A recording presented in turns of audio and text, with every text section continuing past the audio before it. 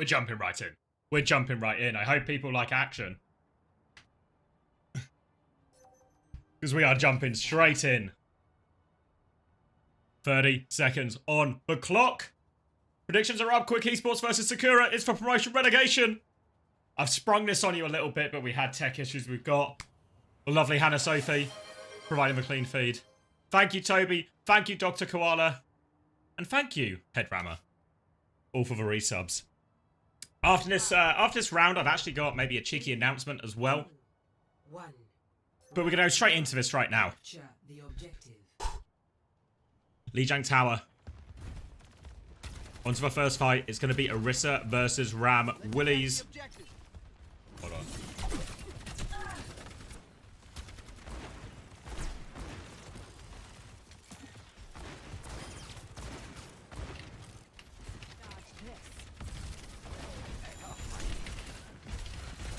Alright, lock it in. So, yeah, we'll get the ban things moved. It was my idea. Didn't quite work.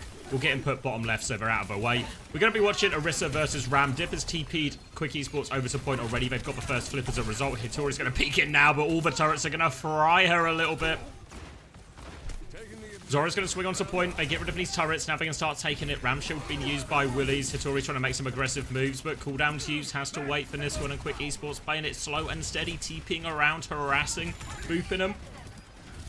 Keeping them in check. Now the form comes out, and they've actually pushed them all the way off point. Boop off the map from Streba. Opening boop.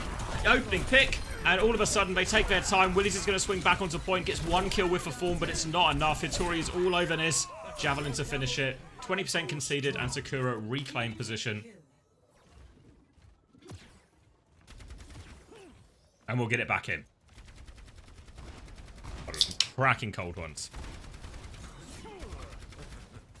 Ray for Yoham in 30%. Proto slightly ahead. So Quick Esports have to be a little bit careful. With TP onto point, could see them run into a quick ult. They're going to go over.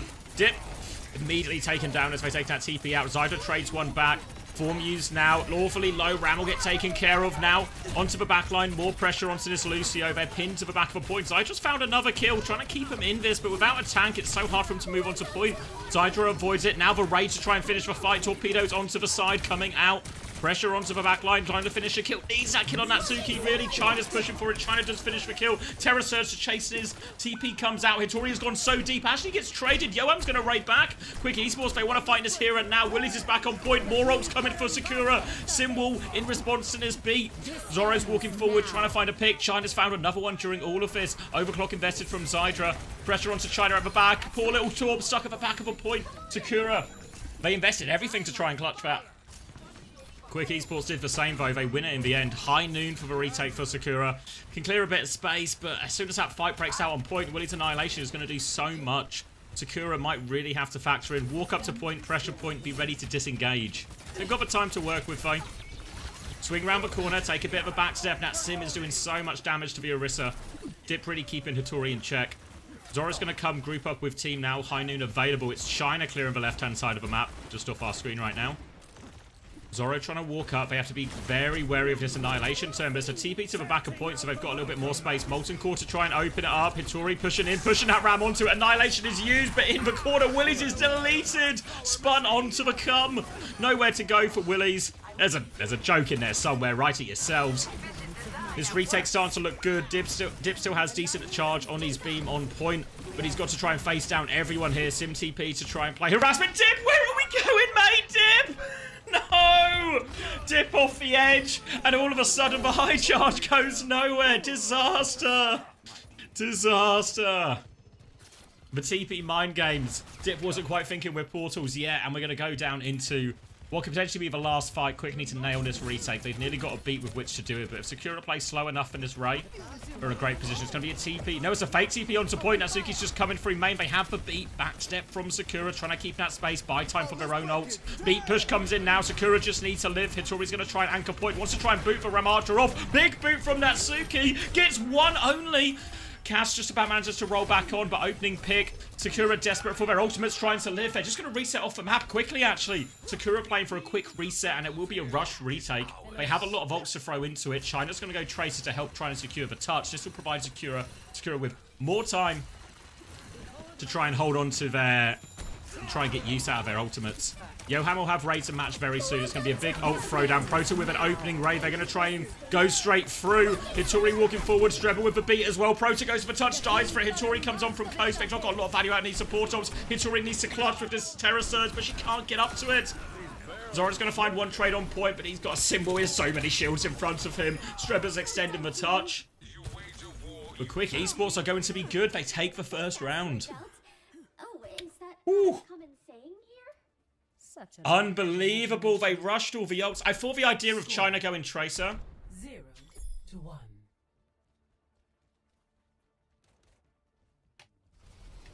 Ready for battle.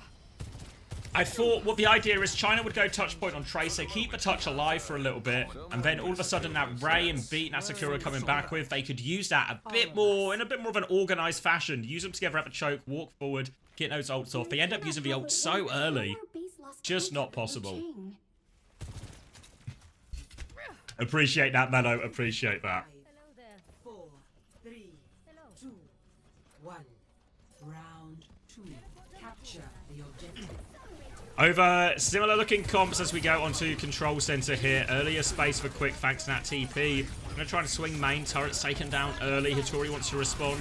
Not a huge value out of the spin. Javelin is dip. Oh, he's off. Yep, off the map. Opening pick as a result and dip. I mean, his shoes are made of butter. What can I say? Now we're going to walk forward, player advantage. Natsuki's going to take so much damage as they try and mark that side. Another easy kill for Sakura, and they can start using this player advantage to walk onto point. Willy's is off the map as well. Zydra's found a kill, but really outnumbered. Zydra has no choice but to concede a bit of space. Reset with the team at the choke. And go again. Retake free main. No ults to speak of. Was a bit of a nothing first fight. That environmental really just opened it up for Sakura. Now we're going to swim back in. Hitori throwing the shield down. Swap to the shield side of this. A little bit of a better matchup. Obviously, the Sim Beam is actually blocked by the shield compared to the spin. Hitori's found that kill onto dip. All of a sudden, with this shield perk, Hitori's able to fight this Sim in a much more meaningful way. Zydra and Zoro are going to duke it out. But wow, that happens. They're just winning the fight on point, Sakura. Couple for Proto, couple for Hitori. And they keep Sakura in firm control of this point. Look at that ult charge for Hitori as well. She is ready to go with this Terror Surge. Hitori, how on earth, Dip? How does it keep happening? How? Oh, Hitori's done it again. Willie's actually able to stay on. I thought that was another one for a second. Come on, Dip. No, surely it won't happen again. Please be careful. Don't play near ledges, kids. You never know when you get javelined off it. Zydra with an opening pick as they TP through. Hitori has the Terror Surge to still keep taking this fight. So Sakura, even a player down, have the ults to play in this situation. They have the Ray to combine with it. Sticky turret on the wall causing problems for Zydra. Now the Terror Surge combo torpedoes for combo. So good. Destroys them. Zydra's overclock is nothing in comparison to a combo like that. Sakura win another fight. They're going to push up to the choke. Clean out this TP. And this is going to be a struggle for Quick Esports on this final retake. They have to rush to point. They have the TP to go past. 4 ults if they can get to them. China's going to have the Molten Core. This is going to make this touch very hard. China just has to be careful he doesn't get duped by the Sim TP when he's trying to find the best location for his load. Shield up. Yoham is separated here. Yoham has the Ray. Hitori's pushing for that kill. Beat comes through. Now protect Yoham. Now Quick Esports can move forward. They even kill Hitori. And actually might end up getting this one for cheap. Torpedoes will help finish the kill onto Prota. And Quick Esports will be very happy with the price of that retake. A single one of their 4 big ultimates for it. And this gives them a real chance to chain together a few fight wins.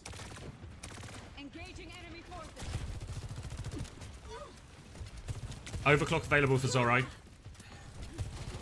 Sharp, Molten Core, Overclock, both very good ultimates for opening up the point, creating a bit of space. Hitori's taking a lot of damage coming through this choke, and the slow is going to force both of Hitori's cooldowns. So she has to slow it down now, wait for her next set. Might have to use an ult to go through this choke, but you can see the Sim TP is up for dip. It's going to expire now. They have a Sim TP again in a second, so they can use the Sim TP to disengage, but they're far enough back. They can just take a little bit of this space. Molten Core to start opening up the point. Ray in response. Overclock from Zoro. They're going to try and take a step back. Sim Wall for that as well. They're going to try and disengage all of these ults. And actually, Sakura looked pretty safe from it all. Simwall and Ray both disengage in exchange for their DPS ults. Sakura are absolutely buzzing about that one. Now they have beat. Terra Surge all ready to push back into. Annihilation comes forward, though. Zoro doesn't get the beat in time. Still walking forward. It's already all over this Ramattra. They take down the Ramattra. Terra Surge to kill the Sim. Sim's so low. Strebber and China with the kills for finishing blows. Now they are back on point. Sakura already on 99%. they find the Juno. There we go. Get her eventually, that pesky Juno. And now this touch is going to be so strained. They're going to come in with no support. Sidra has the overclock in 10%, but I don't know if they can even get the touch. Yep, Javelin to deny it.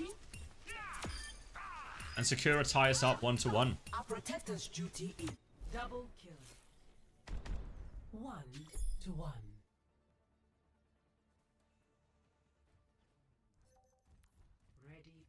Was there a Gen G match today? There was not, no. Nightmare and Virtus Pro did play today, though. Superior brain power's better. The low elo wolf barks at a high elo lion. Story of my life. Thank you. 5, 4, 3, 2, 1. Round 3. Capture the objective. Alright, sorry. Loading back in. Garden. I got distracted by thinking about wolves and lions. Quick rotation towards point for Sakura. They've already got their Orisa there. They've lost their Torp turret, but now Hitori has a bit of an angle. Zoro is across the bridge. It's going to take a long rotation back towards white. So Sakura getting everyone round to this white area. Turret is up. Oh, sorry. Wall, shield is up. Ram shield comes back, and Hitori will take the back step. This Sim is going to do so much damage when Hitori doesn't have that shield. Tries to hit the Javelin to relieve the pressure. Dip is going so deep for it. Dies, gets punished, traded, but they do get that Orisa kill. Now Willie should be able to take over. Pressure on the back, kills 2 of them.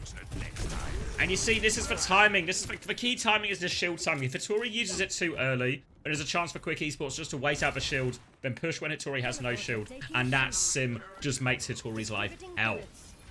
If, though, Hitori can take the fight, use the Sim wall to juke some of that damage, they can put pressure on that Sim. And the Sim is a squishy target. Requires a lot of pocket to play the aggressive positions where Sim is really at lethal range. All about the Sim, really, in this matchup. Ram shield at the choke. TP coming through. Trying to harass them here. They want to push forward. Willis has to be careful with environmental. The closer he gets to that edge, the more Hitori has the opportunity to. So we're just going to back it up to point instead.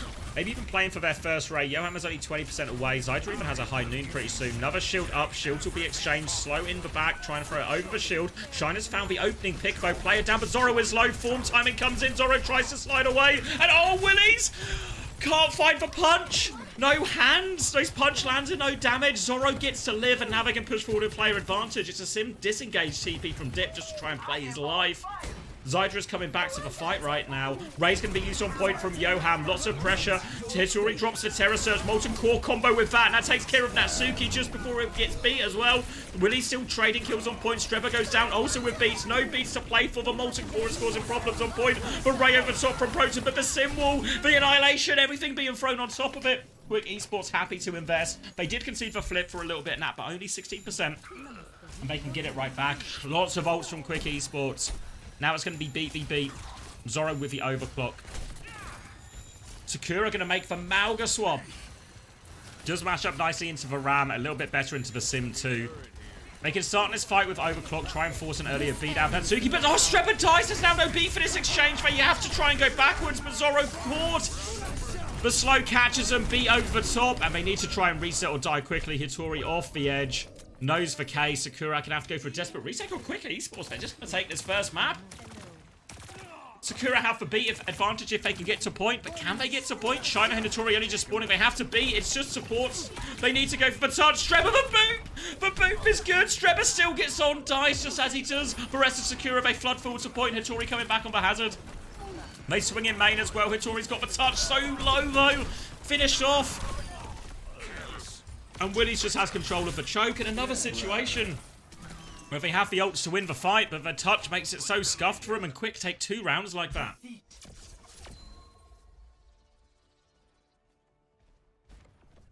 Quick Esports.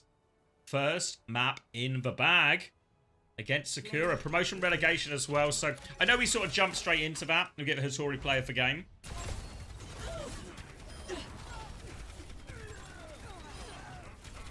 Just beaming into him here. Little javelin off the map. Gets all the cleanup. Okay, so what I can do... yeah, so it is double a limb. Let me give you the bracket breakdown, as it were. So the bracket breakdown, how it's going to work, I'll drop you a little refresh. We have 2 games happening right now. One, obviously, now we're watching, Quick versus Sakura. Vision versus Frosttails. There's some stuff to talk about with that game, which has ruffled my feathers, if you will. Not to get too violent with my language. But yeah, so they're going to play this upper bracket game. The winners are going to play each other. Then the winner of that winners game will qualify for OWCS Stage 2. Meanwhile, the losers of both games go into a lower bracket semi-final, where it's obviously elimination. And then we get the winner of that lower bracket semi-final, the loser of the upper bracket final, go into one final game. Winner qualifies for OWCS. I think you're right, Hannah, Sophie, but I also don't know what the setting is.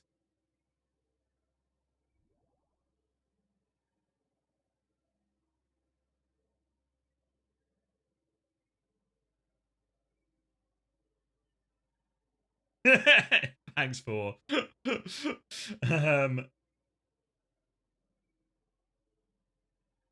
Are there bans? Yep, bans. Full normal OWCS rule set for this. I'll show you the map pool as well while we're there. Ilios, Lijiang, Oasis.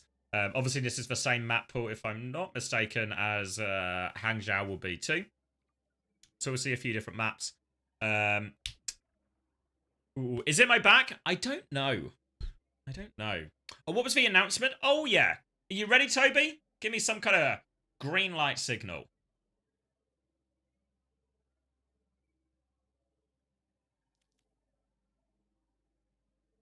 It's all on Toby. Thumbs up emoji. All right, we've only got a little bit of time, but I'll send you the link. Because what Toby has been working on is a website. And you guys like websites, right? You guys use the internet. But this website you might particularly like. This website, you can see on my screen right now, a bit of fantasy Overwatch. If you're a website hater, look away now, close your eyes, but fantasy is back. It's actually live right now with... We can't do it for Hangzhou, but we can do a little test today with Promotion Relegation, and then it will be back proper for Stage 2. So if you would be so kind, it's a little bit scuffed because I know the games have started, they moved them earlier and all of this. So we thought we had a little bit longer. So it's all a little bit rushed. But if you want to go on the website, I'll drop the link in chat now. Maybe one of the mods could even kindly set up a command as well. But you can make an account. We'll do a proper launch for Stage 2. We'll have prizes. We'll have giveaways. That'll be the whole thing for EMEA North America. So that'll be our proper launch. But this is more just a trial, a test. Basically, give it a crack. See if you can break it. Give Toby some more work to do. A bit more coding to do. See how it works, see how it feels. Obviously, you have any suggestions. If you join my Discord server, if you're not already, there's a fantasy talk and a fantasy feedback channel. The fantasy feedback channel is the key one. Because then if you have any feedback, drop it in the feedback channel and we'll see what we can make happen. We've got a few more bells and whistles to add here, but we are jumping into the games pretty fast, so we can look at this a bit more as we go along. But if you've not played fantasy before, it works like any other fantasy sports league. You have a budget, you pick your players, you make your team, they score points based on the stats they get in game. Hannah Sophie says she's in lobby. Obviously, she's on 2-minute delay as well, so we've still got a couple of minutes.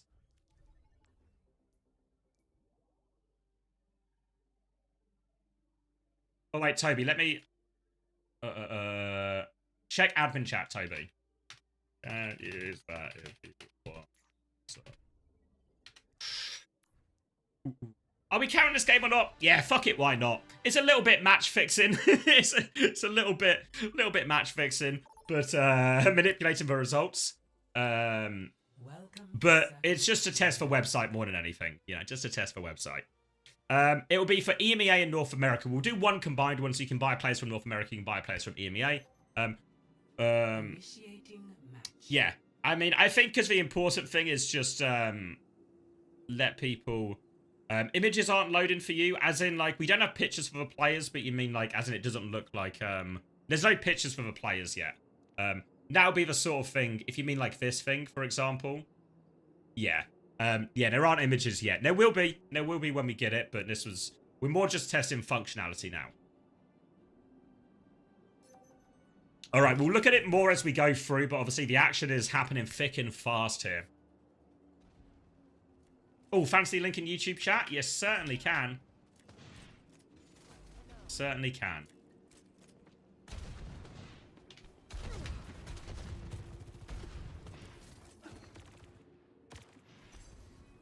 Got the name Mikey on the fantasy website. You locked it in for your account. Beautiful. I imagine it's a little bit rare you get Mikey. Ban-wise, Anna and May. Hannah will correct me if I'm right or wrong. But it'll be, I presume it's quick ban in Vienna. May ban from Sakura. So it feels like Sakura. We're going to Circuit Royale. Not yet HSQC. Not that they've told me, but... Stay aware. I've got my lawyer on speed dial, so don't you worry. All right, let's look into the actual game. We can come back to fantasy. We can talk all more about it. If you have any questions, obviously Toby will be around to maybe try and help figure stuff out. Good work, Brooklyn. Good work.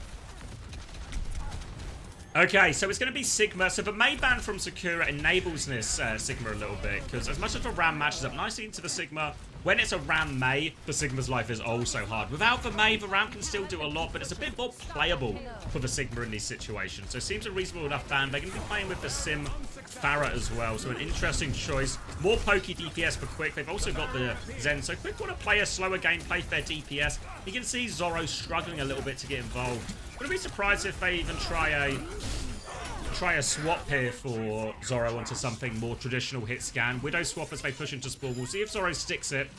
Well, he's going to respawn, so we'll have a bit more time to consider his hero selection.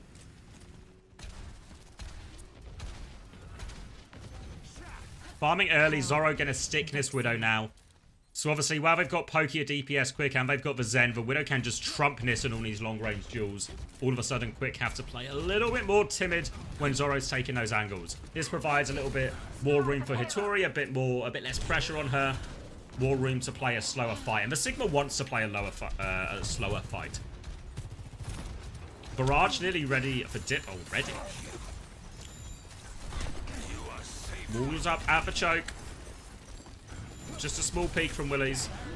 Every time. It's just innuendos don't write themselves. Now looking for it. Zoro's going to get booped in. Big trouble. Barrage as well. Dip spots the opportunity. Lamp is out in time from Prota, but Dip still finds the kill. Dip's going... Wow, Dip is just taking over on Farah, isn't he? Making it easy for his team. Boot for Widow in. Tries to one-shot with the Barrage. Doesn't quite get the kill, but forces for Lamp and enough damage. Because find the kills afterwards anyway. And Quick Esports are struggling. Wait, no, sorry. Sakura are struggling. Sakura mapped down already. Swap sides, didn't they? Sakura's struggling, and they were already at map down. They were down to a minute and a half on this offense. Still don't have a few of their ultimates. Now Hitori trying to swing the corner, take a little bit of space for her team. See if they can get Zoro or Streba into a more meaningful position. Trades out for choke. Quick Esports don't want to concede much more of this corner. Rock out onto Willie's form timing. Now Ray in response. Annihilation 2. Oh my god, Quick have pressed 4 ultimates. Alright. Good luck using a flux into that, Hitori. They will lose for 5, but I don't think Quick wanted to press all those buttons. It looks spectacular. It won him a fight. I'll give you that. But now the ult economy's screwed. They invested everything at the same time. Sakura are going to have a Transcendence in both DPS ults for this next push. And this is the opening they've been desperate for on what has been a very poor attack so far from Quick. From Sakura, sorry. Lock in X, mate, come on. It's promotion relegation. Early pressure now. Zoro's going to get forced back. Grapple shot, only a body. Zenorb onto Dip will keep him alive. Barrage from China finishes off Yoham. Streba's Transcendence keeps everyone else alive. And there's the breakthrough Sakura were hoping for. They had to burn 3 ultimates for it, and Zydra still finds a late trade. Will be a retake on the cards for Quick, and they will have Dip's Barrage for it as well. 10 seconds remaining.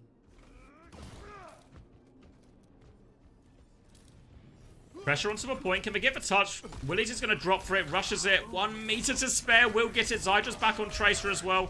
Willies will take over anchoring point. They're just trying to buy time for Dip to come back with this barrage. And there is the barrage. Dip takes out the Widow. Then the Farajul. Dip's traded out though, but they're losing people on point. Hitori's been bullied off. It's going to be a full hold.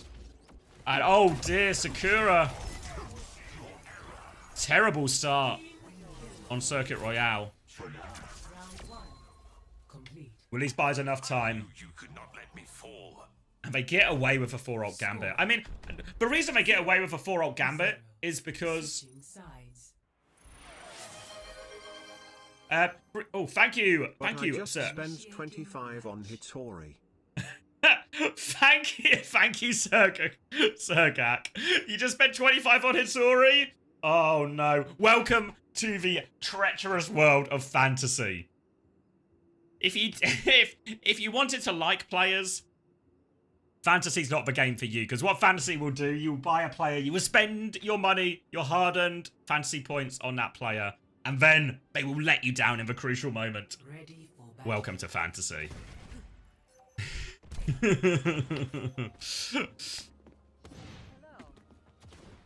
Yes, as well. Yeah, the schedule was wrong on Liquipedia. It was a bit confusingly laid out in their announcement as well. Invision v Frosttails is happening at the same time as well. So we'll try and bring you score updates between maps where we can. I swear Salah only scores when he's not on my team. Don't get me started. Don't get me started on fantasy football. Okay. Fantasy Overwatch though. I can take a little bit more of that. Currently 1-0 for Vision. Oh, thank you, Fish. 1-0 for Vision. 4, 3, No coaches are going to be put in. No.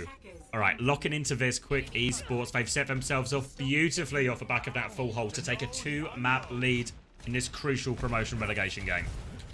Going to be a very similar looking comp for quick esports. Sakura going to go for more of the same as well. This time Zoro on the Sojin rather than the Widow.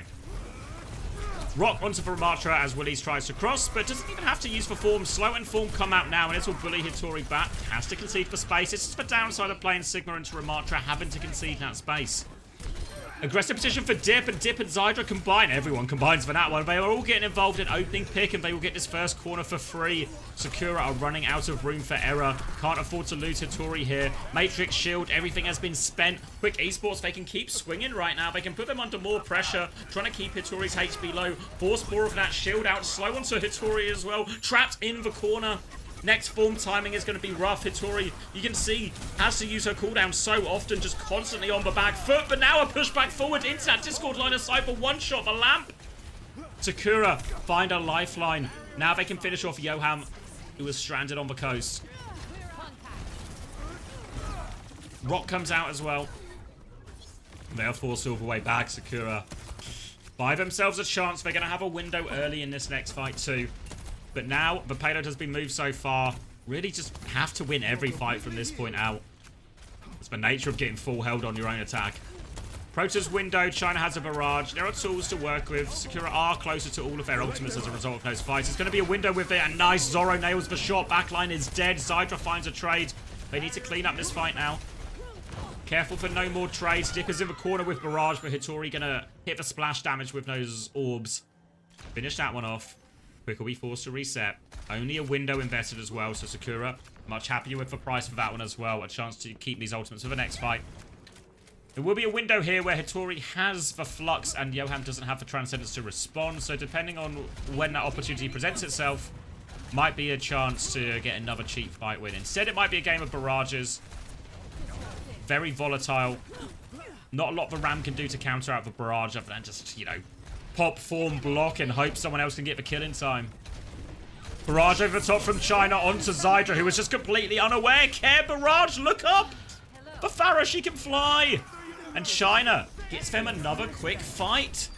2 ults used, 2 fights won, 1.5 minutes left on the clock, and all of a sudden it's starting to feel possible for Sakura. They're at ult disadvantage, Quick are about to have a 5 bank, but the payload's been rolling back this entire time. The question is, has it rolled back far enough to get a second fight out of this?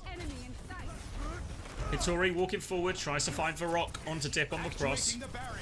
Farming up the damage, has the flux. Do they go for another early ultimate? 60 seconds. Zoro has the overclock. Dip has the barrage. Double support off for Quick Esports as well. Hello. Might be saving the flux to catch them when they try and push with Ray. This ends Rock now. out, overclock from Zydra. No response just yet. China has to DP. They're all so low, Zydra. Oh, they're all so low. They've lamped. They all get out. Sakura can see a bit of space. No room to give. Zoro with a response overclock. Jumps out. Zydra nails the shot foe. Now Dip's going to die before Barrage. Transcendence comes out. Hitori drops for Flux. Need kills with this Flux. Doesn't look like they found anything. Johan's Transcendence keeps it all alive. Now the Annihilation on point. How on earth are they going to deal with this? They need some more damage. But the Annihilation gets it. Window from Proto. They need kills with this. They've stabilized at least for Quick Esports. They have D peaks if they can re-push on Willie's next form timing. Now Willie's comes out. Slow is there. They outplaying with no tank. Proto has to use the lamp. Barrage from Dip gets one only though. A chance though. Hitori is back on Diva. Can they get the touch? Johan finds Proto. Hitori is back now. Zoro's got a kill on the Zen of the backline. It's not over yet. Sakura clinging in. We're into overtime. Zoro's fighting for Juno. Natsuki can't heal the front. Willie's has found a kill. He has to do it all himself. China's Barrage takes down one. Willie's will fall. Sakura, the fuller hold. Unbelievable. Unbelievable. Hitori calls it the fuller hold. An oopsie from Dip. What a clutch from China. I think this is the player game. This is the player of the game from Quick's defense. Now, it looks so good.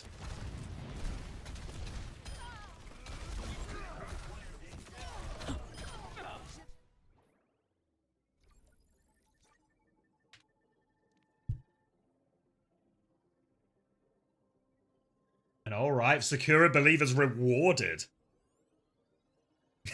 You're all good, Sophie. Oh my god, but yeah. All of a sudden, Sakura right back in it. It looked like they were going to have to reverse sweep this situation, but they have clutched that out, salvaged their map pick a little bit as well. And all of a sudden, everything's to play for again. That's devastating for Quick as well because, you know, the nature of this, whenever we look at these games, the team that comes down from OWCS, so Sakura in this case, they're going to be the favourites. They're the ones who had the mumps in OWCS. They're the ones who have had that experience against the best teams in EMEA. They're the ones you really would expect to come out trumps. But Sakura salvage it from the death. Salvage it. How do you rank these teams from best to worst? So I have not seen too much of them. My guess would be that it is that I would put Vision at the top. I think Sakura would be most likely of the two OWCS teams or the two Stage 1 OWCS teams. Vision 2-0 seems like that's a fairly safe bet then. 3-0 on the map, quite the stomp. Okay. What was I going to say? Sorry, so yeah. Vision at the top, I think they should be odds on to qualify back to OWCS. I think then I'd probably put Quick Esports, though obviously we've seen Quick Esports and Frosttails. They're very close in reality. Quick Esports above, then Frosttails, maybe Sakura around there. I mean, I think Frosttails, Sakura, and Quick Esports, that's where the real game is. I think all of those three are within punching distance of each other, and it's all going to come down to who plays better on the day. And that day in question is today. Simple on tank as well. Oi on support. Okay. Well, if it works, it works, right?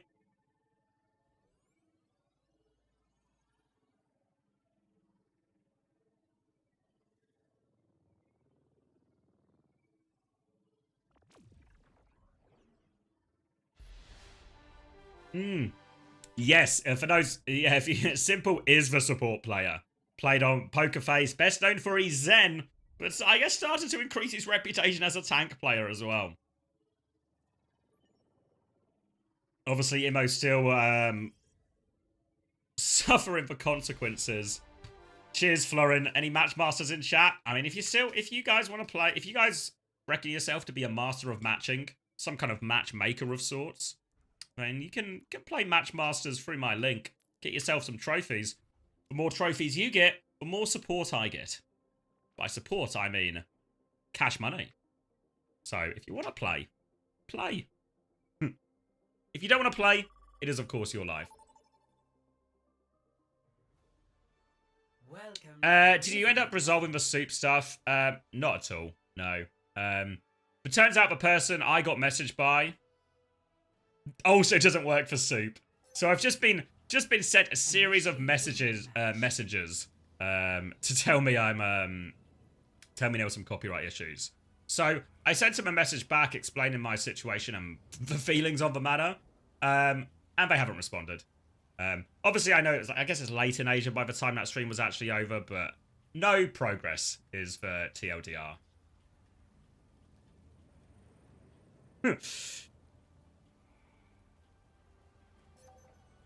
Ready for battle. And in this game right now, we're essentially back at a point of no progress as it's all tied up. 3 maps left to go.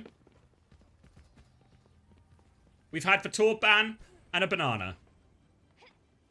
Over onto Blizzard World. Yes, obviously the choice of Quick Esports. Getting Willies a chance to play D.Va. They're still in Spawn, so we'll see if they commit to that comp. Sakura, on the other hand, they've banned the Torb. They want to play Hazard, one of Hitori's best heroes.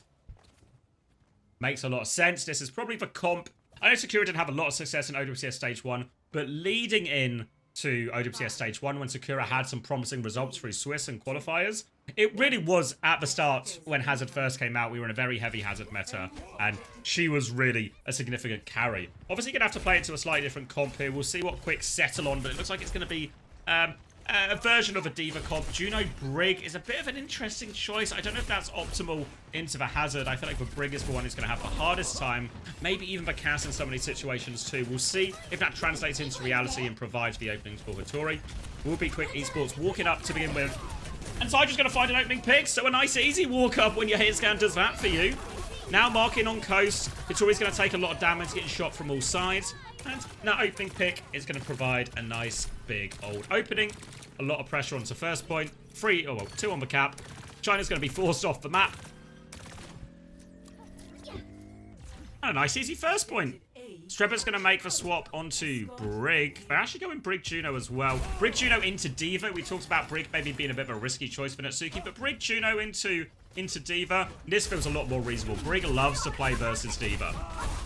Matches up really nicely. Hitori's going to meet Willies on the choke. Just, cart's still really far back, so don't expect Quick to make any sudden moves.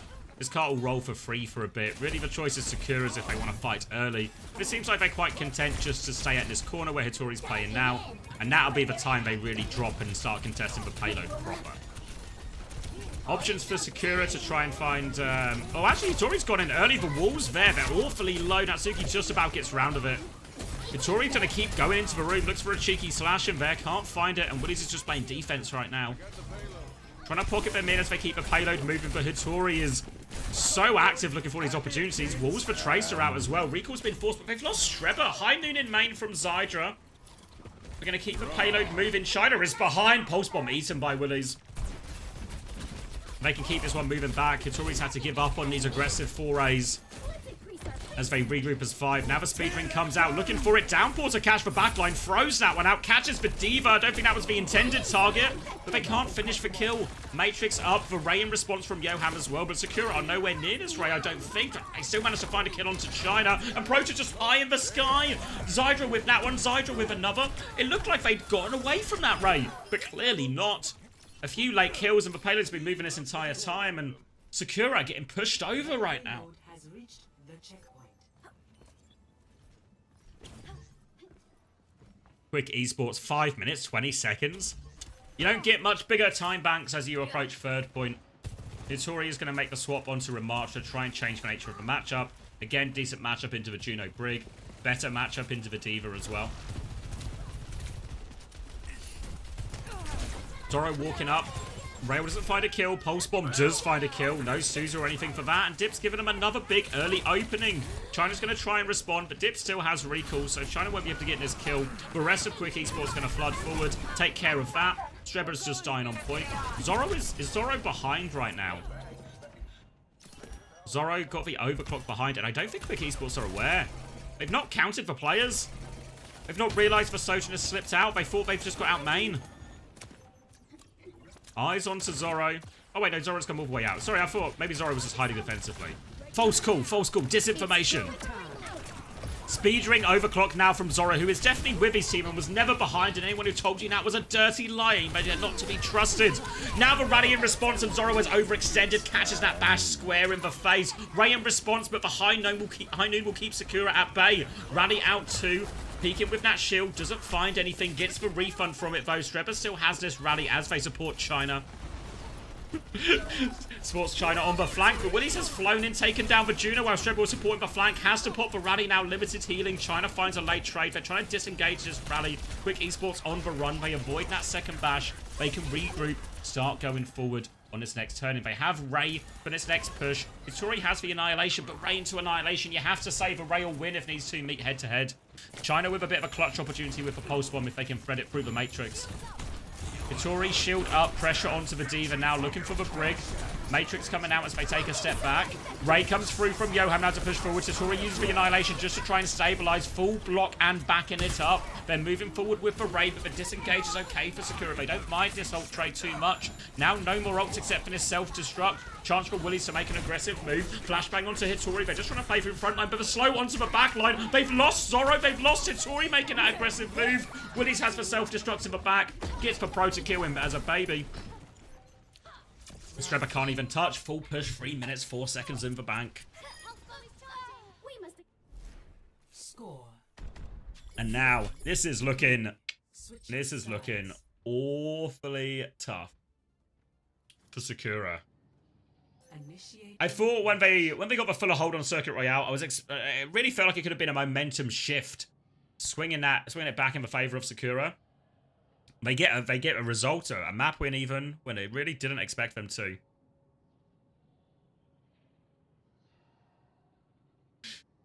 But Quick Esports have put up a huge time bank here. And really as well, the problem for Sakura is not... some of them, a big part of the problem is the 3-minute time bank.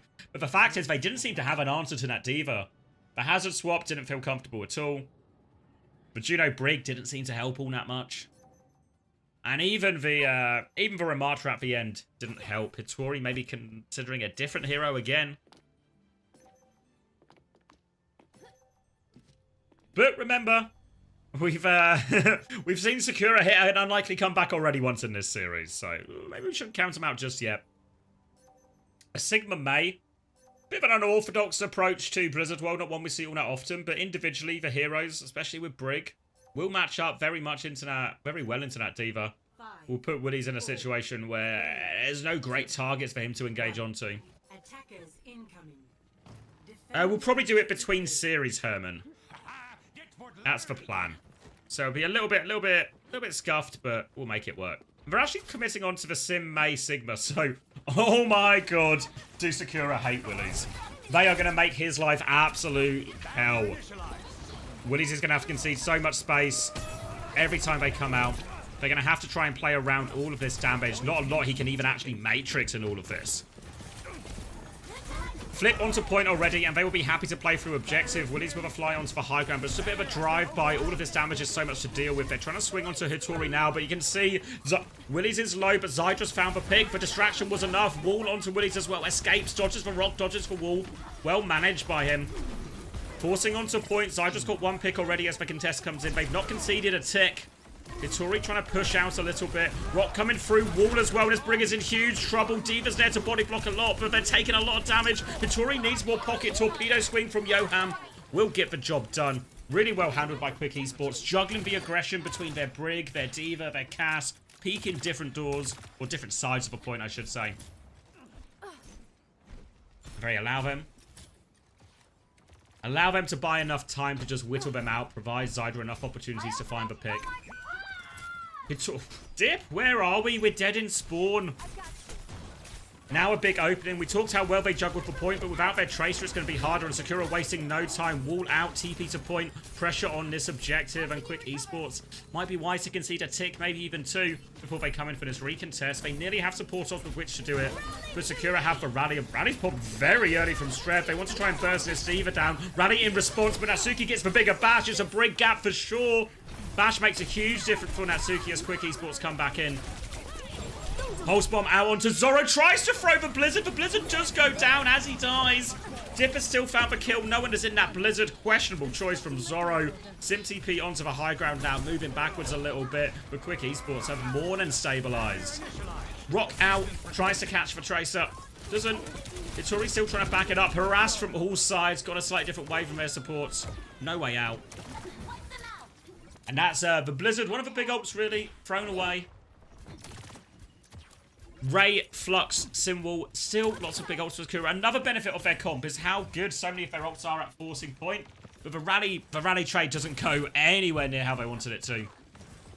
But now they can again TP to point. Simwall can go up. They can force that objective. They've got 2 ticks already, so it gets harder and harder for Quick. The more progress check markers they get. Simwall out, full matrix onto it. They're going to try and Flux. Hittori. Or just find the Diva, actually. Not quite what they wanted. For Ray goes forward, but it kind of makes it awkward how much value they get. Yoam's pocketing Zydra in the back. They've lost a lot of people on this rotation forward. Symbol in that trade. Hittori still committing. Trying to kill the baby. Rock misses. Willies is still alive. 1 HP. Swinging on. Taking all the attention. They pocket the baby through all of it. That'll be mech back for Willies too. And Sakura have burnt all of their ultimates. They've burnt most of their time bank. And are they going to get full held again? It's on the cards. Natsuki has the rally for this next fight. Saw the impact they were able to have with the previous rally.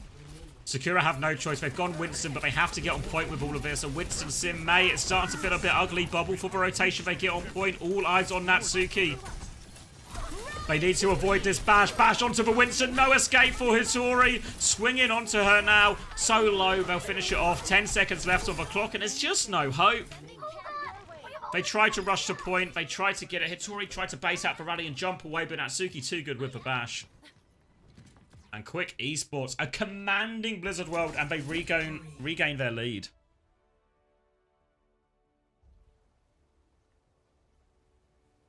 And all of a sudden, any hope, any cope, any dream that the Sakura fans might have had that their team were back after that Circuit Royale full of hold, all falling apart.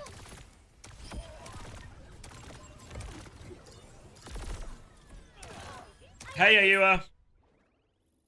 Does anyone else miss Ange? Hot take. Where can we watch Vision Esports? Yeah, okay. So we've only got a couple of minutes, but I can give you the skinny. People still say that, right? I'll give you the skinny. So, I wanted to do the Quick Esports and Sakura game because I thought it would be the better game, and I think, to be fair, the call seems good. But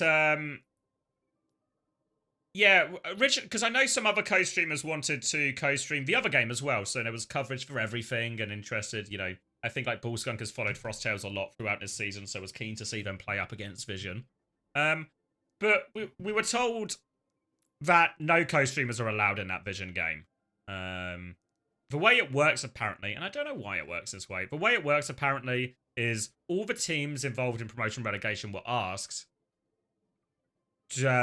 are you happy for the game to be co-streamers to be in the lobby and co-stream the game? And everyone said yes, except for one of the teams in Vision versus Frosttails.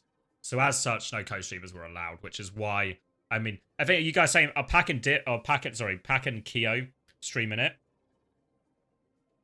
Why is that even a choice? Oh, that's my feelings. Yeah, I think there's two main reasons. I wonder which team. Yeah, I don't know officially what team it is, right? So we don't want to throw out accusations. But if you were to ask me to guess,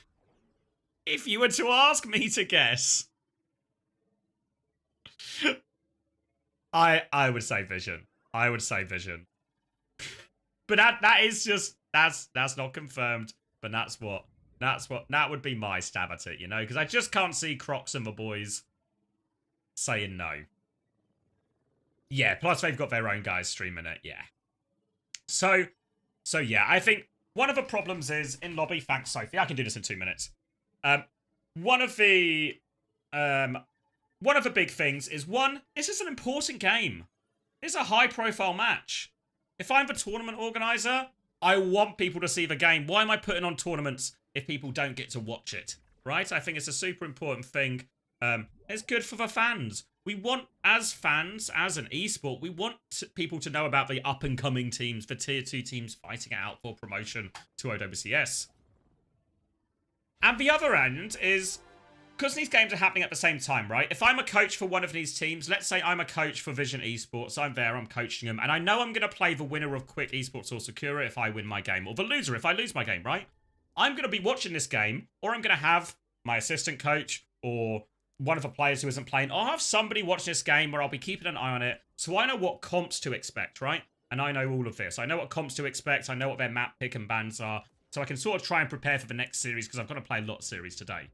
But if I'm Vision Esports, I still get to do that. Because I get to watch this Quick Esports and Sakura game on my favourite Twitch streamer's channel, twitch.tv/CommanderX.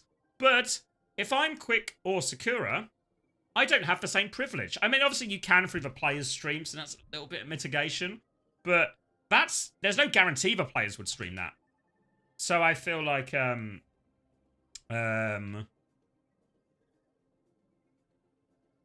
so yeah, Bull Skunk, broken streamer, I wanted the Frosttails match on. Yeah, I mean, also, guys, if you don't know who Frosttails are, right? It's Crocs' team. It's the French. And do you remember the last time Vision Esports played the French? And what absolute cinema and entertainment value it was?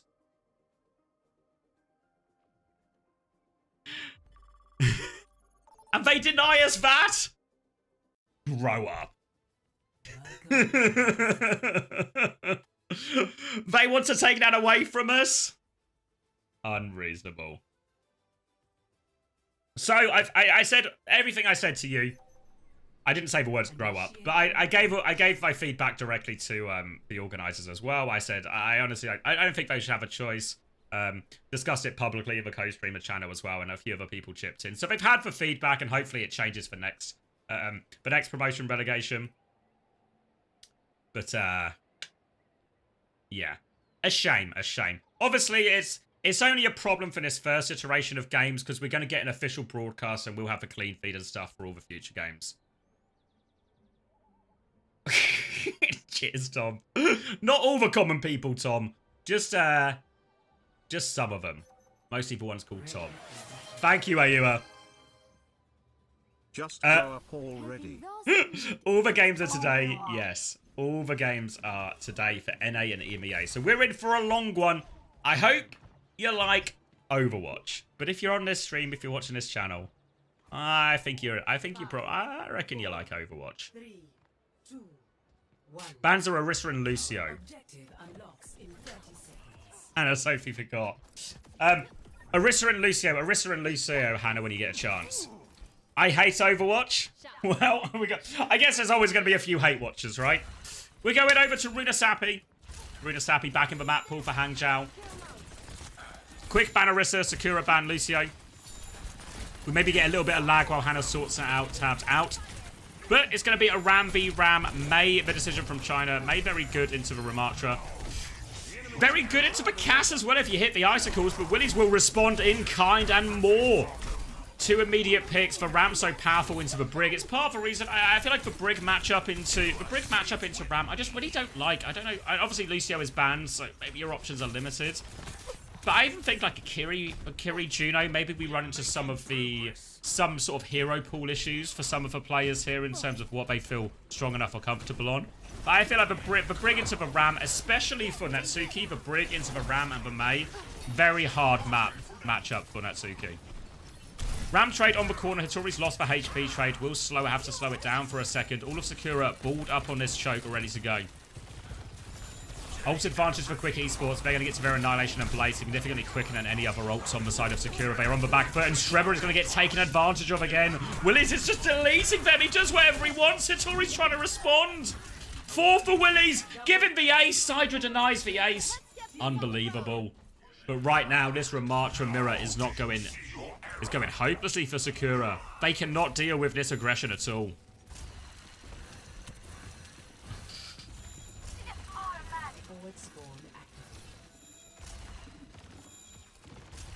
Annihilation Blade ready to go. Ray advantage for Proto, only 5%, but Sakura will take any advantage they can get. They also have the Blizzard, which means any sort of Annihilation aggression from Willies is going to be severely hampered. Might be easier, if anything, than to actually start. Once they get the Ray, go with Ray Blade. Obviously, the Blizzard is likely going to come out, but much easier to still find value with Blade while a Blizzard is going on than it is with an Annihilation. Maywolf from China isn't really what he was looking for. He's going to swing out and try and find this Blade. Comes through from Dip, takes Proto out of the sky during this raid trade. Looking for more Blizzard invested now from China. Who has he caught? Anyone freezing? No freezing, and it's an overclock Annihilation, and they are going to get chewed up right now. Streb didn't quite have the rally in time. Rally to my side. They want to try and catch this final player behind. But severe problems for Sakura. Coming back with an Annihilation High Noon rally. Now they have the ult advantage Sakura, but they've had to concede 92 meters. Need to string a few fights together. Main issue is just, even the neutral, they need to start dealing with Willies better. And this time, every time, I hear it, chat, I hear it. Rally going to start from Streba. High Noon as well. Natsuki's used for rally of their own. Committed in quite deep here. Has to back it up. And Quick Esports going to kite this one out. It's a 1-for-2 trade, but Hitori has its Annihilation. Now she is going deep. All over this backline. Gets one kill and gets out. No healers left for Quick Esports, so they'll have to just die on point. Sakura convert. Sakura convert that advantage. And we'll move it up. We'll go back over to a neutral here. And this is, I mean, it's obviously a more than winnable situation for Sakura, but they need to solve these neutrals. They need to find a way to keep their backline alive. They need to find better spacing. They need to anticipate Willie's aggression. China is playing inside the house now, trying to preserve this off angle. Trying to clear out a bit of space.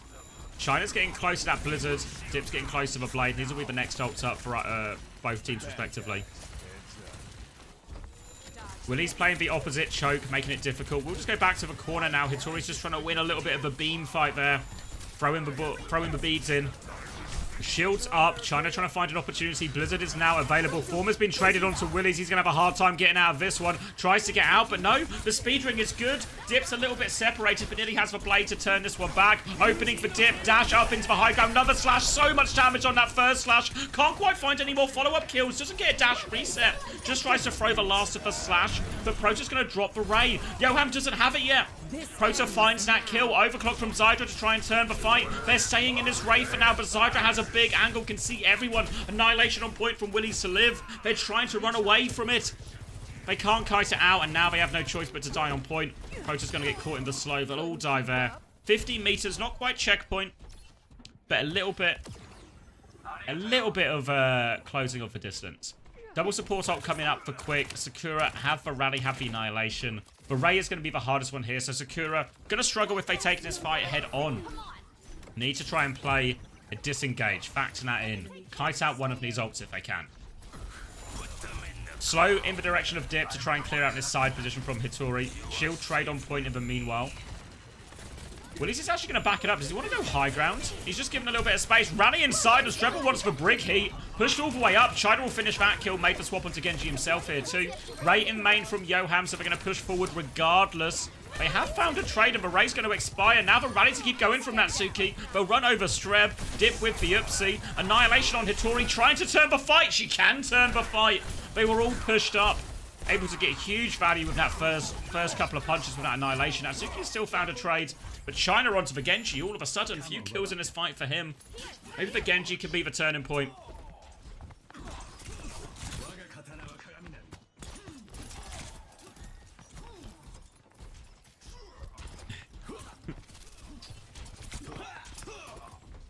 China getting up to his first blade.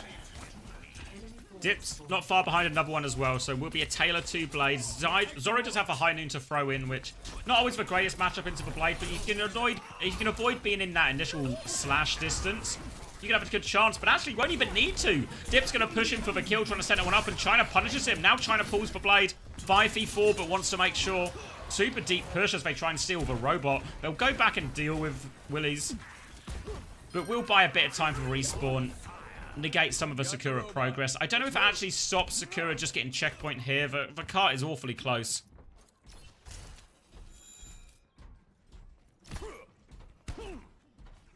I need to start forcing this objective as well. Dip has the blade to respond with. Need Zoro in a wide position as far away from this Genji as possible. Gonna move up. And there is a chance to contest for payload beforehand if they really go for it. They've got a wide position for Zydra already. They should be okay. They just need to get the tap onto point. They come out now. Corner is held. High Noon committed. Blade in the sky. But Dip, he's taken off. The High Noon is far enough back. Zydra still tries to kill. Overclock still going. Willies has the Annihilation, but Prota has the Ray. They're pushing forward. Willies wants to use his Annihilation as late as possible to try and lift this Ray. Now it comes out, but the Ray damage is still quite a lot. Trying to push forward. Satori's looking for different kills instead. The Annihilator ram too hard to kill. They have to regroup at the choke. Quick Esports have stabilized, still not conceded for checkpoint. Slow round the corner, Dips come back from spawn, kill Prota. Main source of healing gone. Now Sakura, they have to win quickly or they won't be able to win at all. China dashes in, only able to find one kill. Quick Esports as we enter the final 2 minutes, remain in control. 2 minutes remaining.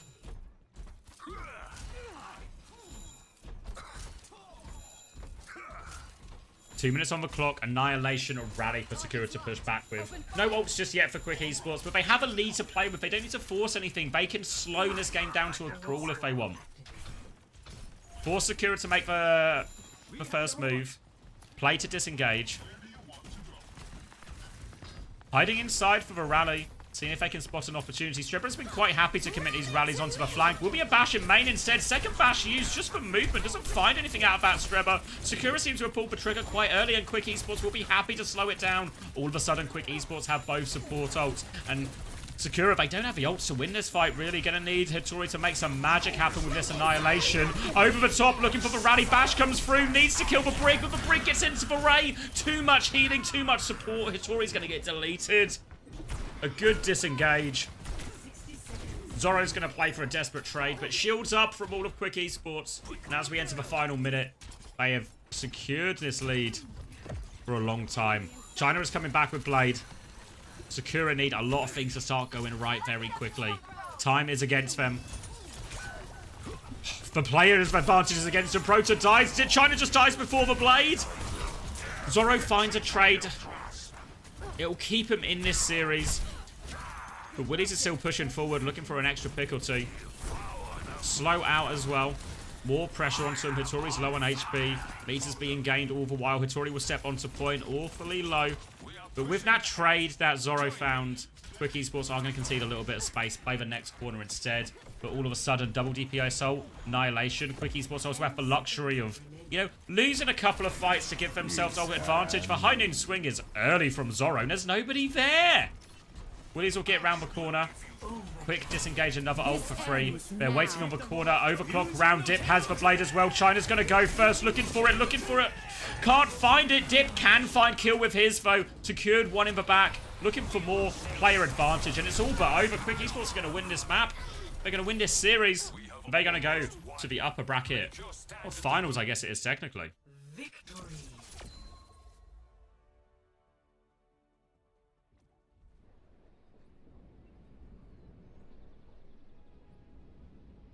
Play of the game. Release player for game. Dominance on the Ramatra. This was one of the... Is this one of the early fights, I think? This is one of these situations where he's just able to walk past Hattori and absolutely decimate the backline. It's too easy, right? It's too easy. Like, credit to Willies. But it's got to be too easy. And Quick Esports. Quick Esports will be meeting Vision up next. Let me look at the order of the day. Where are we going next? Are we going Sakura? We're going lower bracket first, elimination first. So we're going to watch Sakura versus Frosttails in an elimination game. Loser of this will be in Face It Masters League, officially relegated. I'm just going to go grab a drink, get ready for this next one. Obviously, if anyone wants to play Fantasy or go have a look, the website's up now. I'll put it in chat, !fantasy. We'll close for rosters after this, so last chance to get in. We are just testing it, so, you know, a bit rough around the edges, etc.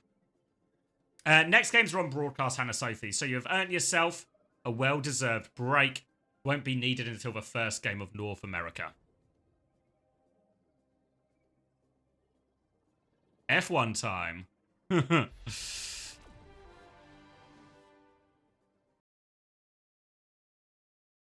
Let me turn down this clean feed. Let me find you the other clean feed. Let me load that up before I go. And I'll leave you with the official clean feed while I grab a drink and stuff. We can sort of work it out from there. Let me just send you back to me for a second while I figure this out. Command. Stream. Link.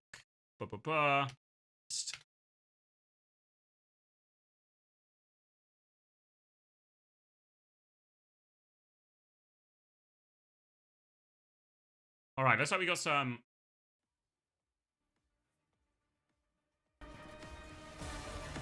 All right, looks like we got some highlights. If I press this, can you see it?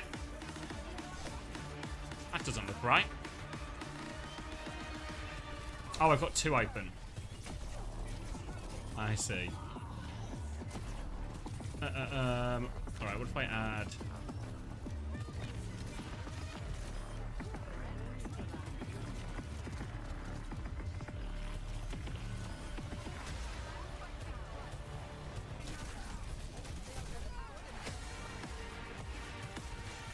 Alright, that doesn't look great.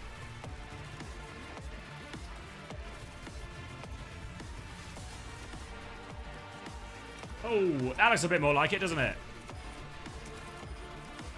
Let me put this in the right place.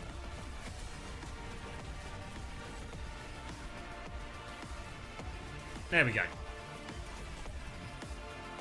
Alright, yeah. So let me grab a drink, and then we can lock in for this next map. Stream ruined. We're back. We'll have an official clean feed, so Hammer Sophie will get a break. And then, yeah, we'll lock in. So, elimination game next. Somebody's getting relegated.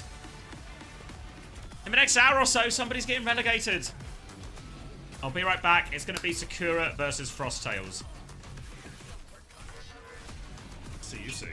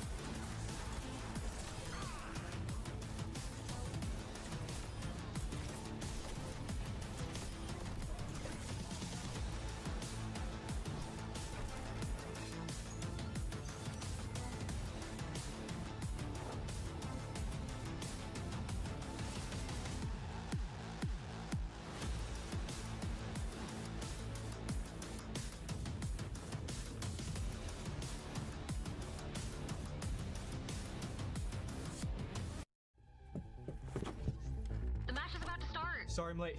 Let's do this. Widow's up top. I'm on point, dude. Genji, you want Nino? Okay, guys, lock in. It's overtime. Let's stagger, let's stagger. On me, on me, on me. Yeah, I'm dead. Down. My ult's ready. Xander. Dead. Pushing, I'm pushing. No, hold What are we back. working with, Ben? What are we working with? Have I seen the United score? Yeah, We're winning, right? We're winning. Yep. Let's try something new.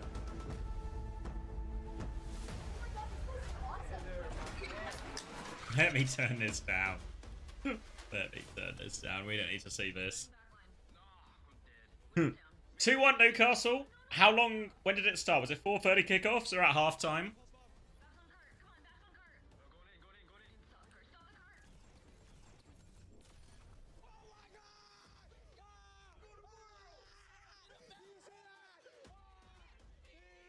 Alright, I also got myself a cookie.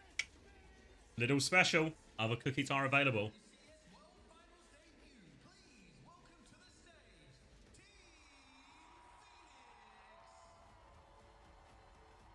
Are you ready? Yeah. I'm ready.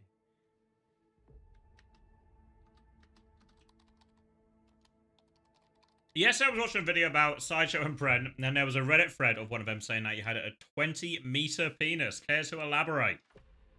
Nope, Sideshow had seen my penis, and it's not 20 meters. Season 16 is launching in April and is going to be another massive season. In addition to a new hero, theme, and some fun events, we have something extra special that has been in the works for a long time. Welcome to Stadium, the ultimate battleground for strategy, teamwork, and hero evolution. Stadium. What do you mean, what? Mode we've made since It's really reasonable that it's not 20 meters. In 2016. TLDR, this mode is awesome. It's Overwatch gameplay like you've never seen before. Fast-paced rounds, nail-biting 5v5 matches, and a best-of-7 system designed to push every player's limits. This is the arena where you don't just outplay the enemy, you outthink and outbuild them too. Here's the Why did Sideshow see it? Each round, you'll earn coins based on how you Also, there's a smash tweet. and your team Alright, perform. let's do this all in order. Let's do this all in order. Customize abilities for your hero. Okay, fantasy, we're going to lock the rosters before this next game. So if you want to play fantasy, it's just a trial, it's just a test, there's no prizes or anything. Just for promotion relegation this weekend. We're going to launch it proper stage 2, but it's good to test it. So, ! fantasy in chat. If you want to put yourself together a roster, works like any fantasy. Fargo asked, as someone who's never played any fantasy, can you explain the most important stuff to know? Look at the scoring. It should be the, I'm gonna, look at him. Oh, here we go, yeah, here's in help. Scoring, so eliminations, healing, deaths. So basically you got two options, because you have 5 starters at any one time. Do you pick like a mid and balanced roster, or do you spend a lot on a star and then get some cheap players to fill out the roster? Generally, a lot of the best ways, you spend big on a star.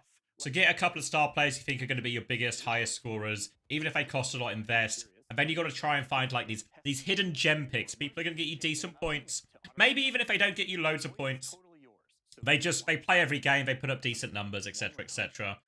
There's probably also a question of who is there anyone who you maybe think is misvalued? We did these scores quite quickly, so there's probably a few in there. But anyone you think who's going to play consistently, do quite well, win their games, maybe an Overwatch specific one, is invariably, if you win games, you're going to score well. You're going to do more healing, you're going to get more eliminations, etc. So you're going to die less. You're going to do quite well. Thank you, Alex. Thank you for the prime. Oh, I'll put it in YouTube chat as well. Sorry, so you guys can access it as well. We can't do commands in YouTube chat. I can do it manually with the ants. Incorporating an intricate mod system. Each choice you make is a step towards strategic dominance. Early in the game, you'll invest in affordable mods that lay a solid foundation for your team, giving you an immediate yeah. So if you can find a cheap player on a team that you think is going to win, that's probably a good value pick as well. Painkiller went Astro, Ryan, PDK, Graveyard, Regime. Yeah, I think Ryan's a big player to go for. I expect Ryan to do very well. Very well. Okay, what else are we doing? Sorry, we were doing the Smash tweet. Let's see. 0-4 against T1. Sorry, I promise I will be better next time. GG's, bro, says Donghack. Ever the polite young man. Fuck you, says Smash. Always the polite young man. I'll retweet that. Traits are meant to be defining aspects of your play expression, so we're making sure that they feel appropriately transformative. You may remember us teasing some of these in events like Trials of Sanctuary or Junkenstein's Laboratory. As Reinhardt, you can focus on improving your barrier, taking away the movement penalty while it's raised, and allowing... What if Ryan has to sit out because his mum tells him it's time to eat dinner? Important to factor in all these things, you know. Is my tank player named Immo? Might he get banned? Is my DPS player going to go have to eat dinner during one of these maps? All reasonable things to take into account when making an Overwatch fantasy team. Will it be split regions? No, we'll do combined regions. Combined regions. So NA and EMEA together. We can't do Korea because we don't have access to the stats, but NA and EMEA combined.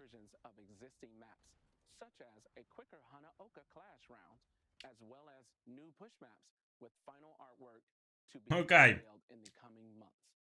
Now, I feel like I've told this penis story before. We see it as more than just a new mode. It's a long-term evolution. Each season will bring updates, new heroes, and possibly even alternate modes, like payload base or paintball. He's not banned, he's just not allowed to play. I see. Yeah. To build the best hero you can. Why was he reported?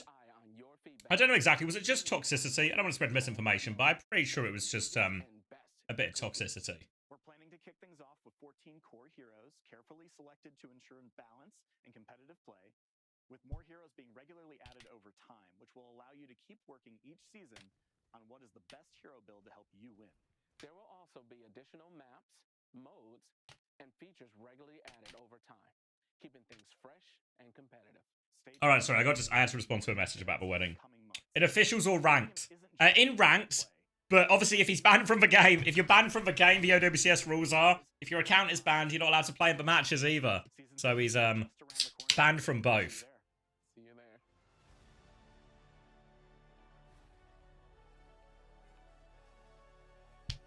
All right, now the penis story. Common was actually there, I think, at the time for this penis story, so it's all coming together and connecting. So we were at what was the event called? Was it Rewind? It was a TF2 LAN in LA.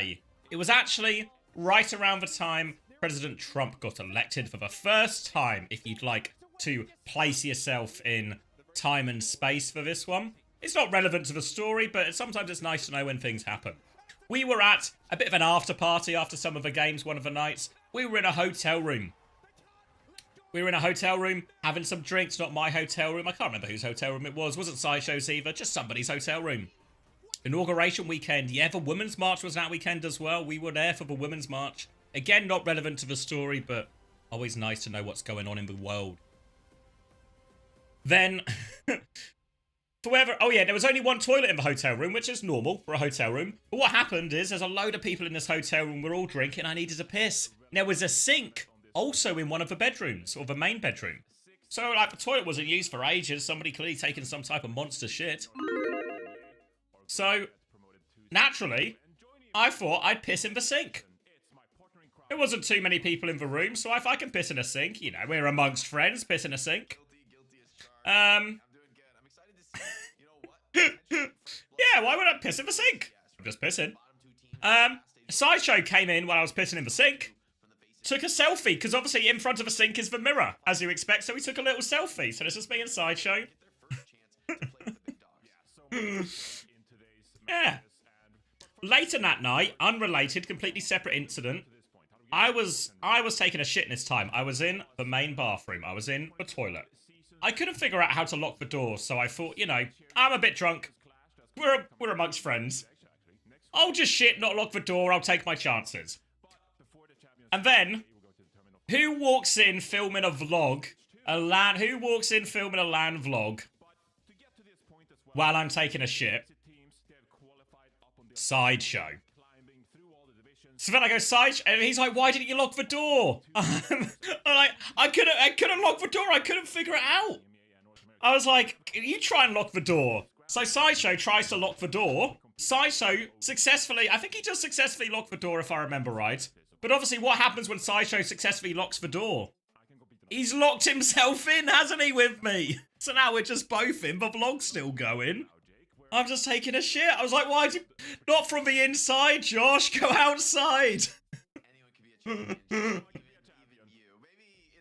So, I guess in hindsight, I did spend a lot of my time with my trousers down in that hotel room with Sideshow. But it's a party. Keep your pants on for the whole party. The bathroom door didn't lock from the outside, to be fair, but I was hoping what Sideshow would do is I say, look, I can't lock the door. Maybe he would go stand on the outside and just, guard the door so I wasn't, hosting multiple people while I was trying to take a shit. Oh yeah, you did swap shirts. Yeah, you were not the same size. Sideshow was smaller. It was a tight fit on you, Coleman. Not a bad thing. Is that vlog online somewhere? No. No, I think a lot of the TF2 vlogs became memory only, as in deleted from the internet when Sideshow and Bren were trying to get into Overwatch League, because it was like scrub the files, keep it squeaky clean. So it's now just a memory, a myth, a tale, a story.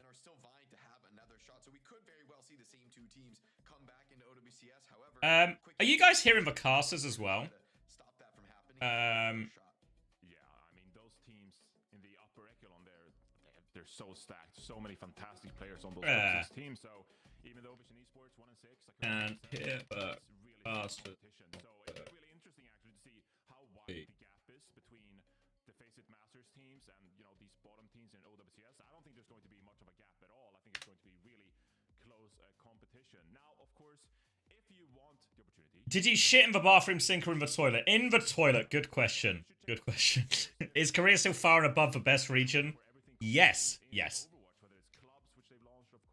I think Man United might lose. Thoughts? Is it 3-1 currently? Bullskunk doesn't hear him, but he doesn't have headphones on at the moment. Great. Cheers, Bullskunk. Failing your Overwatch League job interview because of a Commander X penis incident. I did actually fail my Overwatch League job interview, so maybe it was the penis incident. Yeah, Hunter is still in Korea. I don't know exactly when he flies. He's still going to be there Monday because we're recording Uncoachable. I think he's got a dinner booked with Smashy.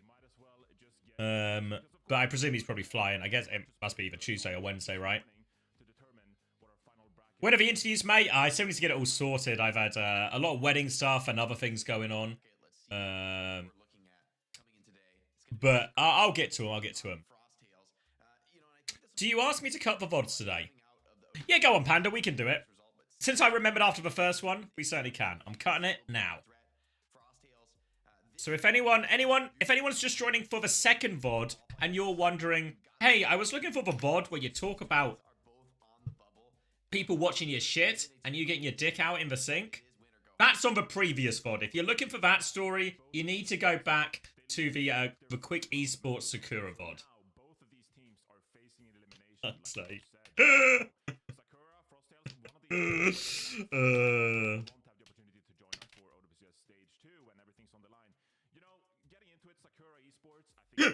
Anyone who's just come in now, it's in for VOD.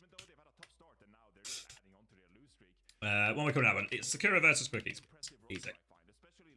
Uploading that one now for your Panda. Oh, that reminds me. Wait, Hannah, are you still here? Paging Hannah Sophie. Paging Hannah Sophie. Cheers, mate. My dinner is ruined. Ruined or made better? Gonna have to mark it as its own chapter. Do I intend to add China and Soup Cup to the spreadsheet? Probably yes for Soup Cup, maybe for China. I need to find time to do it.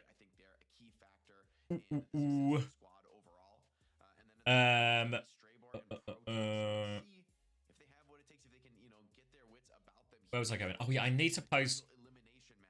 Let me post it to the mods as well. Wait, I'll post it in the channel with Hannah, Sophie, and the mods. And then you guys... Can you guys discuss? You guys discuss and see what you think is best. I think ultimately, though, it's... I know what the answer's going to be. But you tell me if you get to the same answer. Let's see, where am I going? Admin, obs, here. At... Admin, at... Hannah... Does this mean just means NA might be cooked?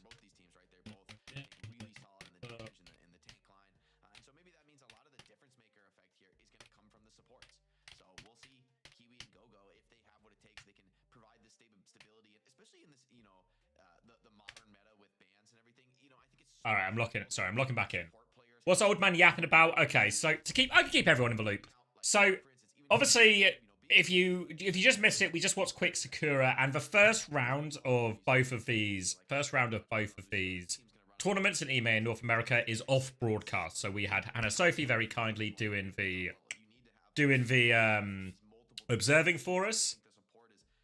The problem we're gonna have is apparently nose games in North America, the off broadcast ones, are going to be happening at the same time as the last game in EMEA. Which means we can't be in two places at once, as much as I love to try. So I think what we'll do is we'll watch, because the EMEA game is going to be more important, right? Because now it'll be a qualify. So we'll watch that game, and then if the EMEA game finishes early, then we'll get Hannah, Sophie in lobby, and we can always sort of jump to that, or we can jump to it between maps. So I think, yeah, prioritizing the elimination games, yeah, like Mikey says, I think is the way to go. And we'll just have the other one available. Oh, yeah, for anyone asking, I think, for, what was I going to say? For everyone asking about the Soup VOD, obviously, yeah, if you tuned into just for VOD, it's going to be a bit scuffed. I'll try and get it set up with the link and everything to the main broadcast, but essentially, Soup were threatening copyright strikes because they wanted it only on Soup. And I found out, I found out through somebody else 25 minutes before the stream started, so we only had so much time to implement some kind of solution.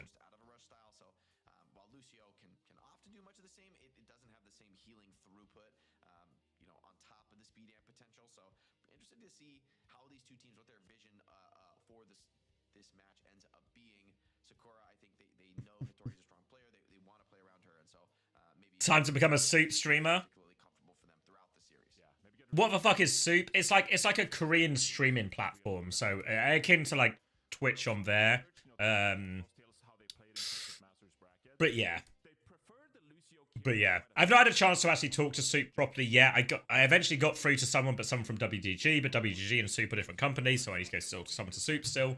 So I'm trying to get through to the right people to try and figure out what the best course of action will be for next time. I have told him I can still hit the casters. Should I threaten to kill Jake in the channel? Will that help move things along?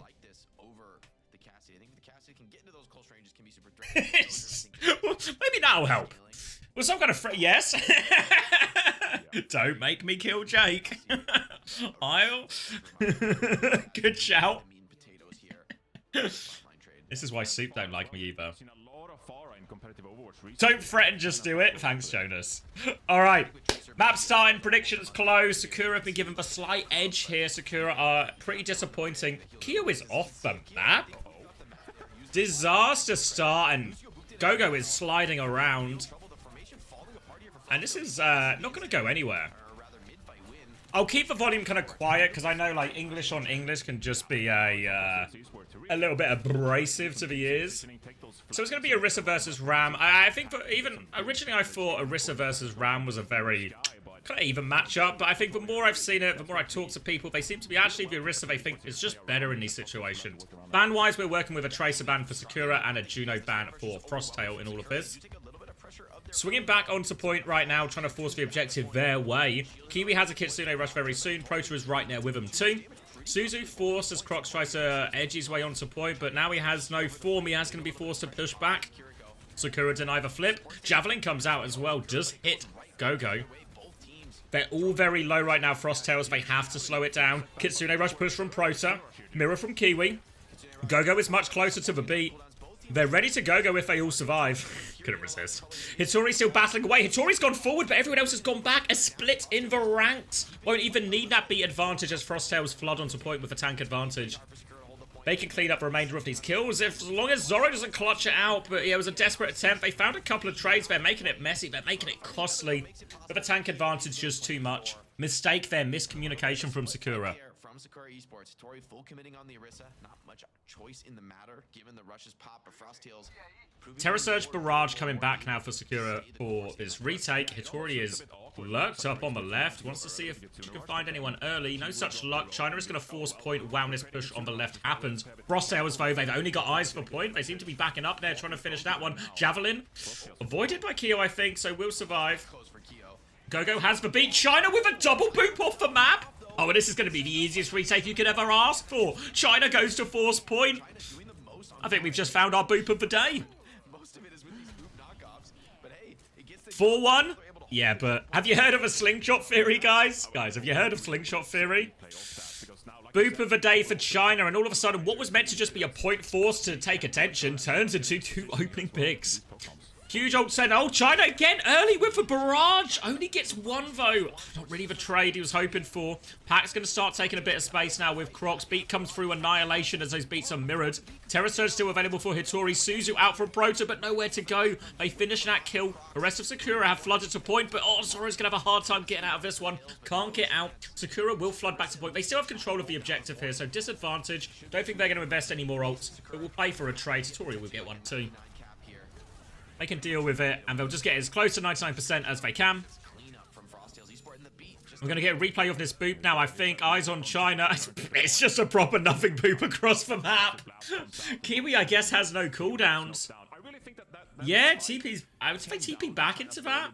Either way, it's a disaster. Both had movement abilities that don't get them back on the map. Or they had them on cooldown. Now Frosttails in control of point, but they really only have a barrage to work with. Sakura have started at taking control of the outside, and now they can take the fight to point. They can use for High Noon to try and force this objective. Really put the pressure on Frosttails. They've got to be careful of the barrage, though. Eyes on Pac, eyes on the sky as they use this High Noon. At the choke! They had eyes on him. They were looking for it, but it doesn't matter. Pac finds 2 as the Kitsune Rush trade comes down. Huge player advantage to Sakura. They can't invest anymore. They have to reset again. And Frosttails have forced it all the way to a final fight. A final fight in which Sakura will have ult advantage, but the touch is going to be extremely difficult. You can see Frosttails, they want to fight forward. China has even gone sim. They're just going to try and TP flip to point to Frost. Are Frosttails aware of this? Flipping, forcing the objective. Turrets all up on point. As Frosttails come in, they are going to get hit by this Terra Surge. They have the objective. Frosttails are forced to touch. They have to walk into this Terra Surge. Crocs is going to commit through. His form is about to expire. Terra Surge now gets a bit of damage. Not too much else. No kills out of it. Frosttails have stabilized. They've lost Go-Go, though. They nearly have Annihilation. That's the next big ult in this fight if Crocs can get it. But Hitori lands the spear, finishes the kill onto Kiwi. Will get traded for it, but the damage is done. First round to Sakura. And a heads-up play from China there to go with the quick sim play, recognizing that Frosttails didn't have any ultimates, had blown the entire bank. And Terra Surge, while it's not the strongest ultimate, it creates just enough opportunity to get those sim turrets on point, to cap, and put the pressure on Frosttails Esports. Yeah, it gets really awkward for the Ramatra there, because the Nemesis form is like a bit of a timing there if you want to push in and get some space. Alright, okay, I think we're set for the NA EMEA situation. Then you get Terra Surge, you have to avoid that, and suddenly, like, it's really hard to vie for any kind of... Yeah, good swap. Negates a lot of that forward hold, forces for fight to point, and then all of a sudden Frosttails forced to fight on Sakura's terms, aren't they? And now claim Sakura the round. Remember, both teams lost their opening round, so this is elimination. Isolated the point there and just prevented Frosttails from taking space. It was really powerful. Orisa versus Ramatra again. Came down to a final fight. Oh my god, China! Frosttails cannot keep themselves on the map for love nor money.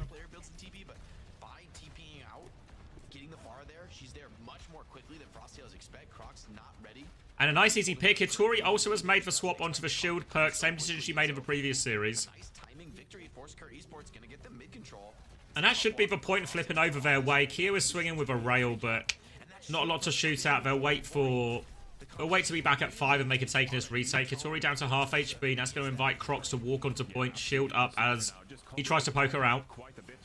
Javelin goes wide. Keo will slide backwards. Needs to be careful now, Crocs. His form timing is about to expire. Shield comes down. Hitori pushing forward. Tries to juggle Crocs back in. Suzu was used in response to that. Crocs will keep trying to walk forward on his shield timing. Keo's actually played so aggressively all over Hitori. They just won that front line.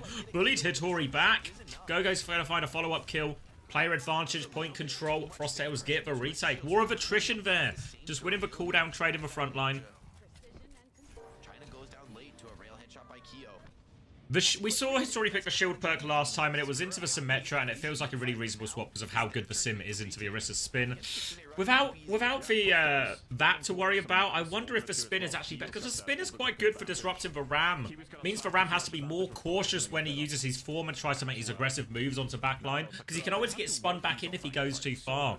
With the shield, actually gives Crocs a bit more freedom to play the game. China's got a big old off angle as they do a Kitsune rush push here. Has to reload, drops from Barrage, TP away, nothing for China. 1-for-1 trade only though. Hitori's still trying to cross the bridge, shield up on the Mega, trying to get that health back. They get it.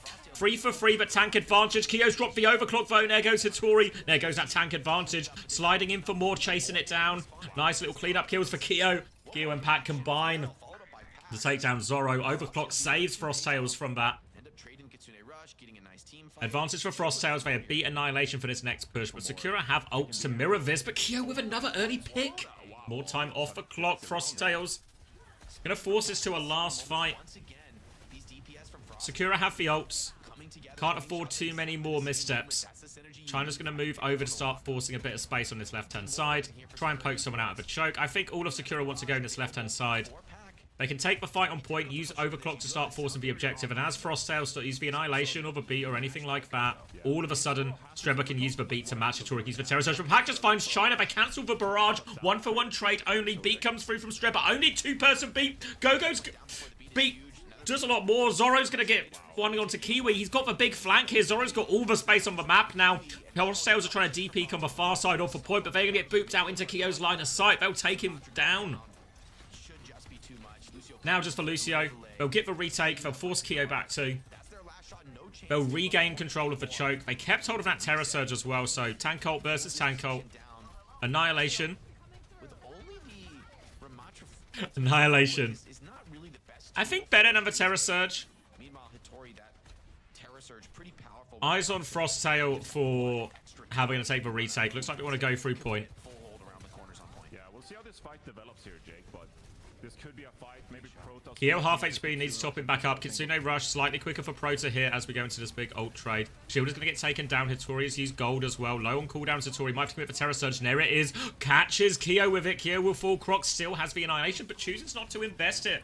And they're going to play for an ult advantage in the final push here. Frosttail's happy to take that reset.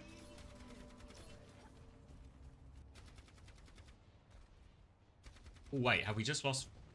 Have I lost the casters? Can I crank the volume? Oh, beautiful. Beautiful. Alright, hopefully that volume's okay for people. One final attempt here for Sakura to hold on to. They nearly have their DPS off as this Kitsune Rush trade comes in, but Kitsune Rush with the Annihilation will do a lot of work.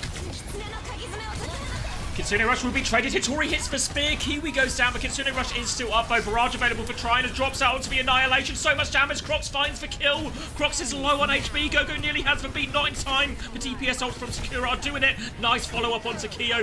Gogo has the beat in 3%, but can't use it. DPS ult's up just in time for Sakura to deal with that Annihilation. Sakura close out map 1. I can turn it down a little bit. Oh, there we go.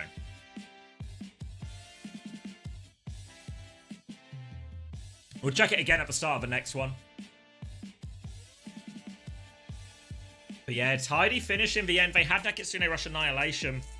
And ultimately, that decision to play an economic fight, a fight before, to come back with ult advantage, hadn't quite done the math correctly, because they get the Annihilation Kitsune Rush situation, but the DPS ults overpower it. Oh! Archie with the dart head roll. Oh, drop me a little @ in Discord if you will, and I'll give you a roll, or one of the mods can. Where are you? Where are you? An official dart head. Redemption.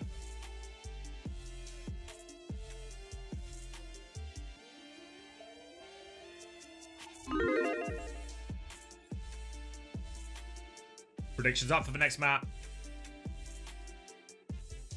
Oh wait, Panda's sorting it? Alright.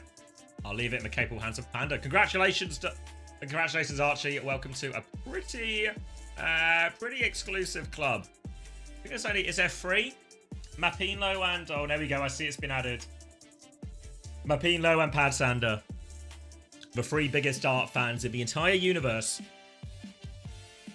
Kira just died first. Yeah, it's true. Yeah, maybe, because they did kill the barrage. Maybe the Suzu, if Suzu would have swung it a little bit in their favor, but then they're still pushing into an overclock. I think, even if it was more winnable, I don't think their decision to hold the ults actually put them in a, like, an easier situation necessarily. It was just a different situation. All the matches are happening today. Yes, all the matches. All of EMEA, all of North America.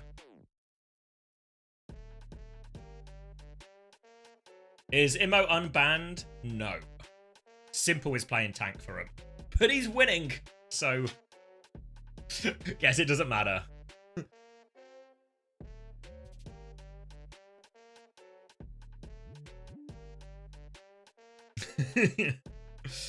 Why ban Juno when they plan to play Ramatra? I'm not sure actually. Maybe they were just worried about maybe they were more happy not to play the Juno themselves. I think in general we don't see too much Juno actually coming out of Frosttail, so it was maybe more to negate some of their own deficits and try and create a more equal backline situation. Alright, next map, choice for Frosttails.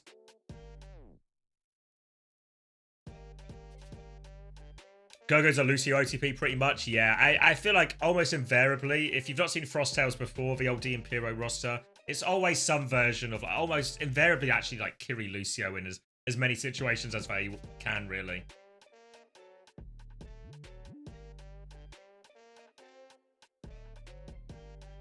It obviously means from the flip side of that, right, from the Sakura point of view, it's something they can target as well. Streba's hero pool, a little bit deeper, more happy to play Brig in a lot of these situations. Why is the abbreviation FT is Frosttails Esports? Gotta get an esports in so you know where they're not some kind of rugby team or something.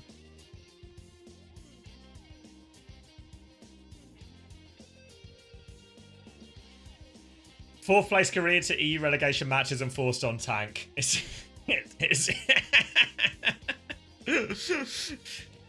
Imagine, do people know, what's his name? The Ben Affleck photo where he's smoking that cigarette outside? That's simple. that's simple after playing these promotion relegation games. You know, I used to play Zen in Korea.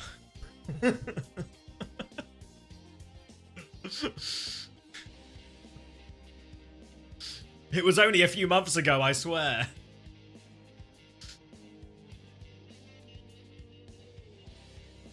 I think I lost. Oh, what? Man United? You mean we didn't turn back for 4-1? Are you sure? I beat Falcons playing Zen once. Let's see what the score is. Spoiler warning if you don't want football scores. Alright, we're into stoppage time. Yeah, it really seems like it might be a little bit tough to come back from this exact situation in the remaining 3 minutes and 40 seconds. Yeah, feels tough. Feels tough.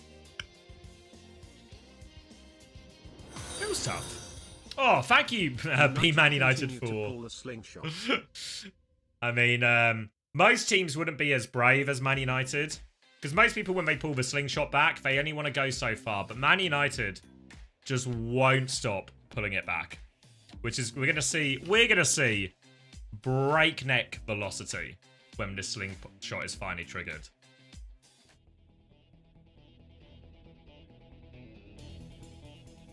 You need to be brave to be united. Yeah. I mean, we're still in the Premier League, so all to play for next season. Only Spurs. Yeah, Chris told me that when Chris told me this the other day, he was like, you know we're above Spurs in the league, right? I was like, there's no way we're above Spurs in the league. Our season's been horrendous. But apparently Spurs have done worse. So, like, you know, I guess our grass isn't that green, but it's still greener than some others, right? Oh, we've hit a father-daughter ban. Alright, so Frostales take us over to Route 66. They're going to be banning Torp. This is very much seen as an enabler to the Hazard composition. Sakura going to ban Brig on the other side, and they're going to try and play it. I presume they're not going to commit to this when they roll out. Just a cheeky 5-all from Streb. Frostales running a classic composition. We see more Kiri, we see more Lucio. Obviously, interesting to see Frostales actually not really targeting the supports. If they want to play Lucio Juno, maybe they could have just banned the Kiri or something. Try and force... I mean, Kiri's got a bit more flexibility. Maybe Frostales will get away with their limitation of the Lucio just because Strebber actually wants to play Lucio in a lot of these situations and comps anyway. But for now, though, the Brig ban, I don't think it will be all that impactful to the choices Frostales want to make. And we will get Orisa into the Hazard. Rockets coming into Crocs, Javelin as well, and Crocs has to take an early Suzu. He is full blocking, he is on life support. And he's not going to pull through, I'm afraid to say. Opening pick, all the space on the map, another kill onto Pack, and Sakura are flooding onto this first point. They'll have all the space, and Frostales will have to do an ultless retake. We're seeing Pack swap onto the Tracer here now. Tracer swap quite reasonable into this. I think the Lucio Juno backline, wow, a lot of speed, a lot of mobility, powerful ults and all that. They can be a little bit squishy. Lucio not great at peeling the Juno, so all of a sudden, Pack's ability to threaten this front line on Tracer a little bit higher than Genji. Kiyo's going to get himself back onto the high ground, hits a dink onto Zoro, but doesn't confirm the kill. Farah and Orisa responds to that, and Hitori takes Kiwi. Kiyo's still on the run, but low. That's not how you get over that wall. Cut doesn't make the jump. Hitori will pick that one up. Prox is just going to stall out point for as long as possible. But can't so far. They're not going to get a recontest. It'll just be cleanup kills. Little boop off the point. Body block 2. Nowhere to go.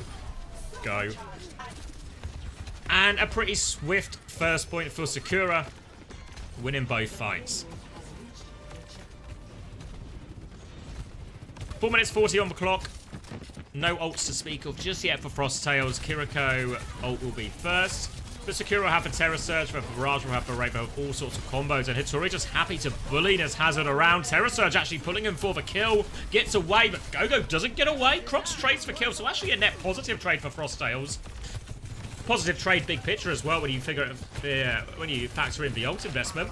Crocs is going to jump forward onto Zoro. You see Pack is playing a very flank-heavy style, gets that isolated Juno, seals that kill. And this is what Pack wants to spend his time doing. Getting behind, threatening this backline, forcing that Juno into awkward situations, and maybe setting up a few more kills for Crocs. And Pack and Crocs are getting it done as they push into spawn. A couple more. Full reset. Sakura gonna have to play retake. Getting up to a big ult fight here. It's a spawn hold from Frostales. Frostales might not even invest too many ults here. A little boot back onto him. Barrage out from Crocs as well, but Kiyo's got the overclock for covering fire is good. Laying down that damage. Protra is low as well. Pack will clean that one up. They do eventually kill Crocs. Decent overclock value from Kiyo. And there was an overclock invested from Zoro too, so 1 for 2 trade for Frostales, so the economy is looking good. Needs to be careful not to lose anyone on this rotation out, but Zoro doesn't quite have the rail yet, so they'll be alright. Now we'll get up to the double support ult trade. It'll be Kiriko, Kitsune Rush, and Beat versus Ray and Beat. Ray and Beat should be stronger on paper, but you have to factor in Crocs can interrupt this with the downpour. Pack is threatening the Sojin right now. Recall has been forced. Chased down from China. Kitsune Rush on point. Beat comes out from Trevor first. And Beret. All the support ults thrown in. Downpour from Crocs out too. Does find Zoro. They convert that kill thanks to Kiyo. They have control of the high ground. They force the Recall onto the Tracer. And Sakura are forced to take a bit of a back step. They're trying to dig out. The Tracer is still behind. Frostales are aware though. They've got eyes in that direction. Pack actually is going to go all the way to chase this Tracer. China is there. Pack sees him. Neutralizing the threat right now, Pack. Don't know if this is actually worth a Pack here. I think Pac would be better placed actually setting up front, but maybe Crocs doesn't need any help. He's just going to kill Proto as they try and walk in. This Tracer battle continues in the back. Recalls have been traded. Pac is just playing containment, and despite the Tracer not being in a position, they're getting everything done at the choke. Hitori trades 1 for 1. This Tracer battle will eventually go the way of Pac, so not only does he mark it, he will eventually win it. They've won the fight in the front line as well, the other 4v4. Tracer diff has been secured, and Hitori will be going on to the Hazard Mirror. 2 minutes left on the clock. Keo has the overclock as Sakura try and walk in and take space. Look how far back the card is. Sakura just needs to do a little bit of diligence here, try and get this card moving, but Crocs doesn't want to give him a single centimeter. Taking a lot of damage, so Kio's going to invest the overclock, but quite far back. Couple of dinks, but no final blows. And Sakura look like they've secured for retake, but Frosttails, they're on the front foot still. They have a pulse bomb. They want to try and find an opportunity for Pac. Crocs goes in onto the Lucio. Him and Pac combined for 1. Now onto the Kiri. Crocs and Pac just doing it again. No backline available. We can even save this pulse bomb. Looking for the Kiriko. No escape. Oh, no escape, right? Right? There we go. No escape. Confirmed there's a few chances for an escape, but eventually Warden Pac ensures there is no escape, and Crocs is going to continue its aggression into Spawn. Onto this Kiriko Lucio. Suzu has been forced. Trevor caught on the wall. Pulse bomb to try and turn a trade from China. Nerf doesn't find anything. Crocs actually takes someone out with that slash as well. No backline again for Sakura. Regroup in Spawn. Sakura are getting Spawn camped with a minute left on the clock. 60 seconds remaining. Coming out, double support ult soon, but not quite for Sakura. Downpour to punish this, and Hitori is locked up. And they cannot get out of Spawn. Car is rolling even further back as we speak. Sakura are running out of time. Look at Pac. He is taking the pierce. Him and Crocs are standing at the doors. Not going to let anyone out. China has swapped onto the Genji for this next fight. All 4 support ults either up already or very close. Zoro's going to use the overclock to start the fight, try and create some space. Pulse bombs a miss from Pac. Now Zoro can swing a little bit more. Kitsune rushes out. Wall comes through too, but Zoro ends up the right side of that one just about. Support ult advantage now for Sakura, but they've lost their Kiriko, so now they've only got 1 support ult in play. Strebber is low, getting fought by this. Gogo drops the beat. Strebber drops it, but Hitori doesn't give a beat. Oh, huge difference in the quality of the beats there. 10 seconds left on the clock. China finds a trade. The cart is so far back. Trace might be enough for Sakura to secure this. Kitsune rush on point for Prota. They've got players behind. China is trying to fight back, but it's also low. Pac and Kiwi will live behind. Now they can come help out, and they're still stalling at the point. Gogo is there. Crocs is there. And even though they're so close to spawn, I don't know if it's enough. Hitori dives in. Still outnumbered. Kiwi is awfully low. Desperate for that kill onto the Kiriko, but they can't find it. Downpour from Hitori. Locks down Crocs. Trying to block both sides of damage. Hitori kills Pac. Zoro falls too. 4v4, Suzu used onto Hitori, low on cooldowns, low on everything, low on HP. Hitori desperate trying to touch, it's a C9 in the end. Hitori was forced off point. Zoro died earlier and there was no one else available for the touch. Oh, and this was not a good push. Switching sides. Gotta love that rank style Tracer duel. they just wouldn't give it up, would they? Not convinced it's truly the optimal play from Pac there, given the nature of how the two comps function.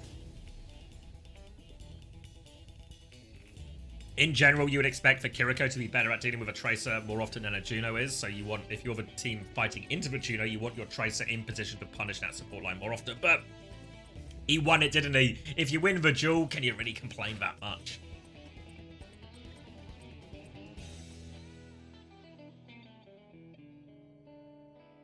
If you win, it's optimal. Exactly. Why worry about theories and, you know, complex equations of the best way to play? What if you just win all your duels? If you win all your duels, you'll probably do okay.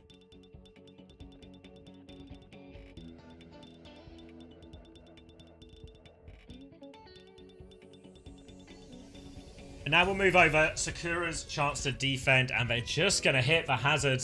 They'll take the mirror. They have a bit to work with defensively, but really not a lot at all. Attackers in. Stop the payload. Bit of a forward hold here for Sakura. Bit of a forward hold here for Sakura. Sorting it out, Hitori's going to take top left. Crocs is going to touch point, getting that moving a little bit, try and leverage a little bit of space. Kyo's got a full rail, so they'll commit to the fight now. Frosttails, there we go, little dink in a wall, a 1-2 bot. Zoro will fall, all the space and freedom now for Kyo to swing onto this. Sakura are still holding the corner, but they are at player disadvantage, so they've got to be careful. They are not careful at all, they just stand there. 5 is bigger than 4. And 5 is certainly bigger than 3. Full reset now for Sakura, who look a little bit lost. It certainly is, Coleman. I need a good lawyer. Surely I can sue somebody. No ults to speak of with how quickly that fight went. So it'll be a full neutral retake for Sakura. They're trying to get their Lucio Sojin through this angle. Through the disruptor, shot goes Strebber, takes some damage. Zora's going to walk through too, but he's half HP as he comes through. So Crocs and Pack, they just kill the supports on either side. And this is all too easy for Frosttails right now. It's not even a fight. It's a pushover. It's going to be 5 minutes and 10 seconds. And they have got to push for cart. Barely through second at all.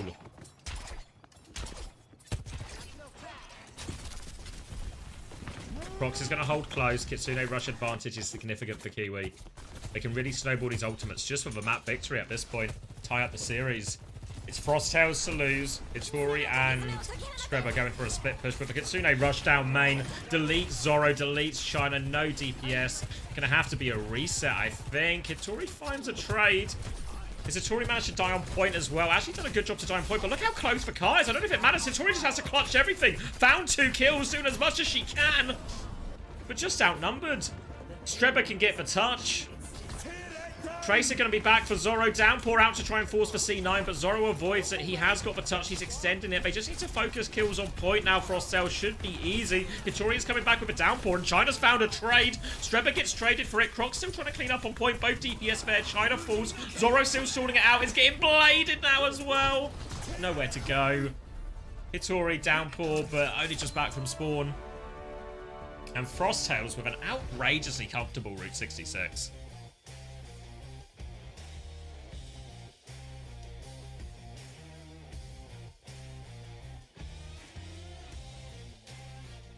Holy shit, I won a pred. Come on, Hanidas, you've got the coin flip. You got the VIP from the coin flip. What's happened to your gambling success? Once a champion, but have you fallen off?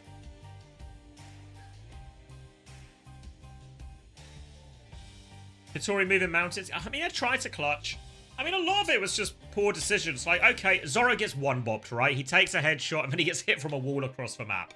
Sucks, but it happened. But then, make the decision. Are we just trading on point, trying to make it messy, or are we just disengaging? They back up to the previous corner. They're 4v5 and they just get overwhelmed with the player advantage, rather.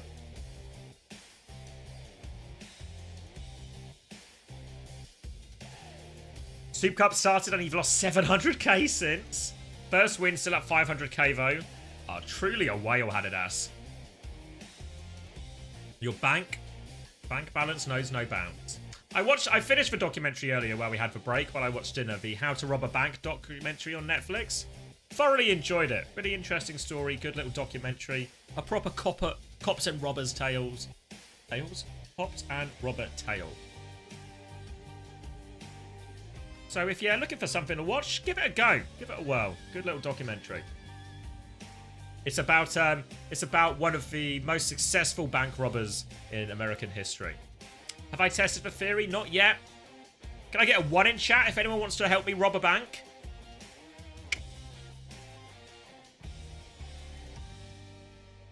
Alright. Alright, Coleman's bowing out. Alright. Means you don't get any of the haul, though. Looks like we've got quite the crack team together. Painkiller going to get involved. They can't stop all of us. Exactly. What are they going to do? Throw us all in jail? I think not.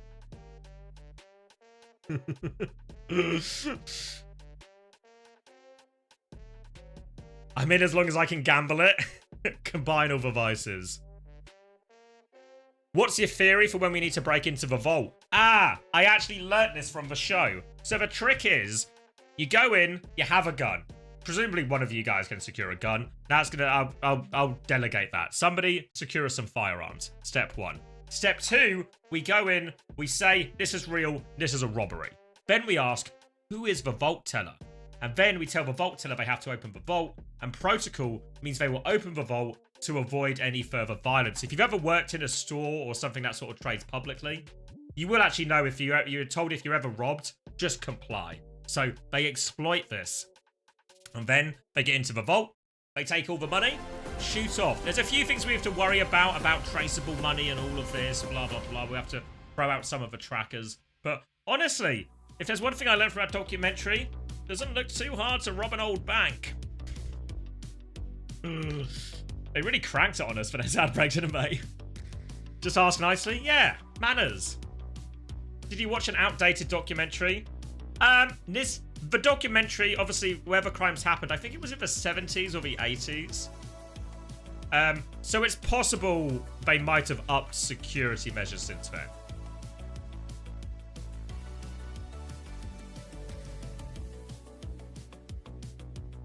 Good luck finding a bank on the high street in 2025. Fuck, he's right. I bet they keep significantly less money in the banks now as well, right? Because so much is just handled digital transactions. Like when they robbed some of these banks and they got into the vault, they would get like $250,000 haul, and like $250,000 haul in the 80s. Factor in inflation. That's a lot of money.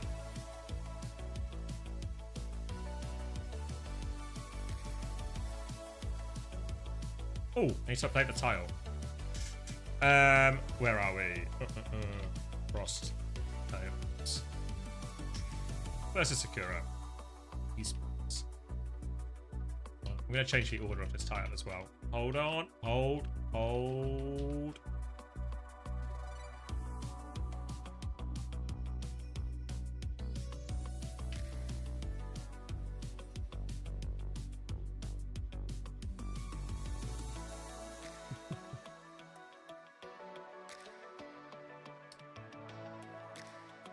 We need a third world country. Yeah, we just need to go somewhere with less security.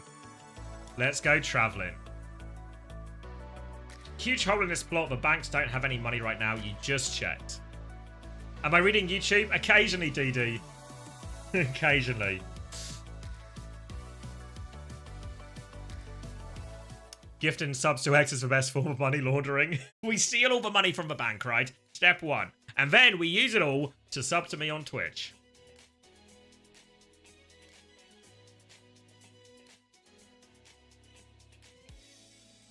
Yeah, you're probably not wrong, San. They'll be like... Speaking of, Coleman have a gift sub. No gift sub for Coleman. A man who once swapped shirts with Sideshow. A man who once beat Sideshow in the depths of night in Lithuania.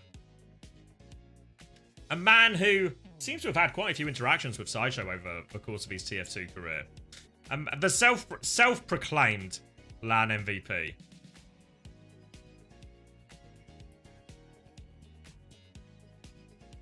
If you're a good enough criminal, you can rat out all of your accomplices, then start a YouTube channel age 70 where you talk about mob life. I've seen some of those videos. They're actually really good content, to be fair. I enjoy them. But do we want to reward snitches for our own entertainment?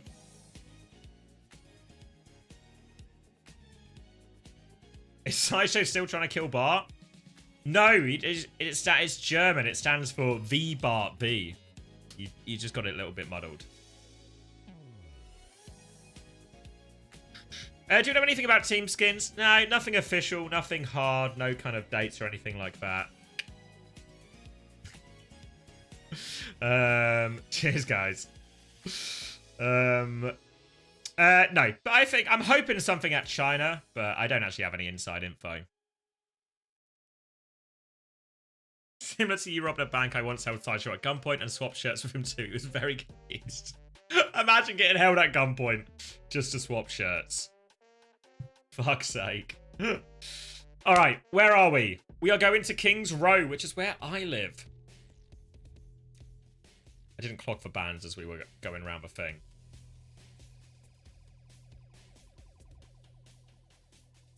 CR skins will be amazing. Doxed. You live in a big clock tower, right? Yep, that's how I always know what time it is, and that's why I'm never late for the stream. I just wait for the bells to ring. So, yeah, so let's see. Sakura picked the map. They banned Kiriko. Oh, thank you, Mr. Mango Juice. Accidentally pressed sub again. What can you do?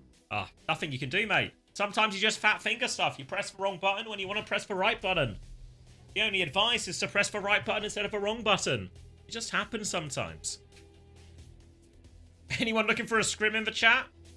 Sorry, I got distracted from the bans immediately. That's on me. Supposed to give a gift a sub to Coleman. Guys, Coleman is still stuck behind the advertising wall. One of the most loyal mods. My best man. We're on King's Row. Kiriko ban. Farah ban. Hitori's going to go back over to the Orisa. Get rid of this volume bar. Prox is holding on to the statue right now as China will take this Tracer Jewel. He's not just going to take it. He's going to run away with it. Pack in the bin. Big opening pick for Sakura. Fuck you, Chris. Thank you, Red Eyes. To Coleman as well. Thank you very much, Red Eyes. Greatly appreciated. We'll pass on the thanks from Coleman, I'm sure, as well. Sakura have got all the space off the back of that Tracer gap. Prox is going to dive onto point, but he's juggled backwards by Hitori. Nearly 2 ticks out of that first one. Dive comes in. Kyo's going to be forced a little bit back. Bit of a swing. They're still forced an objective. That's the second tick gone already. No choice. And look at Hitori. Just keeping Crocs at bay. Every cooldown to stop Crocs getting onto a more meaningful target. And then they just focus down that hazard. You can see the idea behind how Sakura wants to play this. They just want to stop Nat Hazard getting past them, onto their backline, onto their meaningful target. And Crocs realise what is happening. And we'll actually swap over onto the Junker Queen, which is a pick we've seen Crocs go for multiple times. He's actually come back and he's found a trade. The cap's gone through, so it won't make all that much difference.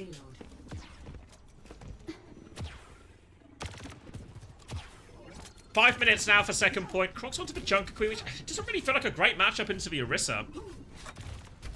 I mean, Crocs has played some Orisa in the past. It's still going to make... still going to have a lot of problems, again, like when the slash... similar as we saw Hitori trying to play to interrupt Crocs' cooldown rotation in terms of leap value. It's very much see the same now with Hitori trying to do the same thing to interrupt this slash value. Fortified use versus Nat. Zoro's got the overclock, walking forward. Little slide back. Ray has come out from Kiwi, but they're just going to disengage to Sakura. Nicely played overclock for Ray. Positive trade for Sakura. Just need to avoid any late trades. Denies Crocs swinging for the low HP Zoro. They all live, and now we have support on advantage to push back in with Otakin starting this next fight with Ray. Pack drops for Pulse, doesn't find anything. Ray comes through, now Hitori kills Gogo immediately, no chance to get that beat. Strepper's actually going to invest for beat as well. They were 5v4 with the Ray going, scared of the overclock, but it doesn't actually help them stop the overclock at all. Kyo was so far back, kills the backline immediately afterwards. Hitori's going to commit for the kill, no healing. Kyo's got full pocket, and oh my god, Kyo won't stop. Kyo doesn't need any help. Taking them all down.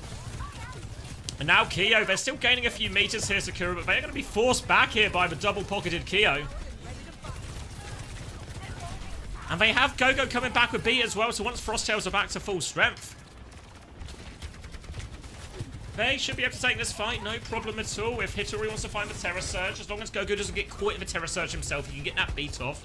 And once they trade those two ultimates, Crocs might just have a wide open rampage. Obviously, no Kiriko.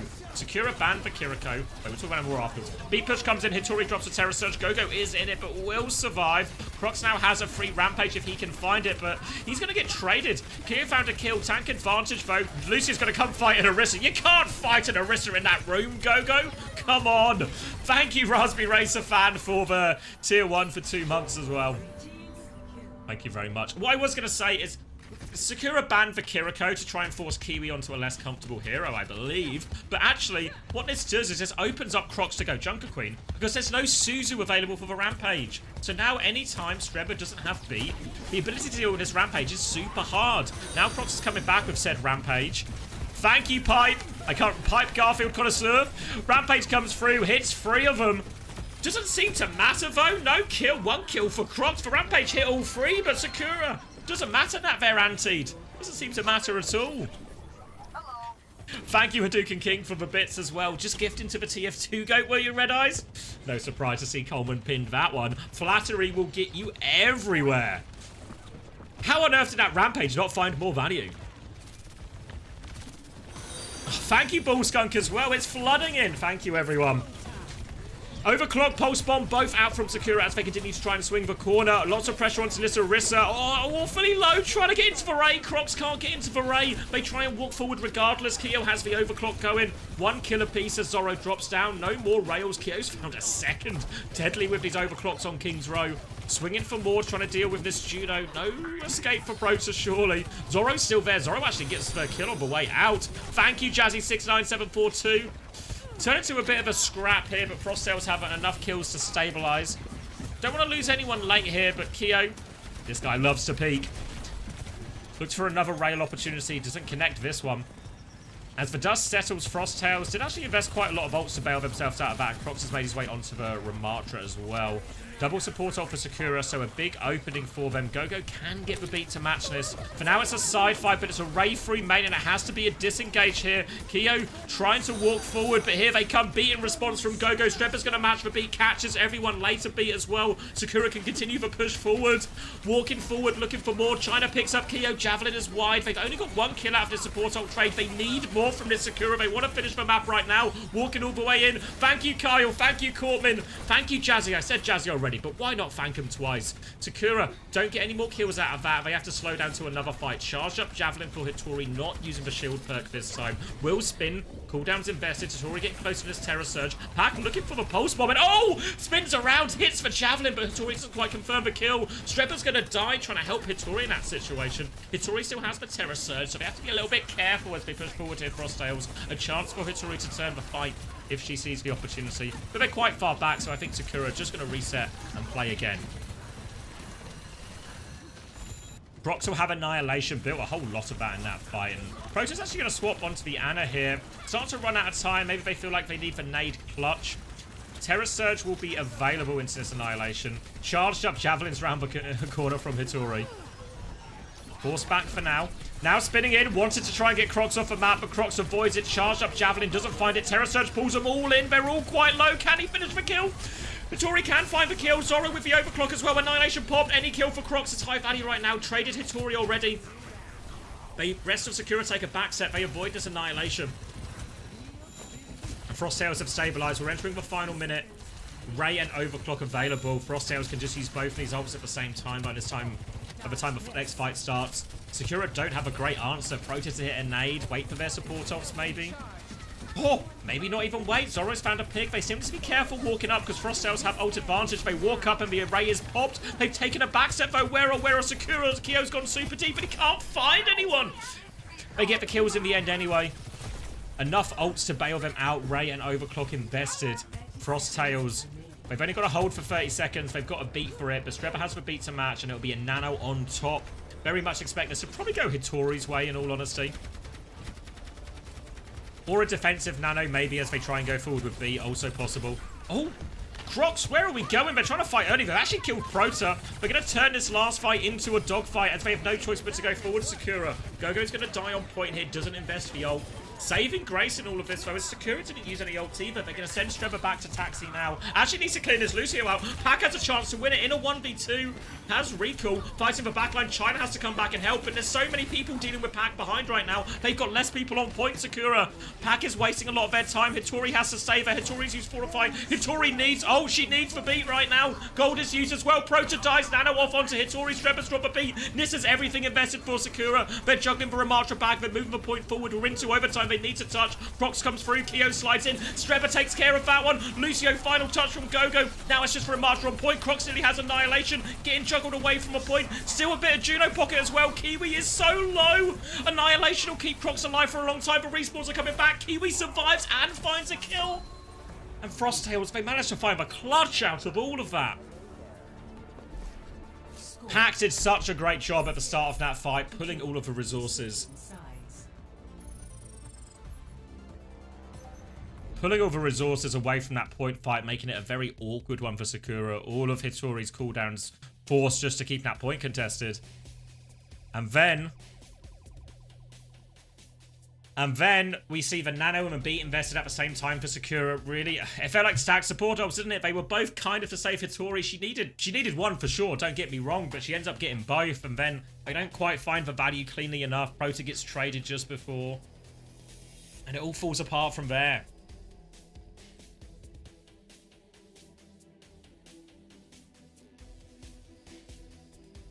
Annihilation so memey in overtime fights. I mean, you gotta save a payload. What can you do? You gotta save a payload, but if you stand on a payload, you're gonna get fried by the... what's the law here? Is it nanobots? Do the nanobots fry you? Is that what's happening when the Annihilation goes off? You get attacked by nanobots? Or have I just invented my own headcanon for all of this? Any RAM experts? It's just Aura. Ah.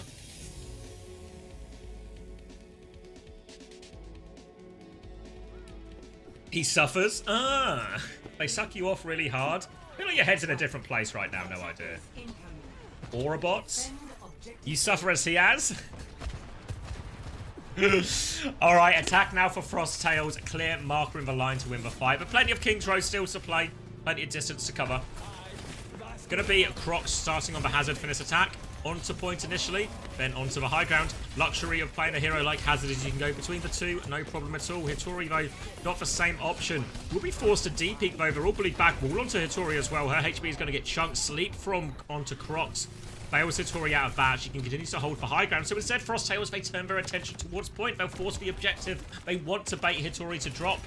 But no, Croxo's right back up top, happy to fight it. They're just going to win this trade as well. Hitori having all sorts of problems. Crocs is awfully low as well. A single bar of HP, but Kyo finds the kill just in time.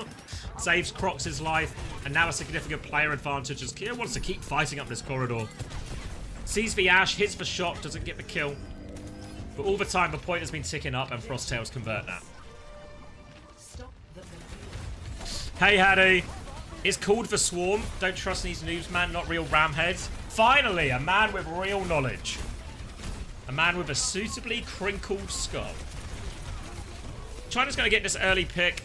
That will slow down Frost Tails a little bit, but I mean, Sakura potentially pushing through the choke. No, they're not going to go to. Yeah, I think this choke is so good for the Orisa. I think just hold for choke, even if you got the pick.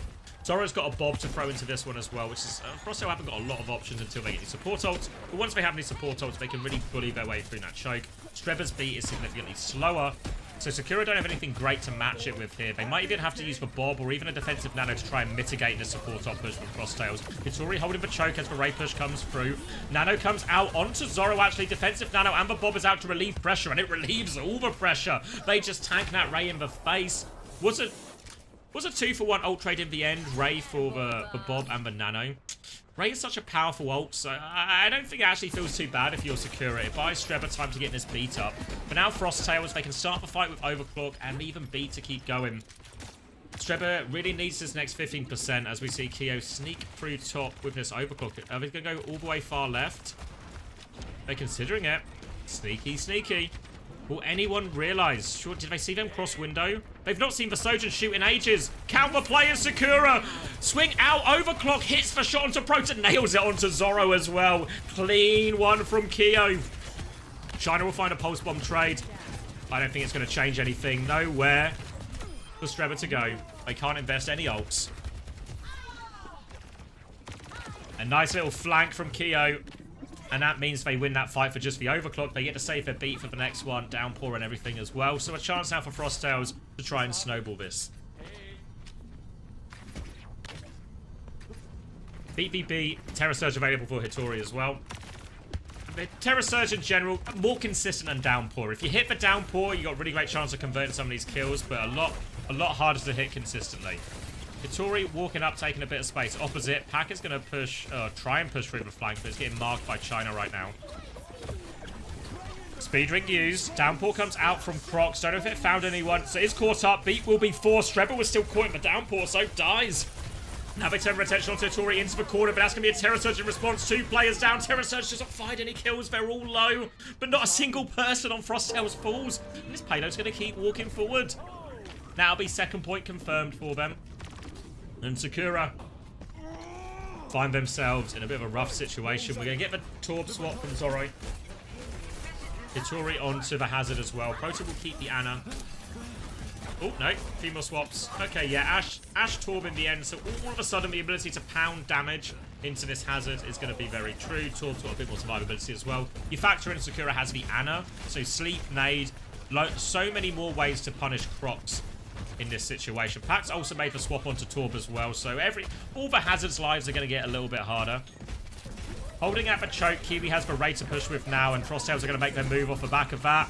Pac's going to swing out. You see them turn their attention. Oh my god, Pac! It boops you, remember? Walks into the wall, and the wall wins. Pac is going to get knocked off the map. Absolute disaster of a push. That was their Ray push as well. So a wasted ult, a wasted push. Hitori gets traded anyway, so Frosttails, no Pac, no problem. We'll be able to keep swinging this corner. Torpedoes out. They're going to try and poke this Ash out of a high ground as well. Zoro was forced to de-peek a little bit. Frosttails can remain on the front foot and just try and keep Pac away from these ledges. Overclock from Kyo will get naded, so slows this one down. Nano onto Hitori as well. Wall out. Kyo takes a lot from that, but it's Crocs who dies, actually. Everyone else was trying to go backwards and disengage this, but Crocs, on the other hand, only had eyes to go forward. But before Swordway back to the choke, next up it will be a beat push coming through from Frosttails. A chance to be aggressive and expansive. But you have to remember, even though it's DPS ops available, the Bob, the Molten Core can really slow down a lot of this aggression. Frosttails still able to clear Hitori out of this position. China finds a nice little pick, though. This will be more time off the clock. They've still got 2.5 minutes to hold. If they have to defend, a pretty large time bank on third here. But they're doing a good job, and opening magic picks like this will do a lot of work leading that time out. Sakura also getting up to 4 ultimates of their own. Go with the beat on the high ground. Kiwi nearly has another Ray as well, so it could be a double support up push. So Sakura are really going to need to save these DPS souls, maybe even the downpull. They actually want to start the fight with Bob. Bob is out. They're going to try and disengage. Crocs will be able to get out of that. Avoids the wall. Disengage for Bob for free. Sakura tries to play aggressive. But now that's one less ult to deal with this double support ult push. Zoro's going to be cleared off the high ground back into main 2. Kiwi with the Ray to start the fight. Molten Core to stop anyone standing in that downpour too. All locked up, actually, and Strebber will go down. Disaster. Double support ult still going. Go falls afterwards. Opportunity for Sakura to stabilize off that pick. There's a nano onto China. They all try and de-peek it for a second. Frosttails. Ajax as well. Yeah, I thought so. I thought I heard the voice line. Disaster. Molten Core now from Pac to try and force the objective. But Nade is big onto Crocs and Kyo. Trying to clear a little bit of space. Crocs dives right side, converts that kill onto China. Crocs is so low for it though, will get traded. Big chance to stabilize for Sakura. Hitori can just anchor point. Zoro onto the high ground. Will be cleared out again. Junker Queen for Crocs. Go-to clutch hero. Kyo has the overclock. He's been so good with them. So good with them, and Frosttails need him now. A chance to take the lead in the series, a chance to put themselves on match point as we head into map 4. Swinging through left-hand side now, looking for the opening. Zoro nearly has the Bob. No ults just yet. Kyo swings, jumps through into the middle of everyone. Needs that full pocket as he keeps peeking. Can't find any kills, and Sakura have kited this one nicely. Now suddenly Zoro's going to have Bob. Protoss is going to have Nano. Frosttails are going to try and slow it down even more. They want the Ray for this next fight. Nothing from the overclock when Frosttails needed it most. Nade hits 2, but no follow-up from Sakura. Ults in the back pocket, final 10 seconds. Frosttails have no choice but to make the move now. They'll top up Crocs. 6%, 5% for the Ray. They need that push, but Protoss is going to throw a nade at it. They're going to have the Bob to throw in too. Sakura just waiting. There's the Bob. It's going to be a nano onto Hitori as well. Zoro dies immediately after that Bob, but the Bob still finds kills. The Bob goes down. Hitori still trying to find a trade onto Kyo. Slide away. Trying to anchor point. Hitori chases that kill. Has found that kill, but they need to come back to point. Torp on point. China with the late trade onto Pac. It's all up to Crocs.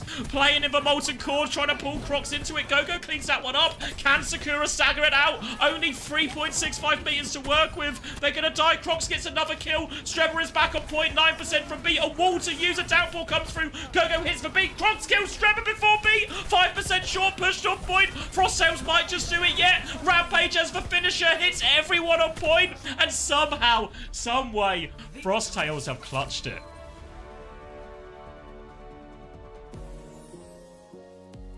No way Crocs has made that work for Junker Queen swap. He builds for Rampage. He gets it all done himself. Whew. I mean, Frosttails had a big bank on third, and Sakura made him work for it. I really feel like Sakura were about to have it. You know, all the trades, respawn advantage. Ooh. Kill on Lucio or so. Yeah, if Streba gets the beat, it's just impossible for Crocs, right? Then they have the beat. They can either burst down Crocs or even just survive, use it to survive for Rampage. Because then Hitori came out, right, and it was a wall in front for Streba to play around, but somehow, some way, Crocs still finds it. Let me get up because let me go replay that fight before. I'm gonna go in here.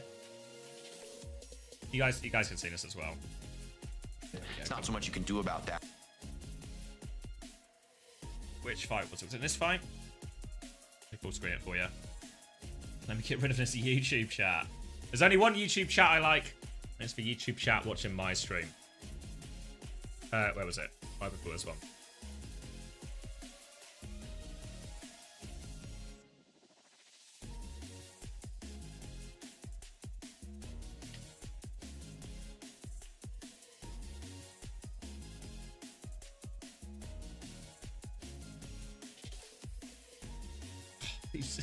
It's like in the open. Can you see my pen? You can see my pen, yeah.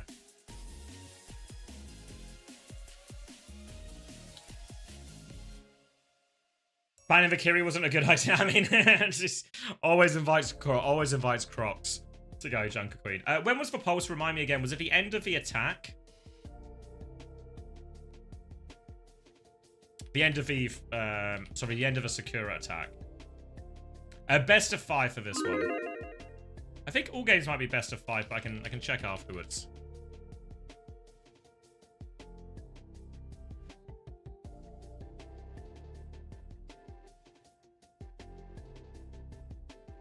Is this for one?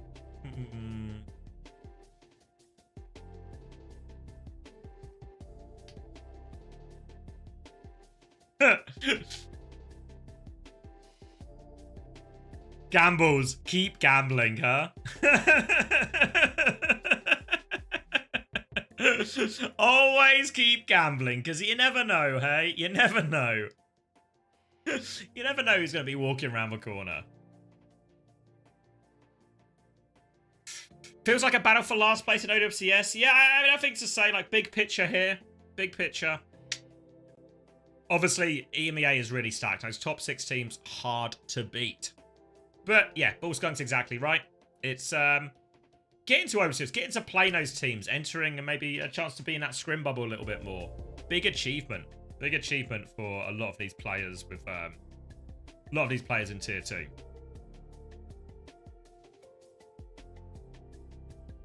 Are the finals best of 7? No. I'll double... Oh, yeah, I was going to double check tonight. But I think it's all best of 5, if I'm not mistaken. Yeah, all matches, or first of 3, best of 5. Because there's no grand finals as such. There's just... You qualify... We just get our 2 qualified teams. Bet the mortgage on Frosttails. I mean, remember, this is... We're talking about qualification just then, but this right here. Both these teams have lost once already, so they are out of lives. Loser goes to face it Masters, relegated.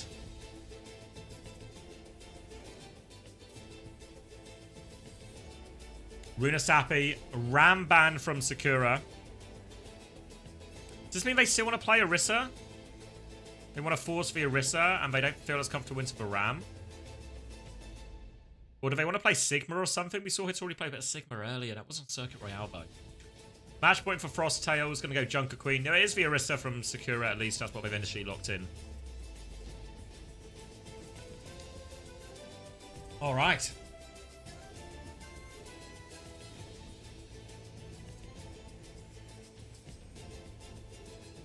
Croc's going to play the Junker Queen. The only thing... Crocs is a very particular type of player. A very momentum, a very vibe-based player. He hits the clutch on Junker Queen, then he commits to Junker Queen for this next map. Kiriko rolled out a spawn from Proto as well, so we'll have for Suzu for this Rampage. We'll have the Aristana matched up nicely into the Queen. Early Javelin will hit Prox into that wall, slow him down a little bit. Rest of Sakura now going to swing out towards main. Hitori kills Gogo. Seems improbable this early on in the fight, but it certainly seems to have happened. Now swinging back round, Kyo responds with this flank, pushes through, gets 2! Kyo making up for that overclock miss at the end of a previous map.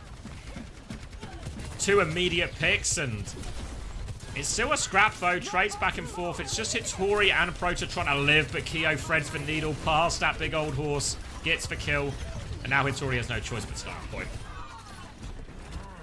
Thanks. Significant ult advantage as well. Wait, I was reading chat. How have both tanks traded? How has Crocs been traded? Like, Hitori dies late, fair enough. You know, die on point, what can he do? How does Crocs get traded there? Thank you, Dinosaur Cloa. Cola. No, all today, Dinosaur Cola. All of EMEA, all of North America. By the end of today, we will know who is in OWCS Stage 2. Mutual agreement. Okay, still a Terra Surge. Looks like it's going to be our first ult on the board from Hitori. Maybe Q can get that overclock. China just playing these long sight lines, sending rockets down. Happy to fish for damage here with Sakura's DPS comp. The onus is really on Pack and Gogo to make more of these moves down the side to clear out these DPS. Ray nearly available for Kiwi, but Tori has an early Terra Surge, throws it straight in, converts the kill onto Gogo. And Tori's going to get everything with that Terra Surge. I just don't think they were ready for it, honestly. They take the fight, they don't expect Hitori to be able to drop that so quickly. And Sakura on the front foot. Gonna match the distance, if not surpass it easily here, and even threaten checkpoint in this next fight. They've got the Kitsune Rush, and they've nearly got their DPS ults. But they're gonna be pushing into a Ray Overclock. And really, Ray and Overclock is such a more powerful combo than a Kitsune Rush Overclock. But they take the Kitsune Rush early, chance for Kiwi to respond with Ray. Kyo has the Overclock if they need it too, but gets a pick, popped the Overclock anyway. They actually got deleted by that Ray. Really, I feel like Sakura, they just tried to take that fight head up. We'll drop the Kitsune Rush, you drop the Ray. But the Ray beats the Kitsune Rush in that situation. So much healing, so much damage boost, faster cooldowns. Who cares? Doesn't make a difference. So they concede the lead, Frost Tails, but they get robot control straight back. Move this back over to Sakura's point of the map. They have to worry about Barrage, but other than that, they have a B-Blade combo to throw in of their own. Again, Strebber's beat is a little bit slower than Gogo's, and this might really cost him. No response to that Blade, no response to a potential Rampage. Shout committed from Crocs. Hitori down to half HP. Gold has been used. Now catches 2. Proto will be able to TP away. China tries to trade it with Barrage, but Pack is there for the punish. They're all over in this backline. Disaster for Sakura. Barrage doesn't find the trade value they need. Not a single kill from Frost Tails. Checkpoint and more for them. And they're going to have Beat Blade for this next fight. Zoro has the Overclock. Can try and use that one early. They also nearly have Strebber's Beat for the Blade. Important tool to answer it with. They're just taking the 3 meters here. Don't have to rush anything. It's going to be a flank behind. They've committed the map. They're all over Gogo. Overclock swing as well. Gogo will get taken down. No chance to Blade. Strebber has the beat for Pack's Blade, but not in time to save Zoro. Still a relatively even fight, but that beat health could be the difference maker. Crocs gets forced all the way back. Sakura, though, trying to steal the robot. Crocs is going to rotate round. Bumps into Hitori inside. Hitori's going to just poke ahead in for a second, get a kill on Pack and get out. Terra Surge as well. I feel like we had won the fight. Still trying to deal with both of these. Spin comes out. Farah damage coming through. Should be able to clean this one up. Yeah, it felt like a bit of a meal at the end of a Terra Surge thrown in 2. Sakura now a little bit short of ults for this next fight. Gonna have the Kitsune Rush soon. But with Gogo having this beat, a chance for Frost Tails to play quite explosive. If the fight goes on long enough, they'll get the Ray as well. Threatening a checkpoint of their own, Sakura. Kitsune Rush if Frost Tails want to drop, but they might just try and beat and go past it. Hitori's getting boot back now. Beat around the corner from Gogo. Proto responds with the Kitsune Rush. Gogo looking for another target. Eyes on the Farah. China is low, but hard to hit in the air. Pocket coming through as well. Gogo's hit nothing, unfortunately, and China's killed Kyo. Kitsune Rush is still going on point as the fight swings Sakura's way. China, big damage onto Crocs. Finishes it off too. Kiwi's able to find a trade, but trade is all they will get here, Frost Tails and Sakura. They need to pick up Zoro from spawn, sure. but they're in a position where they can threaten reclaiming the lead themselves. No real ults to speak of yet, so if they got the Barrage, Terra Surge, if they get the Terra Surge as maybe a combo, but Frost Tails, they can walk forward with Overclock, Rampage or Ray if they get in trouble. Sakura might have to play it. They either play it slow or all in on its barrage timing. Big Javelin out. Hitori's taken so much damage. They might not even need Varay. A Javelin gamble. They did use Varay, to be fair. So they get Varay out. They lose the fight. They don't gain lead, but they will get another fight before they concede any more meters. Walking back into the Overclock and the Rampage. Now they do have the Terra Surge barrage combo. Think they have to look for this. Need to save for Suzu for the Rampage. Oh, Kyo with the opening pick. And now they're going to clean up everyone else nice and easily, winning that neutral regardless of that pick, it felt like. And Sakura have to go for a quick reset. They're trying to get a couple of their players out coast here. Proto's going to die late. Wait, looks like actually Astreba and China committing to the flank. Are they staying behind? Yeah, Croxus expects them to disengage, but they're not there. Frosttails are aware of this flank. China has Barrage. Streben nearly has beat.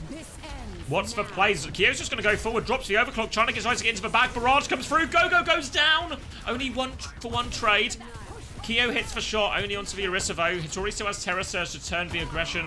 They're coming through. Javelin onto Crocs. Terra Surge in. Pulls Crocs in after that one. Gets behind the wall. Crocs is still low, but Hitori was antied. So they confirm that kill. Beat push. Zoro slides into the Junker Queen. Crocs trying to play his life. Blade from Pac to clean up all those kills. Kills everyone coming for Crocs. Kitsune rush as well. But Pac has got his teammates back. Saves Crocs' life, and all of a sudden Frosttails are pushing for a full push and eliminating Sakura, sending them down to face it. Masters, Desperation, Queen Swap, Overclock from Zoro, nails the first shot. Slide out from Kyo, chases them back. Kyo's found two in response. Kyo doesn't even have the clock, doesn't even need the clock. Pull back in. And Kyo's just done it all. Doesn't matter, Overclock, no problem. GG's, and Sakura are in to face it Masters. The first ever relegated team.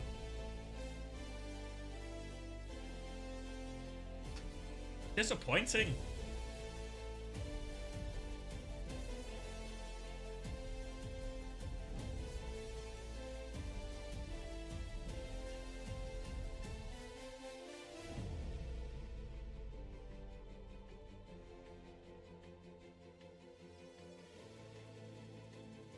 I thought it was a lower bracket. This is the lower bracket, unfortunately, set. Yeah, so I'll show you what we're working with. Sorry, somebody asked, I'm a little bit late to it. I don't know how to say it. Camembert? Camembert. That's probably not correct. Yeah, we're in the lower bracket already. All the these last two games are going to run individually, not parallel or anything like that. I think we're going to do... we're going to have to do the upper one first, aren't we? So Team Vision versus Quick Esports next. Winner gets into OWCS or gets to keep their spot in OWCS, depending on who it is. Quick Esports with a chance to be the first promoted team. Vision Esports, of course, fighting to keep their spot in OWCS. Yeah, that's a rough one for Sakura. But I mean, if you look at Sakura's path through this, they lost to both of the Face It Masters teams, so yeah. Yeah, I agree with Dinosaur Cola. It is deserved. Can't really argue with it, can you? Underwhelming performance, disappointing in a lot of the ults. A few big moments that go against them. But ultimately just fell. No matter what version of a comp we were on, it was Junker Queen, Orisa, Ram, everything like this, it just felt like Frosttails had gaps across the board. Kyo did a lot for him too. Do Frosttails stand a chance against either team? Yeah, if I had to give predictions, what I think happens is Vision Esports win this game, and then Frosttails versus Quick is actually a bit of a it's an absolute brawl for that final spot between our two Face It Masters teams. If I go back to Face It EMEA Masters, and we look, because they ran into each other twice in the playoff bracket for Masters. Frosttails won the first one 3-1. And then in the grand final, Quick Esports won. I don't know if you can see it, but they won 4-1. So both teams have taken series of each other. Frost Tales won the upper bracket final. Quick Esports won the grand final with Face It Masters. So these teams are neck and neck. But I still expect Vision should be a step ahead. But anyway, let me grab a drink. I'm sure we'll have a little bit of a break before we get over to our next one. Player of the match goes to Keo. I think deserved. Big overclocks, important picks in so many fights. Even the one to finish it at the end. They didn't need that clutch, honestly, but he gets it anyway.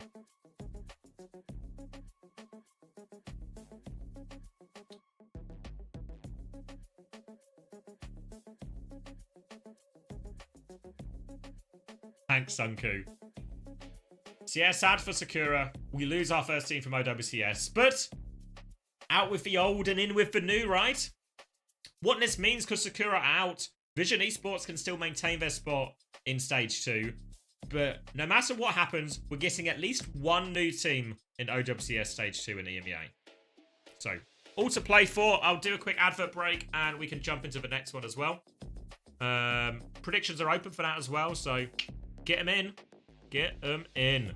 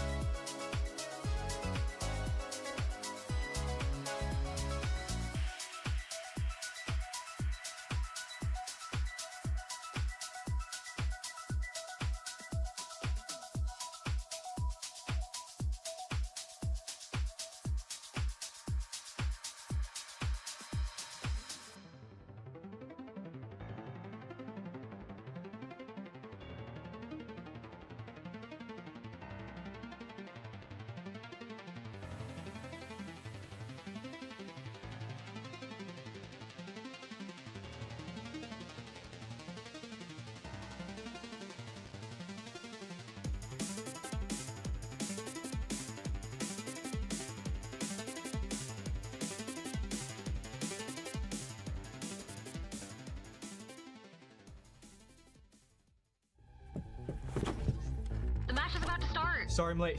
Let's do this. Widows up top. I'm on point. point, dude. Genji, you want, you know? Okay, guys, lock in. It's overtime. Let's stagger, let's stagger. On me, on me, on me. Yeah, I'm dead. Down. My ult's ready. Xander. Dead. Pushing, I'm pushing. No, pull back. Hold card, we're down. That was so bad. Yeah, we suck. Yep. Let's try something new.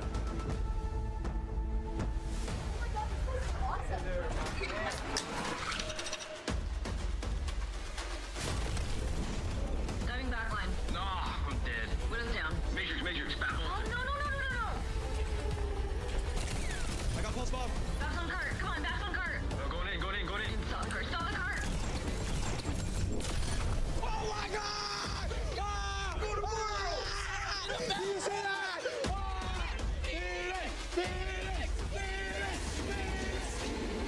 Making their OWCS World Finals debut, please welcome to the stage, Team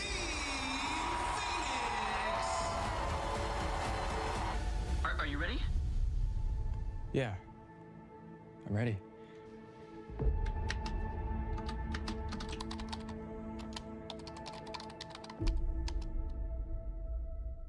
Hello.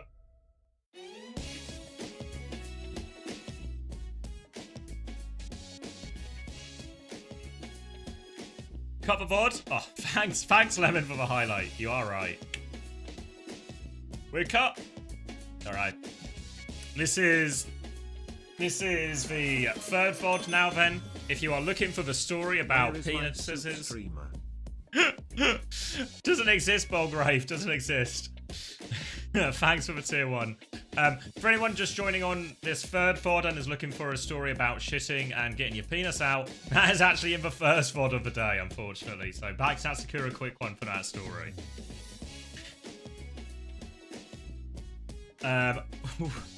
What am I doing? I'm cutting the VOD. And we're locking in promotion on the line for this one.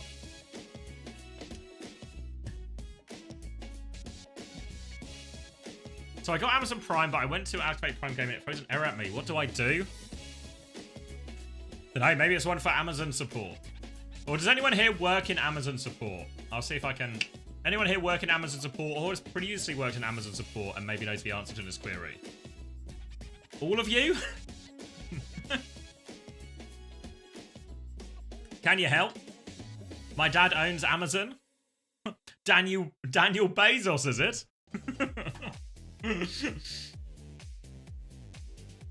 Bezos is my dog. Why would you name your dog Bezos?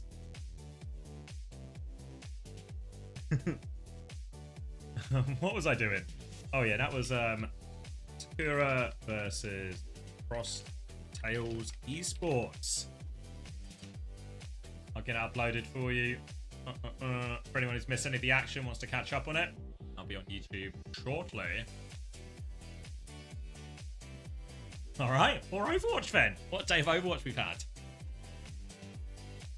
It's Daniel Emmanuel Bezos. Actually, that's his legal name. It would fit the mold, wouldn't it, for wacky celebrity and billionaire baby names.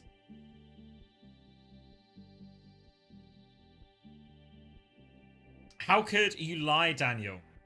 You open your mouth and then you don't tell the truth. Nukivolo currently lives in an existence very similar to the film The Invention of Lying. Anyone see that film? Watched it ages ago.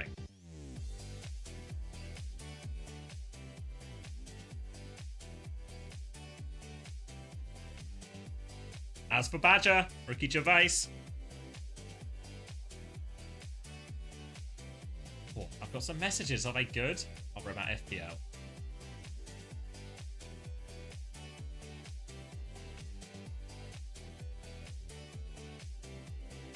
Simple tanking, simple is tanking. Yeah, that's not a misprint. That's not a misprint. Imo still banned, so simple is on tank. So factor that into your predictions if you haven't already. But to be fair, they also made they're also winning games with it, so they're making it work.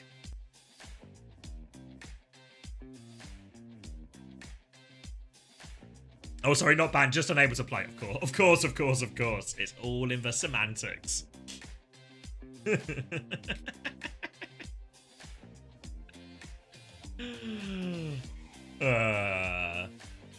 Bloody Vision Esports.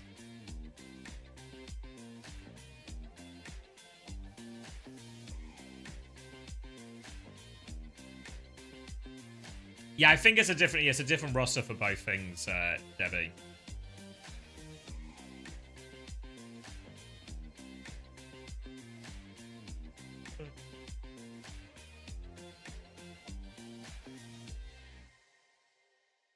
Oh, they had who's AMDP? A new tank player? Would he be old enough for stage 2? Yes, Hadouken King. NA games are the entire NA promotion relegation after this as well. Hello, it's the Radical Left. That's correct, yep. Thank you, Pineapple, our local spokesman for the Radical Left. AMDP just for sale. Okay.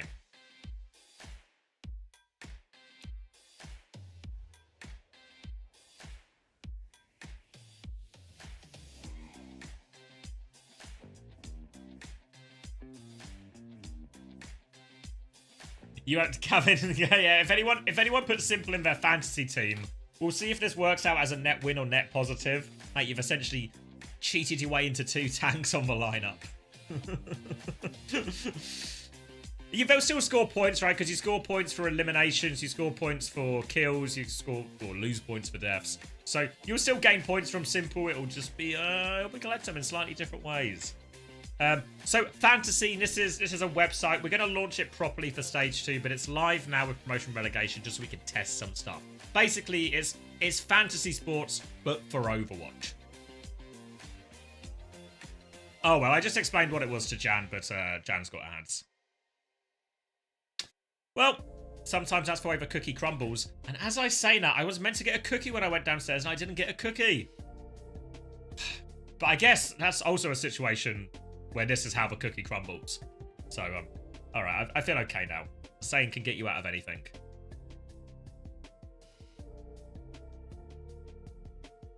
Cookie the player? No, Cookie the biscuit. Is it a biscuit? Would you describe it as a biscuit? Is Cookie a type of biscuit? Oh, I don't want to get too controversial this early on in the stream. But would you class it as a biscuit? What would you class it as? Stop getting political. Look, Wilder, some people come for the Overwatch, but they stay for the resolution of these big controversial issues. Using Chris's strats, I have both tanks in my fantasy drops. Oh my god. Noisy, aren't they? We get it, it's starting. It's not even starting! Who plays a trumpet for a 5-minute break? Was that a trumpet? I don't think that was a trumpet. Any musical, anyone with functional ears, what was the instrument?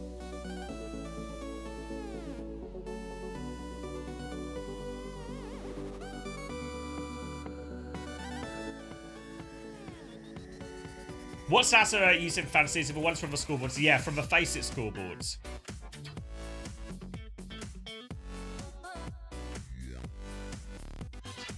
Every bloody time I try to add a match to the fantasy Face It, Oh, use some fucking grammar, Toby. Every bloody time I try to add a match to the fantasy, Face It decides to invent a new match status. I account for scheduled and finished. They invent ongoing. I account for ongoing. They invent pause. I account for pause. They invent ready. Get real. To be fair, after I actually jumped the gun on that because you only missed one bit of grammar. The rest of the punctuation was really good in the rest of it, Toby.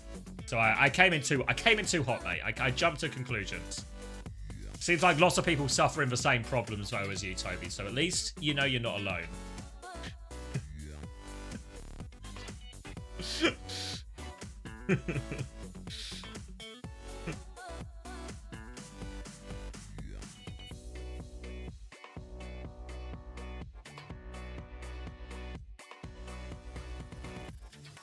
Yeah, coded again. Anyone else who has coded something will understand, Toby. I remember this feeling when I made the computer vision thing in Python to read stats when I worked for British Hurricane originally. Then I used it when I worked at Overwatch League as well. Spent months making it, and then they just keep inventing new game modes. Now there's push, now there's flashpoint. And have to add all the new modes. So I understand.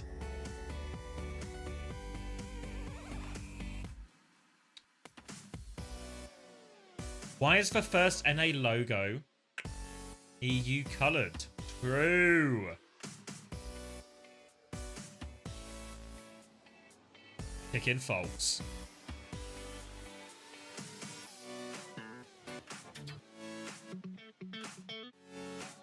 Is T1 versus VP lost media now? So what I'm going to do, it'll take a bit longer, but I'm going to put up the entire VOD from the Soup Cup today on my VOD channel.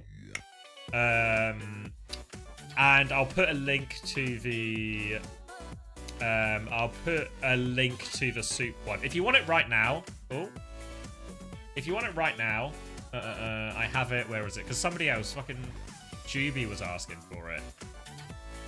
So I've actually got the link. If you want the VOD right now, it's just to the original one without like my commentary or anything. But this is the one for the Korean. This is the Korean VOD.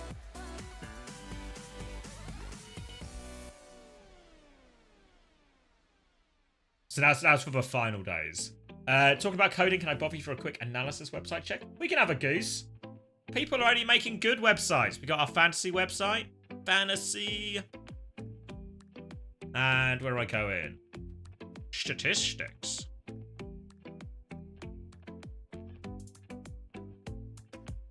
I asked for what? No, not you, Juby. Juby.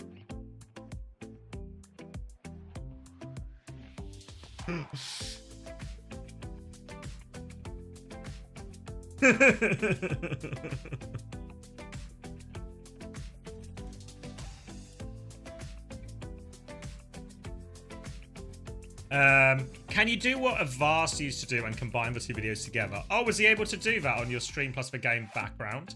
I'm not sure actually. I'll ask the question. I've not had a chance to talk to Soup directly yet, but when I talk to them, I'll try and get clarification. In the meantime, I'll oh wait, I'll send you. That's hold on.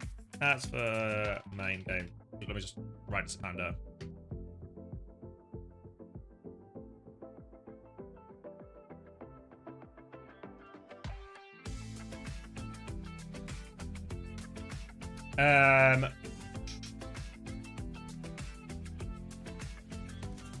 No, not Yubi. Juby.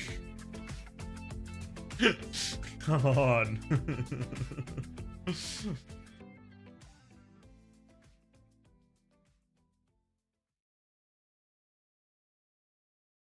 When TM? Answer for fuck's sake.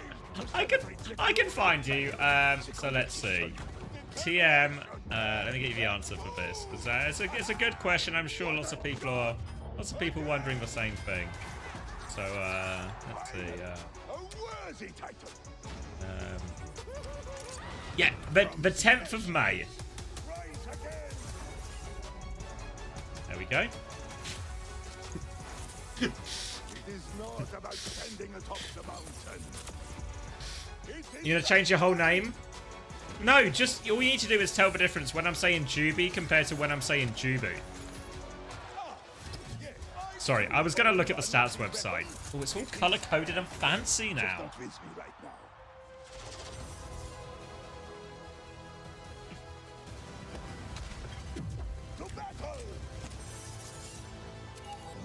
Oh, okay, wait. Is this checkbox new? I think this checkbox is new.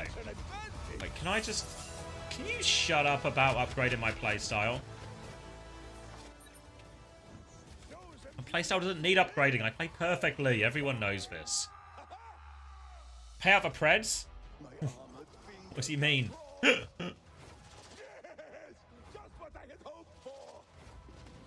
Wait.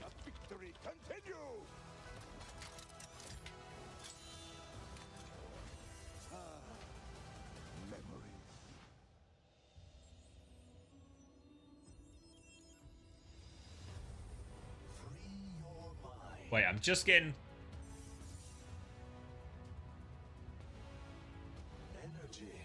A quick player's missing? A warrior's greatest weapon is patience. Be present in the moment. Am I getting trolled? Is he really? What do you mean a quick player's missing? They played game. Sorry, no idea. I'm getting distracted, but it feels like...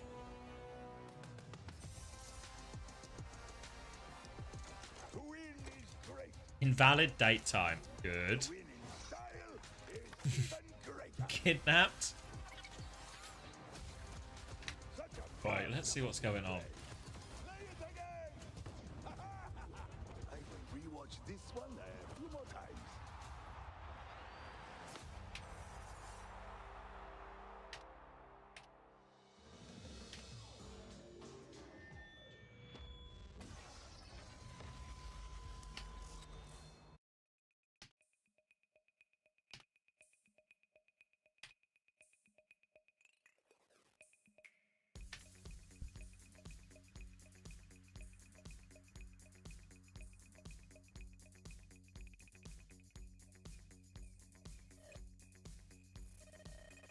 Yeah, hold on. I'm going to ask Overwatch Esports. What's going on, eh? Leaderboard updated so far. Hold on, guys. I can only do one thing at a time. So much is happening. Lovely.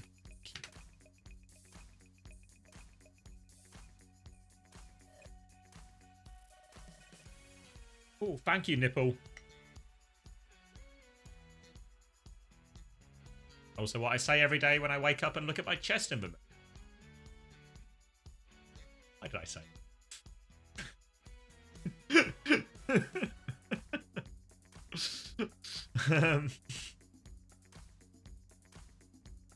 Oh, sorry. All right, let's log back into the website. You can't see that chest? What do you mean? Because it's too big for the human eyes to take in, right? Right? I'm tensing my chest now. You can probably tell because it's so visible.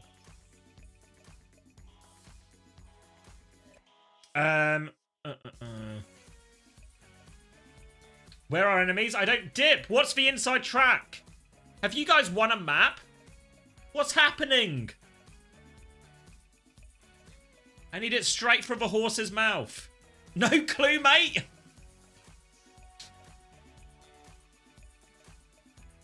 Apparently they go to second map now, Saravasa.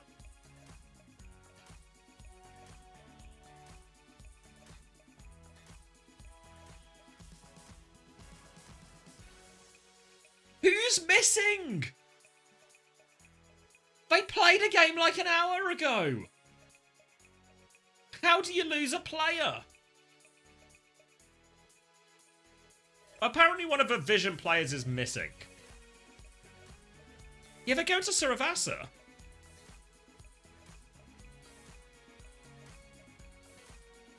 Yeah, confirmation. I got a person on the inside. They've lost map 1.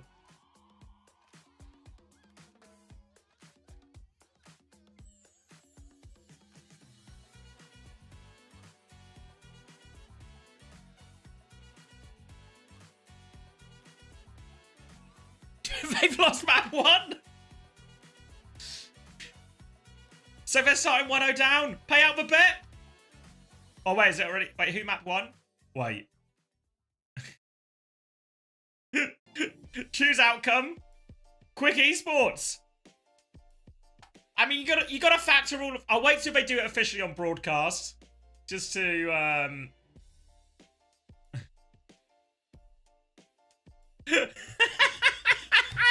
Hold on. I need to turn my light on because it's getting dark.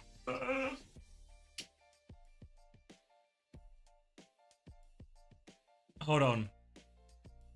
Wait, yeah, let's get the official stream going. Hold on. But maybe you're right. Maybe the nerfs are just too much. I don't think it's going to be like at this phase. You know, both teams want to just lock in. Relegation tournament. I'm reinforcing. I'm here with. You here, Johnny.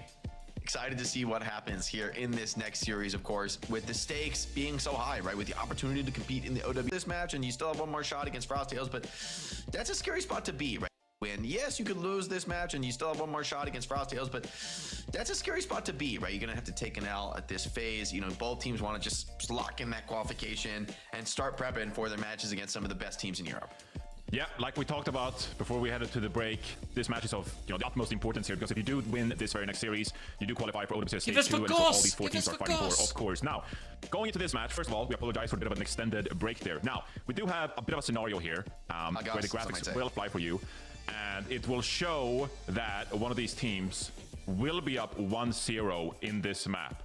That is because Vision Esports did not ready up in time for this match. Both teams, they have 10 minutes to ready up for the match, for the match start. Vision Esports did not do so, and so Quick Esports, they were ruled a map win for our very first map win. Now, the way this format works is we're going to act as if control went in the favor of Quick Esports. So Vision Esports for the second map, bloody Vision Esports pick, and control will be unavailable until we get to map 5, a potential map 5 in this series. So Vision Esports off to a rough start here, Jake, and now we'll have to go to loser's pick and select their second map for the series. Look, Johnny, you snooze, you lose. You know, I played professionally. I'm no stranger to the esports players taking extended bathroom breaks. So you know what, we gotta set some kind of rules here. We gotta enforce them as they're written, and that's just like part of the competition. So Vision Esports gonna give a gift to their opponents. I mean, it's on them, right? Like you wanna compete, you wanna play in the big leagues. You gotta show up on time. Like no one's gonna be sitting around waiting for you when you gotta play OWCS matches. You gotta catch a plane, go to land. You know, you're not gonna be. The plane doesn't wait for you. Neither do we. So it is going to be Vision Esports taking us to Saravasa. All right. Okay, so apparently as well, they were really close to defaulting the second map as well and going 2 maps down in the series. But I'm being told they're all here now, apparently.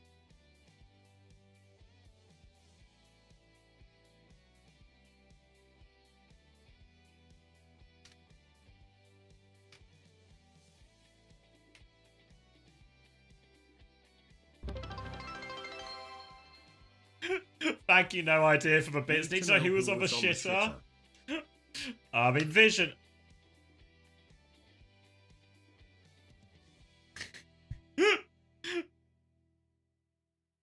Imagine being. This is fucking to stay in OWCS. You shot a map down. Imo was the glue.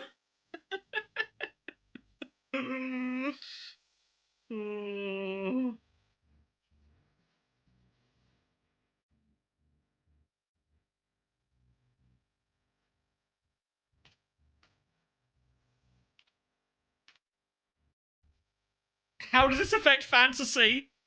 For anyone who has these 2 teams and any of these players in fantasy, you just get no points, unfortunately. Vision Esports screwing over their own chances, screwing over so many people's fantasy points. They used up bans for it. Cried. Fucking cried.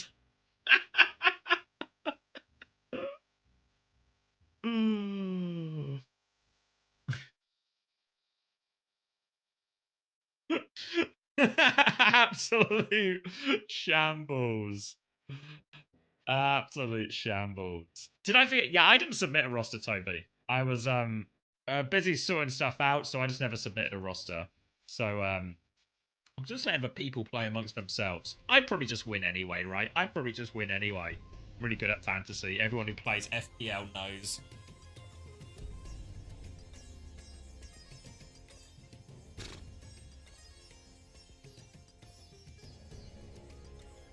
Okay. Everyone has found their way to the server eventually. Quick Esports with the lead in the series.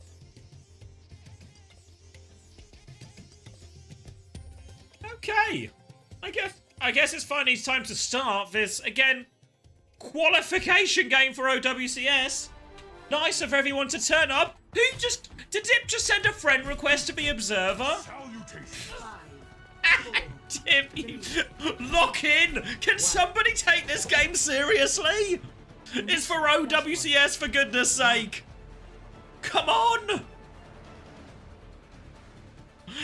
Predictions are closed. Map 2 is underway. Simple is playing Winston. He is Korean, so inevitably he's going to be good for it. I know how this works.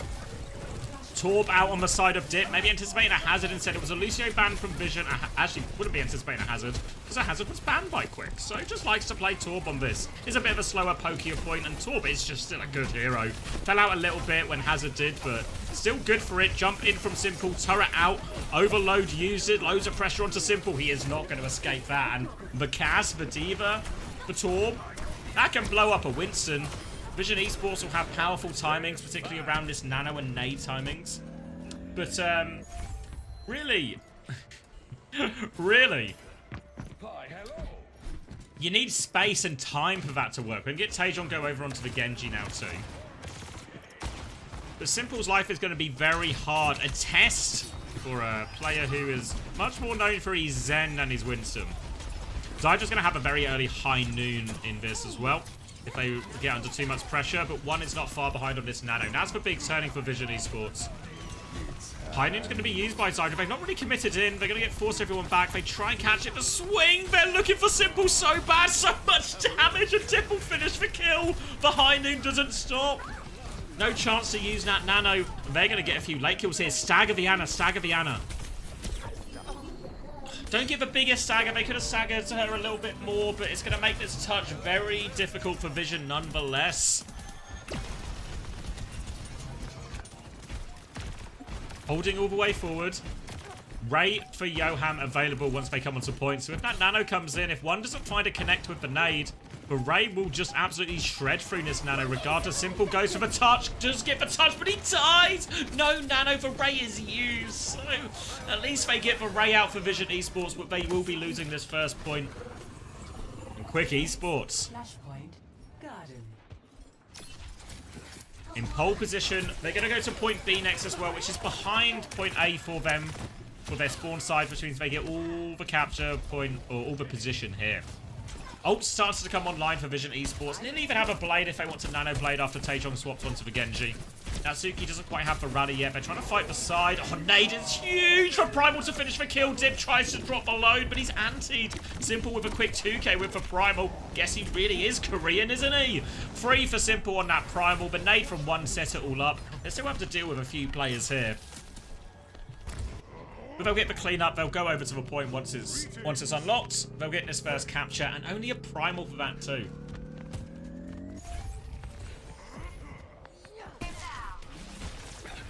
Now a chance for this nano on its next turn. Could even nano blade if they really want. It means even though Natsuki has the rally, that rally isn't really the same lifeline it is against a nano blade as it is a normal blade. You can see one, he has eyes on Taejong early. Nano blade is coming out, looking for a target. We'll just take the easy Torb kill in the end. Uses a lot of that nano blade, and Dip has walked forward and killed the backline. Taejong took so long to get that kill. Dip's actually traded the backline. Still a bit all to play for as Willie's just going to get back in mech. Flying onto the back line here. Gets the kill onto slow dive. Diver's killed Simple. The other side Dips the mega. And all of a sudden they're going to get the point. Dip. Absolute miracle. Absolute miracle from Dip there. The nano blade. Dip's just wandering forward. Wandering forward into the backline. Kills two. Had to nail every shot, but he did. Now Rally v Rally, High Noon versus Overclock. Trying to take the retake Vision, but this is where it's hard for Simple. No nano, no primal. His health is going to be at a premium. Overclock to take some space. They kill Dip. High Noon responds onto Simple, so no tank. Nade connects onto the Rally. Natsuki has to slow it down and Vision get a bit more space to work with, but they got no tank. Turret has been cleared. Willie's going to try and make a bit of forward motion onto this brig. Oi backs it up towards his Ana. Zydra swings forward at the same time. They've got slow dive separated here, but they can't pounce on it. Nade connects onto Zydra. They kill Oi though, so slow dive will have to keep conceding space. Taejong falls and Vision will have to play for one more retake. Ooh, Natsuki gone too far. A late trade for Simple. If Vision Esports can get their nano or their primal, they got a great chance at this fight still. Johan has Varay, but remember, Johan's going to have no pocket. He's going to have to rely on Varay healing to keep him up. Natsuki won't be in this fight if Vision take it quickly. He's going to be arriving part way through. Johan actually starts with Varay very early to make this touch difficult. They want to push onto Simple. Nano is available onto Simple right now. He's still so low. Can't get the primal Varay damage with the Torb and the cast. It's just too much. And this Winston is not getting close to anything. Quick Esports. 2 points in a row. And honestly, it might have even been closer when Vision didn't have all their players. Primal for next fight for Vision for this retake. But pushing into a High Noon, a Molten Core, lots of things to make this Primal tricky for Simple. The 3k he got in the previous one was really the result of a good nade. That one landed. Gonna need a bit more from one in this situation as well to help Simple convert some of these kills.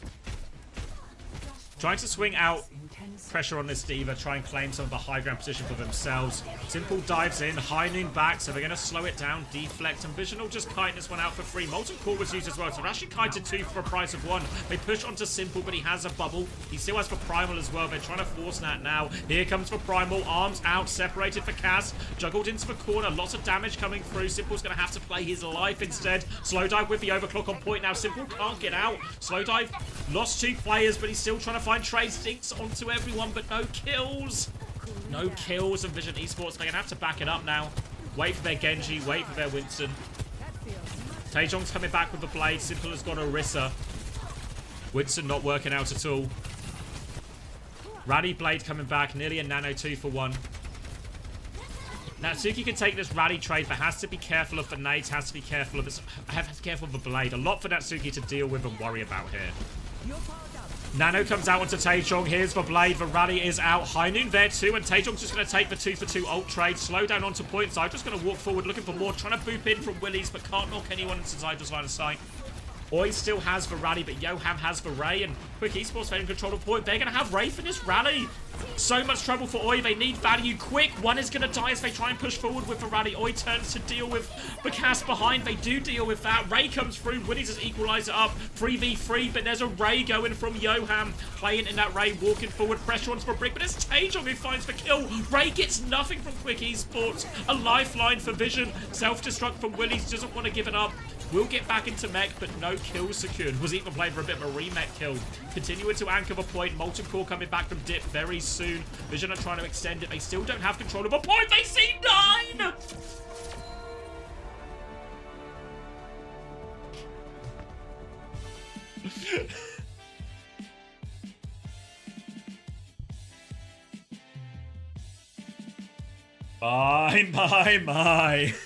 My.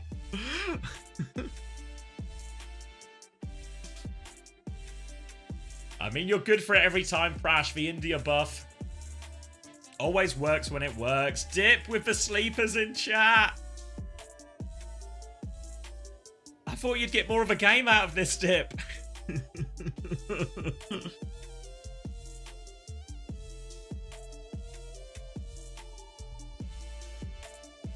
Didn't type at all. Fake. One more. You've got it, Dip. Dip, lock in. Come on, mate. On the cusp of OWCS. One more map. One more map to qualify. You've got it. I'm locked in. I'm glad to hear.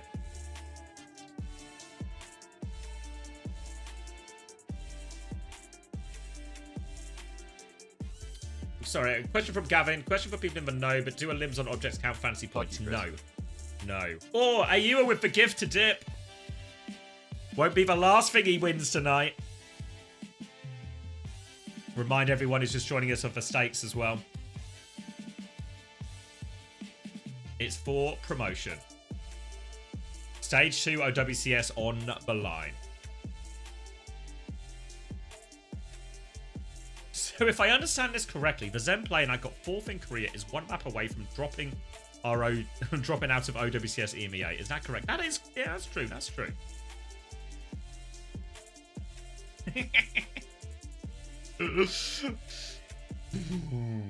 Vision will have to face FTE if they lose. It is true, right? And they beat FTE earlier today.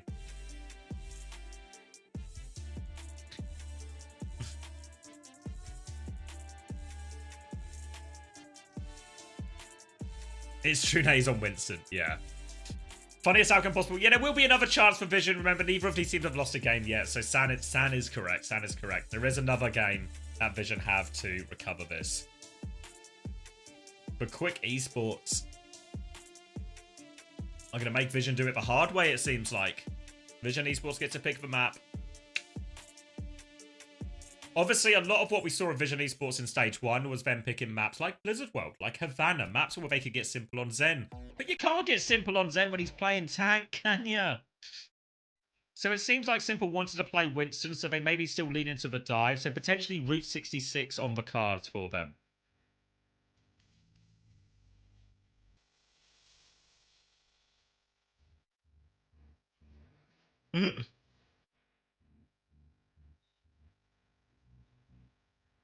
How's Oi's tank play? Didn't Oi... Someone correct me if I'm wrong. I'm never wrong, but someone correct me if I am wrong for the first time ever in my life. Didn't Oi used to play tank? Is that what someone said last time?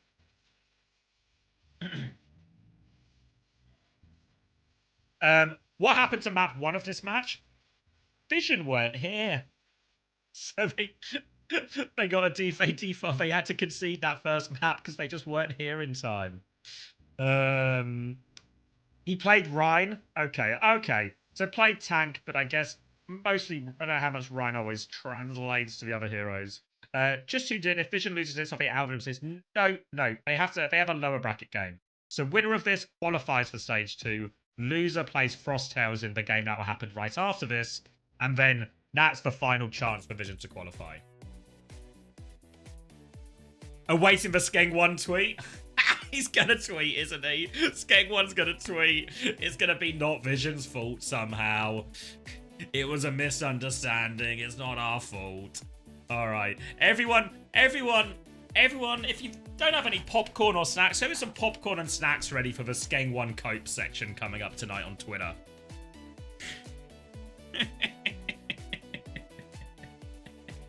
Vision have gone to Route 66. They've banned Zen, presumably more to protect Anna than anything else. No Winston ban or anything on the side of Quick Esports. They've banned Sojin instead.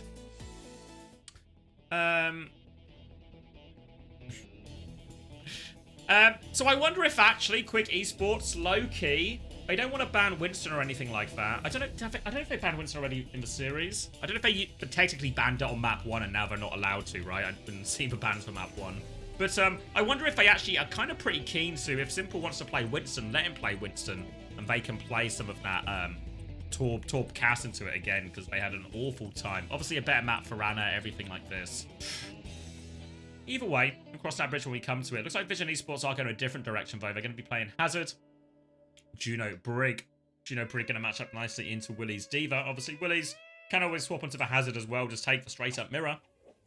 We'll see what they land on once we get out of spawn.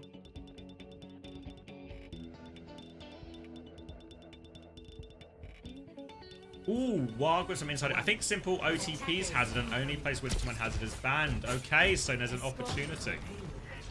Maybe this is going to be a better look. Better look for Simple.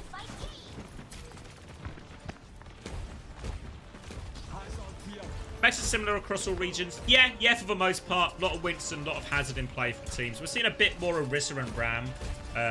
We've seen that in Korea and the other regions still, but we see it only on... It's a bit rarer. We only see it on certain maps over in Korea, whereas in EMEA, they bloody love it. Feet on the ground. He's good on Hazard. Cronus says so. Alright, he's booped Woodies off the map. Cronus was telling the truth. He's good on the Hazard. Little wall to stop Willie's climbing back up. And this will be sending Quick Esports straight back to spawn. Why is Hazard making all these noises at me? Come on. Getting all hot and bothered. Quick Esports now, no ults to speak of.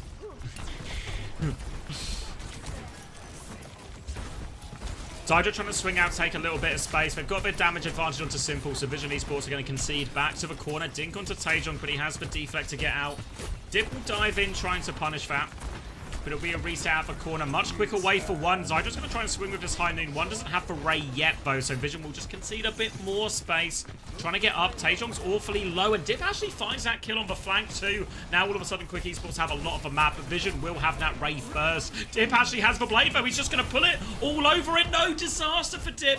Zydra has swing. He's still found a kill onto the high ground now. Willie's grouping up. Ray to turn the fight from one. Needs to get up there. Needs to get Simple in this Ray. Needs to find kills, but Simple's getting juggled around. He can't find anything. Zydra's killed one. Significant amount of healing gone for Simple now, but he still has it. He's dropped the downpour. Shield up. No one gets hit by the downpour. Rally comes in through Oi as well. Natsuki will respond. Oi is trapped in by that wall. Good wall by Willies. And Quick Esports rolling forward. Thought they might have been in for disaster after that blade. They're actually going to try and trade onto Willies here, but the walls will slow them down. They can't touch. So it'll just be a bit of a HB trade. Blocks traded by Hazard. They'll keep walking forward. A lot of ults invested in Snap Vision Esports. Both their support ults. So it is support ult advantage, but as they try and push for these kills, Willies is going to commit the downpour. Locks up Simple. Can he convert the kill? Briggs swinging on him too. Slash comes through. He's taken so much damage, but Simple lives. He gets out. And they kill everyone who was trying to get over Simple there. Vision Esports will stabilize at the choke. Again, Quick Esports investing ults into that. Quick will have the Wraith in his next push, but if Slow Dive, with all the high grounds on second, he can sit up there, drop the high noon, make pushing with the Ray quite difficult for Quick Esports. And then that can even allow Taejong to maybe find more aggressive timing with the blade as they walk in. High noon swing quite early though, so Vision will just back it up. Looking for something. Ray, but now from Yoham. Slow Dive's going to swing with the high noon. He's on this high ground. Needs a bit of pocket, slows down any aggression, but now Taejong just has a free blade. There's an opening here for Vision. All eyes to the Genji. Taejong drops the blade down to half HP. Repelled already. Simple keeps walking forward. Now allows Taejong to have another crack at it. This time he gets Zydra with a slash. Resets on the high ground, one pick. They've got him pinned on the low ground. Natsuki's super low. And Simple will clean that all up. Dip with a trade. It is onto the cast, which will be relatively slow walking back. So a bit of an opportunity for an easier retake, but Vision Esports have looked pretty comfortable on this second point defense so far, first couple of fights. Double support ult available for Vision in this next one too, and Quick Esports don't have a lot. They can drop another high noon, try and clear some space. Maybe Dip can find a clutch with this blade, but we're asking a lot of Dip into these support ults, into this downpour, into this high noon. They're just going to clear Simple out as they take this neutral. High noon swing from Zydra in main. Trying to find something. Doesn't get anything. High noon back. Downpour out from Simple as well. High noon swings. Damage only, but they're locked up, so the high noon doesn't kill him. Dip wants to clutch with blade, but oh no. He told me he was locked in. He said he was locked in. Why would he come in and tell us all he was locked in and then blade like this twice? I can't believe he would lie to us on the internet. Vision Esports have Wraith in this next fight. Natsuki has the Rally. Not really a great way to take that fight directly for Natsuki. You can maybe get away with it if you can rally early, bash super aggressively, but it's hard to do that from the low ground here, so Quick might need to play a slower fight. Walk up, try and use the Rally more to just survive and kite the Ray a little bit. Dip's come through the left-hand side now. Zydra's found the opening pick. A chance there. Trying to go aggressive Vision, but you can see Quick Esports, they anticipate it. They take the back step, the deflect, the Rally. The Ray is woefully late from one. And Quick Esports, a huge opening, a chance to hold forward, set up on this high ground, making these chokes incredibly difficult to work around. Taejong is coming back with a blade nearby, but a high need from Zydra when he has a chance to set up. A Ray from Yoham coming shortly round the corner. A difficult fight for Vision. Quick Esports need to nail this snowball. So important on these escort maps. Final minute as well, so they won't get much of a second chance. Zydra drops for high noon. Dip is low. Deflect, force, and pocket comes through for Dip. High noon doesn't find anything. They're just slowing it down. Now the Ray push comes through. All the damage onto Simple. He's so low. They don't get the kill, but Dip has found another kills. He's locked in. Redemption for Dip. Gets the kills with those Rays. And they will clean up second, extend their time back all the way up to 2 minutes. The boost for Dip works. It's working, chat. You're boosting him. Slow Dive going to make the move over to Ashe as we go to pretty much just a long straight point here. So big open sight lines, chance for the Ashe to get through a lot of work. A little bit more vulnerable to this Genji Hazard, especially on those speed ring timings. But if they can keep Slowdive posted up at the back of the map, a great chance to have a big influence on these fights. For now, though, Quick Esports taking the free push round the corner. Come on, Froat, hang in there. Downpour Blade available for Vision. No ults just yet for Quick, so they'll take what meters they can get. Build up the last of these ults. Dip is down to half HP. He's the closest he has for Blade. But we've seen how these Blades go. And we're going to have to wait a bit longer until we see the third installment into Dip's franchise of Blades. Franchise of failures, really. Quick Esports, reset, no ults invested for Vision, so they've got a pretty healthy bank as we go into what will be pretty much the final good fight. Both Blades up for the Genjis. Dip's going to start it off, going in. Downpour comes out onto the brig, and this time Dip connects. The boosts have changed everything. He comes back to point, preserves his life, takes that opening pick. Vision are holding onto their ults for this final fight. Quick Esports backline is closing fast on those support ults as well. And all of a sudden, the ult might just swing in their favor. Bob is out very early just to buy a bit more time. They can burst this Bob down. They've lost Willies while this Bob is out. Disaster. Quick Esports need a quick reset. They have 4 ults coming back to this final fight. They will be strained a little bit for the touch. Vision Esports should fight close. They should blade in spawn. Taejong should go early. He's on the left-hand side or top side of our screen right now. Left-hand side of the map. He's there with the brig with Oi. Go early, Vision. You have to surprise them. They've got too many ults. Oh, they're just going to play slow for the Ray instead. Take the fight on point. Maybe it's enough. Maybe the Ray blade will be enough. As long as one gets to this Ray, it will be okay. Ray comes out first for Yoham.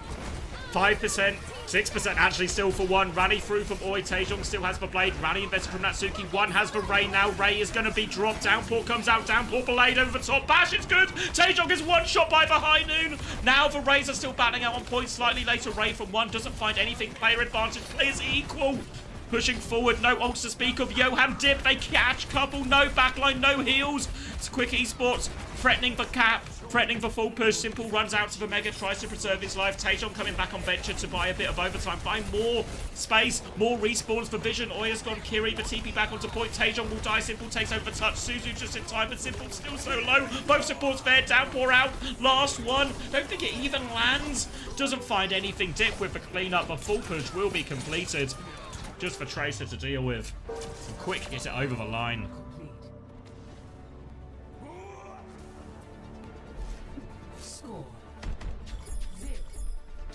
Was it a poor Jax as well? Because it looked like it went up, but I didn't see it come down. And most, I've been reliably informed what goes up must come down. But it didn't come down. I've been streaming too long.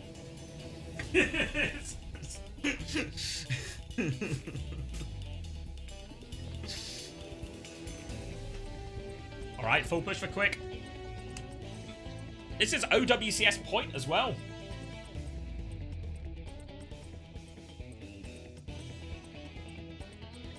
It's stuck to the ceiling.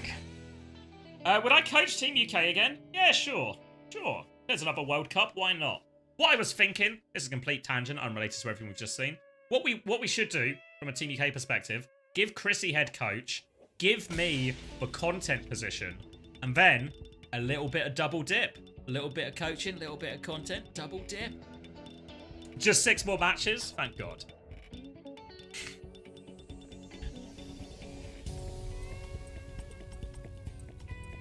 Dip? Exactly. You know, I'm looking to double dip, but I know we've got a lot of single dip fans here. The boosts helped him over the line. A couple of blades, but really it was... They dealt with Taejong's blade. That was the big swing factor in that final fight. Instead of playing aggressively Vision, trying to clutch and just turn it into a chaotic dogfight, they instead choose to play slow for their Ray. Decision doesn't pay off. Slowdive going to start on the Ashe on the attack here. The Ashe on the attack, it's harder. It's harder for sure to get meaningful space. Slowdive onto the high ground already. Willie's taking a look at him. Wants to keep him in check if he tries to overstep.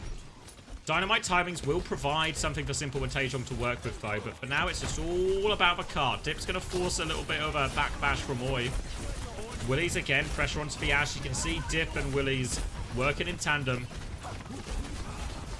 Dive onto the high ground, and they think Simple's overextended, so Willies just tries to turn to punish that. A lot of damage onto Simple, but no follow-up. Maybe it was an opportunity for Quick to play that a bit more aggressively, but Zydra's found the pick regardless. Simple has got the Mega back onto the high ground. Wants to find trades. Natsuki in a world of hurt.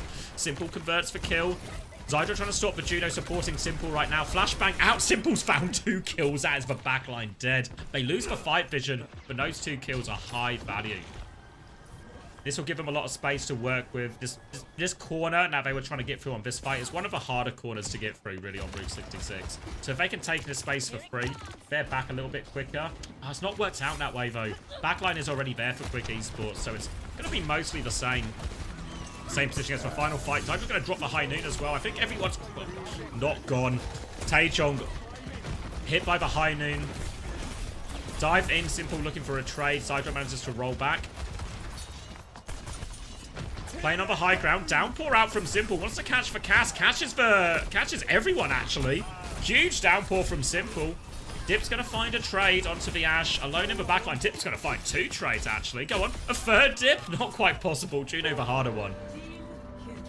And yeah, Simple 2 trades in the previous fight. A massive downpour there to open this one up again. And Simple's doing what he can on Hazard. But they need to win some of these bigger ult fights as well. Retake will be possible for Quick Esports. They can start with a Ray Blade. Taejong still needs 8%, otherwise Vision can match it. They've got a Bob to come out early as well. Ray's going to be matched there, and Taejong goes down. Dip with the Blade. Bob is on point as well. Simple still finds a kill. Dip's looking for more. He gets 1 out of the Blade. He's got a low HP Juno underneath him as well. We're all over that. Rally's going to come out? The Rally's going to come out? Downpoured and locked up. So at least I guess they get the downpour out. But this is bad. This is bad for the economy. Might technically be worse for Quick since Taejong still has a free blade. And they've overextended into spawn. This is absolute shambles. Sorry, read chat for a second. Reading chat for a second, and Quick Esports have thrown the hold. The payload's so close, they just don't get a recontest. And all their hard work is for naught. They'll still concede first point. They'll get 3 minutes. Blunder from Quick and an opening for Vision. Taejong now has this blade.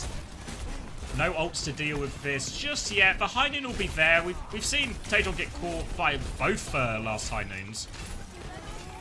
And Zydra will be able to just sit far back on the high ground, really make it difficult for Taejong to find a meaningful connect. Really, Vision want to try and close some of the distance.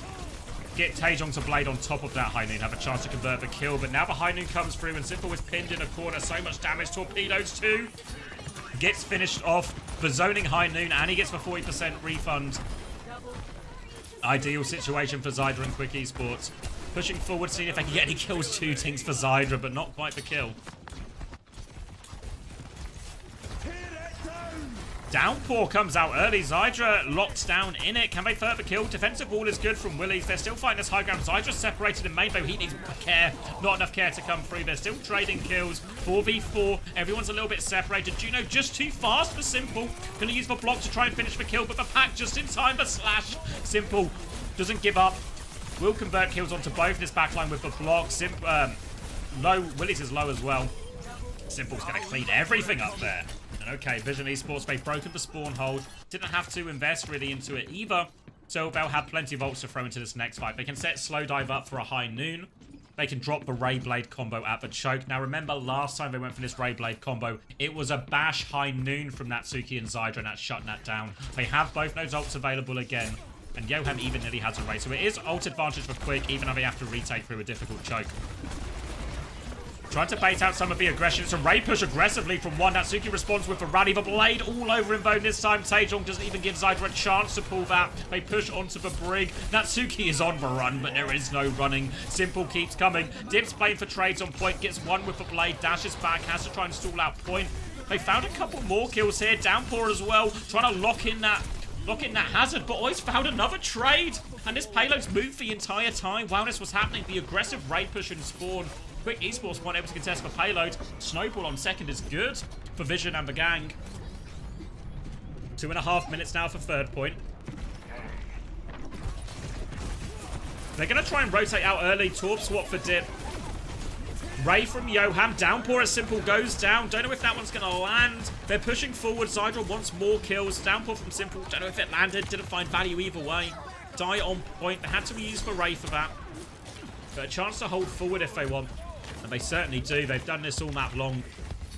Simple's going to try and rotate around the other side. A wall separates for Cass a little bit here. Rally's going to be used by Oi to try and commit to the rotate. They are going to get everyone through, but they don't have control of a payload, so not huge value out of this. High Noon's going to be traded. Slowdive is swinging aggressively with that, looking for someone. It's a bit of a stalemate. Both teams will stabilize. No ults now, just a full neutral for this. Zydra on the high ground. Simple will try and get onto him. Roll back from Zydra. Walls off that sight line. Instead, he's going to try and help Dip with that Genji. Taejong hasn't lost too much HP though, but Willies is all over the Cass. They push forward, looking for another kill, and Zydra is free to swing now. Simple didn't find too much value. Taejong with a late trade all the way in the back. Is that enough to break the spawn hold? To Quick decide to go back?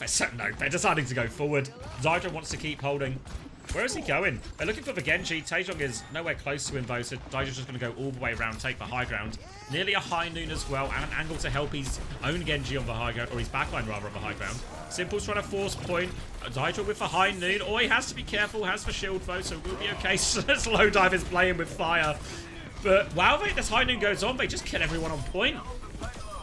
Doesn't make a difference. I thought they were claiming a lot of the space there, but Vision Esports still find an angle to do the damage. They break that one. Win the neutral. Have the Ray Blade combo for this next fight. We enter the final 40 seconds. Cheers, Jacob. Final 40 seconds. Ray Blade available for Vision.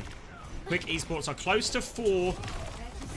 But they're going to take the fight before that starts. So the Ray comes out from 1. Maybe playing for 2 fights here. Quick Esports. Yoham's going to die immediately. They get that Ray out all over it. They died so quickly, they didn't build up too many support ults, actually. So they still need 15% for the Ray and 9% for the B. If Quick Esports gets in this double support ult, they have all the tools they could possibly want to survive these DPS ults from Vision Esports. As long as they can get there. They can Molten Core out of spawn, take a bit of space here. Have a downpour to throw in as well. They just need to get to it. Pressure onto Taejong. Stops him blading early. High Noon from Slowdive. Force him all the way back in. No support ults just yet for Quick Esports. Willies is half HP. No value out of that High Noon. B and Molten Core and downpour. Dip dies immediately though. Not a whole lot of that. Slowdive gets 2 kills. Now Yoham has the Ray, but a blade from Taejong all over the Lucio. They don't get to the support ults in time. Slowdive finds 2. And this Route 66 is not over. This map is not over. This series is not over. Vision Esports will get the full cap and send us to overtime. Score 3-3. Switching sides. No, I don't think it was an Ajax. It was not good, but it wasn't an Ajax. Yes. Yeah.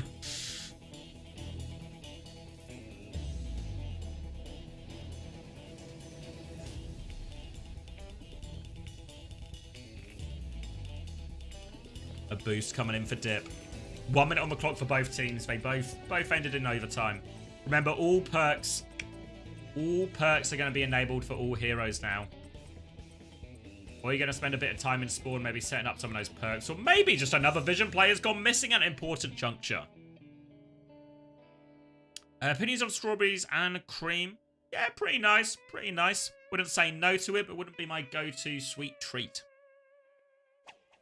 Does Hattie Theory mean this will be a draw? Hattie Theory doesn't account for equal situations. Actually, no, it does. Actually, no, it does. Hattie Theory is the team that attacks first, which is normally the team with a lower time bank. It's better to attack first, basically. So Hattie Theory dictates that Quick Esports will win this. What's my go-to sweet treat? Ice cream. Opinions on 50 kilograms of cocaine? That's a lot of cocaine, but if you get me started, it's probably not enough. I think I'm not allowed to talk about drugs these days. But whatever happened, that's the way the cookie crumbles. No spawn hold this time for for Vision Esports. Instead, they're gonna play. Instead, they're gonna play for the good hold on the corner.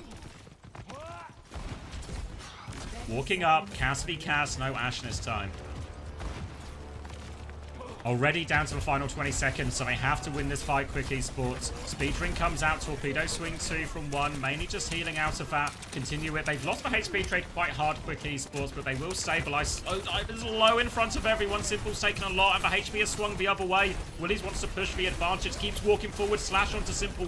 Wall doesn't find anyone. Simple with a defensive, but when Taejong finds the Genji picker on the flank, they have to do it 4v5 now. Dive in from Taejong. He's got more pressure onto Zydra, and Taejong is just deleting people now. As soon as one of the Genjis goes down, the other Genji just becomes free.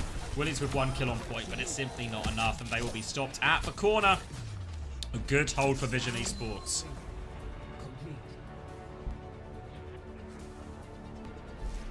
Score 3-3. Switching sides.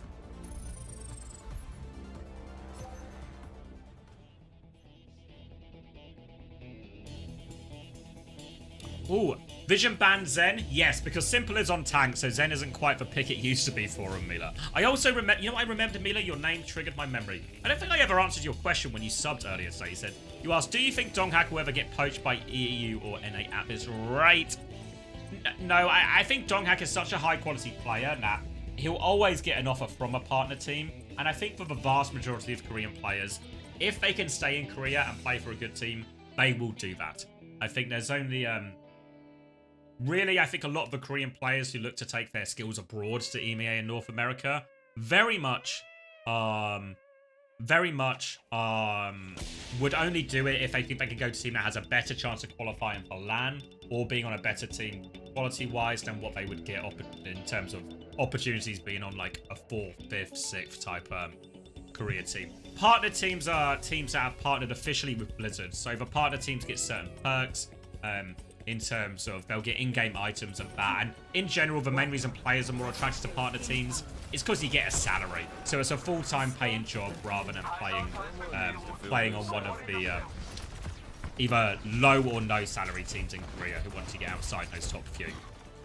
Anyway, it's overtime. All to play for. 45 seconds on the clock. More Hazard, more Mirror. Vision Esports trying to cling into this series. Quick Esports on the verge. If they can hold, they qualify for stage 2 of OWCS. Walls will be traded. Not too much lost or gained for either team. Slash comes in onto the flank. Dip will be fine though. Zydra's down to half HP, and Slow Divers won the duel this time. Now they're going to pile in. Player advantage for Vision Esports. Willies has taken so much damage. He's full blocking. He tries to go on point. Natsuki's pushed forward. Got a kill. Simple wants to trade it all over this brig. The pocket is good though from Yoham. But they keep going. Willies has found another kill. It's not just over yet. Zydra is rushing back on Tracer. Willies has to stay here. He has to keep the point contested. He's got a bit of space to give, but not a lot. Zydra is there. Dip as well to take over the touch. They're flooding back right now. No ults just yet. Yoham is closest, but still 30% away. It's going to be another neutral. We are deep into overtime. Quick Esports, if they hold, they qualify for stage 2. Swing onto the flank. Taejong is slow. He dashes back. There's a jagged wall there. Willies gets the kill onto 1. A crucial pick. Yoham gets traded. Player advantage still for Quick Esports, but they have to stay on point. They're trying to deal with Simple. He's so low. Quick Esports player advantage. Taejong finds 1. The DPS are there. Dip shuts them both down. And Quick Esports qualify for OWCS. Whew. I mean, they got a bit of a helping hand in the first map. GG's Dip, congratulations. Well earned. Got a bit of help in the hand in first map. But map 2, map 3. Again, remember, both of those maps were Vision's picks, Vision's first ban. Can't dispute it. Well earned. Good job. Good job all round, and Quick Esports get themselves into OWCS. How did the brig get in that trade? You know, who were we watching earlier? You know, we were watching Fixer earlier, and he would make all these aggressive moves sometimes that felt kind of risky, but if he spots the opportunity, he just goes. Feels like Natsuki makes the same one right, because what happens initially, right, is the cast just wins a duel, right? Slow Dive picks Zydra. All of a sudden, player advantage for Vision. What happens when you have player disadvantage? All of a sudden, if you just take a pretty normal fight, people trading damage and cooldowns, you're going to lose because five players are better than 4 players, most cases, especially when there's no ults in play. So what you need to do, if you are a player down, you have 2 choices. We need to piss off, or we need to get in. You can't piss off because you have to stay on cart. So it's time to start taking risks. It is time to start making plays. Natsuki, makes that decision in the moment very quickly. We need plays. We need picks. I see an opportunity. I'm going. I take it. And all of a sudden, that changes the nature of a fight completely. Equalizes the player situation. And then it's all to play for again. So, yeah. Really big decision in an important moment. I know they had a 2-map advantage anyway, so... So it's not like it was like do or die, but... Tough map to win there. Overtime, 1 minute on the clock. Don't get it far around the corner. Have to hold in a bit of an awkward place that you wouldn't normally be that bothered about holding.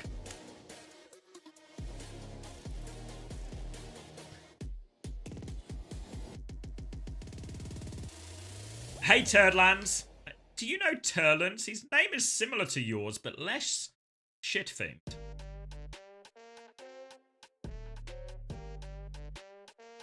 Vision versus Frostales again now. Correct, Lemon. Yes, correct. I presume we're going to get player of the match. We only saw 2 maps, didn't we? But player of the match-wise, where are we going? Where are we going? You think Willies? Yeah, I was considering Willies.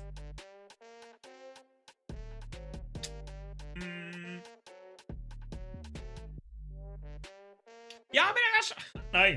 It felt like a pretty team-based performance, right? A lot of those key moments wasn't big opening picks or key things. It was or like key moments of somebody popping off. It felt a lot more like the big moments were winning the big ult fights. You know, like that bash into the high noon when Taejong tries to use the Ray Blade.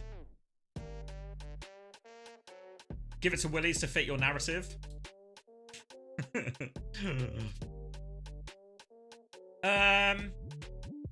Yeah, honestly, I mean, I'm maybe sort of keen on those 2 plays, but actually now Route 66, like 2 of those crucial fights was actually Natsuki clutch.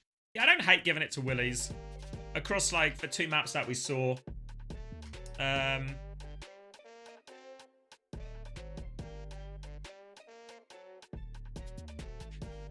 I mean, honestly, I think a lot of it was backline gap as well in terms of ult usage and ult value. Guys, look. There's every sentence I say with Willies in it is an unavoidable innuendo. There's nothing I can do. Nothing I can do.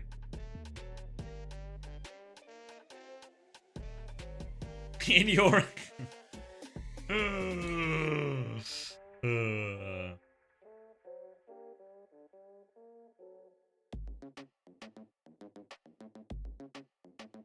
Just writes itself, doesn't it?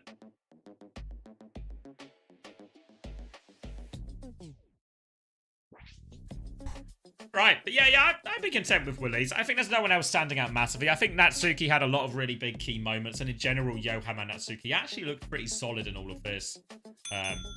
Willies, good on the Diva, good on the Hazard. Very well-rounded composition. Why was there a bell? I'd be content with Willies. I can't help it. Is it dinging every time I say Willies? What's happening?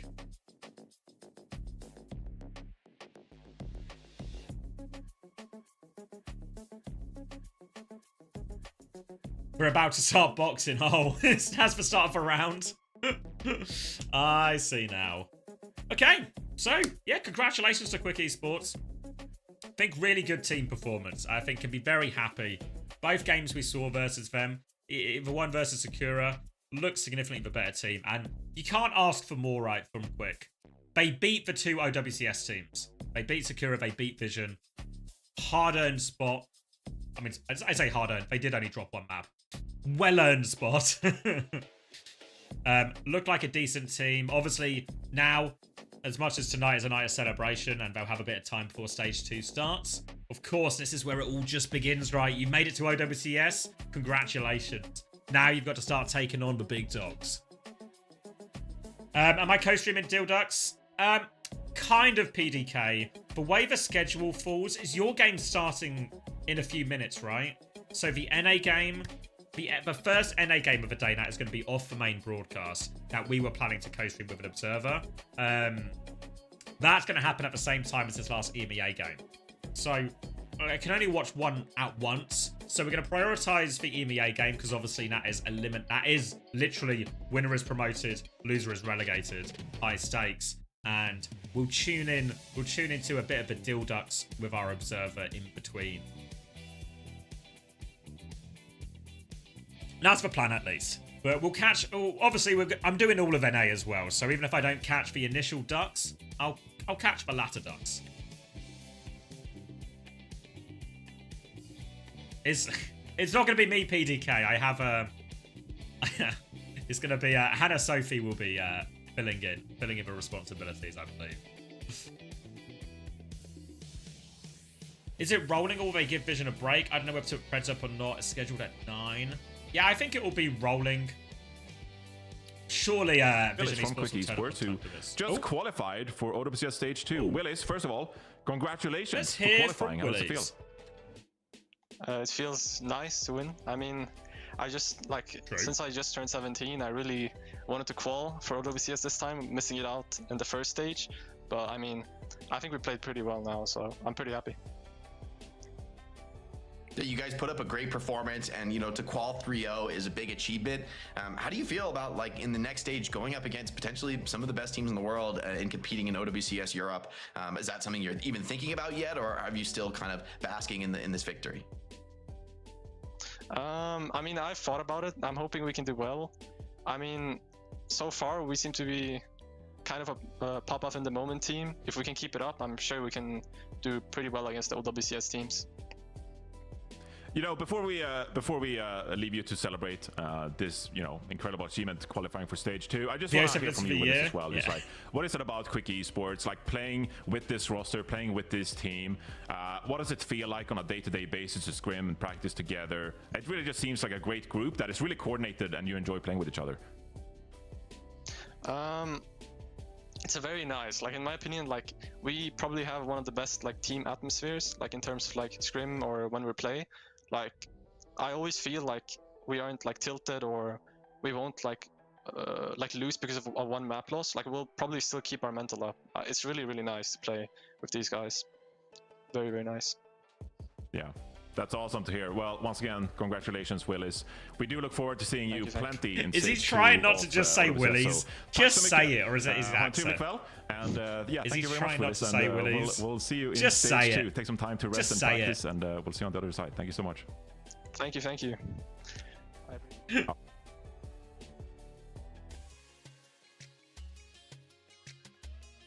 Looking forward to seeing more Willies. Who is it? Probably the actual pronunciation, knowing the Swedish connection. I'll sub if you commentate. I appreciate it, Zakator, but gotta go where the action is. Promotion relegation game, too good to say no to. 5 minutes on the clock. Chance for a cookie, chance for a drink. Congratulations again to Quick. And we'll move into our final game of EMEA for the day. I'll cut the VOD out of respect. Sorry, I never answered your question, Julie, but I did read it. But I think, yeah, the Prince will be fine. Maybe easy with the power of hindsight. Quick Esports versus what they call Team Vision, I think is their official name.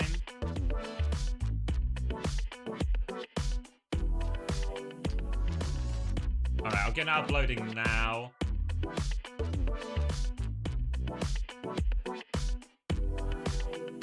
Turns down a bit. So. Alright, that's uploading now, so if you're interested in that, go check it out. VOD will be up on YouTube in a little bit. If you're just joining the VOD right now and you're looking for all the Willies information, that's in the previous VOD. If you're looking for the story about a particular Willie, my own, being out, and that time Sideshow Watch Me shit, that's in the first VOD of the day. Back to the secure and quick esports one for that. I'm gonna grab a drink and I'll be right back.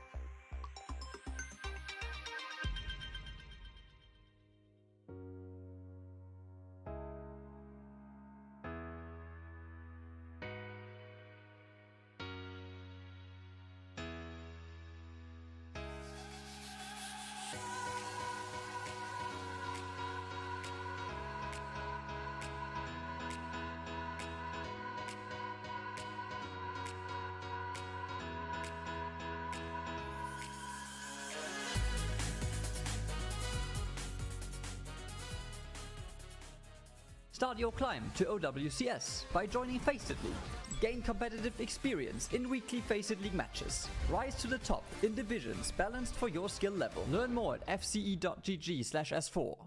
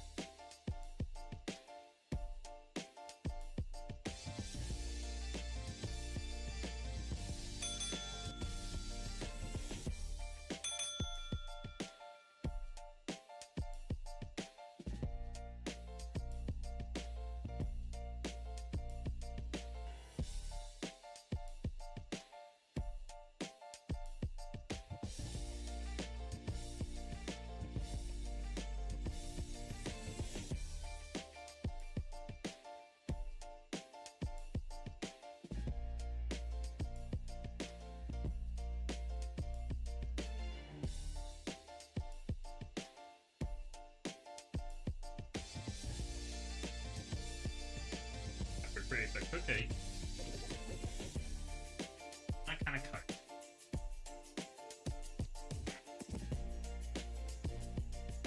Or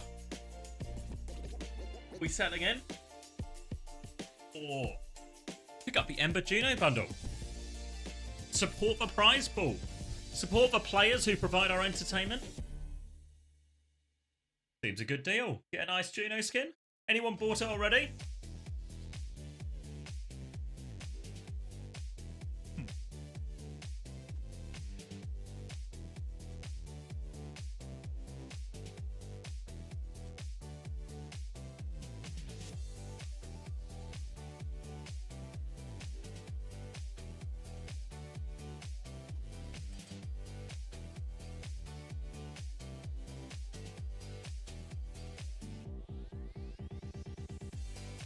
Hold on, let me just sort out. So we got the Dilducks game is starting at the same time.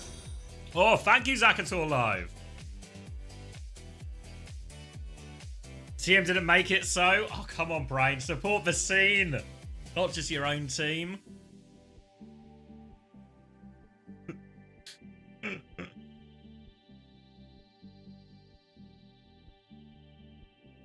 Oh, okay. Hold on, let me just sort out. I'm just sorting out the clean feed at the same time. If I minimize this, can you see? You can see the other one, right? Okay, let me... I'm doing some stuff for Hannah. Everyone, it's a hold horses situation. Wait, does anyone have the link? Can I find the link? Am I a man of intelligence? And I certainly am.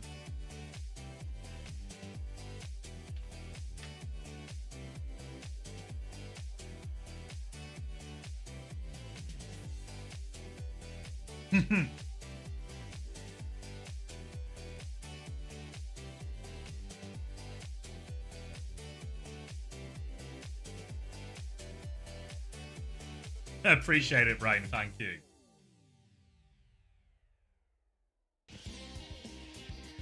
What are we happening? We're still getting rosters here. Alright, people in the lobby.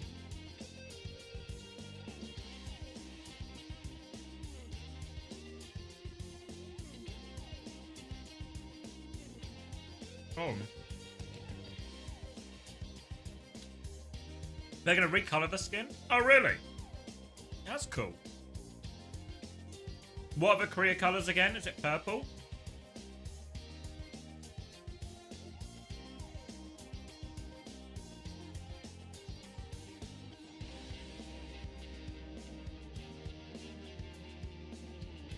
One of your best friends is plays for Dilducks? It's red? Oh, okay. Is it? Oh, it's EMEA that's purple, maybe. No, wait, EMEA is green. Is NA purple? Is anything purple? NA is purple, okay. We're not getting a purple recolor then, are we? Fuck.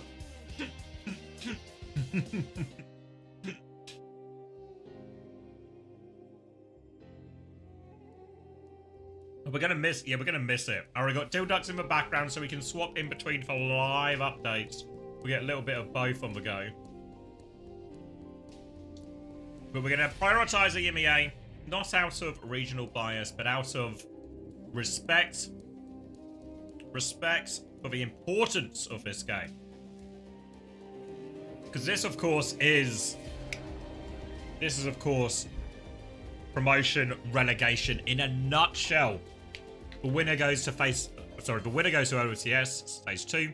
The loser is relegated. Vision Esports have given us the courtesy of having all their players turn up for this one, because this one really matters, so we'll get a map 1. Already a better start. Already a better start for Vision Esports than last time. Hazard v Hazard. We'll talk about the bans a little bit quickly. Vision have banned Junker Queen, obviously scared of a Crocs Queen. Don't know if he'd see it too much on this, so they maybe burnt that one early. Other than that, it's just going to be a Hazard mirror. Genji, Taejong starts on Tracer, which maybe is something that will swap when he gets the opportunity, but Simple has lost this opening trade very much so. Ooh, little boop, but Kyo's okay. He's more than okay. He knows the shot. Sorry, guys, I'm going to lock it. Let me sit up slightly. Let me sit up. I'd stay down. A lot of games of Overwatch today, but I've got more in the tank. I've eaten a second cookie. I will say, as they're going to keep ploughing forward and getting more picks here, Frosttails. Pedal to the metal and all that. Another one onto Simple. Need to get Crocs out of this, but all the boys are here. And they're all going to save Crocs. And we're going to force Vision Esports back to spawn. Support ult advantage significant for Frosttails. Both of those in play. What Frosttails wants to do at this point, want to use one of these ults to win the fight cleanly. Don't spend more than you have to. A good life lesson, a good Overwatch lesson. Kitsune Rush comes through now as Simple dives in and he is stuck. No dash out. Easy kill with that Kitsune Rush. Exactly what they were hoping for. Now just walk forward. Maybe get a couple more kills. No trades. Everything like that. But no more kills, but no trades. 50% and counting. They have beat Honestly, Frosttails, they can make the same move with a beat. Obviously, it'll leave them in a bit of an alt hole, but the percentage for fight victories, it will be worth it. Frosttails are slowing it down. Maybe they expect a bigger trade. They come up now. Downpour beat. They're not slowing it down at all. They are all in. They are over simple. They get that kill. Deja vu. They are in an alt hole now, but they're going to get themselves up near to 99% by the time Vision take this next fight. Now Frosttails, they don't have a lot of ults to throw in just yet. DPS ults they might have soon. What they want to do now is try and make this fight as expensive for Vision Esports. Slowdive's going to start with the overclock, so Crocs has to run. They're going to try and disengage this. Caught in the open as Keo will get behind that pillar, but more pressure coming in. Pack is the first to fall. Keo's actually traded Genji's. Now Kitsune rush onto point, a second ult out as they're going to try and disengage this one as well. Keo is walking backwards. They've lost Kiwi though, that's the main source of healing. With that kill, Keo will just accept his fate, die on point. 84% for all of that. Now Frosttails, chance to retake double DPS ult. Aim of the game here is probably start with overclock, try and force an early beat out of Oi, set Pack up for a blade with no beat to counter it. A classic setup. They might even have a Kitsune rush partway through this fight as well, Frosttails. There's the overclock to start it. Dive in, blade and beat to respond to that. They're using both at the same time, and they will get all of the backline for that. Keo keeps running, but there is no escape. Crocs gonna try and run as well, but there might still be no escape. Pack trying to run. There will be an escape. Okay. Alright, so they get the beat blade out in trade for the overclock. Frosttails have now equalized the ult situation a lot more. They can have Kitsune rush to start this fight on point, and they have an opportunity for Pack to blade. Downpour from Simple will have to do so much for get Vision out of this. Pack is coming through left-hand side. Taejong marks that early. Pack has used his deflect. Might wait for that before they commit to this blade push. He's going over the top. It's a Kitsune rush first. Dive onto Simple. So much damage again. Kiwi just finds the opportunity. Blade now to mark this Sojourn. Deleted on the high ground. And a nice clean fight for Frosttails. 2 ults. Simple didn't invest the downpour at all there. I think in general, we've noticed Kiwi find a few of these timings where, as if he has Kitsune rush and Simple commits his dash in, he just drops that. Always good when you push with a support ult to try and punish someone's cooldown, especially a movement ability. They go for the downpour, and this gets an early kill onto Crocs, and they have extended overtime. Gogo's going to fall, doesn't invest the beat. Vision Esports are back on. Off you go, Keo. They reclaim the point, and it will come down to one final fight. Beat available for Gogo. Vision Esports can now exploit the fact that we're heading towards overtime. Fight early if they want, but really would prefer to have the Kitsune rush. Slowdive can drop that, and really Vision Esports can just use both these ults at the same time to try and burn through some of that beat healing. If they can get enough cooldowns out, it might open the door for Crocs' downpour. Right now, they're walking up. They're coming through the inside hooker area. Beat is available. Overclock is out. Kitsune rush 2. Slowdive slides forward, but here comes the beat looking for kills. Here comes Crocs onto the high ground. Wall doesn't find anything, and Crocs falls for that. Taejong can't land the pulse, but it doesn't matter. They're finding the kills regardless. And Vision Esports recover from an early deficit on Gardens. And will claim the first round. Quick duck check.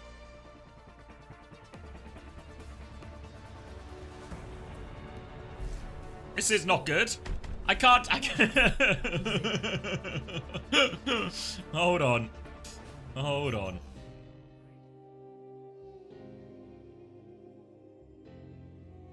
Shikigami take the first round. Alright, bad news for the Ducks as we go into university. Looks like we won't see much gameplay. But they're moving on to university. Not over yet. Looks like it's a bit of a RAM mirror over in North America for that opening one. We'll make our way back, though, as Vision Esports claimed a scrappy first round. Went all the way. More Hazard, more Kiri, more Lucio. It's more of the same. Taejong will be starting on the Genji this time. They've won the early high ground position as well. Crocs has taken a chunk of HP, and they have to concede space here for Frosttails and Vision Esports. They don't want to let up. Simple's going to deepen his position a little bit. Frosttails pivot round to point, but as they pivot round to point, Slowdive has access to the high ground. You can see Pack rather, trying to close the distance. All Genjis look the same to me. Now a wall in, gets the isolation here. Simple's got full block. So both hazards will be okay. It's actually Crocs who takes more damage, has to leap out of there. Headshot from Keo, doesn't confirm a kill. Got Taejong low, backing it up. Simple goes too far on that one. Keo turns for kill right back. Tank advantage now. So Vision have a first flip though, so they can keep tagging point a little bit. But with that Simple kill, they're just going to disengage. They're actually still on the high ground. Simple's not quite there yet, so they're pushing for more kills. It's going to be late deaths here. Vision are going to regret this. They draw this one out. They'll lose a bunch of percentage. Walk forward, looking for more kills. Very similar to the previous round on Gardens. They'll get a lot of this follow-up. Kiwi has the Kitsune Rush ready for the next fight, and they can really chain some of this together. See Simple saving his wall a lot more to try and punish Crocs when he goes in for these aggressive leaps, but Crocs is losing the HP trade, but he's getting a lot of value and impact. Now the Kitsune Rush comes around the corner, and this time Simple hadn't committed it, and one will respond with a Kitsune Rush trade at the choke. Kunai's throwing out. Suzu is good. Keep Slowdive alive. They can keep swinging forward. Gogo has a slightly quicker beat. If they choose to turn the corner, they turn it. Oi has it just in time. Oi will drop a beat, gets the beat off, connects onto everyone. Now Frost Sails may have to pull back. Downpour from Simple. Don't think it finds anyone. No, does find Crocs actually. Tank advantage now. Keo has the overclock, but he is trapped in a corner. Genji's going to join him in that room. He's not going to enjoy that at all. Kiwi tried to come and help, but it was all already done. They'll win that Kitsune Rush and beat trade. Downpour ends up making the difference. Didn't find too much, but honestly, you find one target with a Downpour, it's more than enough 9 times out of 10. Good Downpour. Frost Sails will retake here with a slight ult advantage, but the Downpour, quite literally a hit or miss ultimate. Not a consistent one at all. They take this HP trade on the front. Keo with the overclock on the flank, though. Downpour there locks down the Hazard. They should just be able to kill this Hazard. So low as Simple tries to get down the hole. Can't escape. 2 ults for 1, back in control. It's actually, yeah, 2 ults for 1. Slowdive invested the overclock as well. But the Downpour, difference making this time for Frost Sails. Said it was hit or miss. It was hit. Now it's Blade versus Blade.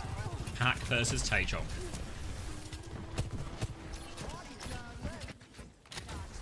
Looking for the retake. One's got a slightly quicker Kitsune Rush here, but no time wasted. Pack with the blade. It's just slicing his wall. I think that did more damage than help, but Pack has found 2 kills right afterwards, so it all works out in the wash. Couple of trades, but they win the fight. Frost Tails, though, they can't hold forward with these trades, so it'll just be a brawl on point. One has the Kitsune Rush slightly earlier. Frost Tails probably going to play this one slow, but they're going to have no choice. They're just going to have to bleed this one out. Get it to 99, but maybe disengage. They take a back step now. Suzu will save Crocs' life. Need to try and get their Kiri out. TP right in front of them, though, and Taejong onto the Tracer, I think, probably mainly to help with the touch. Able to clean up that low HP Kiri. And they get that one. No Kitsune Rush advantage. Or no Kitsune Rush used there for Visual Esports. Fang Snap pick onto Keo. Now they get to hold this for this next fight. Kitsune Rush early from 1, pushing around the corner. It's an attempted disengage here. Crocs gets around the corner, gets for Suzu. Nothing found there. Now you see the importance in this fight. Why it's important to try and use it. Use their support ult to punish a cooldown. If you get that, then you don't have the chance for people to just use their movement abilities to run away. Double support ult coming back from Frost Sails. Kitsune Rush to start the fight, most likely. There it is. Beat available. Simple with the Downpour on top of that one. Beat available for Gogo. Catches everyone. Oi tries to respond. Simple dies before beat. One doesn't get the beat.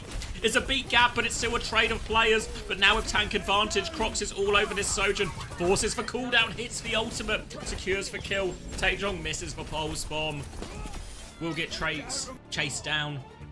And Frost Tails tied up 1-1.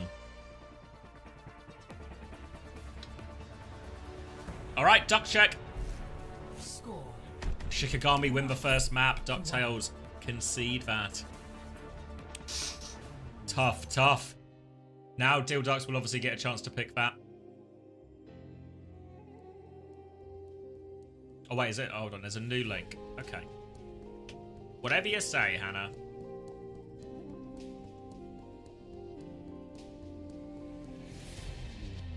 It's the same to me, but... Alright. At a certain point, we'll see the Dilducks in action.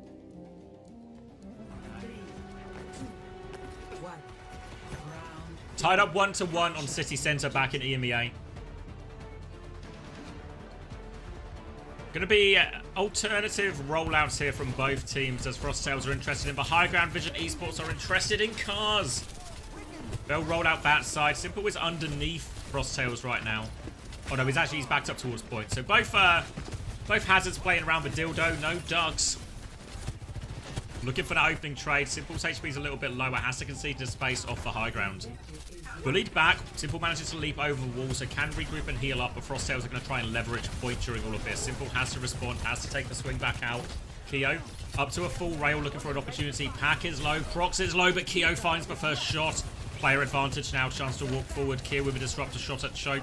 Clears more space out. Taejong has been forced to the flank. Recall burn as well, so he has to blink out of that. They're still trying to keep a contested Vision, but Simple's just out of resources, out of block. Will get finished off. And now Vision die on point, find a trade if they can. No such luck with the trades.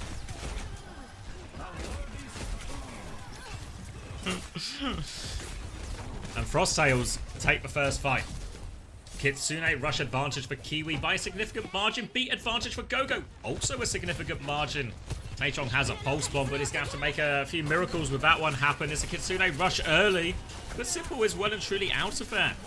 Disengage for free, so they get a bit of capture progress, but not the value Frosttails were hoping for at all. They have another early beat, so we've seen Frosttails make this decision time and time again. From their textbook of Overwatch, the documents translated to French for them. Crocs is low HP, beat is available from Gogo. They're trying to reset. They actually concede the flip. Kitsune rush on point. Is Gogo just not going to commit the beat? They don't seem to have the timing to find it. They're not going to invest. And Frosttails, not out of a textbook at all. Pulse bomb onto Crocs, but it doesn't convert a kill. Bit of a waste in the end from Taejong. But Frosttails really conceding that one for free. As much as they get the ult advantage out of it, I don't know if it's really, really worth it. City Centre's such a difficult point to retake, giving it over like this. Could be a decision that comes back to bite them. They just, once they got knocked off of their setup, they were never able to stabilize and turn. Slow dive now with the overclock and for high ground, chasing this down. Beat comes through, catches all of Frosttails. Oh, he doesn't quite have the beat yet. Slow dive really needs it, but he's isolated on the left. Overclock from Keo is just burning through this hazard.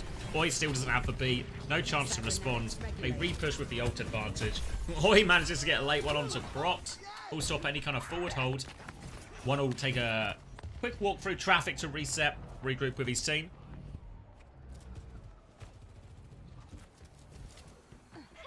Now Kitsune rush advantage for Frosttails, beat advantage for Oi. So one support ult versus one support ult. But look at Frosttails, they got more.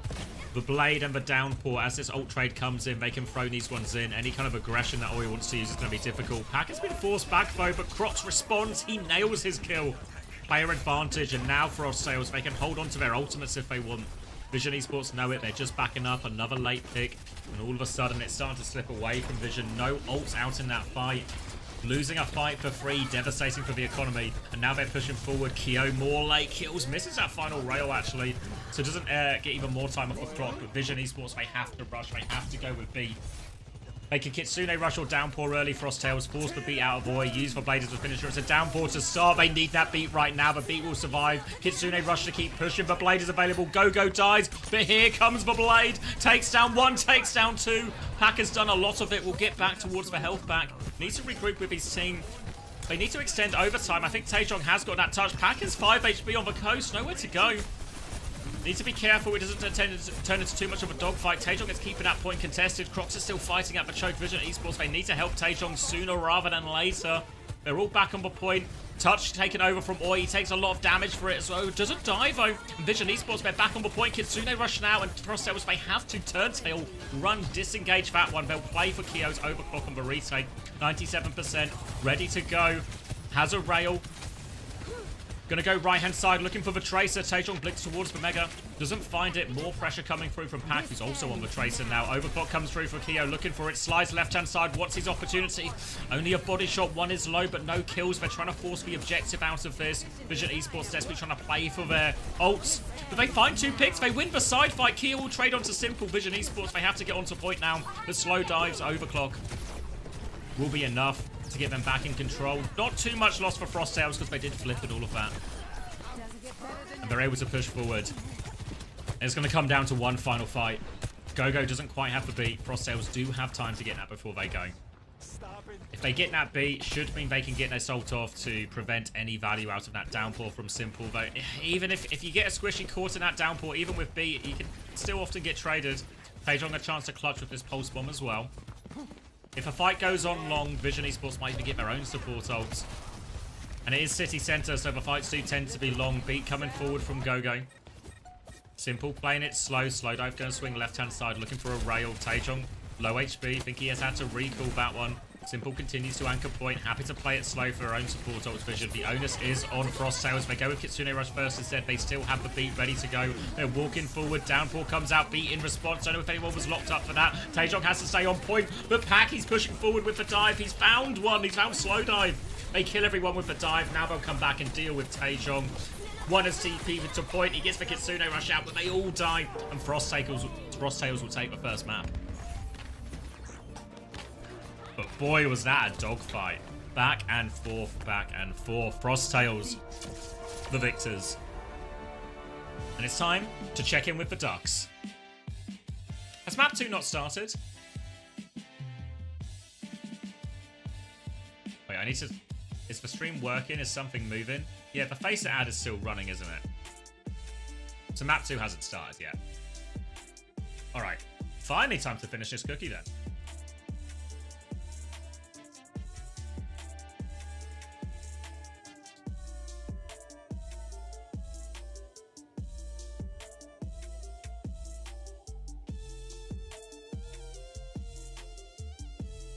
Keep boosting the Ducks, guys.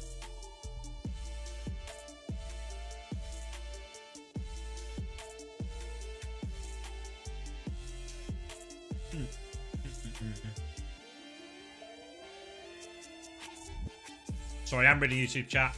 Let's see. I bought the Juno skin. Good on you, Poplar. NA is purple because Nightmare won. Did Vision lose to Quick or did Frost Tails beat Quick? Vision lost to Quick. Vision lost to Quick. This is the final EMEA game of the day. It is winner goes to stage 2 OWCS, loser goes to Face It Masters. It's Simple still on tank, but they're not allowed a new tank player. No, because this is promotion relegation, the rosters are still locked from stage 1. So once we get to stage 2, there will be a chance for them to change it if they can't get him unbanned or he doesn't gain access to his account. But, what was I going to say? But yeah, so they're stuck with this lineup, so Simple is having to try and make it work on tank for them. Was Control the type Frost won first time around? Yes. Yes? No? Am I just wrong again? San is normally always right. I can fact check for both of us just to prove myself wrong and prove... Yeah, no, it was map 3. I'm just talking out of my ass. It was Route 66 was the map in question. That was the one Frost won last time.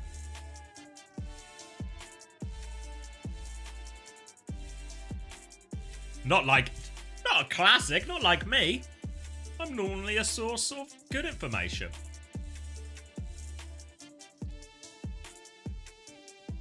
I promise you, I promise you.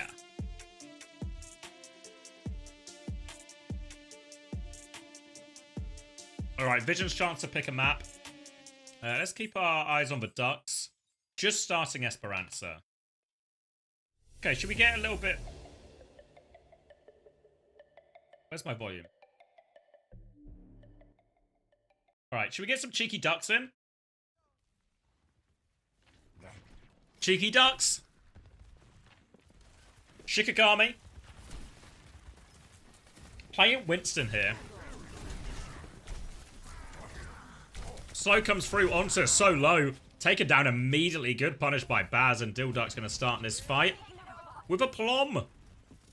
People still say plum, right? Follow-up kill onto Danny as well, who started on the Reaper of all things. I get a bit more volume, actually. I feel like I want a bit more volume. There we go. That's a bit more like it.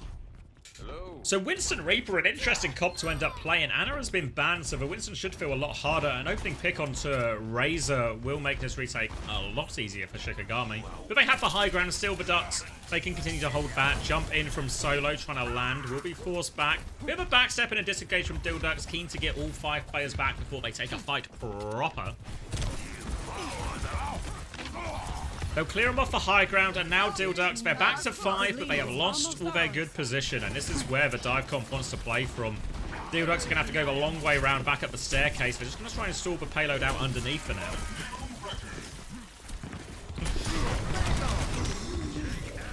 Coming back through. seconds. High Noon on for high ground, but PDK gets shut down. Bubble on top of that. All of a sudden it feels too loud now in first person. I'll turn it down my end in a sec. Graveyard gets the kill. Kitsune Rush helps convert this fight. Where's my cursor? Where's my cursor? There we go. Ooh, chill out, chill out, chill out. Is Immo still banned? Yes. Ramp isn't banned. It's Hazard according to Regime Stream. Yeah. It's alright. We'll get those updated. Sorry, as I was looking away, it's turned into a bit of a scrap. Solo has died, Baz has died, no tanks in play. Trying to force the objective here if they can, Shikigami, but Daniel will get cleaned up. They'll deny the checkpoint, importantly, for the Ducks. They'll come back, double support ult available.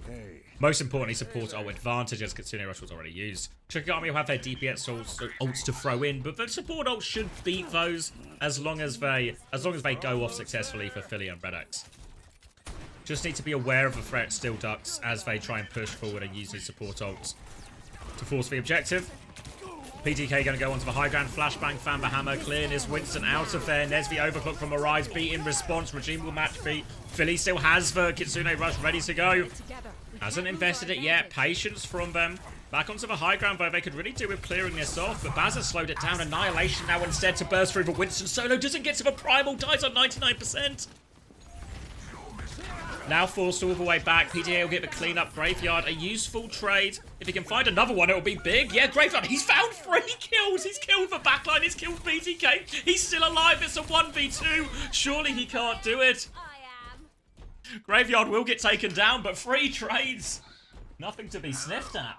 And they'll gain a few meters off of this, but it really stops them threatening the cap in the same way, Ducks. Razor's just going to have to go back.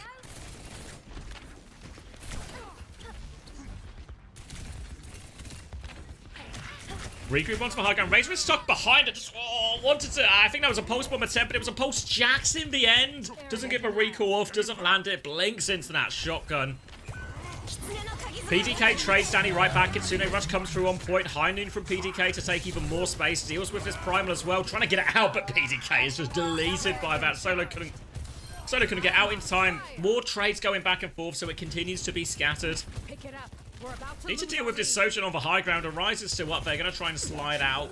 We'll be able to get out, actually. And it's an ambush. Red X is going to run straight into that Reaper. Doesn't die for it, though. So they will be okay. Now they are threatening cap. Enemies in the lead. Playing for checkpoint. Danny's going to TP in. Blossom available. Booped away from that one. Has to use for Wraith. Stabilizes in the bubble. Razor has had that recall force. Has to slow it down. D-Ducks will stay... D-Ducks? D-Ducks will stabilize on the high ground. Annihilation is the next ult up for Baz. A chance to use that one here. But there is a Blossom window for Danny if he can find it. But can he close the distance? Needs to respect the Suzu as well. TP on. Hasn't invested it yet. Dilduck's just trying to keep the space. Red X is awfully low, but no kill. Regime now has the beat. It's going to be a beat push. Catches all of Shikigami. Annihilation available for Baz to slow this one down. There's the TP from Danny. Looking for the Blossom. Drops it in. Is anyone nearby? No! Frothy Philly with the shutdown. Annihilation push. Important boot from Regime as Shikigami try and get out of there. Forced all the way out. They'll catch Arise. Take him down. And now they can start putting some real meters on the board here. Should we do a quick EMEA check? Oh, we still got time? Beautiful. More Ducks. More Ducks. Cheers to that. Dilducks trying to stage a comeback in this series. Earned themselves promotion to OWCS. They are hiding up close with their Cass here. PDK and Red X. Trying to find something. Red X will have a little old peek. Nothing there, though. Baz has had his warm force on point. And oh boy, a flank overclock. Suzu out. Beat comes through. Now keep everyone safe on the side of Dilducks. They catch Regime as well. Arise is still here. Red X is trying to respond, but he's got a bigger gun. Red X will get punished for that one. Arise can now regroup with team. 4v4, no Lucio's on Tracer as well. Only 3 players are left for Dilducks. It is a die on point or disengage. And Baz, he wants to take somebody with him. Swinging onto Arise. PTK wants to take someone with him. No kills, though. Awfully low is Solo. A classic word trap. Hello, Mr. Robot. Okay, other direction. Slide back. To get back onto middle, Kitsune Rush ready to go. Dilducks, no support ops to match this one. Might have to just rely on a High Noon far back. The key here for Dilducks is keep their cast far away from that Kitsune Rush, because High Noon can counter out a Kitsune Rush push, but not if the Kitsune Rush is too close to the cast. They High Noon early for a bit of space. Arise stuck underneath, tries to slide out, but the head was already charged. PDK finds that one. Now they're a player down as they Kitsune Rush push in. Razor is deep behind. Not really involved in this fight, so kind of 4v4 for a little bit as Razor comes back on his pulse bomb, but Dill Ducks have... I said they stabilize. I'm lying. But Lucio has gone down. Razor is behind with a pulse. Wants to force for Suzu out before he can go for that pulse bomb attempt. Regroup on point. Blinking aggressively from Danny. No recall from Razor. But now recalls have been traded and Danny has to force it back. Solo has dropped the primal, looking for the backline. Hand check here. Solo all over the cast. Hands achieved. Over Frothy Philly now as well. Juggles the backline into the rest of his team. Redix goes flying in. They will get the cleanup. This should be checkpoint as well. The other game on hold? Okay, fair enough. Robots pushing. Now we checkpoint, and now as we enter the final 3 minutes, a chance for Shikigami to start pushing to tie it up. They'll have beat for this next one. But Dill Ducks a few more tools to absorb this. An Annihilation, a Kitsune Rush. Can counter that out, and Dill Ducks, this is a difficult fight, low ground to high ground, but they have the lead. They don't have to force anything. It's Shikigami who have to go first. Kitsune Rush will respond to this beat. Will mirror that one. PDK dies immediately. Baz still has the Annihilation as we go to a 4v4. Redix is in a lot of trouble getting hunted down, trying to run Annihilation to try and peel for Redix here, and that's will chase that Winston away. But peel Annihilation works. Redix is saved. The kills will be cleaned up. Graveyard will fall. And Dill Ducks hold on to their lead. 2 minutes remaining. Redix will now have beat for this next fight. Solo makes his way onto the Orisa. Reasonable matchup into the Ram and changes the nature of this from a dive, the brawly matchup, really just to a straight up brawl. Everyone's feet securely on the ground. Dill Ducks have that beat if they want to play aggressively here. But again, have lead, right? Don't have to rush it. Oh, Razor dies. Now a decision, do they try and clutch with beat or do they just accept their fate? Disengage this one back to the high ground. Looking, anticipating, listening. Hannah Sophie asleep at the wheel. Kitsune Rush on the high ground. Redix has the beat to respond. They concede a little bit of space. PDK needs that beat now if he's going to get it at all. More pressure onto him. He forces back. Beat comes through. It doesn't connect onto Baz. PDK drops the High Noon. Survives for Pulse Bomb. But the damage might be done. Disaster fight for Dill Ducks. But Beat doesn't save Baz. And now they are pushed back. All the kills go their way. Not a single trade for Dill Ducks either. And all of a sudden, Shikigami, High Noon, and Terra Surge. A lethal combo that Dill Ducks don't quite have the answer to. Your team is close. It was changing bands. You're forgiven, Sophie. Shikigami, a chance to take the lead as we enter the final 40 seconds. Charge up, spear, Redix, don't look at it, don't walk into javelins. Who are you, that kid from my high school who ran into a javelin? A reference that only some people will get, but it's a good reference if you know it. Player down, waiting for Redix to respawn. Kitsune Rush on point, Solo has the Terror Surge, trying to disengage it, doesn't disengage it. Post one from Razor is good, they hold their lead by 3 meters. 20 seconds left on the clock. Had to use all their ults for that. Danny is hiding, so Danny will be in position to get this touch. 10 seconds remaining. Was it in Kent, Nuki Volo? Surely not. Annihilation, final fight, Annihilation. We're into overtime. Danny triggers the overtime, coming back with Terror Surge. Nearly a beat for Regime as well. They have to take control of the robot. They have to stay here. Baz will have Annihilation for this overtime fight. Solo needs to drop it sooner or later. Terror Surge to try and live. Kills Redix just in time, but Regime has died. Close to beat. The Annihilation just does too much, surely. Kiri duel. Graveyard wins it. Danny wins a duel as well, but Baz is still there with Razor. 2v2. The payload's moving away. They can't touch it. Little wave from Razor and Dill Ducks tie up the series. Woo. Alright. We'll get player for game. Oh no, we're still hearing about galactic weapons. Let's see player for game then. Is this Graveyard's 3k in the fight loss? Yeah, I think it is. My team is dead, but I don't need a team. Forces for TP, finishes it off. Low HP targets, why not? Only you could win one. All you needed to do afterwards was win the 1v2.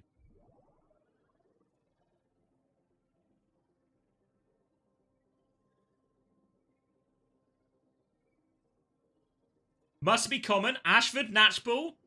Yeah, that's the school I went to.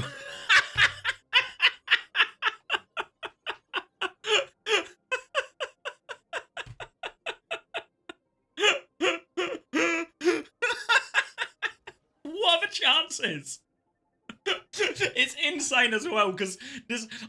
earlier on the stream I told the full story, but you didn't even get it from that. You just got it from a reference. I mean, everyone knows the javelin story from school.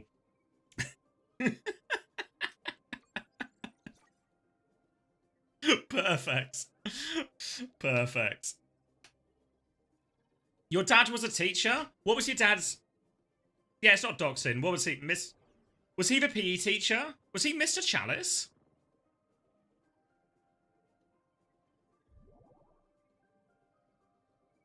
No? Okay, yeah. I was gonna say, I feel so... Oh, yeah! I remember Mr. Farrell!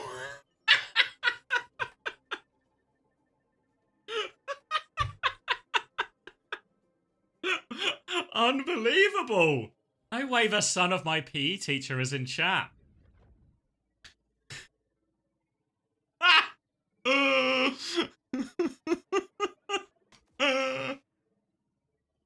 Yeah. Did you go to that school as well, Nuki Volo? I don't think he'll remember me. I don't think I was much of an impact. Don't think I was much of an impact in PE.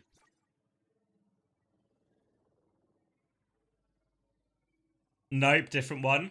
Okay. Yeah, I remember Mr. Farrell. Was it Mr. Chalice, Mr. Farrell? Was it Shibley? Mr. Shibley?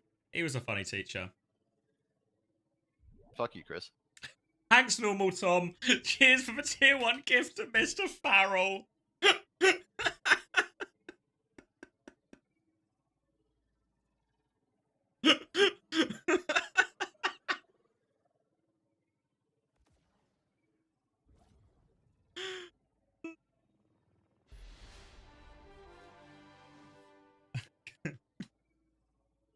That's class. That's class. All right, hold on. Let me sort out my audio because we're gonna leave the Dill Ducks. They are going over to Blizzard World. We'll drop in on that one later. We are going back to EMEA promotion relegation game.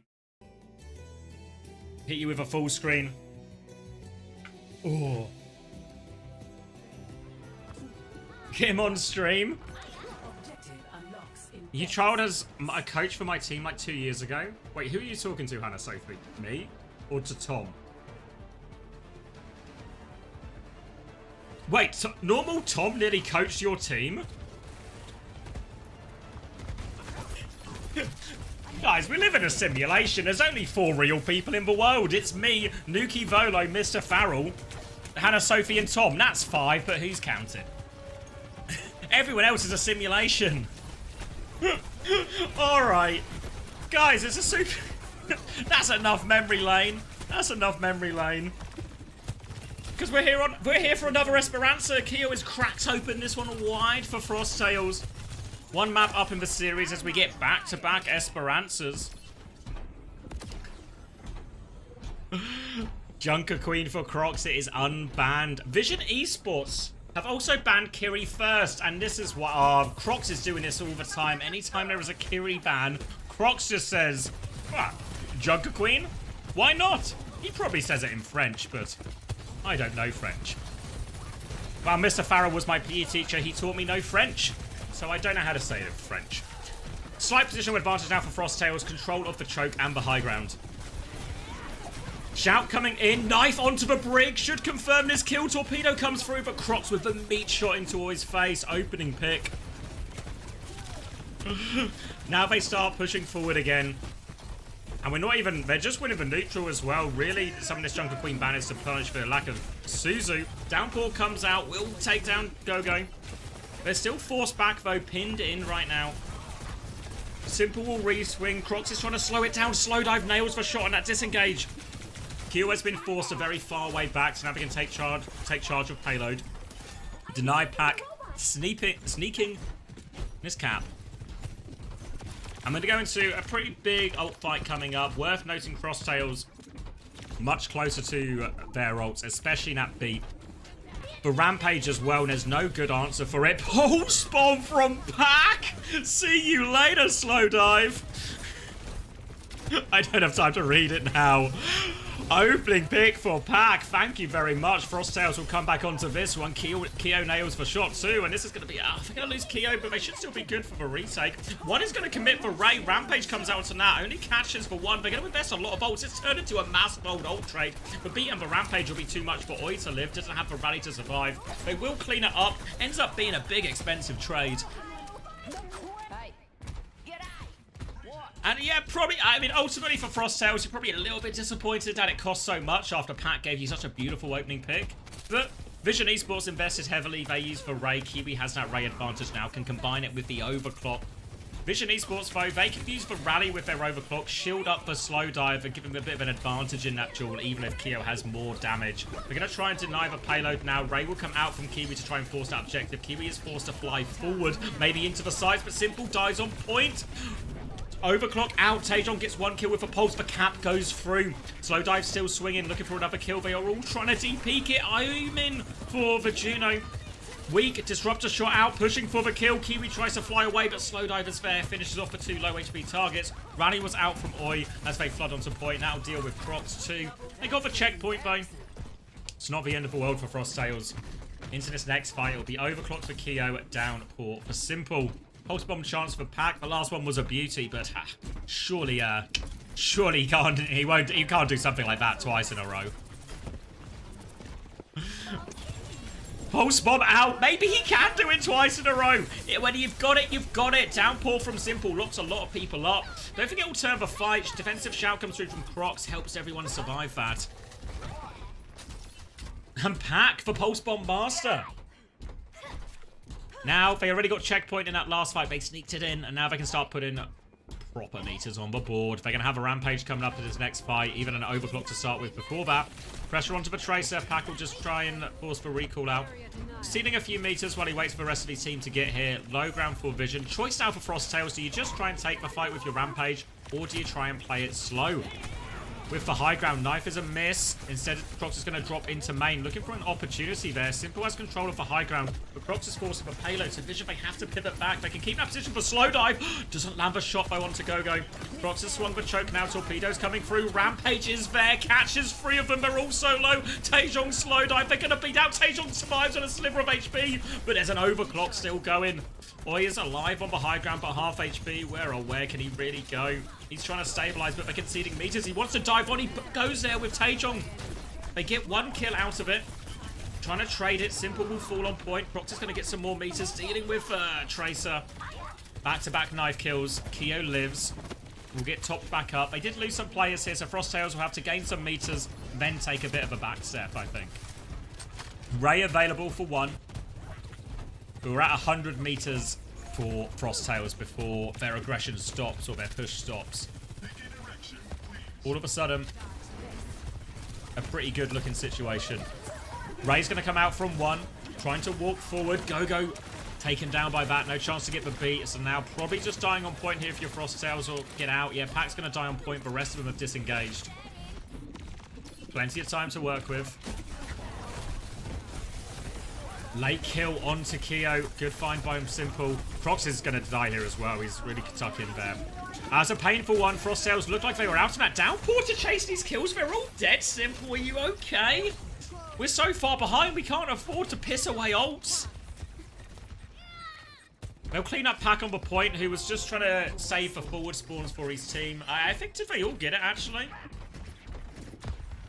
It's hard to see the outlines orange on orange. Maybe not, actually. They're just going to roll out main. Simple will meet him in the choke as Vision start trying to get this payload around the corner. Pulse bomb out. Doesn't find anything from Taejong. He's not Pack after all. Pack is trying to steal the payload again, but Taejong marks that out, stops for progress. The rest of Frosttails are trying to swing out, but they've lost everyone off the way here. Don't really commit any ults, and they had a huge ult advantage. This is a big trouble for Frosttails. A late trade would maybe go a long way, but it's not looking likely. Recall comes through from Pack. He does have the pulse bomb. Don't use the pulse bomb, Pack. Don't use it. Saves it for the next fight.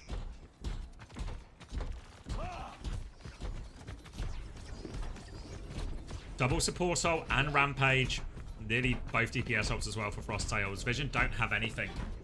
They'll get the checkpoint, I believe. I can't see exactly where Frosttails are. Okay, yeah, they'll get the checkpoint for free.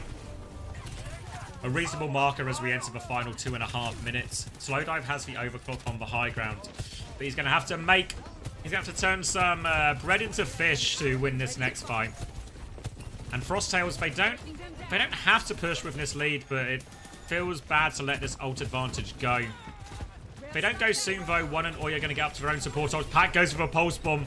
Not third time lucky. 2 out of 3 still ain't bad, though, son. Trying to take a bit of space in main. Overclock comes out from Slowdive, but Frosttail's still quite far back. They're going to beat, but this beat is so far away. It should be an easy kite for Vision Esports. Rampage to keep chasing those. So they're going all in. Gogo is traded. Beat from Oya is good. They waited a little bit too long, but Frosttails have so many ults, they can still win it. Ray over the top. Simple and Taejong are going to play their lives. They lose the fight. Don't get too close to turning the lead. Both teams will regroup and fight on middle. Did it Ray Jax as well? You guys are calling it. I'm not sure. I didn't see it. Either way, Downpour comes out and I look away and Vision are just dead. Downpour was invested by Simple. It turns 1 kill for him. He's trying to get the Juno as well. He's got plenty of HP to work with, but both supports fair. Difficult kills to confirm. Slash is good though. Lucio is low, but everyone is coming to help. Go out. Simple will get beamed down. One can't find the trade. Front foot again for Frosttails. Sorry, we'll get that update in a minute. Don't you worry, Zakator. Overclock for Keo. He's starting on the high ground now. Pack is just going to move the robot as far forward as he can. Not interested in taking the fight. 1 minute left on the clock. And Frosttails now really interested to bleed some time off the clock here. Slow down Vision Esports. Make it a last fight situation. Drop that overclock. Let Keo do what he does oh so well with these overclocks. Pack has a pulse bomb as well, as does Taejong. He's up on the high ground now, quite far away. Looking for an engage. Eyes on Lucio. Pack nails the pulse bomb onto one. Taejong tries to recover with a pulse bomb of his own. No good. They've lost this fight quite quickly, though, Vision. So they will get another attempt. Keo didn't invest the overclock. And Pack's going to catch Oi really early. 20 seconds left on the clock. Frosttails on the front foot. Overclock ready to go. Vision Esports may have no ults to respond to this overclock with. And they're going to be forced to touch point. Slash around the corner. Crocs times it perfectly. Taking a little bit of a back step. Knife in onto Simple. We are into overtime very soon. Overclock now. Shout forward from it. Keo, what are we doing? We'll be okay. Was he just pushed into that one? Either way, Keo finds nothing with this overclock in the end, but they kill Slowdive regardless. He was going for a flank. It might all work out in the end. Player advantage. Keo slides backwards. Body shot onto the Tracer. Taejong commits for the kill, though. Taejong still harassing Keo. They're trying to take the fight on point. Crocs kills one. Main source of healing gone. The knife is perfect from Crocs. The backline is dead. Simple's about to have Downpour, but Gogo has a beat. He can't even get to the Downpour. Rampage in the spawn just to go have a look at Slowdive. Frosttails take the lead in the series. Well, take the lead. Increase the lead in the series.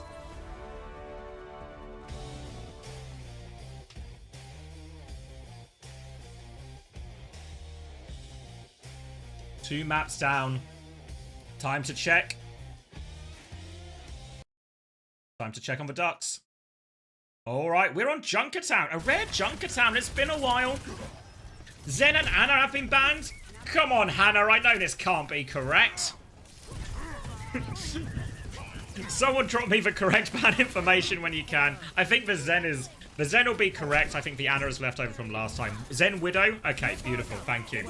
Nano Boost comes in from solo, typing onto the backline. Defensive Nano onto PDK. Anti-Bosa PDK is still at high risk. Somehow lives in the air. Solo's going to double down in. Still has plenty of HP to chase down this kill. Redx will fall. PDK dies in that room as well, and this was actually a full hold into full hold situation, so Shikigami looked pretty set to taking this one. Gonna need a Baz-based miracle, the biggest pulse of Razor's life. It's not the biggest pulse of Razor's life, it's not the biggest pulse of anyone's life.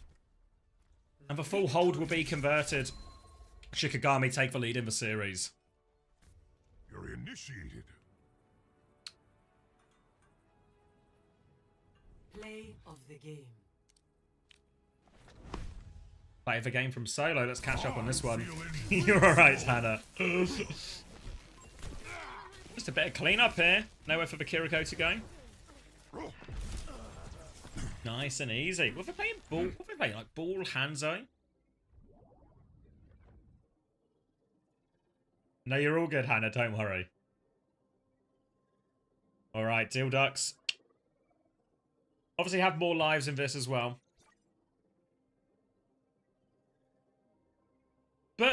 you know, upper bracket would be a nice way to do it. Yeah, Frosttails, they're currently 2-0 up, Joby. So they've got 3 shots at it. 3 shots at securing their spot in OWCS. As in, it's still ongoing, yeah, but... So the last game of EMEA and the first game of NA are happening at the same time. So we're doing a bit of a multi-stream bounce between, but the games are actually quite synced. So they keep happening at the same time. So we sort of end up just getting a double break instead.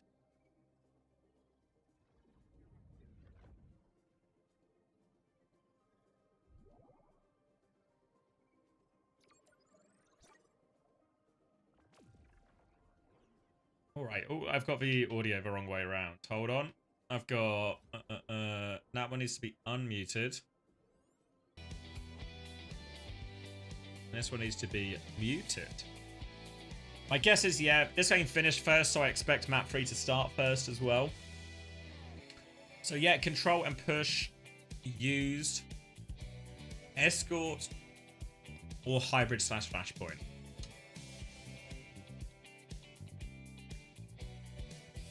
Frosttail on the verge of qualifying for OWCS, and Vision, they're going to have to reverse sweep their way back into OWCS. A long road back, long road back.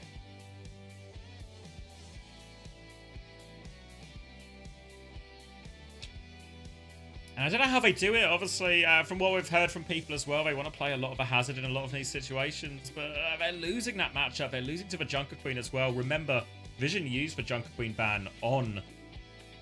They used that Junker Queen ban on the first map, so they can't ban the Junker Queen. Croxton keep doing this, and now they have to be really cautious as well, because Kiriko's a big counter, because it just neutralizes or makes the Rampage so much harder, or so less consistent to get off.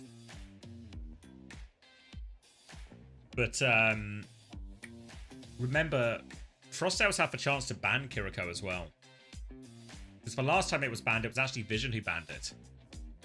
Yeah, so obviously Vision gets a pick in this map. They're going to lock in a Torb ban initially, though, so if they want to play Hazard. If I'm Frosttails, they're going to ban Brig instead, actually. Okay.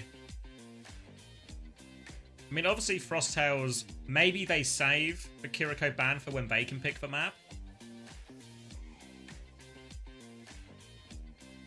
Because they know they've got 2 shots at this afterwards to pick the map. Obviously hybrid / that has gone, so they pick a map that's better for Junker Queen. Possibly. I'm not sure.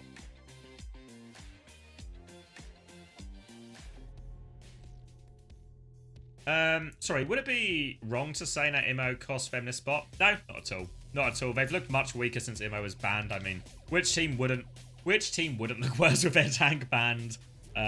But it's put them in such a difficult situation. Obviously, you're having to play promotion relegation with this as well. Yeah.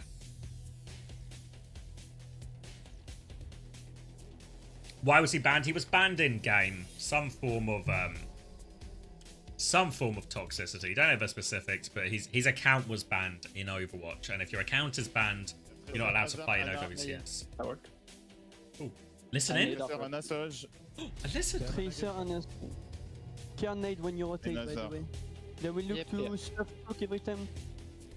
We're listening to the French team, if you can't tell. T'as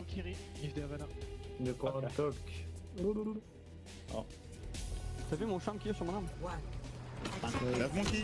Monkey. Defend objective A. We can play reprint. Good to this, right. Good to this. Yes. I take right. Take right. Wait, I will. You going? Carry. They will nade, Guard the nade. Monkey no bubble. Monkey jump, no bubble. Good move. Nice. Carry left. I'm stuck. Help go. Peel. Living. No retray. Forcing point, guys. Très low, nice. Oh, kill. You're alone. Help Crocs. Yeah, I'm with you. Kilo, no TP. Push is out. Yeah, Keo. No bubble, can't contest. Yeah, no bubble can't contest. Good Dexter's Laboratory reference. And a clean first point for Frosttails as they flood forward. Looking for more kills. Can't connect that rail.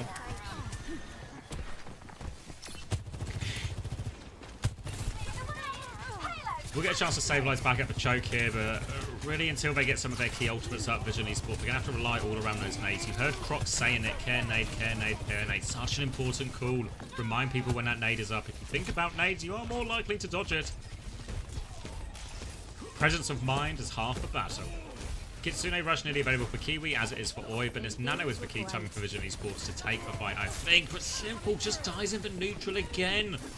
Some of the problem Winston has against Hazard, you can get away with it with Winston on some of the bigger maps. But really, you need the nade value, and one. Oh, the Suzu misses one actually, so Crocs can turn that kill.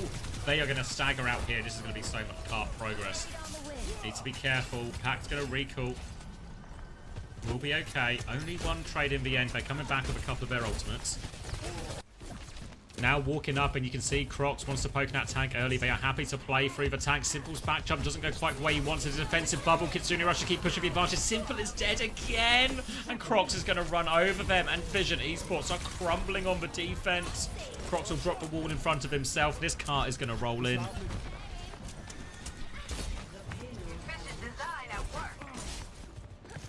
And all of a sudden, they have their ults now, Vision, but what does it matter? A 5.5 minute time bank, a perfect wall onto Oi. gets taken down before the fight even begins. It's a crumble. Falling apart. Nano comes out onto Taejong, but what for? Crocs trying to give him the moves. Trying to turn that one. Crocs is so low. There's no way back up there. He wasn't pushed. He chose to jump. And Vision do get their first fight win. The stabilization they're in desperate need of, but they need to perform a 5-minute hold on third point here. Even if they can get like 4 minutes off a clock or something, give them their start, it'll bail them out a lot.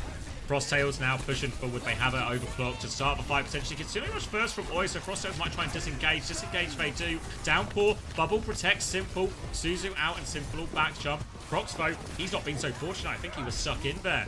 Now we're going to chase down more of these kills. Vision Esports win their second fight in a row. 1-for-1 ult trade. Frosttails are coming back. This time they can start with overclock. And then if the blade for Primal comes in, they can throw Gogo's beat behind that to protect everyone. Expect that to be the way to it starts, but this late kill onto Keo is going to slow him down even more.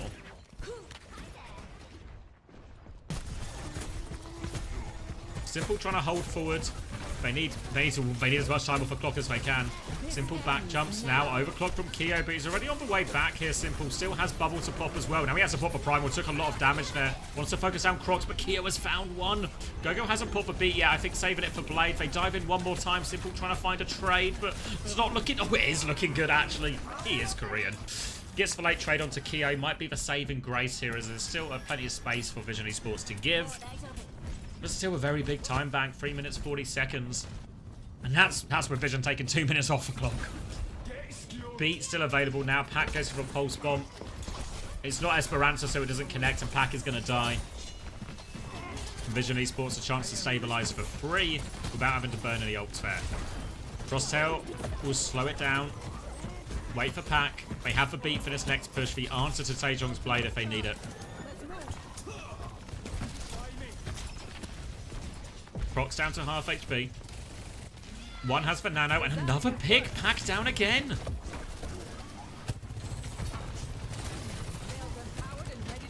And all of a sudden, this time it's starting to bleed away. Frosttails still 3 minutes, but they need to be careful because lots of ults, and Pack is going to go Reaper as the solution.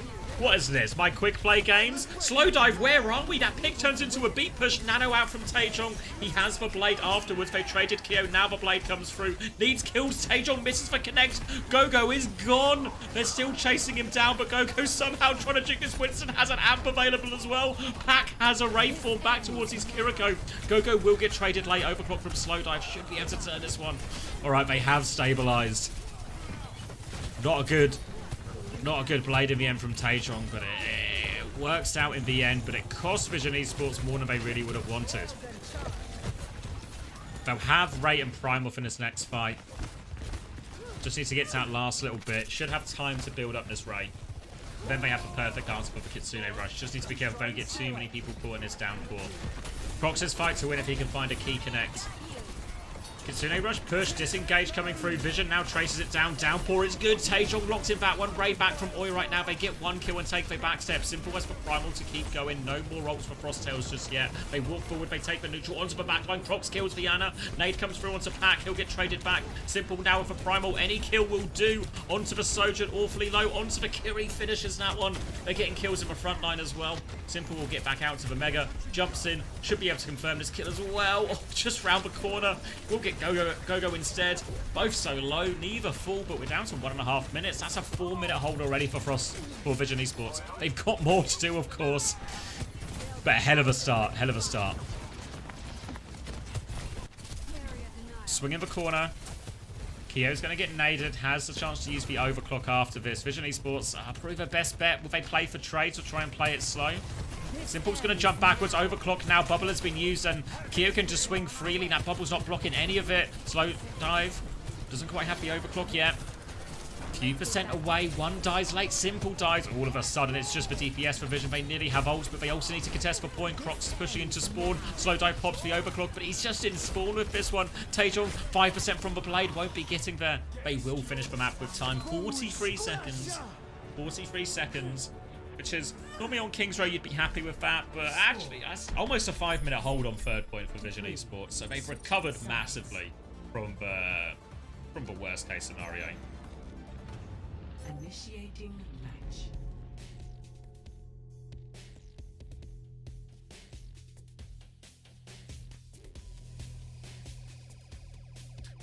What are we talking about?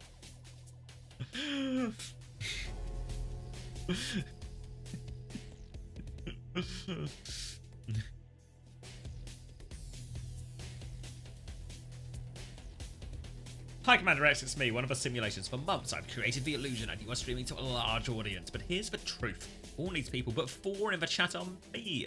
And now for you to be convinced of this, I will send this message from all my accounts. Cheers. A classic. A classic. Okay. Frosttails now. Full push. 43 seconds in the bank. Opportunity at the door to get into OWCS.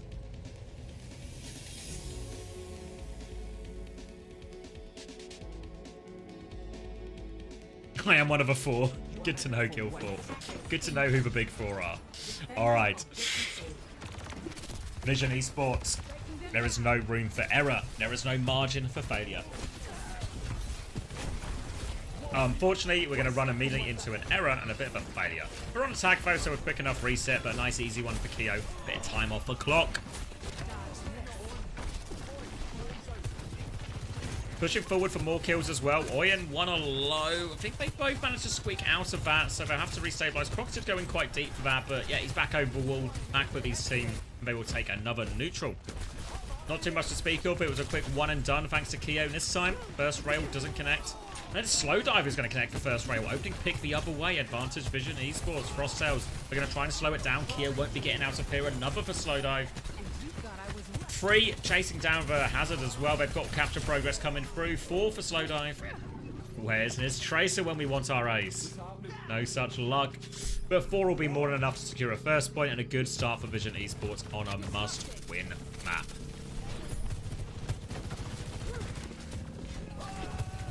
No chance to recontest, I don't think, but they can hold for choke. Pack gets a little touch. Maybe they are going to go. They are going to go for recontest. Crocs is now forced to stay on point no matter what. Bullied off it. He finds the kill onto one though. He's gone deeper.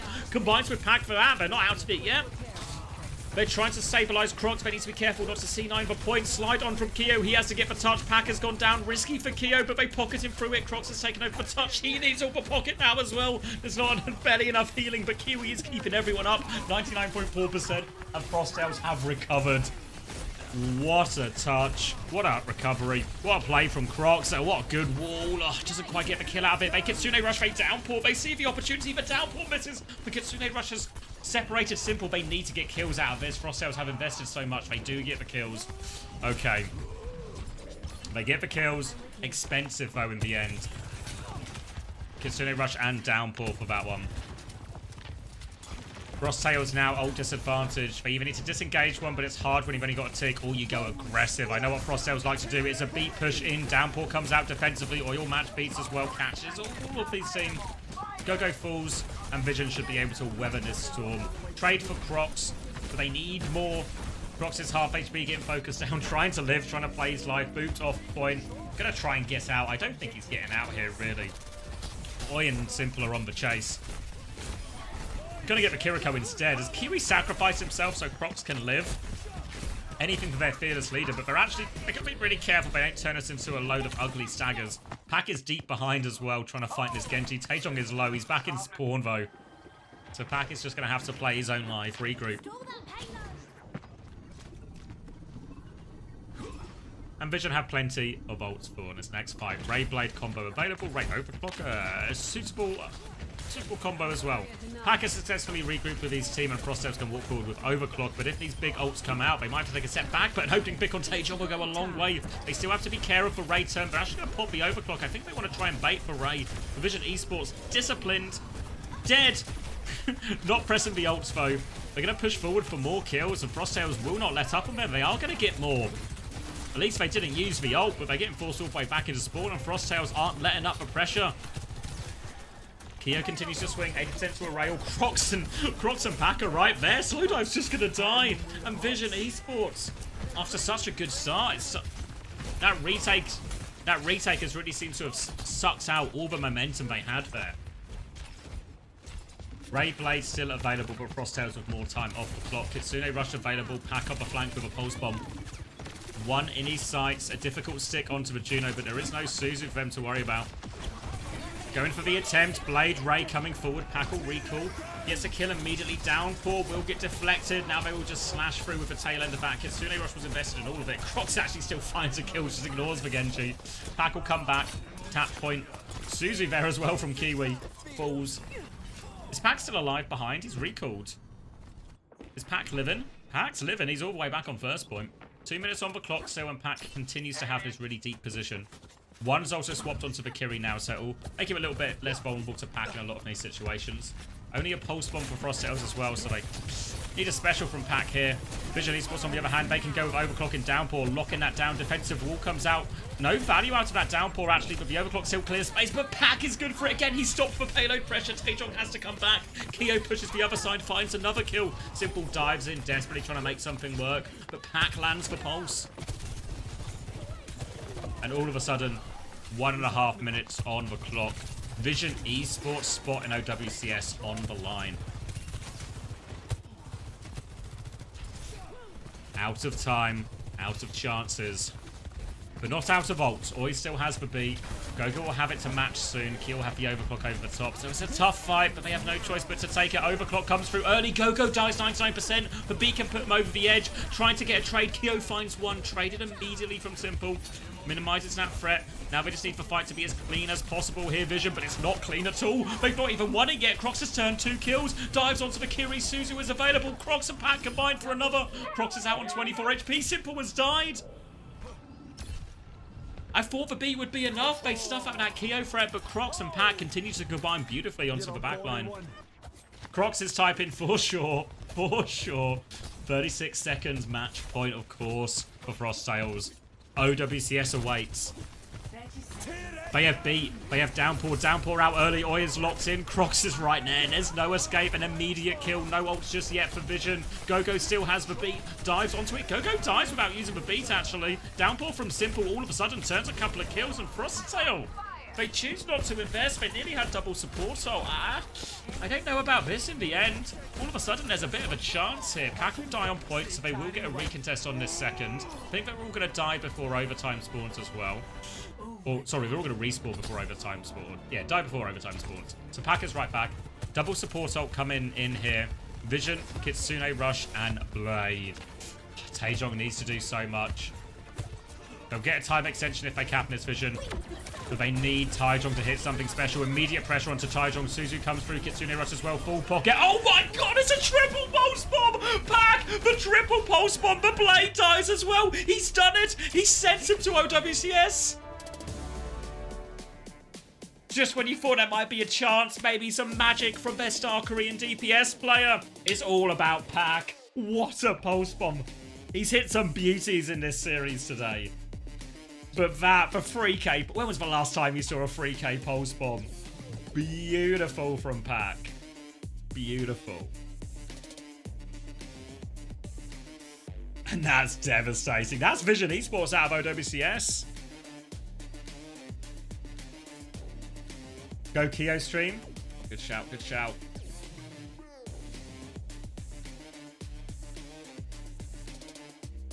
Which one is it? Do I follow him? Or maybe I don't follow him. Getting exposed as a non-Keo believer. Oh no, I do follow him. There he is.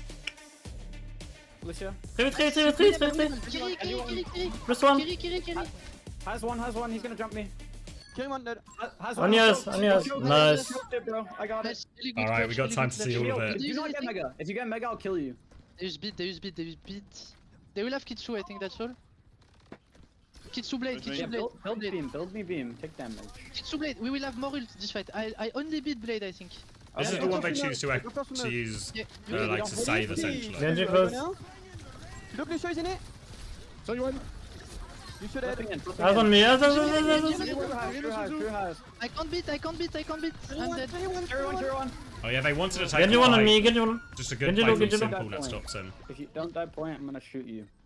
Genji They low. use Hazard. Just die, bro. Just die. Yeah. I still have Kitsu blade, I think. Kitsu blade. Just die, Pack, will ya? Okay, We have 3. We have 2. Can we start Juno? I beat second. I beat when they use. Look, I say because the blade. They want to one shot you. Yeah, I know. I'm trying to play. I can't flip. If I want to beat, I can't flip at all. I can touch. Don't worry. Yes. Yeah. Help me call beam, okay? Yeah. Are you ready? Yes. 3, 2. I'm going for one. Can you go? Can you Juno? You shot one. So dead. I beat that. Pick. Nice. Nice. Oh. How did you do that? I beg you need to crush every match.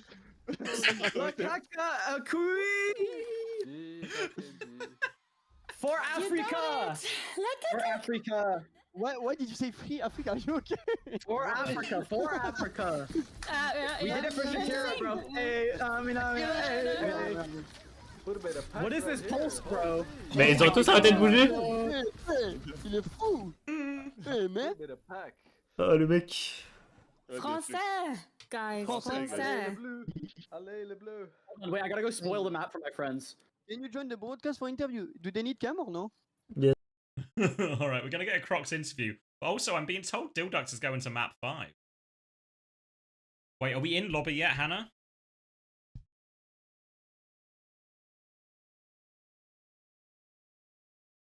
As a Sakura fan, I'm glad Vision got relegated too. Drag everyone else down. They left the game so fast. Yeah, I mean, can you blame them? Like, can you blame them?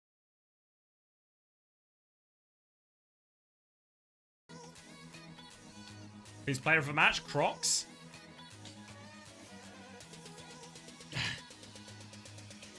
Hannah Sophie in lobby. So we got like 2 minutes then, right? Yeah, Dilduk Shikigami map 5. Pack had the biggest moments, right? The biggest moments, but was that... Does that translate? I mean, he was good throughout the series as well.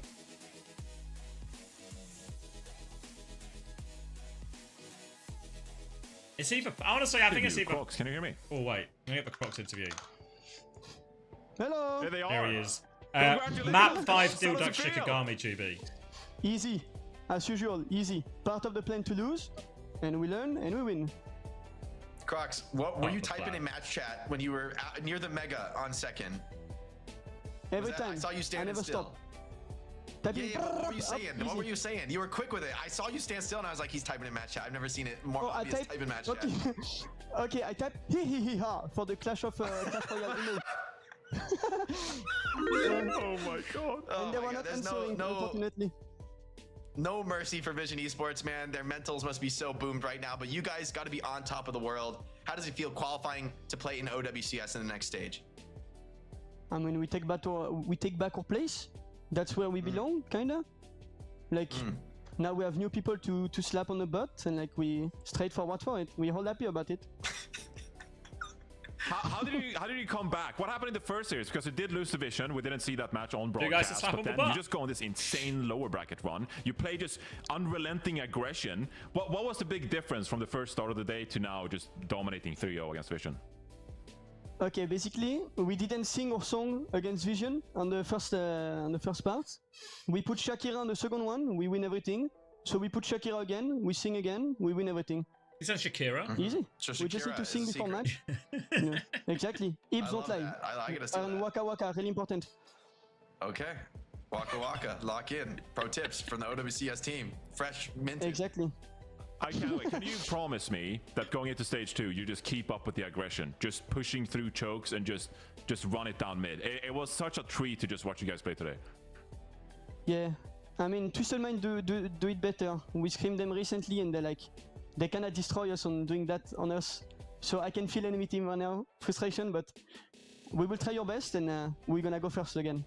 No problem. Yeah, you have a little bit of time to practice there, so I can't wait to see it. Big congratulations to you and the team Crocs for qualifying for stage 2. Thank you so much.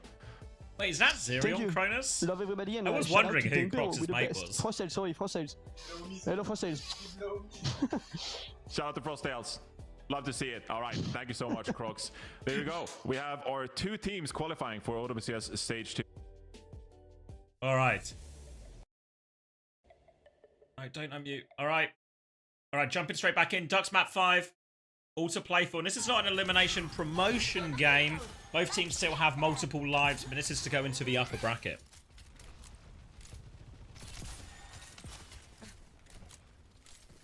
It's just his roommate because he's homeless right now. Multiple reports. Oh, he left you, Zerion? Oh, okay. We'll get to the bottom of this. We will find out who Crocs was with. In the meantime, though, we'll wait for this. It is map bloody 5 between Dildox and Shikigami.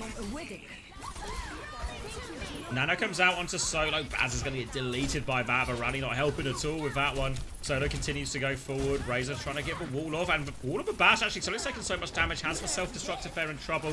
Can they punish the baby? No, the rest of Shikigami's swing. Helped out Remet go through. Razor is walking up again. Baz is going to be back in the fight soon, so they've actually not really pushed the advantage all that much, Shikigami, considering they had that early kill. Now the Kitsune around the corner. Profi Philly responds with the Ray. PDK with the overclock in the back. Danny's going to dart out behind, trying to recover that one. Both teams will take a bit of a back step during that trade. PDK's overclock scared him away. Dolo dives back. It's just only a free one onto Frothy Philly. Not quite ready for that. Dilduck's caught napping. Now a slide onto the high ground playing for a trade. Nothing to be had. Baz is still there. They'll finish off Baz. Reset at the choke once more.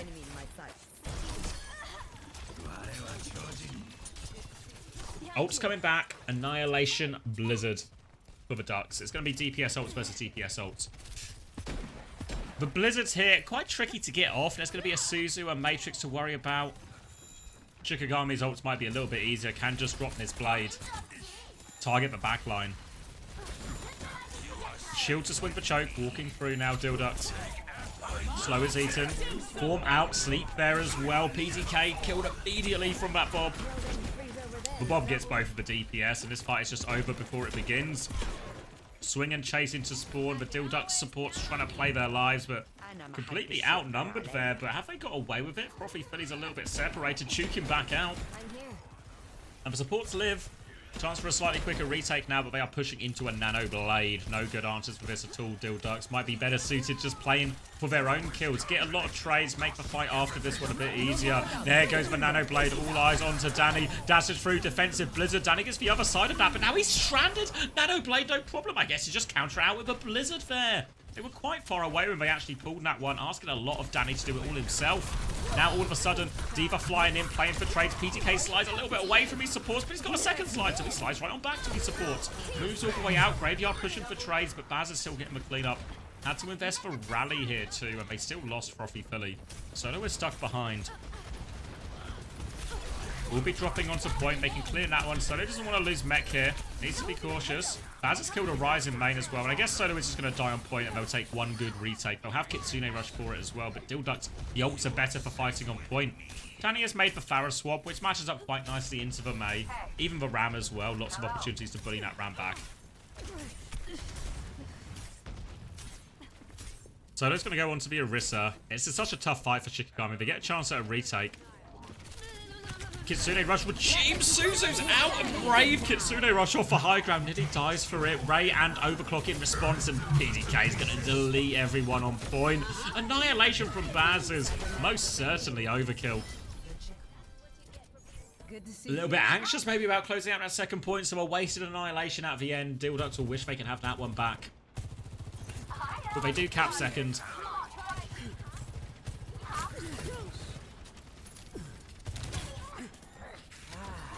That Kitsune rush, mate, it was the scariest Kitsune rush I think I've ever seen someone attempt. No ults for Dilducts though, so Shikigami with a chance to stabilize. They swap to an Ana Zen as the map gets longer and longer with the sight lines. Arise on the high ground. Power position, but PDK 1 HP nails the shot. No chance to use Bob, but a nano in main from Solo is still forcing him back. The nade onto Baz forces a big D-pick, but actually, no value out of that nano. The pick just so much from PDK. PDK is going to slide top left now, looking for this Zen. A chance to swing, a chance to hit the shot. Will hit the shot, but the Genji pressure forces PDK back. Bob comes out. They're trying to disengage. Ice block has been forced by Razor, and Baz is sleeping on the job. Anna is low, but Baz is stuck all the way behind. They kill it. They've invested for rally heroes too, but Renex is sort of walking up by himself. No tank to work with. Too aggressive from Baz. They will be reset. 1 minute 20 seconds left on the clock. Danny and Solo seeing if they can get any late kills. No such luck. Baz is on to the Diva now. A chance to contest this high ground. A better matchup into the Ana Zen 2. They have a Blizzard to force onto point. All they need is to force out Orisa 4-5, and then they'll have their opening. Overclock to make some space from PDK. Solo's going to slow it down, try and disengage, get the Javelin out, backs it up. Fortify has been used. Chance with the Blizzard right now. Razor has the opening. Ray comes through. Terror Surge in response, but Solo dies. Doesn't get it off. Danny's found an important trade.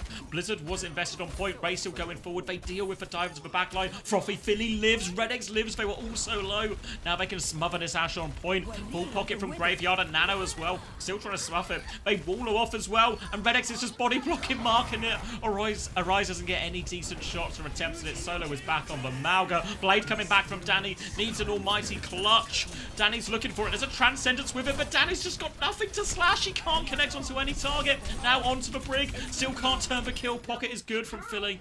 And they will finish, most importantly, time on the bank here for the Dilducts. A couple of situations. Right back at the start of the fight. That backline was so low. They were so close to the trade. If they get a trade in that situation, whole complexion of that fight feels completely different. The respawns are probably enough for Shikigami. They maybe get a cleaner chance, maybe like a third person's alive in that Transcendence Blade or something. And they really get the hold of that. They get the hold of that.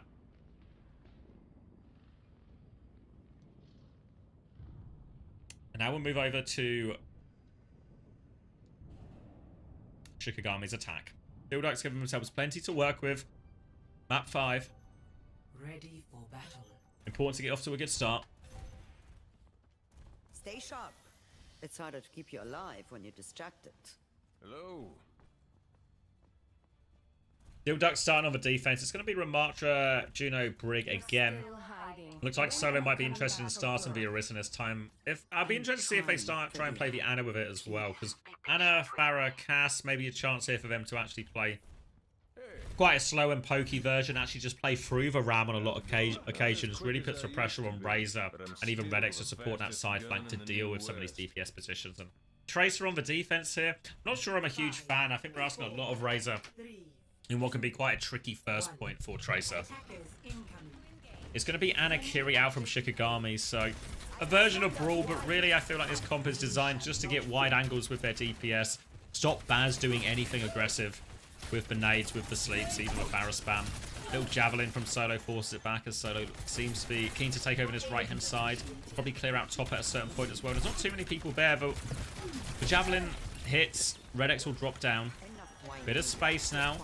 Looking for an opportunity to force point. You can see, I think it was Danny going above. Another Javelin connects onto Philly. Baz contests for point, down to half HP. Shield up now. DP has been forced onto Philly. So low form has to be used, but Baz is getting taken for an absolute ride. Not where he wants to be at all. Trying to regain line of sight with his support. Frothy Philly is trying there. Baz is going to get speared again. Help from the Brig. Redix is getting involved, trying to juggle the shield perfectly, but they've lost people in main. Now stuck in the corner. Solo will finish that kill. And they just bullied them for space. Wouldn't be surprised if we see Baz maybe even cop a Diva swap again into this. On point, ticking it up.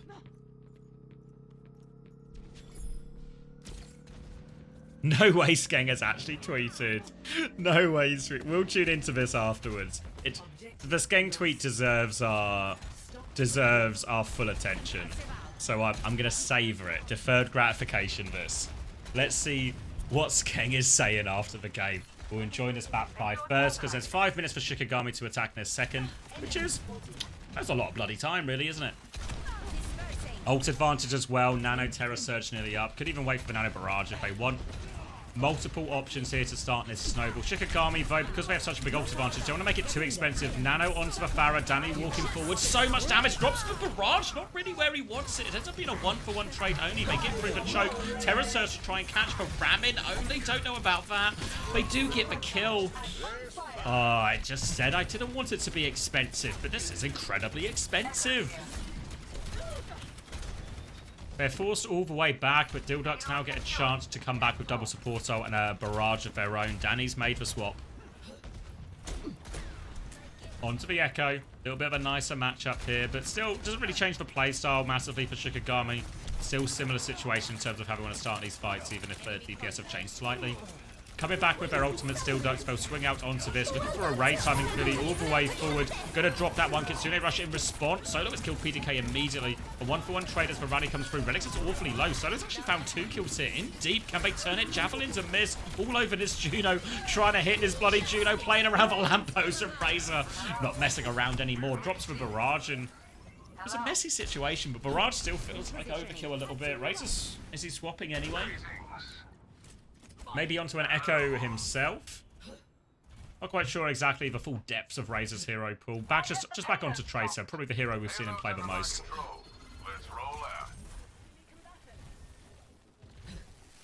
3 minutes, 20 seconds left on the clock. Plenty of time for Shikigami. You don't have any ults just yet, but they have the ability. They have the ability to play it slow. They're on attack. They can choose the timing for their fights. They can walk up and peek. If the Annihilation comes, they can play a disengage. Until then, they can just sort of peek the choke, farm their ults. Form forced out of Baz already as they continue to try and walk forward.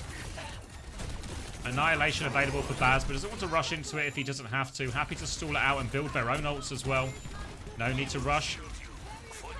Echo on the flank. Razor's marking that, but he's not marking that at all. Danny and Arise have busted that one wide open, and now all of a sudden they have the Annihilation, but he can't even use it, Baz. They've just fallen over. Ult advantage, trying to play it slow, but it's the side fight where all the action takes place. Danny swings left, Arise swings main, and all of a sudden they just get that pincer at the right time. Bit of support from Regime on that flank too. Punish for Brig, punish for Tracer. Razor back onto Pharah for his third point. 4-minute assault.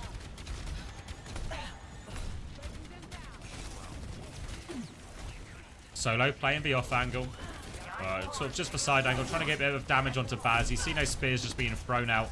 As soon as he gets them, keeping Baz on the back foot. Baz still has this Annihilation ready to use, but he's pushing into 5 ultimates. And they just get a pick in the neutral. Copy comes through onto the Kiriko. Not necessarily the ideal copy, but they're getting kills anyway. Baz is slept immediately as that Annihilation is popped. And the copy Kiriko will get the job done from Danny. Kitsune rush as well. Will pop it off. Regime's going to go onto the high ground. He's in nothing to shoot with his copy Kitsune rush, but Shikigami, they have all the ults to finish this with a huge time bank. Diva now is the swap for Baz. Overclock from the other side from PDK. Bit of space for him, but Solo has the Terror Surge. They have the Nano too. Kitsune rush on point. Oh, Frothy Finny dies, 98% terrain. Key kill for Solo. Now the Nano on point. Baz is D-mexed, another Javelin out. And Shikigami are finishing this with ages in the bank. Terror Surge Nair on the point. Spinning forward. Could have got a few more seconds off the clock and Air Razor, but not a huge difference. Full cap. We're going to see Dilduck's time pushed up from 16 seconds to a minute, which of course means Shikigami's time is going to be extended as well. Now the question becomes, This is a real test of Haddy theory here. A real test of Haddy theory.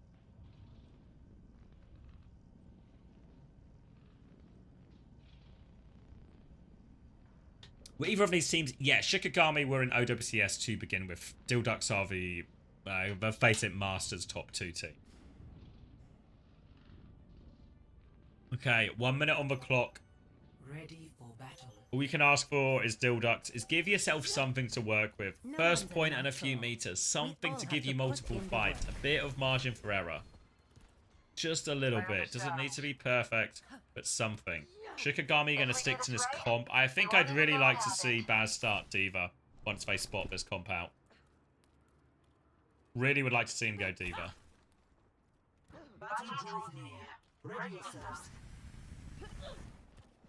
Wait and see. Obviously, Shikigami are setting up with all their supports, their DPS on the high ground. Solo is starting on the low ground. We see Regime bottom right. Just going to try and mark hotel, stop anyone getting through that for free. Baz on the Orisa initially. We'll see what he chooses once he sees the heroes. I think especially, looking at an Ana, a Pharah, and Ashe. Go D.Va. Javelin onto a Rise early on. Solo, remember we are in overtime, so everyone has all their perks unlocked. Javelin perk is for choice for Solo. Baz will stick to the Orisa. He's taken 1 billion damage. Early Fortify as well. Spin backwards for Solo. Still an HP advantage though. Another spin for Baz to force that rotation. Razor is low. No healing. Solo's going to get that kill. No pocket in time for Razor. And this will slow him down and put him in a last fight situation. PDK dies as well. Going to be a disengage now from Baz. They're going to regroup. They're going to have one more crack at it. No ults to speak of. Closest is Graveyard. Is halfway to this Nano. Razor's going to swap over to Genji. PDK onto the Pharah. Redex onto the Kiri. Desperation swaps. 10 seconds left. They have to make a move to point. PDK is immediately dead on the Pharah. Javelin comes through. Doesn't find anything. Kiriko battle from Redex. He forces for win. Can he get out? No. Solo trades that one. Regrouping back on point. Dive in. Good. Javelin saves his Ashe's life. Now Solo is all over this Orisa. And there is going to be absolutely nothing for Dilducks to work with. Now they need the perfect defense. 3.5 minutes. Can't afford to give away a tick. This is a big ask. This is a big ask. Initiating match. Comp choice here for Dilducks. What do they play? Orisa didn't look like a good matchup at all, especially into the Pharah Ashe. Remember, obviously, Shikigami. They can scout the comp. They can scout the comp. They can counterpick. No Winston, no Lucio, but still plenty of options for him based on what they see. Ready for battle. Baz is going to start for Sigma.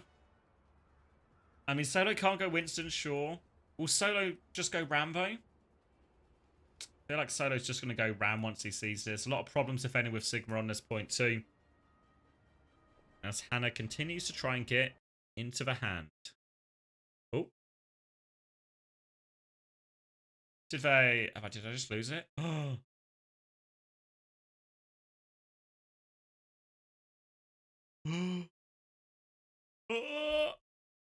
You broke it, Hannah? Trying to get into the hand? Hannah, no! She tried to get into the hand.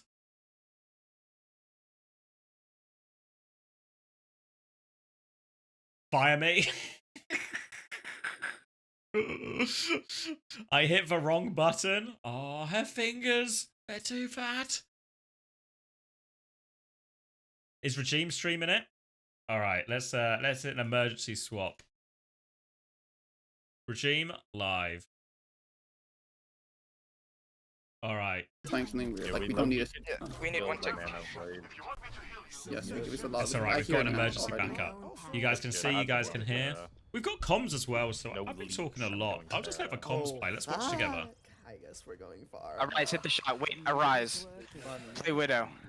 No, bro, I'm hitting this shot, and You ain't hitting shit, bro. You ain't hitting shit. Yeah, because they're scared to peek me, bro. Like, what?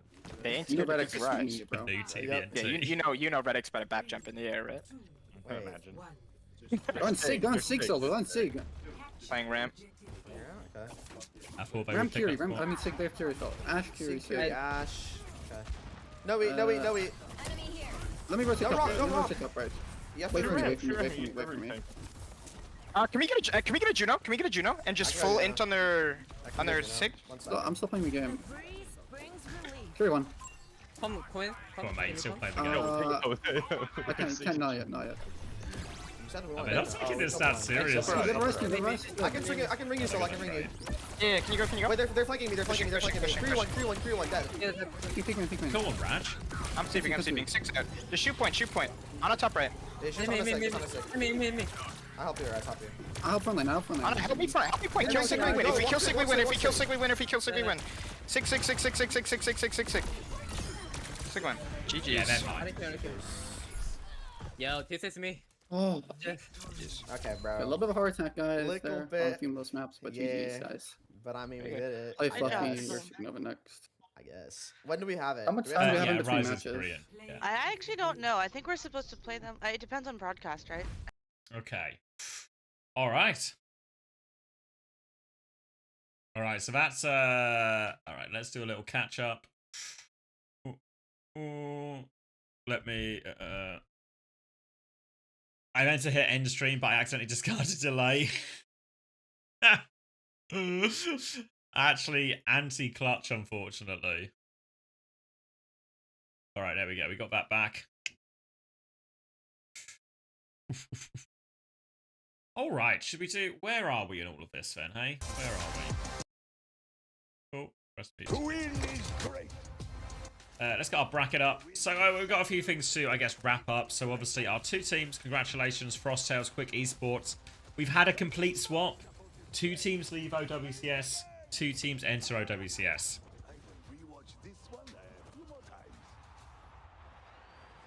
Congratulations to Quick, congratulations to Frosttails. Actually pretty excited to see a couple of new teams. Frosttails are always a fun team to watch, and I think Quick actually had a pretty impressive performance. And I think, you know, we watched a lot of the games today, right? I don't think I look at any of the games today, we think, and go, oh, this team was unlucky, that team was unlucky, blah, blah, blah, blah, blah, you know? Like, Vision got, like, they got 0-6, didn't they, to get eliminated here? Bit of a crumble from Vision, disappointing. That's it for the EMEA games. We are just starting NA. So, that's all that locked in. In terms of NA, let me refresh this with the updated bracket. We had Supernova sweeping Amplify, Shikigami scraping past Dildux. Well, not really scraping. It was a comfortable enough King's Row beating Dildux. Should be fair.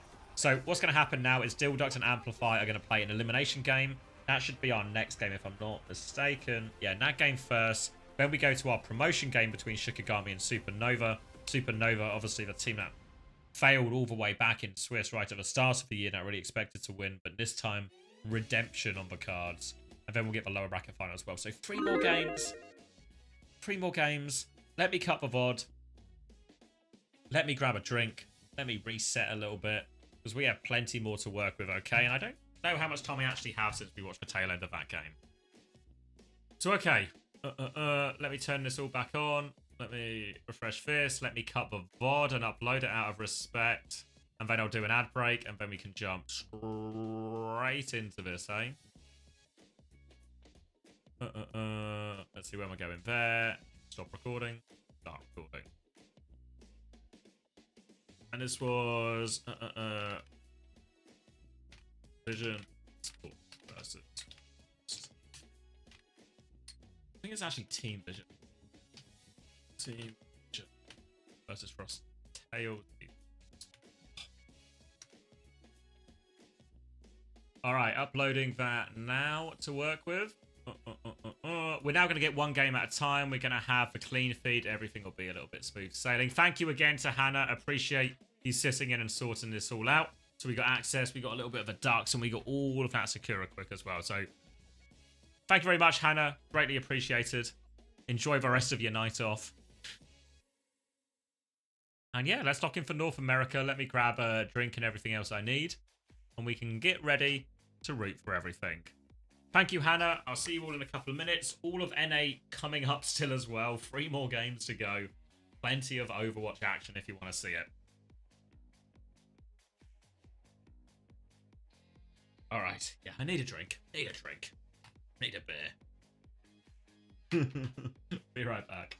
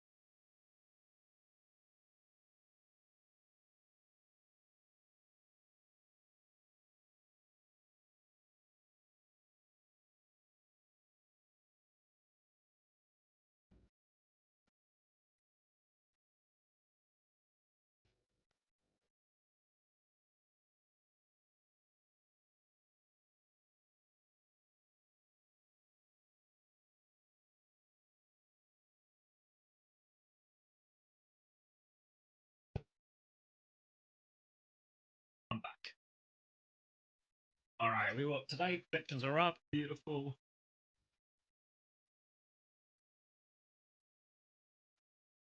Predictions up. Swap over to North America. Dilducks versus Shikigami. All to play for.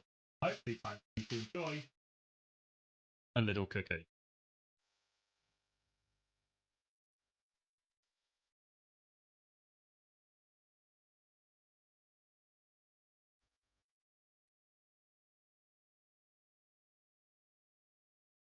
Yeah, roster's still locked, so we couldn't sign anyone. Really can't. This is my third cookie, but it's been a long day, Atlas. I've earned it, I reckon. In my humble opinion, I've justified these cookies to myself.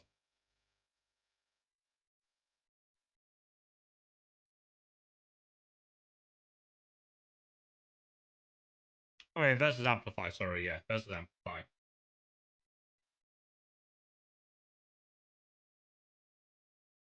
Ooh, okay, thanks. No idea. I'll take a gander. Lidl for the cookies, but bakery section. The best part of Lidl.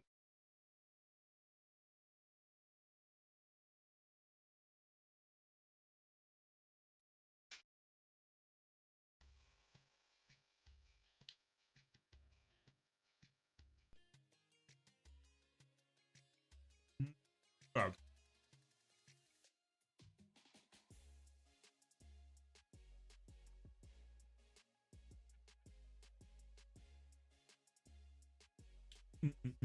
The little brownies, yeah, they're my fiance's favorite brownies.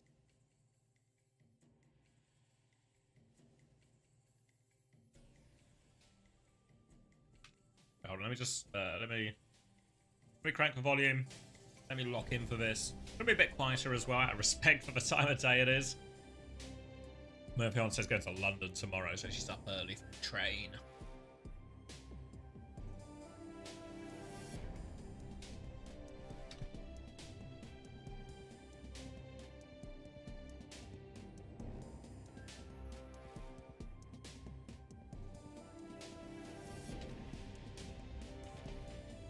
Alright. Crack a cold one. Yeah. We'll get into the game, but yeah, there's down near me where I go shopping, it's like 20-minute walk. Lidl and Aldi right next to each other. There's a Greg's and is it Starbucks? I think a Starbucks there as well. Nice little sensor in them. Oh, Winter's gonna get the immediate kill onto Redex. Winter and Phone here, two of the stars that we saw for Amplify in OWCS Stage 1. Gap's going to be playing the Orisa, more of the Ram from Baz. Definitely prefers this Ram, does Baz. Baz is good. Such a quality name, Baz is actually. Baz is going to take 1 billion damage. Actually has to form to live in all of this. This is going to slow down Dilduck's ability to force point. But actually that pick from PTK might open it right again. They don't give a touch in time though as Baz re-swings. So Amplify, player down, main source of healing down. They will get bled out. But they at least get a bit of capture progress. Even another trade. Winter's going to slide in looking for another one. PTK nails that shot. I think I'm saying nails too much. Nail. What's another? Looking for synonyms for nails for shot. Hits for shot. Lands for shot. Anyone got a Thesaurus on them? Retake now for Amplify. Slammer jams. That's not in the Thesaurus. Dunks. Okay. We're working with stuff. Frothy Philly with a Kitsune rush advantage, but a bit of a HP problem has to slow it down. Basil get the touch against Phone. All of Amplify coming this way, so it'll just be an all-out brawl on point, trying to force the objective immediately here. Amplify. Baz has taken so much damage, and Winter's on this big old off angle by herself. Finds the kill, and this has pulled him in two different directions. And look at all the space for Winter. Frothy Philly eventually responds, but the damage is done. 2 kills. Point will be flipped. Amplify with a good retake. Solo Sojourn flank. It's a gamble, but they take all the attention. PTK gets a late exit kill. Get that Pharah spam away as they try this retake, so they can get a move on. They're actually walking before PTK is back. PTK's only just spawned now, so both teams with players coming back to the point as it's a TP and flip over. Dilduck's trying to capitalize on that. Only 4 players here as Gap comes to respond. The flip goes the way of Dilduck. Kitsune rush and overclock used. PTK sliding on the outside. Terror Surge on the point, though, deletes the backline there. And now with that backline gone, no hitting for Baz. It's all over. Terror Surge sweeps that one. quick flip back for Amplify. Double DPS up for their next hold. Redex doesn't have the beat just in time to respond to either of these either. So it might be a bit of a scary walkout for Amplify here. Oh, sorry, scary walkout for Dildux. A chance for Amplify to hold close using support ult. We're going to try and clear the right-hand side Mega. Slow onto the Sojourn. Walk up coming through. Doesn't quite block the Javelin, but has the shield. Still poking out this Orisa, but here's the Barrage form. Comes out, gets around the corner, pops the Annihilation, dies anyway. Baz tried to live. They've traded a couple of kills. They're at tank disadvantage here. Redex has dropped the beat, but only for himself. Disaster for Dildux. Rush of blood to the head. Thought they could clutch. They actually seal the flip thanks to that beat, but Amplify going to get right back on and flip it the other way. Pulse Bomb misses from Razor. Winter will turn the kill. They're still trying to stall out point. They haven't given the flip. Winter actually pops the overclock. Felt like they had this fight in the bag. Oh, Baz actually found the Baby Diva trade onto the overclock in Sojourn. They'll clear up this killie. On Frothy Philly. Not intentional, but I'll take it. One more attempt for Dildux on this retake. They nearly have a Kitsune Rush, but amplified. They're going to pick up Winter from spawn. They have this beat. This Terror Surge ready to go. Ult advantage. Ult advantage for Amplify. That beat is really going to cost Dildux in the long run. It costs him in the short run as well. Razor going to try and come through left-hand side. They have to consider the touch. Oh, they can't touch now. It's going to be someone else. It's a beat push into spawn. Trying to hunt down this Lucio. All separated as Redex. Trying to live. Can't live versus Bone. They need to go for the touch. Ewan is marking the touch. They try and come through. D-Mech onto Baz. They're not going to get close to this. Amplify will take the first round comfortably in the end. A chance to finish a cookie quickly. Score 1-0.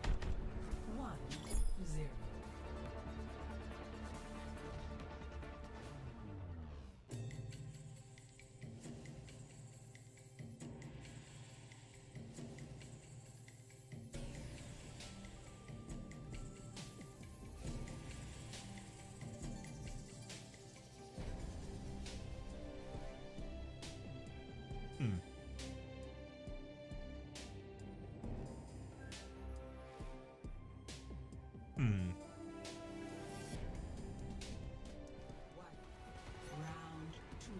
Capture the objective. Okay. TP out. Hazard this time from Cap. Slightly different look. It's going to be Pharah Sojourn from both sets of DPS too. Baz has taken a whole load of damage early on. Has to DP some of that. Razor's going to lean over towards point. Resets on the low ground. Trying to find an angle all the way back to the Mega. Quite passive here. Now tries to push onto the Kiri. One rocket forces for TP out. Crazy Cat has to be careful. Now turns her attention to the Hazard. Amplify going to regroup on point. Winter a bit separated at the choke, but I don't know if Dildux can really punish this with their comp. Instead, they're going to turn their attention towards point. This allows Winter to re-swing. Matched by PDK. Winter still having to play it cautiously. Bit of support from Ewan and all of that. But the boop off the map. Here comes Redex. Opening boop, now player advantage. They are all over gap. So much damage there. They win the slow fight on point. Really, if it becomes just a slow, brawly fight on point, both tanks meeting head to head, the Ram's always going to do better than the Hazard in that situation. So Amplify, the onus is on them to make the moves a little bit more. Get their Hazard onto some of these key targets. But now they have control of a point. Baz can anchor these chokes. Their Pharah and Sojourn can play these wide angles. And Gap is going to be forced to try and close the distance. Bone will move over towards point, gets an angle on Baz to try and spam him out too. Baz forced back, half HP, trying to play it slow. Kitsune Rush is nearly up for both. Suzu has to be giving it onto Cap early just to keep him alive. Still swinging Kitsune Rush around the choke. Philly will match it. Both being traded, boop off, so Cat has to TP. No cooldowns for a second. Suzu now available again. PTK can't find the shot and all of that as they flood over bridge. It's Frothy Philly who actually dies first. They've got both supports out of all of that. PTK has the overclock, no supports, doesn't feel the clutch. Probably a wise choice. Razor did feel the clutch, however. Dwayne actually went for a barrage, found nothing with it. And starting to look more comfortable for Amplify now. Frothy Philly is going to swap onto the Ana here. So a bit more vulnerable, but all of a sudden the chance to punish this Hazard. The sleep lands with the Pharah Sojourn damage, a real chance to convert these kills. Going to be a big ult fight as they try and cross the bridge. PDK starts with the overclock. Defensive aid has to be used. Beat as well. Ewan's going to match for beat. Overclocks and beats both being mirrored. Gap. Gets the kill onto Baz. See you later. PDK can't find any late trades with that, and Amplify happy to just stabilize that for choke. Take that even trade of ultimates. And they'll take the lead now on this control point. Kitsune rush for the next fight. Obviously, Frothy Philly swap, so not close to that Nano. Going to be a tough one. They have the Annihilation, but into a barrage, into a Kitsune rush. Very limited options here for Baz to actually find something without getting punished. You see Phone looking for that now. Right above Baz. Concussive Implosion pulls him in. They've lost Winter. Gap gets the trade onto Redek, still walking forward. Downpour finds a lot from Gap, but gets traded. Frothy Philly with defensive head kills. Razor's going to get more on point. Baz pops out Annihilation, and all of a sudden, an Annihilation versus 3 ults.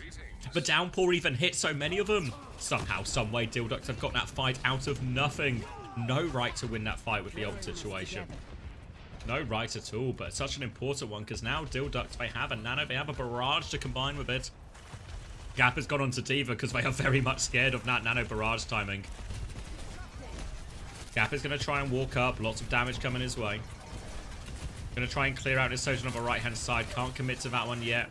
Naded off a choke as well. This will slow them down even more. More time off the clock. And the more time that comes off the clock, the more this Nano barrage could be the finisher of a round for Dilduct. You see Frothy Philly, eyes in the sky, wants to drop that Nano when they get the opportunity.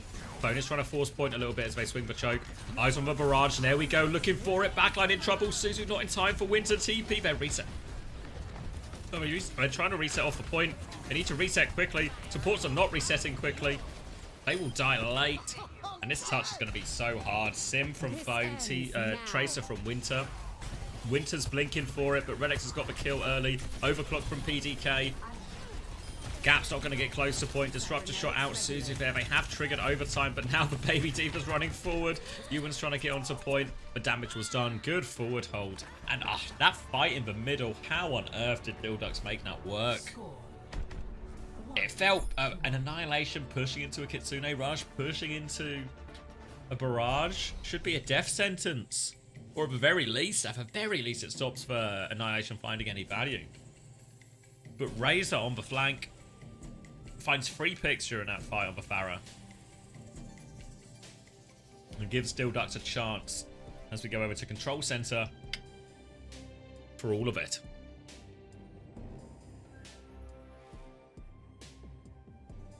Orisa the choice for Gap, Ram the choice for Baz. Razor's going to start on Sim. Interesting to see if he starts for Sim or keeps for Sim on this map rather. No, immediate swap to Genji. Sojin on the other side. Amplify playing a slower version of the comp here. Javelin doesn't find anything on coast. Phone is going to chase out Redex as well. I think Redex was rolling out for a boop in case it was a Sojin or something up there, but can't boot the Pharah off the map. Now it's for Genji's turn to try and respond. Razor has forced Phone back. No source of healing just yet for Phone. They're coming to help her now. That's a Sojin though. No source of healing. It'll be passive regen only. That's now stopped. And just on 1 HP, Phone can't get back in. Redex and Razor will deal with that. No support on the flank. No heals coming their way. Ewan and Crazy Cat both just stuck in main. And that'll be an easy pick in the end. Concussive Implosion. Now available for Phone, of course. Fully perks up. That's going to combine quite nicely with the Javelins. A bit of a puller spear. It's kind of the best of both versions of Orisa. Trying to fight the coast a little bit more. Pharah out here now. Redex and Razor continue to try and keep this Pharah contested. Again, Phone has to be careful. This time getting a bit of support from Ewan on the flank. Topped up.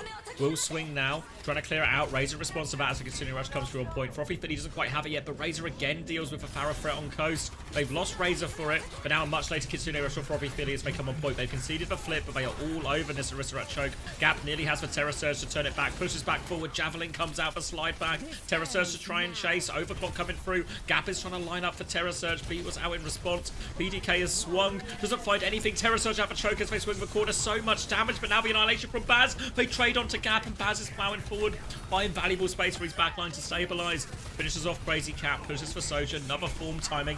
Pharah in main, surely no escape. Slow connect, they get all the kills. Dilducts remain in control of point.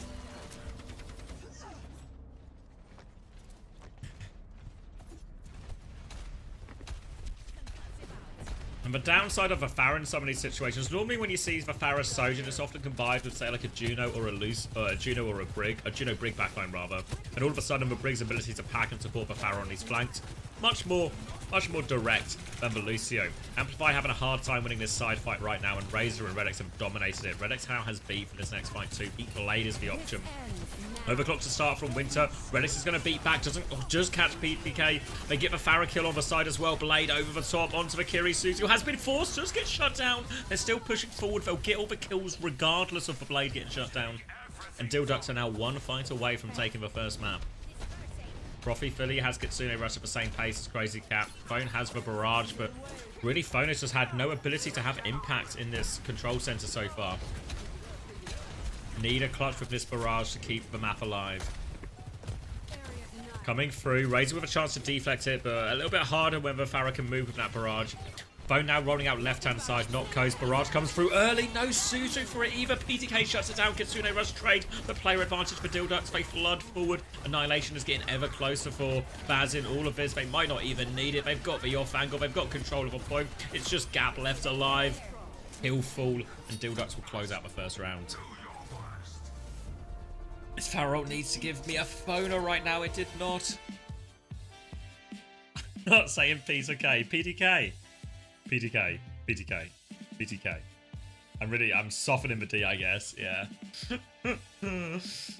But yeah, normally when you see a barrage like that, the Kiriko normally like TPs up to the Farah, hits the Suzu, like really all the cooldowns invested into that. And yeah, Phone had low impact. I don't know how much of it you want to blame on Phone though. I think it's just a bad retake design. Genji Lucio just marked her out of the game. There was never more support coming.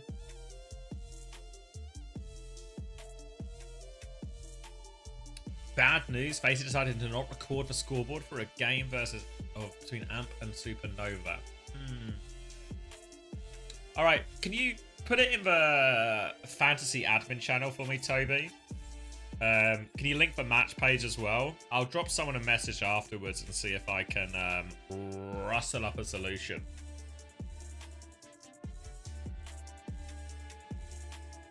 Floppy like a disc in the early 2000s. Anyone old enough to actually have owned floppy disks? Use floppy disks to save some files? Hoping it's not just me. Here we go. Thank you, Panda. Sadly, yes. Here we go. Farah's not found any value in this on this map. Yeah. I mean, the Kiri Lucio is hard to support it, but I think you need your Lucio to play that side. If you're going to play that with the Farah, right? The other option is the Farah just plays a bit more from main. You don't worry as much about the coast angle with the Farah plays for, you know, the little high ground on top of control center. You just drop your Farah up there, use that as a bit of an angle, and your Kiri can still pocket it a bit from main, stuff like this. Even if your Lucio goes up there, it's not as far away. You've heard tales of floppy disk. You're around for VHSs, not for floppy disks. Oh yeah, I remember VHSs as a kid. Having to rewind them, renting them from Blockbuster, being a good citizen, rewinding my VHSs before returning them to Blockbuster. Had a big old VHS collection. Well, my parents did.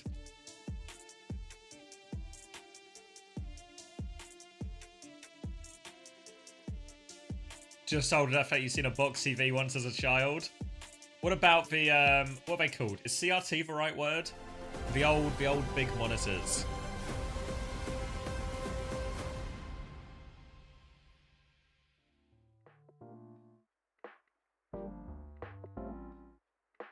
You lived across the road from a Blockbuster as a kid? It was awesome. Yeah, Blockbuster was so, it was so hype, actually.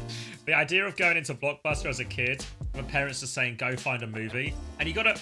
I think one thing that people of a younger generation who didn't experience Blockbuster and renting movies and stuff like that is because there was not the same level of internet access. Like now when people talk about films, there's such a huge range of stuff to pick from and you know about all these different films. And I'm sure if I talk to kids these days, they actually have a pretty big spectrum of media they know about. Like when I went to Blockbuster, oh, thank you Gravy Master 360 : I appreciate it for 2 months Prime. But when I went to Blockbuster and I looked at all the kids' movies or all the movies I wanted to watch, it was like all of the movies were brand new.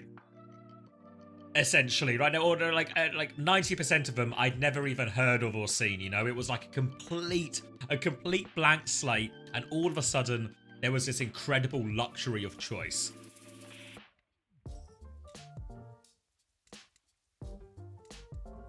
You think you went once in your life? I mean, it was good. It was good. Got replaced by a Sam 99p. Ah, that's much less exciting.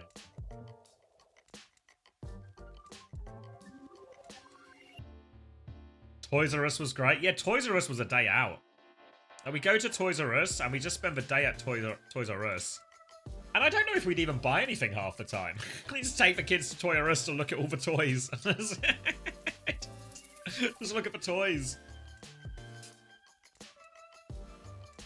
Toys R Us reopened in your city recently? That's cool. Oh, Skeng tweeted? What was the Skeng cope? Can we get a little...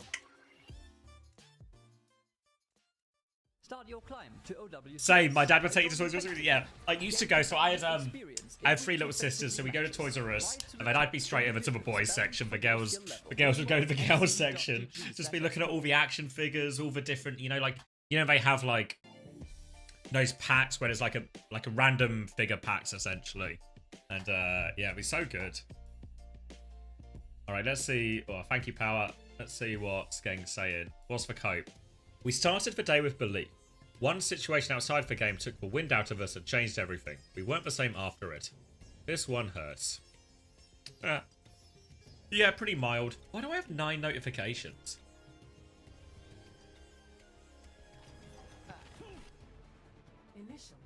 Oh, I got tagged in a quick esports thing. Oh wait, the map's starting. Will you pay attention, X-Mate? Sorry, guys.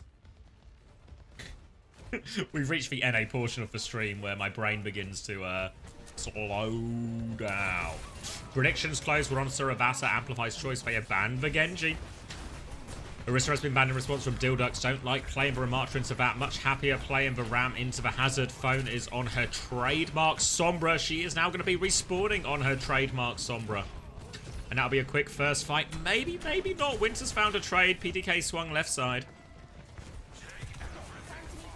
Regroup on point. They've got the first flip. Is 4v4. Redex on the low ground needs to be a little bit careful. Speeds PDK back to the high ground. They can regroup and go again. Gonna start forcing the point here, Amplify, but Dildux should be able to respond. Form out slow as well. Trying to punch a little bit back, but Baz has taken a lot of damage. Slow and steady, but Razor's hunted down Phone on the outside of the map. Now player advantage, shield up, and Dildux will prevent the flip. Oh, the Kitsune rush from Crazy Cat is not in time to save Gap. And now Dildux, they should be able to win this one without committing any more ultimates. Winter does find the trade. Not enough, though. Razor will clean up, and Dildux looking strong for this. Can't unhear Peter K now. It actually is funny, because does anyone remember that Peter K bit where he does, like, the real lyrics to songs? Frothy Philly with late kill onto Phone. His touch is going to get even harder, and Phone is getting no space at all to play in his Sombra. That bit is actually just, is so good. I mean, Peter K is actually top-class stand-up comedian. His humour is so British. But that clip, like, if I ever get the YouTube short pop up on YouTube, I always just watch it again, because it's just always good for it. Baz has been magic picked by a Sombra. I can't explain it, I wasn't looking. I'm sorry, chat. I didn't expect it to happen. Amplify, as such, will get a little bit of space onto point D here, as Phone will hack up this health pack. Virus lands from across the map, slows them down. Winter has the overclock for this one, but Dildux have much more. High Noon from PTK in response to this overclock. Winter's just firing shots down, damage into Baz. Overclock is going to take down Baz, actually. And the High Noon gets nothing in response. PTK is going to continue to swing. I'm smiling at it every time now. Hack onto point. PTK with a punish. Looking for more, but the tank advantage is always going to be difficult to overturn, especially Hazard. So good if the fight gets a little bit scrappy in terms of dealing up and chasing down any sort of slightly split targets. Ewan has the beat for this next fight, as does Redex. There's even an Annihilation, but keep your eyes on Phone. Nearly at that EMP. Redex might have to start playing. They probably expect the EMP already, so Redex is going to have to try and play a little bit split.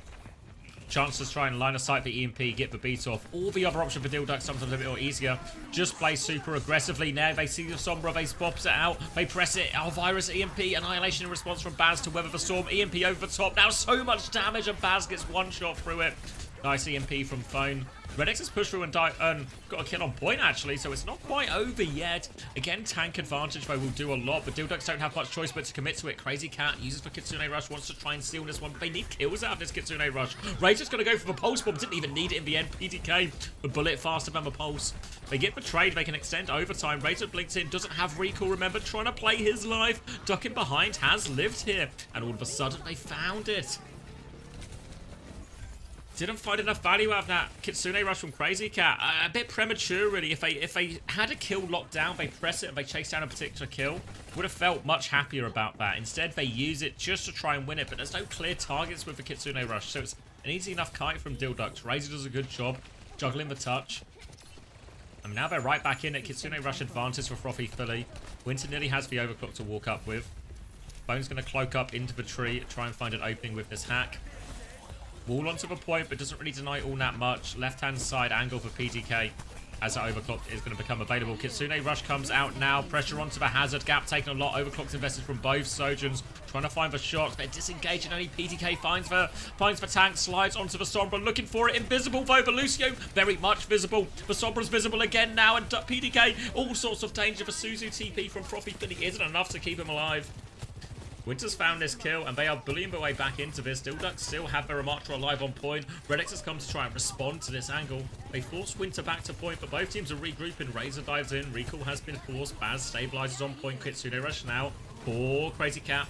Dilduck's forced to disengage, but they need to keep this point contested, so they have to walk back up as the flip comes through. Walking straight onto that Kitsune Rush. Baz is deleted. Redex can maybe get one more touch, but such a hard fight coming back in now. Pulse Bomb doesn't connect. Razor really needed that one. Frothy Philly will find the kill. They're not quite over yet. Hazard is low. Gap separated from the heels. 2 bars of HP. Winter finds an important kill. Redex gets the trade. Ewan has the beat if they really need it. Beat comes out. They'll mirror it. Neither Lucio's going to Ajax here, but it's just a 2-person beat. Trying to get it, and the boot gets for C9 in the end. And Winter will get the cleanup. Redex saw the clutch. Ewan had the beat to match. Denies any clutch opportunity. Amplified to close out. Point T. 1-1 Suravasa. As the dust settles, Dilduck throwing some ults to clutch. A little bit short of everything right now. Phones, EMP. Likely going to be the opening ult. Does get revealed. Will cloak up again over the wall. Nope. Sticks to the same side as her team.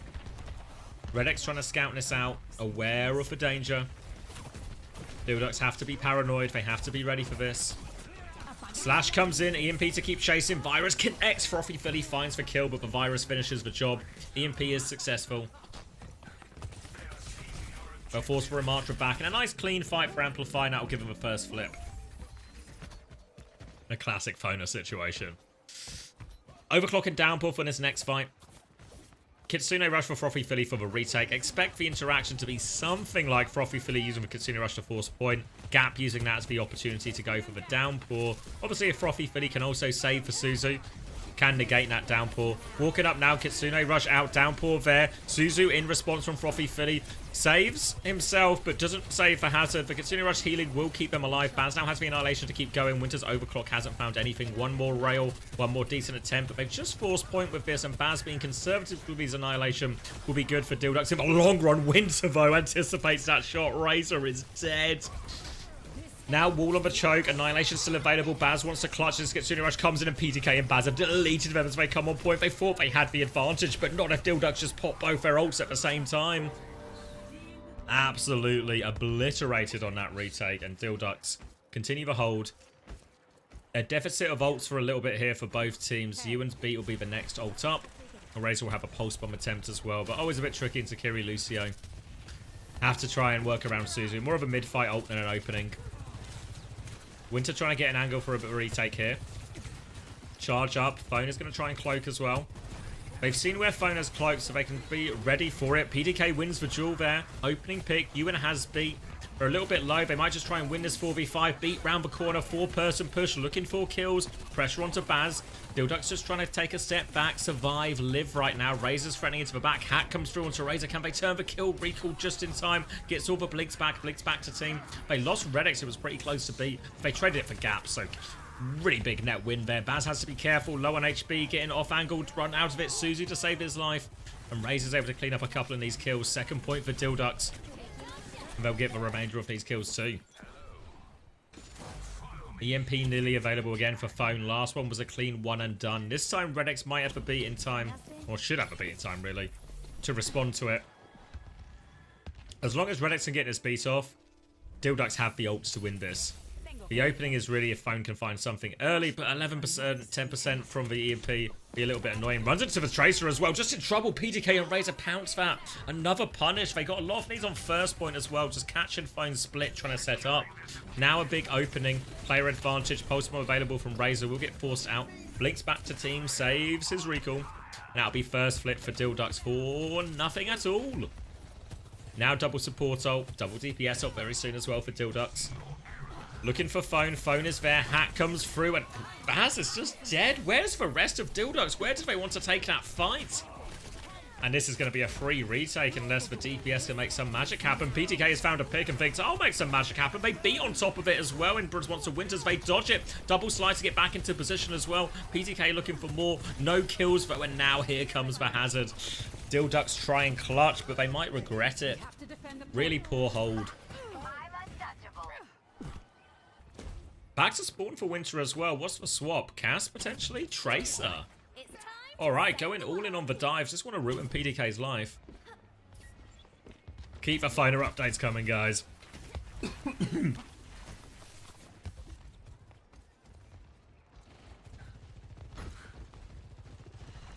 Ooh, sorry.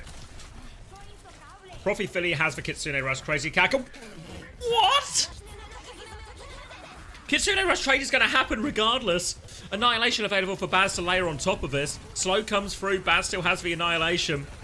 Phone is flopping across the nation after that. Redix will go down. Annihilation still available onto the backline. Can Baz find it? Slow doesn't catch for Kiri, but Razor's there to hunt for kills, and PTK will clean all of it up. What on earth was that? EMP comes out now from Phone. They're trying to clutch it. They don't need to clutch in this fight right here, right now. They've turned to kill with it, but Gap's going to be forced out, and it is disaster after disaster for Amplify. And now Baz has the Annihilation. Dildux have one more fight to win to close out the map. Chase onto Phone, forces her back. Winter on Tracer getting bullied away as well. Razor really looking for that. Recalls back to point just to get into position. Probably didn't need to. Could have kept that flank going, honestly. Now the Annihilation push. They're trying to turn on the Remarcher, but no ults to respond to it from Amplify. How they wish, but Baz dies going forward. They trade onto Gap. Pulse Bomb is good from Razor. 4v4, no tanks in play. No ults just yet either. Winter closest to the Pulse Bomb. Fighting for Tracer on the left. They have to commit to the fight. PDK, another important pick. Dive onto the Sojourn. Winter can't find anything. Pulse Bomb is now available. Amplify needs his Pulse Bomb to land. It only lands onto the wall though. Redx is now marking that one out. Baz is back on the Doomfist. PDK pick after pick after pick. And Dildux should be taking Suravasa. Gap finds one trade, but 1v4. No hope. Oh, there's a Lucio there as well. 2v4. There's still not a lot of hope. And Dildux close out Suravasa.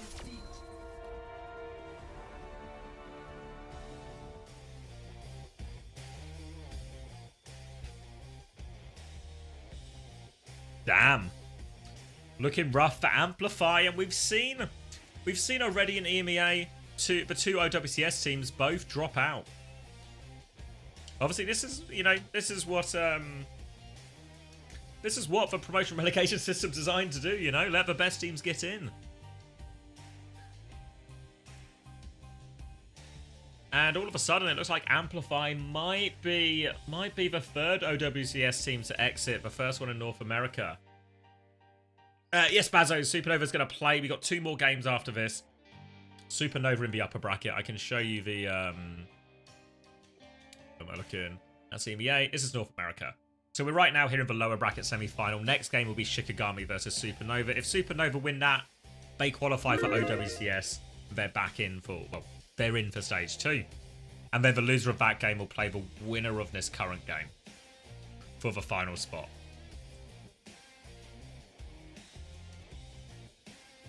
is Amplifier for an OWCS team. I don't watch free regions usually. Yeah, they were in OWCS. Actually, the way they originally got into OWCS is through the Swiss qualifiers, and they actually got a pretty surprising victory over Supernova. Obviously, Supernova, a little bit of revenge in that game. Looks pretty dominant. Victory overall. Bit of revenge. Supernova, I think, I can show you the rosters, but slight changes. Chime doesn't really play. Plays more Marvel Rivals now. It's Ryan and Jutsu take the DPS ones, but the Supernova team looks really odds on to qualify here. I'd be very surprised if they don't beat Shikigami. Yeah, Fluffy Dreamland from last year, if people weren't aware. Definitely expected Amplify to get relegated. Not sure about Shikigami. I expect both of them to go down, honestly. I think we're going to have the same situation in EMEA. I think Dildux will beat Shikigami second time of asking. Oh. Bells.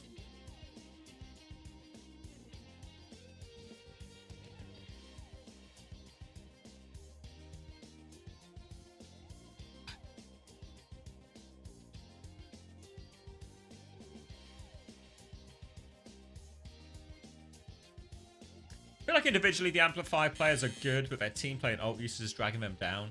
Yeah, I mean, like on the Lijiang Tower, I think their biggest problem, more than anyone's individual performance, was really some of the fight design, or some of their theory of how they want to play with the Pharah. And then similarly on Suravasa, I mean, I don't know if this isn't like a bad fight design. This is just individual mistakes, bad decisions with ults, trying to clutch when they don't need to, throwing ults away when they really shouldn't. You make enough of those mistakes, you're just going to get blown out on a map like that. Phone taking a swim doesn't help. Inopportune times, you take a little dip.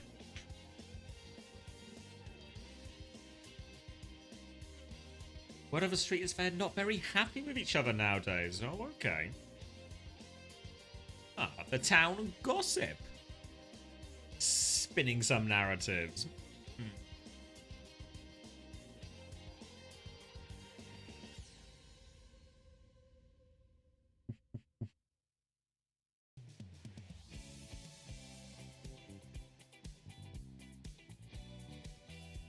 Did we ever check this game tweet? Yeah, we did. It was pretty underwhelming. I mean, really, it all comes down to what an unbelievable amount of damage this this in-game ban has done from IMO.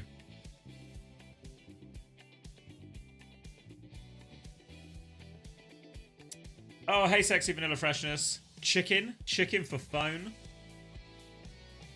All right.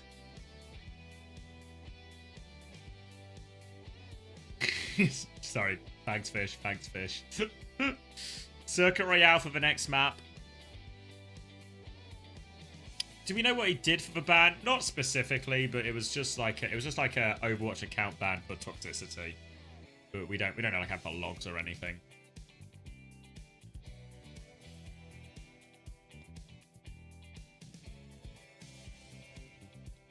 You want Supernova and Shikigami to qualify, Gavin? Okay. One thing I imagine is that teams that get relegated instantly disband. Yeah, I think maybe when I look at some of the teams, I feel like Vision might just get blown up, right? Because are they really going to pay full-time salaries for a Masters League team? I mean, maybe they're just going to keep the roster for Saudi E-League, so they might as well, and try and earn their OWCS spot back, you know, make some changes after them. So maybe they will. Maybe if anything, the org sort of keeps them... The org and the money keeps the band together, even if they make some changes. I think Amplify will probably stay together. I think Amplify, they were really a shock, absolute shock qualification in Stage 1. So I think the fact that they got a stage in OWCS is kind of just like a bonus for Amplify. Yep, they got it, they didn't expect to. Fuck it. Enjoy it while it lasts, and then go back to Face It Masters and try and build your way back up again.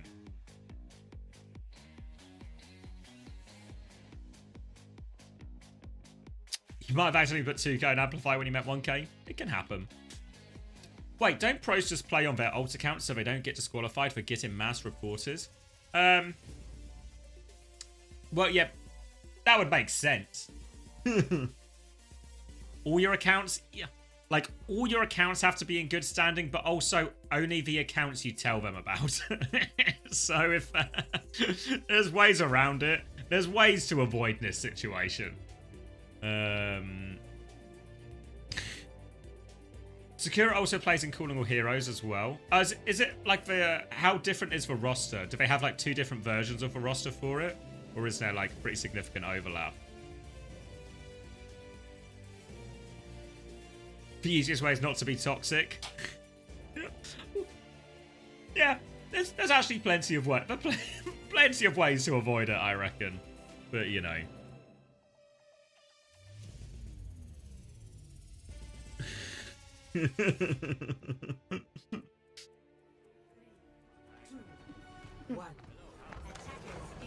Alright, let's lock in a little bit now. Circuit Royale, and of course Amplify are playing for their lives. Chicken comes in map 3 first appearance in the series. They need to save it for Amplify. We're on to Circuit Royale. It's going to be a Sigma mirror. Anna Lucio is an interesting combination for Dildux to use here on the defense. Maybe we're just a comfort hero. Baz is going to get knocked down by that rock, but has the Matrix, has the grasp, I should call it. And we'll slow down to this next corner.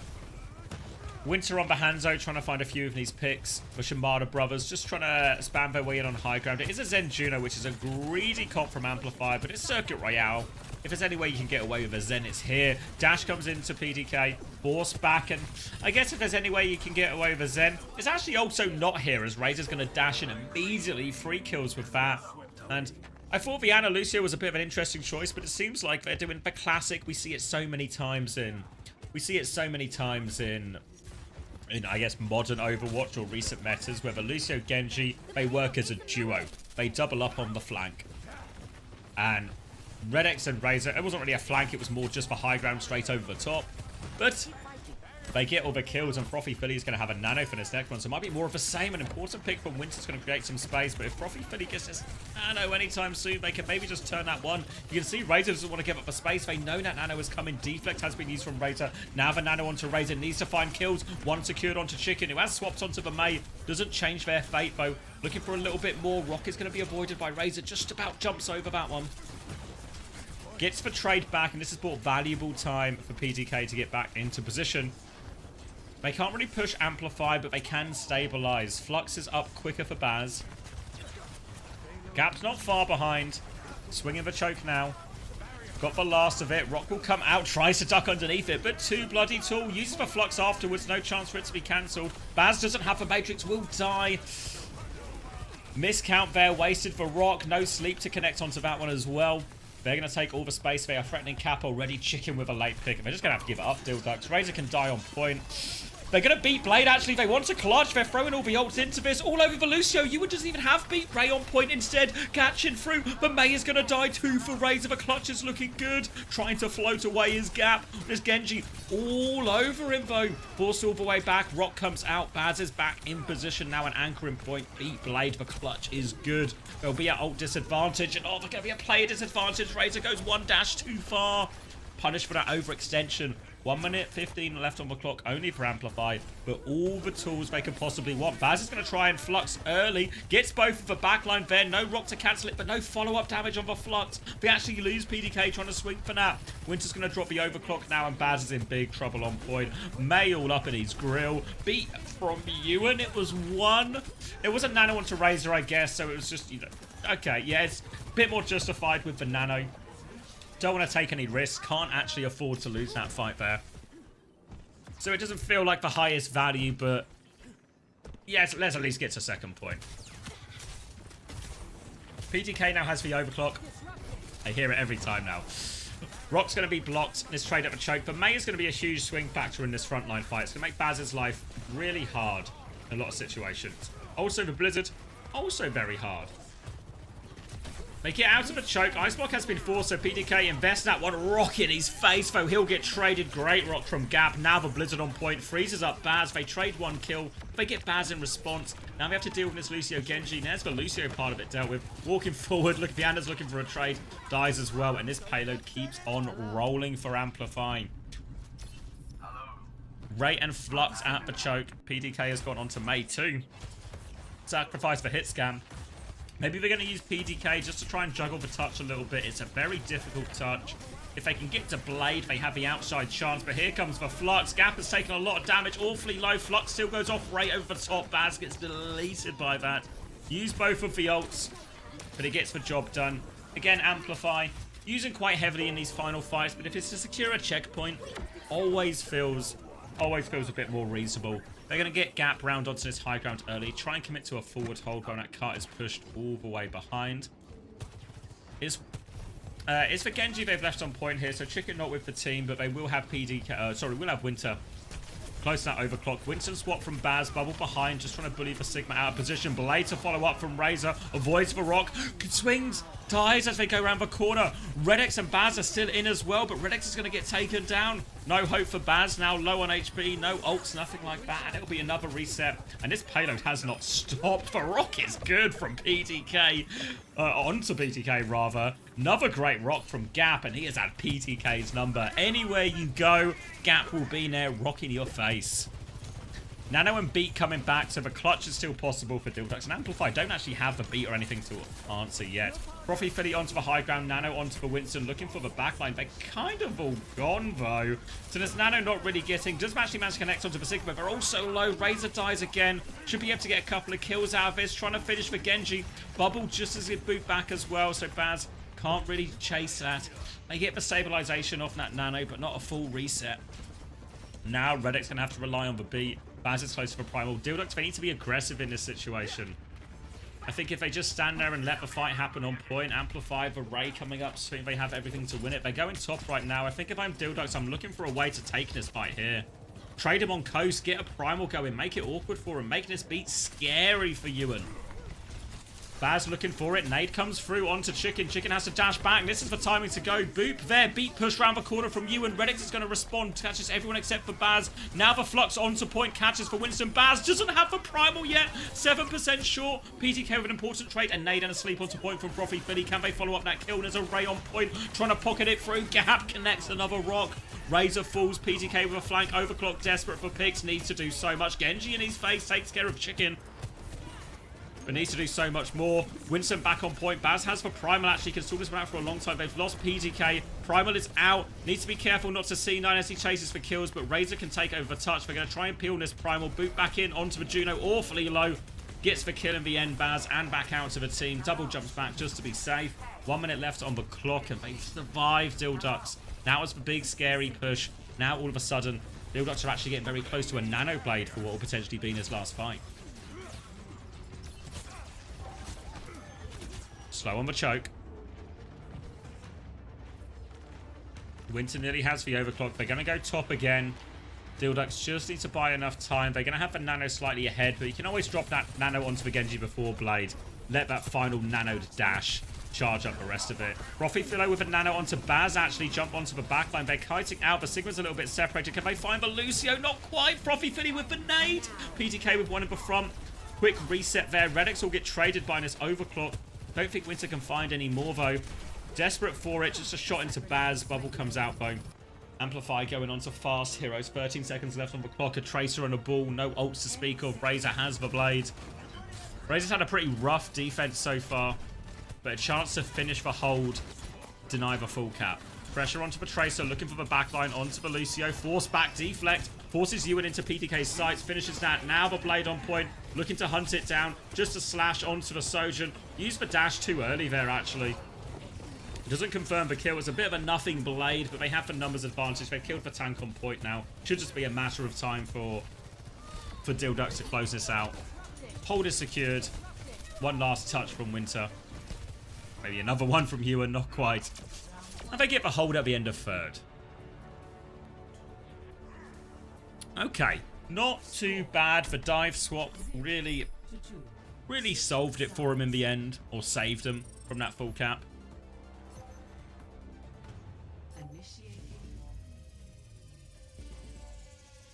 And now Dildux, a clear win condition in their mind. That's where the cart is now, and that's where they need to get it past. Chance. Interestingly enough, obviously the Sigma version of it wasn't going very well at all. It was the Winston swap that saved it, but Winston on the attack.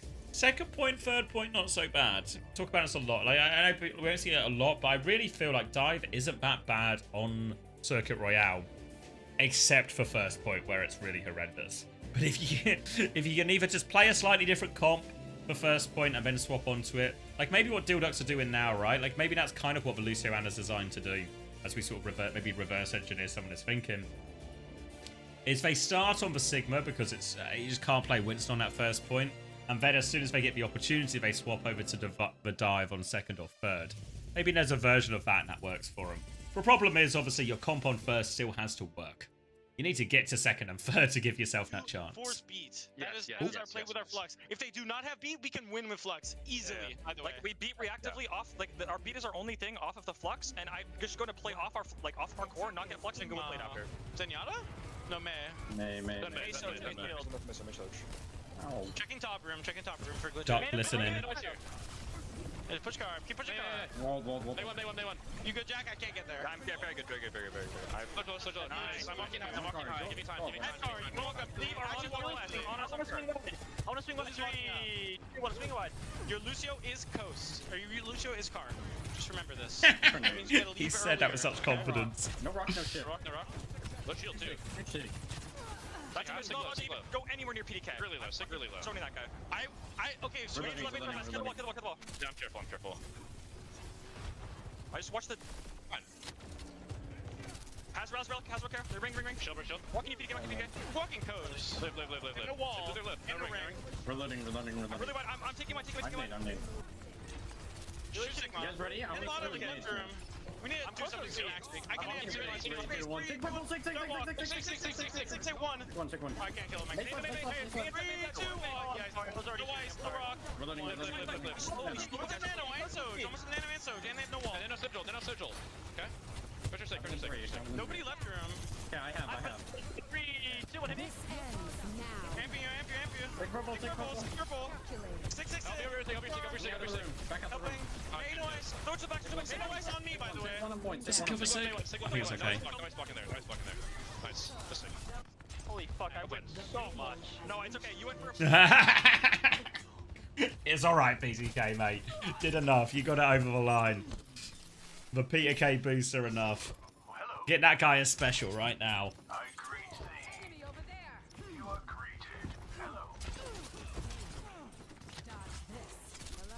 Now, Ray available for Crazy Cat. Lots of ops coming up for Amplify for this retake.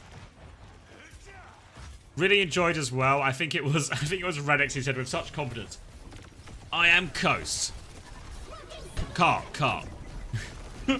Rock comes out as this Ray push comes in, connects onto Crazy Cat actually, but doesn't save Baz's life. Still goes down, but Ray simply too powerful. Sigma, tough time disengaging that, and Amplify do get the stabilize. They reset at the choke. Now they've got this high ground control. And Dilducks have to do the difficult retake. Could be a beat blade play. The problem they have is this transcendence. So Dilducks need a bit of a smarter answer here. They talked about using Flux to force beat in the warm-up when we're in the comms. Flux now hopefully comes out from gap. So I wonder if Dilducks, they get a pick out and out, so they will get another reset and they have to go again. But I wonder if Dilducks are going to do the same thing. They actually start this fight with Flux to try and force the transcendence. They force for transcendence, and now the beat blade is open for them. Yeah, I like this version of the ults. They have to worry about the overclock for Blizzard still. The overclock comes through now. Redex drops it. Razor does give it in the end. Zen is going to be punished for this. Yeah, really nice. Like this from Dilducks. Clean blade from Razor. Winter with a late kill. But Razor and Redex get all 5. And yeah, really like that setup. They talked about doing it versus B. Obviously, same thing is applicable versus Transcendence. Any kind of defensive support ult and B and Transcendence. Really both fall into that. Retake coming through now from Amplify. They still have the Blizzard, so even though Dilducks had a very good fight there, it was expensive. Defensive nade just to try and help Baz live. Baz trying to get out of that Blizzard. Have they all gotten out? Baz, I think, was out of the Blizzard, but still slowed and killed. So the Blizzard wins the fight, even if it doesn't directly quite catch anyone. They'll deal with the Sojourn behind. Chicken with a finishing shot. Okay, Chicken. Chill out, will ya? Redex reset as well. Now Dilducks coming back, and Nano overclock again. Last time they were hitting this combo, it secured them first point. Baz onto the Winston. So actually, yeah, Dilducks, I feel like I'm getting into that sort of duck mentality, you know? I feel like I'm getting inside their brains. I'm seeing their decisions. I'm seeing their logic. And I'm liking what I see. Winston swap right now. Baz is 1 HP. Does he need for Nano? No, they Nano overclock instead. It's all into PTK. Was upset with some of his whiffs last time. Body shots onto everyone. Headshots gets 2. 2 kills isn't enough. It might be with Baz going forward, but Kant still has a decent amount to go. A late kill here would go a long way as Baz avoids that rock, but not enough support. They're just going to play to force the objective here. But Amplify. Chicken with the Genji swap to help come back. They nearly have Flux. They nearly have Ray. Crazy Cat can drop this one immediately. He will be a disengage from Dilducks trying to get out of there. Rock is avoided. Defensive nade onto Baz as well. They are pushing forward hard for this, for Flux to chase him. Looking for it. Changes his mind. Changes his mind several times. Looking for it. Tries to catch for Sojin. Does catch for Sojin. Attempted bubble from Baz isn't enough. Rock goes wide, but gets for Flux in the end. Gap running the calculations. Every possible decision available. Finds it. 1 minute 20 seconds left on the clock for the Ducks. Low on ultimates. Anna dies late too. They need to wait for their next bank of ultimates. It will be Beat Blade available. The race here is if Ewan gets the Blade. Or sorry, if Ewan gets the Beat, that can be the counter to Razor's Blade. And they're forced to maybe take the trade slightly differently. Like maybe Beat trade, then Razor Blades a little bit later. Baz trying to take a little bit of space. Up to 74%. Primal coming up. Rock round the corner. Gap's just going to get one shot. Disaster beat. They want to keep pushing. They want no one to trade to this overclock, but Winter is flooding forward, looking for Frothy Philly. Frothy Philly trying to give him the moves. Winter doesn't fall for it, though. She confirms the kill. Doesn't quite get the second. The payload's moving, though. I don't think it would have made a difference. Gap has gone Reinhardt optimistically here. I presume, yeah, Gap back to Sigma now. The desperation Rhine swap. Who does he think he is? Hattie? And now Dilducks get the time extension. 2 minutes on the clock. They've got Nano, they've got Blade. I'd be interested to see Dilducks here actually maybe start the fight in a slightly different way. Maybe even use the Primal first. They're only 10% away. Try and force that beat out of you and set up a clean finish. Oh, Frothy Philly's going to die. No chance of Nano Blade. Now the beat forces for Blade. Baz is going to have the Primal to keep going. We'll try and jump out. They've lost 2. They're just going to take the reset. Trade Blade for beat. Now they set up this next fight. Both their Nano and their Primal to walk with. Gap is trying to hold forward. Amplify wants to try and get multiple fights out of this. So even if they die to the Nano, they try to the Primal. It works out. Rock doesn't connect. Razor dashes through. Redix dies though. Baz still hasn't invested it. Baz is going to pull the Primal now. Blade from Chicken all over Razor seals that one. Baz really could do with a trade out of this, but it's Baz versus the world. Can't find anything. Can't. Maybe boots for Sigma and Sigma has slept. Baz gets out for what it's worth, but now a Ray versus this Nano and Dilducks. They tried to not commit to that. They tried to like take space. They took so much damage taking space they couldn't actually follow up at all. Only Baz could with his Primal. Everyone else was on the run. Ray's going to come out. Frothy Philo with a defense. I don't think that was intended. Onto the Lucio. The Bucio's going to try and get it working versus the Ray. Trying to fight this Sigma. Baz is in deep. PDK has pulled the overclock. PDK has saved the day. Redix will get a little bit more of that beat charge up. Dive in to look for a trade. Winter connects that one. PTK will fall. Bucio versus a Ray. Maybe not the trade they wanted. Frothy Philly onto the Kiri now. Gap is going to have the Flux for this. Redix has the beat to match it. Should allow them all to survive, but the problem is there's still this overclock. There's be so much damage into them. They still need to try and avoid the Flux. Even though they have the beat as the insurance policy, they still don't want a lot of people in this Flux. Last fight, remember, they didn't finish the map here, so it's a winner-takes-all fight. Redix now going for the beat push. It's a scary one all over the Bastion. Boop in onto the Bastion. Defensive Flux comes through. Does he find it? When he finds Baz, Baz is going to get deleted. PTK and Razor have still found kills. They're forcible point. Gap is in all sorts of trouble on point. Matrix comes out. They killed everyone around Gap. Now 5v1. Dilducks do it. They relegate Amplify.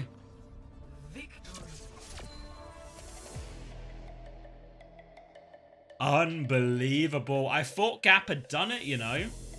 That Flux gets the kill onto the Winston. But then Razor and PDK hit him on the flanks, convert the kills, and before you know it, it is all over. Dilducks give themselves a chance. They continue through the lower bracket.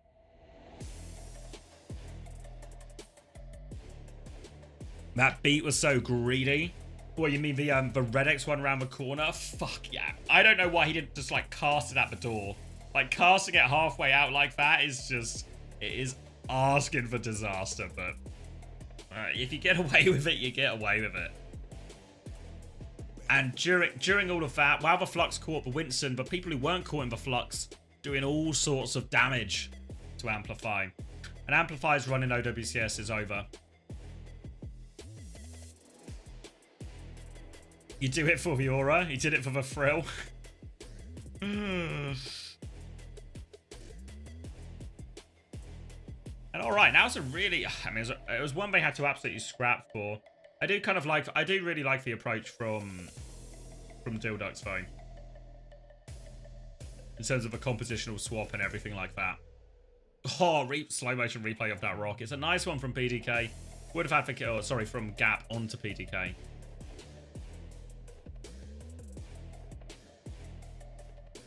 No more phoner jokes? No. We've lost our phoners. Yeah, it's 100% it was meant to be a nano overclock, wasn't it? Classic Lucio Anna moment. Why is my Lucio in front of me? Yeah, we lose phoner jokes in North America, but we have gained Willies in EMEA. Lucio better anyways. Somebody plays Lucio, don't they? Do you think nano overclock is good? Yeah, I think it's a really powerful combo. It's like, you know, you use it in like a... But whenever you use these combos, I think the same applies to Nano Blade, the same applies to Nano Overclock or anything like that, Nano Primal, is you want to use them in key fights. I feel like if you ever use these Nano Blade, and it happened to them a couple of times, where they use some of these ults not to close out a point. Like, I think if you're using it to cap second or to cap third or full cap or whatever, obviously full cap, like, the obvious choice. But if you're using it to secure an objective, I can really get behind it. But I think on defense on a lot of these hybrid escort maps, it's really not worth it. It's like, there are some situations where I'd say it's okay. So, like, let's say they have rally. Because in most fights, you're pretty happy to, you know, you use 2 ults, they use 1 ult, right? You sort of just 1-up and, right? It's a version of layering. Sometimes the combo's actually better at beating it than the layering. So let's say one you might come into quite often is they have rally and you have nano blade, right? All of a sudden, if you just nano, the rally probably lives it. If you just blade, the nano probably lives it. And it's a little bit awkward to just like blade, force for rally and guess out and then nano. Actually, just nano blading, you get the 2v1 trade anyway, and you get more chance to get killed. Stuff like that, like a reasonable enough ult trade. Yeah, no idea. I'll be on for all of it. So, the combos are situational. I think a lot of the time, teams just sort of use it as like, they have the combo, press the button. So I can agree with the sentiment that it's really like time and a place. But I think there's enough situations where it seems reasonable as well. So it's like a classic Overwatch, right? It's not black, it's white.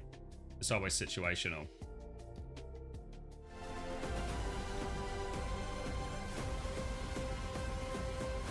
But yeah, invariably, if you're just, every time you have nano and clock, you're just pressing both buttons and you're not thinking about it, you're not factoring anything else in, your chances are you're just sort of gambling with when it's good or not.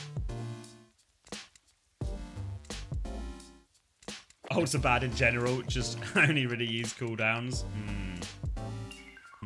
Cap theory, they call that.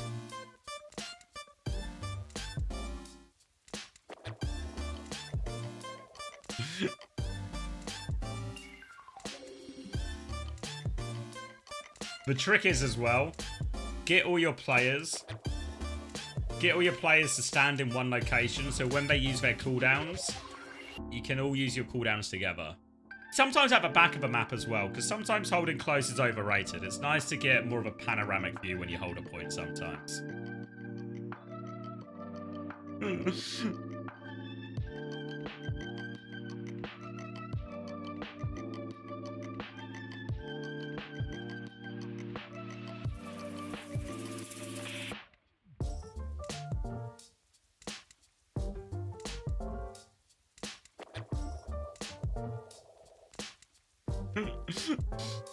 All right, where are we going next? Obviously, yeah, so as, you know, I mean, it's obviously always feels a bit bad. Team gets relegated, all of this. But I think Amplify, like they had their run. I don't think even the player. I'm sure if you ask the Amplify players themselves, I don't know how much they really expected to be an OWCS stage 1 going into it.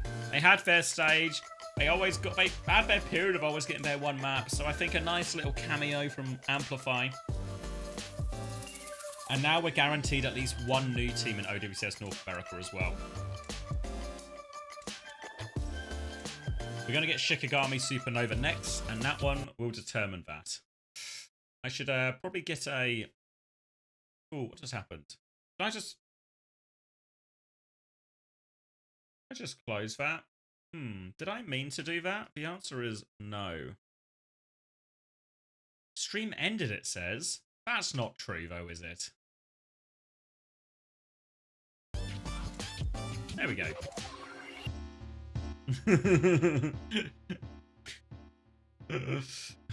What do you mean, oh damn? Grow up. Grow up.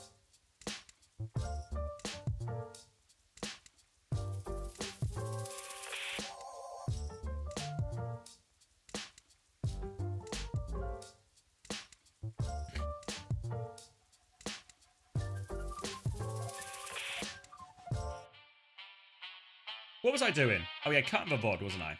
I was cutting the VOD. I think I'm turning this down a touch too. So what was I doing? That was, of course, Amplify versus Dildux. I'll get that uploaded as well.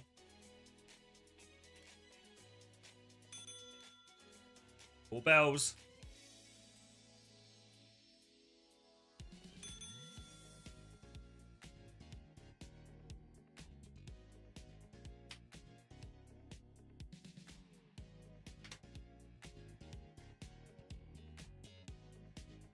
What are we looking at here? Supernova versus Shikigami.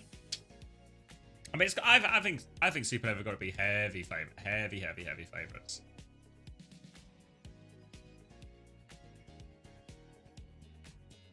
Should I eat another cookie? Is it time? I'm gonna eat another cookie.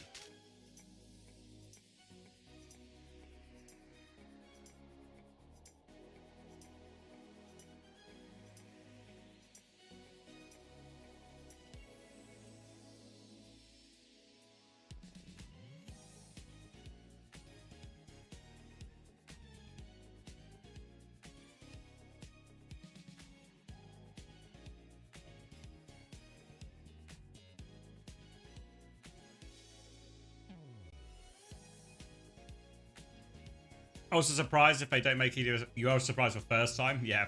I mean, if Supernova failed to make OWCS again after being in this position, it's actually just over.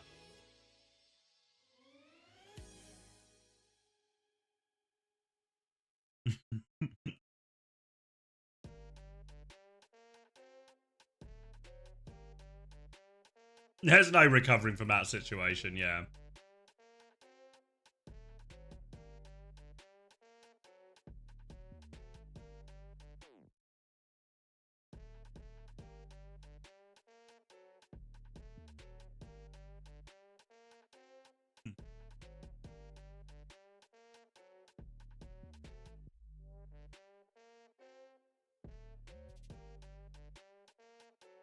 Yeah, Supernova good. Time for Ryan from the O to become Ryan from the OWCS.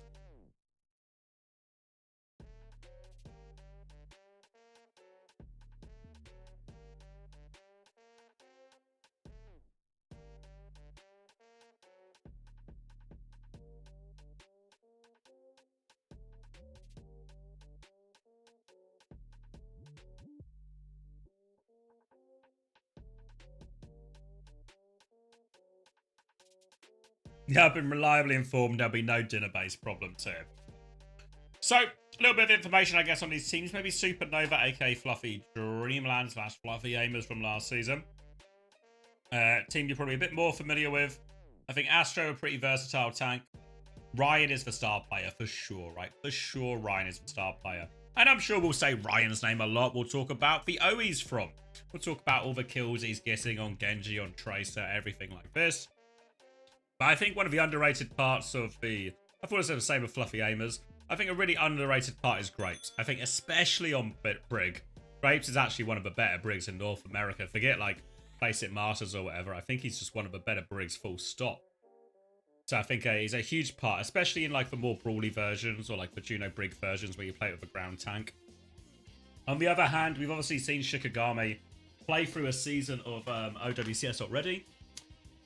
And I felt pretty, underwhelmed by them. Underwhelmed.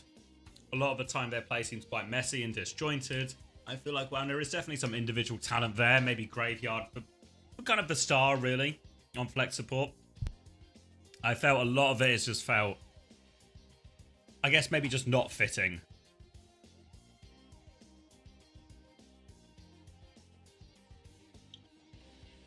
Ever looked at Marvel Rivals Esports? I've watched a bit of it, but only really, like, chuck it on when I'm doing something else. I've never actually sat and watched it proper, you know?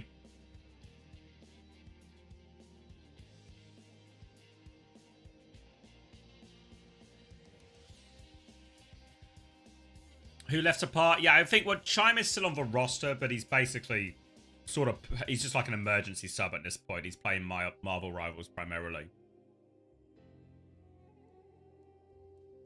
They're the Burnley of OWCS NA. Cheers. Chime was so good, Fo? Ah, yeah, it was a magic maker, really, wasn't he? Magic maker on the May. Unfortunately, there are other callings. It's now up to, of course... Oh, wait, do I want to update the stream title? Oh, I sure do. I sure do. Supernova versus Shikigami. Take the fancy out of it now as well. Alright, locking in. It's going to be a Faraband from Shikigami. Juno on the other side from Supernova. Both teams going to try and run out Lucio. Anna here. Ryan on the Tracer. Nade comes through.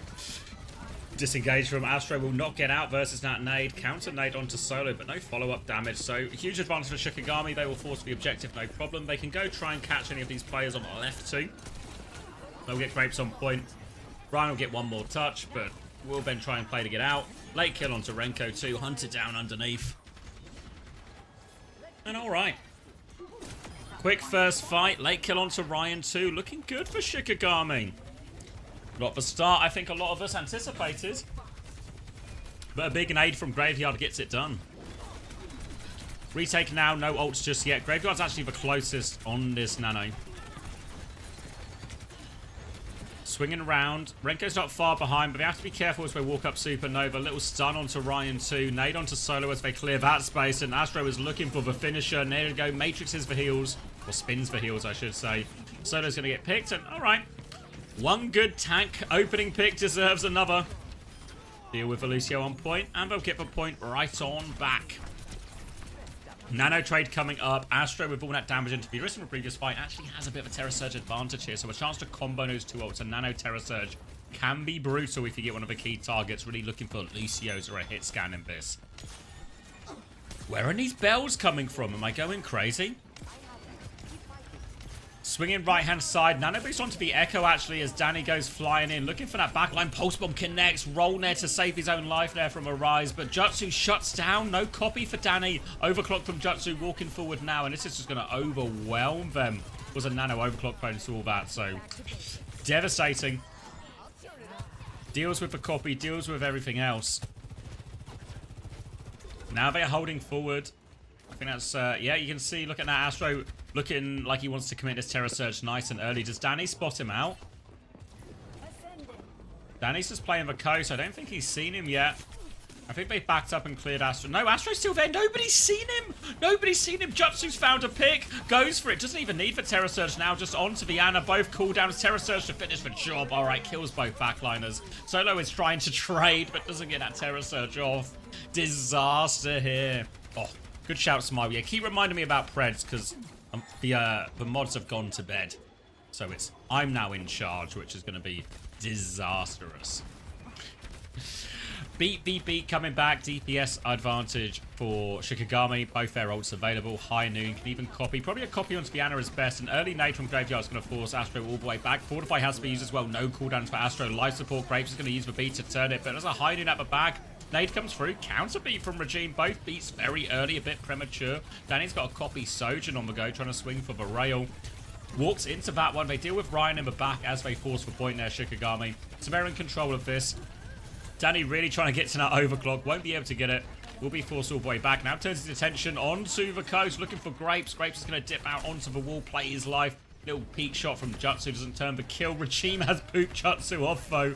That's what you get for peeking. Now looking for more Regime. Pressure onto the Lucio, but can't quite find the gap. Grapes will get away with his life. And Ryan's killed the Echo during all of this. A little bit mistimed as Regime was going backwards. Danny was going forward. Nano onto a Rise now. Defensive nade comes through. Astro has the Nano himself, and Nano onto Sarissa is going to get absolutely delete him. Now they are plowing forward. Tank advantage. A Rise finds a trade onto the Anna. An annoying one to deal with, and a Rise is going to go deeper behind. Here comes Grapes. Hard to fight a Cass, though. Here comes Ryan. Hard to fight a Cass. Here comes Grapes. Hard to fight a Cass. Peek him at the same time. Ryan will eventually trade that kill, and they have cleaned up on point during all of this. Javelin onto the ball. Solo will extend the touch for a while. Terror Surge, though, it gets all 3 remaining players in. Easy kills for Jutsu in the end. And that should be Supernova closing it out. Shouldn't be another touch. I don't know where Danny is. The only one with a chance, but he's so far away. Recall force. No touch.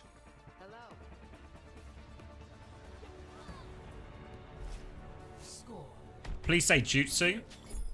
Is that correct, or do you just prefer that sound? I feel like it's very much written Jutsu.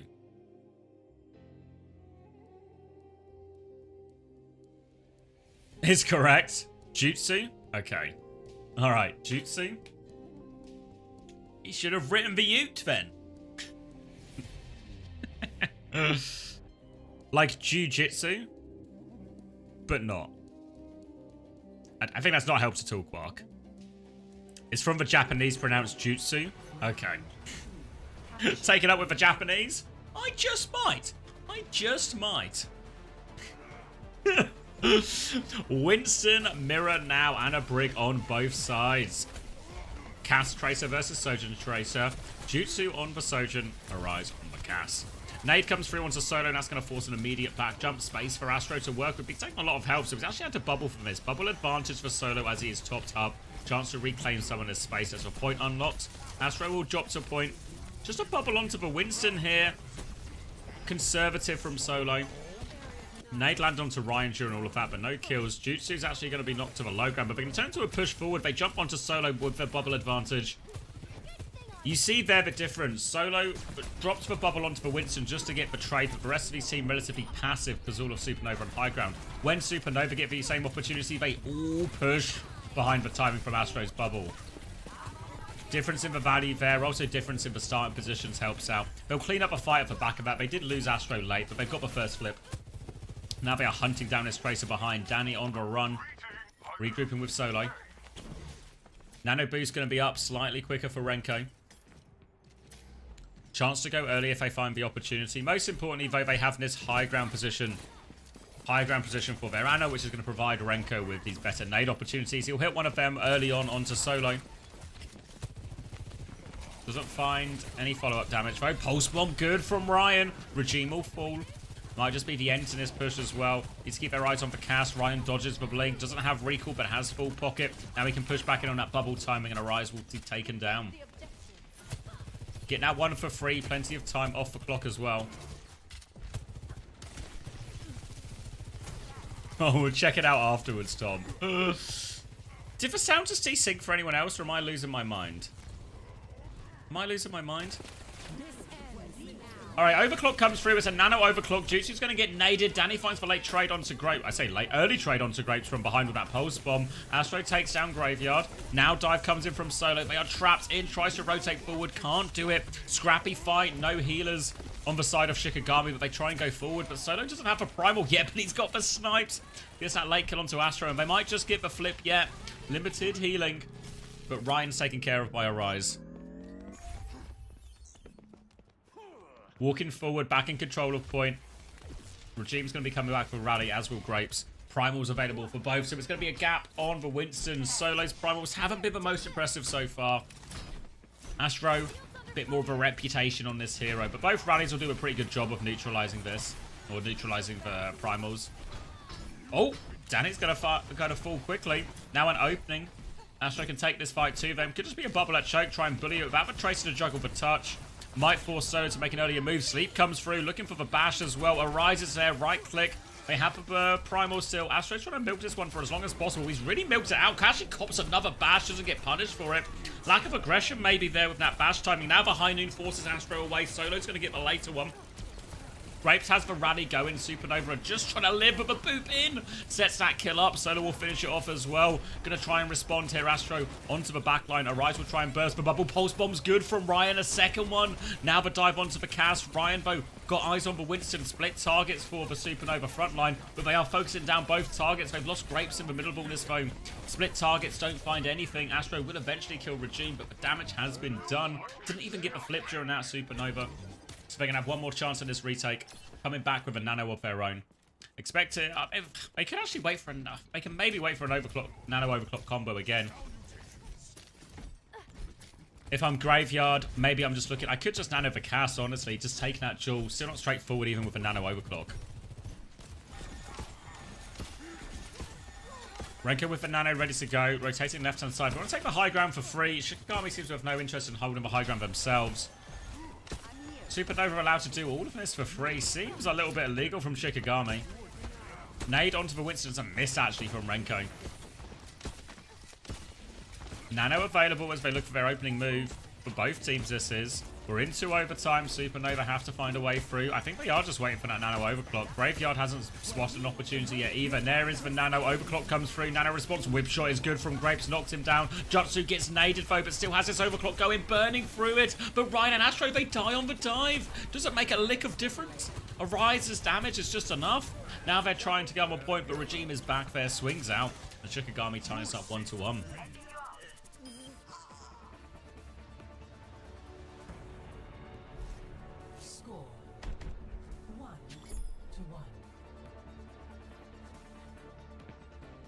Alright, all to play for. Honestly, I expected this to be a much more Supernova-sided affair. Which one is the OWCS team? Shikigami were in OWCS Stage 1. Supernova. Surprise miss out of Stage 1, but playing for redemption here. Winner qualifies for OWCS as well, so stakes are high.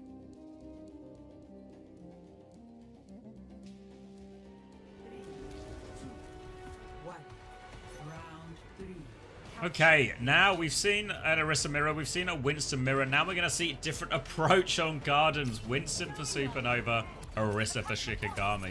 And a pretty good choice from both, so Shikigami do have to swap open to him if they want. Obviously, they did just win the dive mirror over on that city center. It's going to be high ground initially for Shikigami. Supernova are going to slow it down. Danny's going to walk forward trying to poke, but only runs into a Tracer, resets up on the high ground. Really got to keep our eyes on these dive timings from Astro. Renko will have nade opportunities too, but a bit trickier here on the high ground. Instead, they're just going to bubble and try and clear the Orisa. They have to peek into that, but every time Graveyard peeks forward, it's providing Jutsu with an opportunity. Renko's been forced to D-peek bow, and Ryan has wandered in, found a kill, and there we go. Exacting that kill. Jutsu finds Graveyard, trying to peek to heal his tank. And while they're doing that, Graveyard is pulled forward, trying to heal his tank. Regime then isn't able to find the cover on the flank, and Ryan gets him for free, finds a couple of kills from the side, Jutsu from the front. And they didn't concede first flip, even as Supernova. Taking the tank trade on the low ground, just trying to bait the enemies into peeking the high ground too much. Now Nanos will be the first ult up for both teams, it seems. Give or take a Pulse Bomb, but, you know. I was going to say Pulse Bomb's not always that big an ultimate. It just kind of happens. You don't plan to fight around it. But so far for Ryan, it's actually been happening a lot more than it's not. Huge nade up a choke as well. And Solo is so low. We'll have to completely T-peek. Defensive nade used instead. Walking around the corner. Renko catches a spear. He's low. Grapes needs to top him back up. Nano available in 10%, but Graveyard has his ready to go. They're swinging out onto the high ground. Chance to use that now. Could even use it onto the cast to deal with this Winston. Pulse Bomb is a miss! Defensive Nano. It would have maybe killed Graveyard anyway. They need that, and Arise has deleted Astro. But Boop Not off the map though. Arise still on the low ground, taking this duel. Has been separated a little bit, but Grapes is awfully low there as well. Arise is trying to deal with it. They all flood down to try and pocket him out of that. Nano onto Ryan to try and clutch it out. They're swinging with this double nano as well. Ryan's low on point. He gets topped back up. Now he is all over the brig. And Jutsu just deleting them. Astro's back in, overwhelmed. A high noon from Arise? You have to be joking. Orisa is back on point now, but this is going to be another death. They don't have control of point. He's killed Jutsu for what it's worth. Now Graveyard will reset. They're going to have one more crack at this Shikigami. They're going to push back in with Terra Surge and Copy. Copy Anna's a pretty viable option. Ugh. They're going to swap for Terra Surge. Are they worried about... They're going to swap for Terra Surge? Okay, Shikigami gonna do it with a couple less ults. Grapes has for beat. Astro has for primal, so they can hit this backline pretty hard. Even with Regime's rally, it might be difficult. But Danny's gonna walk through, kills Renko for free. Supernova need to make the decision quickly. Copy Cass comes through. That's 2 kills down, and Grapes isn't even gonna use as a result of that. Absolutely useless hold, really, just blown wide open.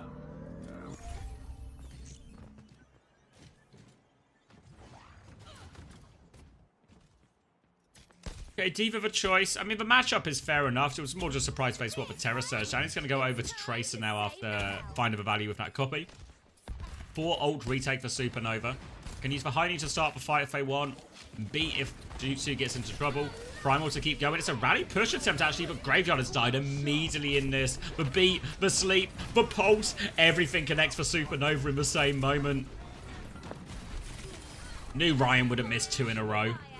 And Supernova right back onto point. Shikigami in desperate touch situation. This is going to be so hard. It's going to be impossible. Graveyard nearly has the rollout, but not quite. Danny just a little bit too slow. I don't think it would have made a difference. They were all so dead. And all of a sudden, just everything clicks at the same time. The beat lands, the sleep in the back, the pulse bomb in the front. And all of a sudden, before you know it, they are blown out of the water. Is that Astro funny or regular? Regular. This is Astronex. Goes by Astro, but Astronex. What's the Skeng tweet? Have we got the cope?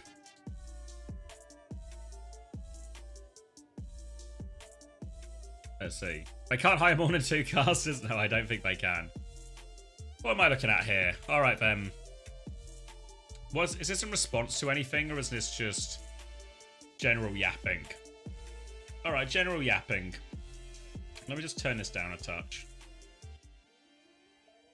This is the unfunny Astro. Alright. We were given a 10-minute timer before our second match. One of our players arrived just 1 minute late and we were handed a map loss because of it. That decision completely shifted our team's momentum and energy. From there, everything snowballed and we've now been relegated. This one hurts GG's.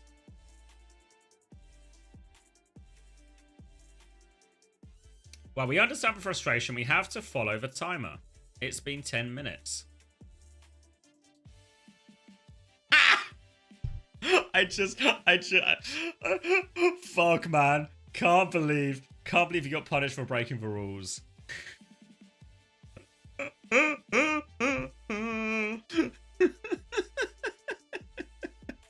Top reply is your thoughts? I mean, it's our very own normal Tom. The thing is, like, it's just, like, has anyone here have a job, right? Or anyone here go to school? Any job havers, any school attendees? You ever been late? Maybe even for a reasonable reason sometimes, something truly out of your control. Did you get in trouble anyway? Of course. Right? I mean, maybe at uni you can get away with it, right? No one is employed. I said school as well. Surely at least someone in this chat's attended school.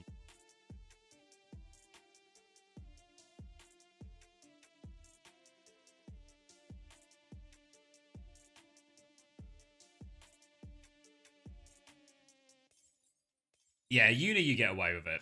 What if I have a job and school? Yeah, but no job you'd get away with it. That's a job I can confirm. Thanks, Red Eyes. I'm employed and I show up on time. It's because of these credentials I'm trying for Vision for Stage 2. Alright, enjoy Face It Masters, Tom. But they sound like the map was a traumatic experience that changed them forever. I mean, yeah, but like the thing is, right? How long do we have? Right, we're going to the next map. So the thing is as well, like the thing that like annoys me about this gang thing is it's like, fuck me, like you can't, if your players are fucking late, who are we blaming? The bloody team, right? We were late. You were late. You're playing remotely from your house. What could have possibly happened? Oh, good shout. Supernova map win. I'll get the prez up for the next one in a second. Like, who else is there to blame? There's no one else to blame. But the nature of how he's written this, it feels like he's trying to throw the admins under the bus a little bit, you know? Junkertown for next map. Get the prez up soon.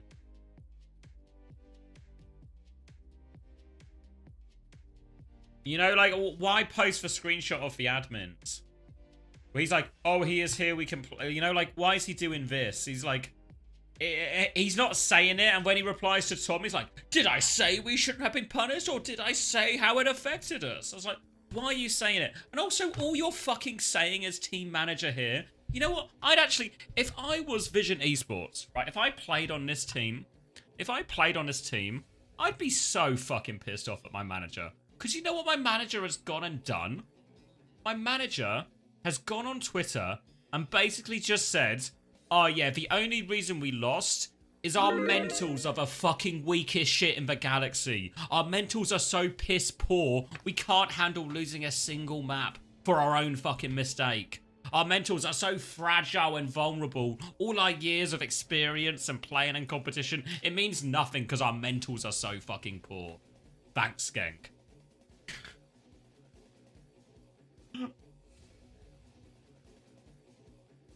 Like, I'd be annoyed, like, yeah, can my manager just call me a fucking...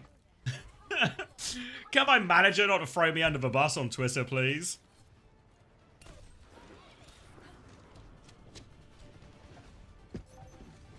We're in this together. If we're late in face open, we have to forfeit the whole match. And presumably as well, Vendrini, your mental would be shattered for potentially years. Well, yeah, only a quick preds. 97% for Supernova. Alright, I'm closing the prez. If Shikigami find the win, including this opening pick, there could be a redistribution of wealth. There is going to be a big redistribution of wealth.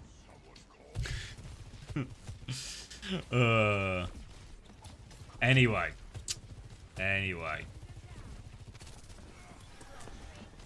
War dive, Shikigami leading into the Kiriko here. It's a Zen and a Diva ban here, so Supernova trying to force the Winston version of the matchup. You're welcome, Sage.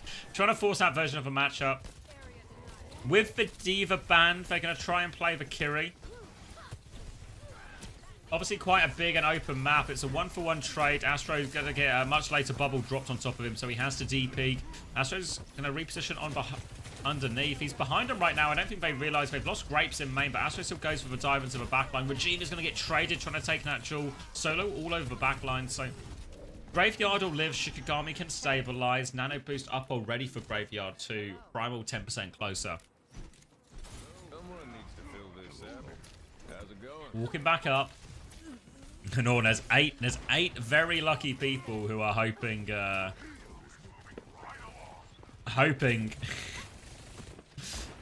Shikigami to continue this good hold. 2 minutes off the clock already. Graveyard with nano advantage. Primal coming up just now. Ryan has a pulse bomb, though. He doesn't often miss. Haven't seen him miss 2 in a row, I think.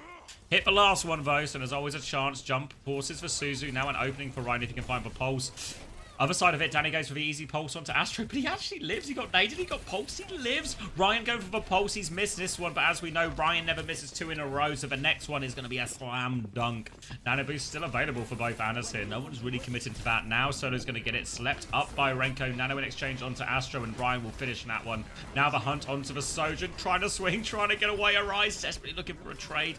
No such luck. Payload is moving already. Solo has actually dropped this Primal and found the trade onto Renko. Should be able to live. Won't be able to live. Ryan will chase that one down. 3 on the point. Payload is moving very quickly. No chance at a retake. And after a lot of decent lot of decent work from Shikigami. The amount of payload progress Supernova are kind of able to inch for free means they only actually have to win one good fight. Why has Widow played less and less on these long-range cypher maps? Partly because of the comps. More and more often we're seeing these like high-tempo comps. Heroes like, even the introduction of a hero like Juno really makes even some of these bigger maps, the Havanas, the Junker Towns, a lot more viable to shut down these sight lines. Similarly, people playing like the Ana Kiriko version, a chance to dominate the flank, make Widow harder. It just becomes a lot more of a high-risk play. Too easy to kill in too many situations, not worth the gambit. Dive onto the high ground now from Astro. Rally from Grapes onto the back, trying to catch it, but out of there is Solo. Nade onto Solo will be Suzu'd. Alright, they rally for a whole lot of nothing, really. They get a bit of space, at least, and the payload is moving. Now the redive from Solo. Trace is going to leap into that as well. Back step from Grapes. They killed Danny on the way out, and Astro's being very patient with his Primal, just zoning the backline, allowing him to play for Winston. A Rise response with an overclock of his own. Not too much to shoot at. Oh, Grapes is out in the open. Shields up, trying to juke it, can't survive. Jutsu tries to swing the high ground at the same time, but gets naded too for a Rise as they deal with that. And Supernova were trying to be patient. Maybe it comes back to bite him a little bit. Late trade from Ryan. He has pulse for this next one. As we all know, Ryan doesn't miss 2 in a row. We are going to get a little bit of a pause now, though.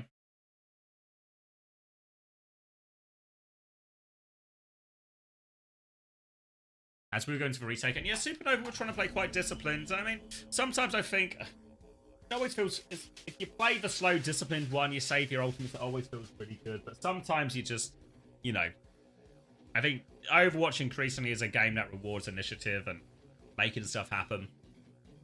So maybe there was a missed opportunity for Astro to be a bit more aggressive in some of these situations. Still, there's always an argument for both, right? Both can work. His vision the funniest seems to play in OWCS. I mean, comedy does seem to follow them around. And the type of comedy where they're not laughing at any of it. Vision find none of it funny. But everyone else finds all of it hilarious. Anyway, Shikigami now with the hold nano boost available for Graveyard. But Supernova still have a big old bank. Remember, Ryan doesn't miss 2 in a row, does he? Primal will be exchanging that nano, but 1 shot, 2 kills for Solo. 3 for Solo. Primal coming back from Astro, but he can't do much about that either. Ryan's had his recall force, might die a little bit late. Yeah, Arise will clean that one up. And just, yeah, a bit of a non-starter there for Supernova. Their backline gets 1 shot.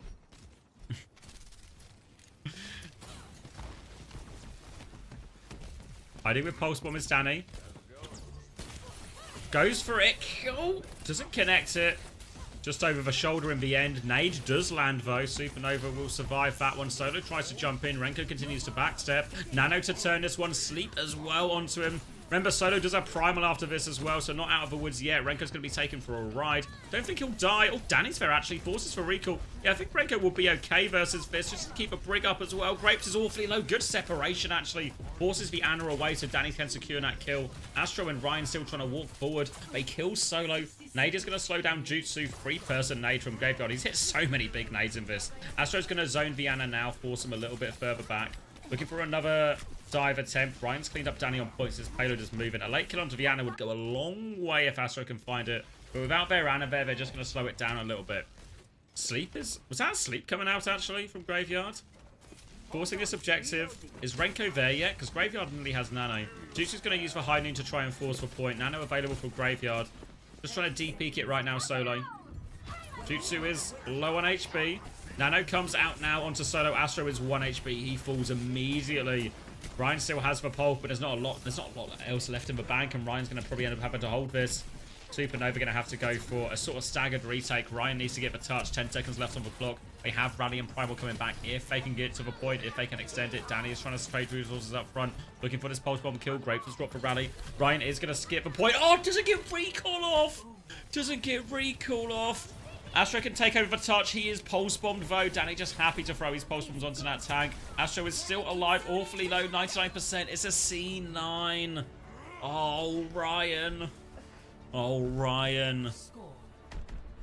They had so many ults coming up. The rally helps them survive that walk up. If Ryan gets the recall, he can get another touch afterwards, which means Astra can get the touch, which means the Primal comes through. The Primal can come through. Ryan can take over the touch a little bit more. Astra gets the Primal going. Everything starts to feel a little bit different. It's still not straightforward.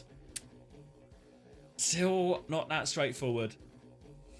But there's a chance. And it's not a great attack from Supernova, honestly.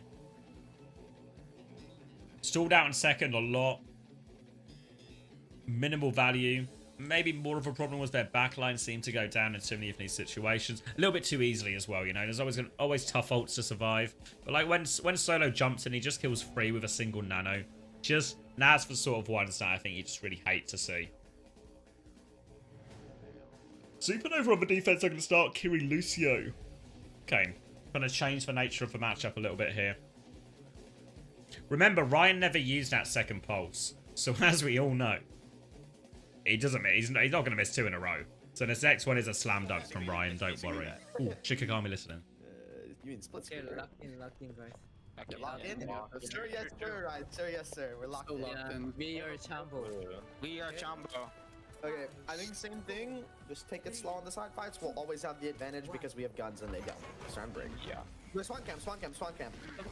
Looking at him. I missed. Currently. Fair one. Can we walk at Monkey? I can bubble him off. Bruh. It's okay. Okay, 좀 먹게.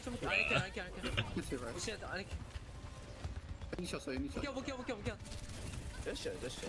They're on Kiri Lu now, by the way. But they are. You should still break now. Yeah, they're TP'd out of spawn already. Oh, 소중원. Oh shit. Source one. It's good, Jet. I'm Kiri. Don't TP. Look, Lou. Oh, I'm on Lou. We have trade so bad. So good. We have trade so good. 3-1. Yeah, I'm going to bring into that. Oh. We're gonna live there. Okay. We have trade so good. It was a little bit frantic, a little bit chaotic in some of these.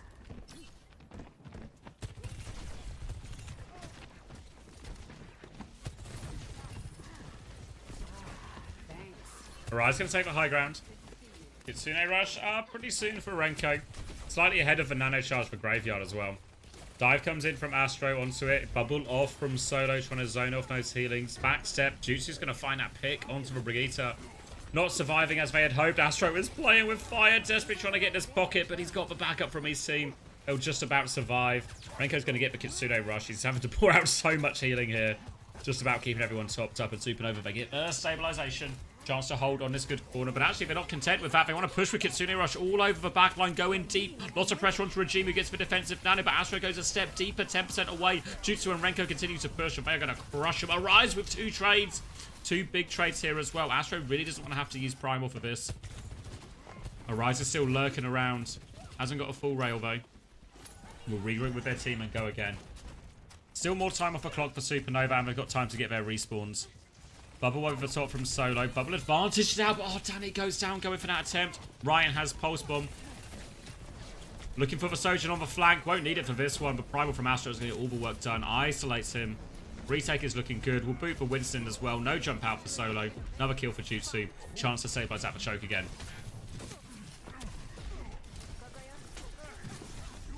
Drops onto the low ground.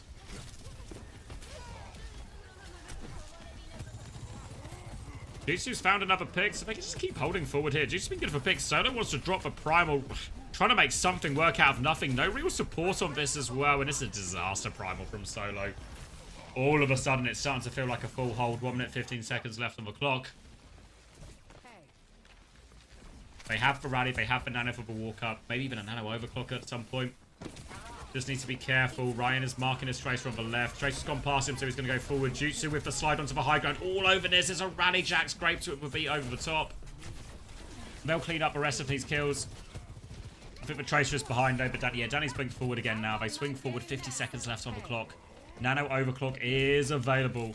No great answer for this, honestly, for Supernova. They can have the Kitsune rush, but even versus Nano overclock, if you can't kill that Sojourn in the first few seconds, the Nano overclock will take over. Astro's going to jump onto the backline now, trying to go early. Pulse Bomb available for Ryan. Astro's going to get antied and slept. They still get a trade out of Graveyard. But no went down to solo during all of this. Slow arises low. Can't find the kill. Pulse Bomb is a miss. Missed 2 in a row. It's simply not possible from Ryan. I fail to believe it. The game is broken. It's bugged. Doesn't matter though. Ryan's still getting killed. He's low on HP. Has for recall. Recall's just for the HP. Jutsu dies low underneath. Ryan has to be careful not to get staggered out right now. Supernova, they're trying to stagger. They're trying to regroup. They want to get one more fight on this first point. They will be able to get it, and they nearly have a primal for this last fight. Arise has the overclock. He's using it already. Just a bubble and a jump back from Astro. They're going to try and disengage this overclock. Play for one more retake, and I think they should be good for it, but oh, Arise. They find Ryan behind. They're going to have to do it 4v5 if they want to do it at all. Supernova. Astro's walking already. Primal is ready. Bubble on point. Trying to milk that. Drops for Primal now. Trying to get someone off the map. He's going to get slept up, though. Good sleep from Graveyard. Now they can start pressuring the point. Trying to come back in to help. Pulse Bomb's a miss. Jutsu has gone down. Renko goes down. No kills out of a Primal yet. The sleep took a real sting out of that one. The kill onto Ryan obviously limits that as well. Cheers, Frank. And Shikigami, okay, 2.5 minutes off the clock. All to play for now. Primal, Rally, nearly a nano for Shikigami. They can snowball this one forward. Supernova. Might just be in a situation where they want to commit to... Their comp is designed for a bit more all-in dives anyway, so hitting some of these all-in dives, trying to play to trade the Ana, trade for Rally. So even if you lose the fight, you make it messy. You force Shikigami to take it back. Ana Brig is one that really benefits from being in the strong position. So anytime you can reset them, your Kiri Lucia can take position a little bit quicker, or meaningful position a little bit quicker, I should say. Anti-nade comes out onto Astro nice and early. Bit of a nothing nade. Nano is available now. Still 10 seconds until they have nade. Topping up solo. 3 seconds until they have nade. They've got the Nano and Primal ready to go. Arise is going to go top left. Nares for jump in. Graveyard walks forward all over this one. Solo's going to DP. No line of sight to the Nano until he comes back out. Now he's looking for an opportunity. Doesn't drop the Nano, pressure onto the Lucio. They're just creeping forward space-wise. Solo's going to have to drop this bubble early. Has for Primal to keep going. Now he drops for Primal. Beat comes through. Doesn't catch Ryan. Regime with the defensive. Nano and the Rally deletes Ryan on point. Kitsune rush in response as Solo regroups with his team. Renko's gone at Kitsune rush. Jutsu nearly has the overclock. Gets a kill just before it too. They try to disengage that overclock. Lucia one on the way out. 1 minute left on the clock. Jutsu's going to pop this overclock quite far back. Still manages just about to squeeze out that kill onto Solo. Will get antied once more by Graveyard. And Regime can even find a kill, but it's not enough. We're going to enter a final 50 seconds, and it's going to be one more fight for all the marbles. Not the marbles you're hoping for, Frank, but all of these marbles. Primal available for Astro, Pulse Bomb available for Ryan. Any of these find value, it's going to make a difficult situation impossible for Shikigami. Danny Lee has a Pulse Bomb of his own. Trying to go top left. Is getting marked by Grapes right now. Jutsu is there too. Doesn't have a full rail or anything though. Will run into Danny. Danny immediately repelled with the boop. Jutsu's going to deepen this position now. Take the other high ground with the help of his Lucio. Ryan's Pulse Bomb goes out. Misses a third time in a row. I fail to believe it. Renko has found a kill with the help in his Primal though. They have to commit to the touch. But Astro has just separated them. 2 kills with the Primal. That'll be more than enough. And we can come back and help deal with Nisana. Deal with everything. And they're not going to get the cap. They're not going to take it. I thought Shikigami had a real chance after the defense.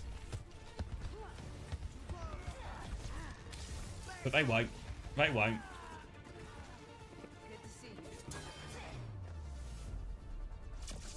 Points are safe. I mean, considering this was a 95% to 5% prediction, the Supernova predictors have hung on by their tail feathers here. Check general. What's going on in general? Is anything good? You got the CX stare spray. Cheers. You playing demo night though? Unfortunately, if you're playing demo night, I like the spray, but I hate the player.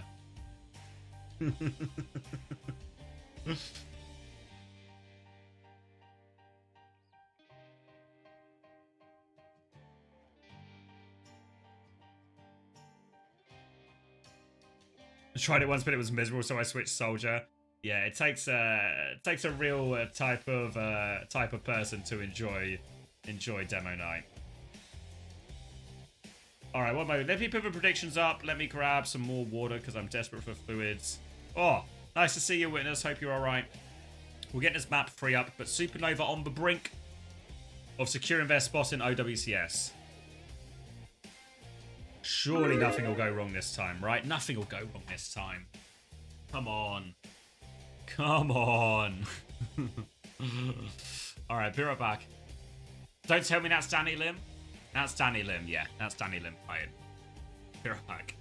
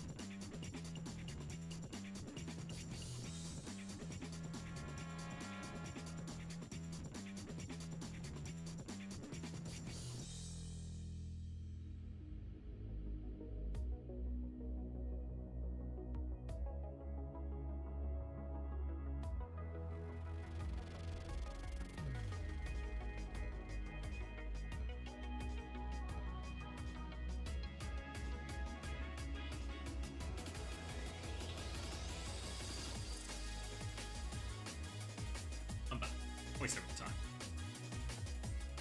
Oh, what predictions say it?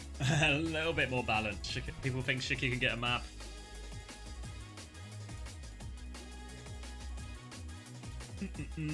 What are we saying? You ever let an old person tell you about when they were young? I feel like there's so many good memories from TF2. I realise that's actually now quite an old person thing to say, but so many good memories.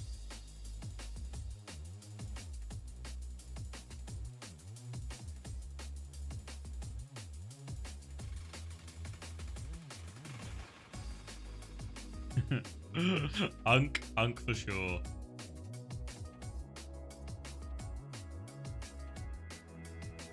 Well, we're talking about the emo situations again. Start your climb to OWCS by joining. Yeah, I mean, you can make. I mean, and they do. They make all these excuses for Vision, but I mean, come on.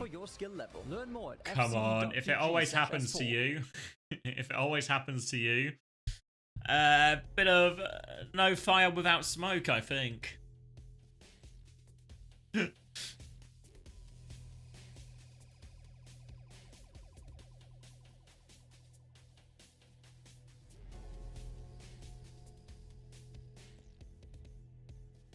Being international next month? Oh, for TF2, do you mean?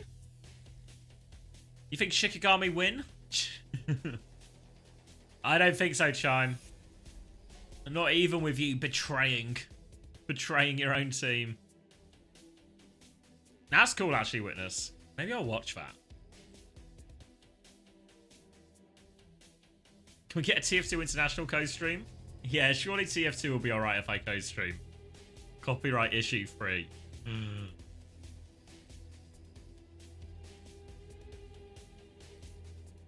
Let's see how the dates line up. Let's see how the dates line up. Remember Pred's 30 seconds. Oh, nice one, Smile. You see Spurs gonna be 17th next week. Oh my god. Listen to him. Yep.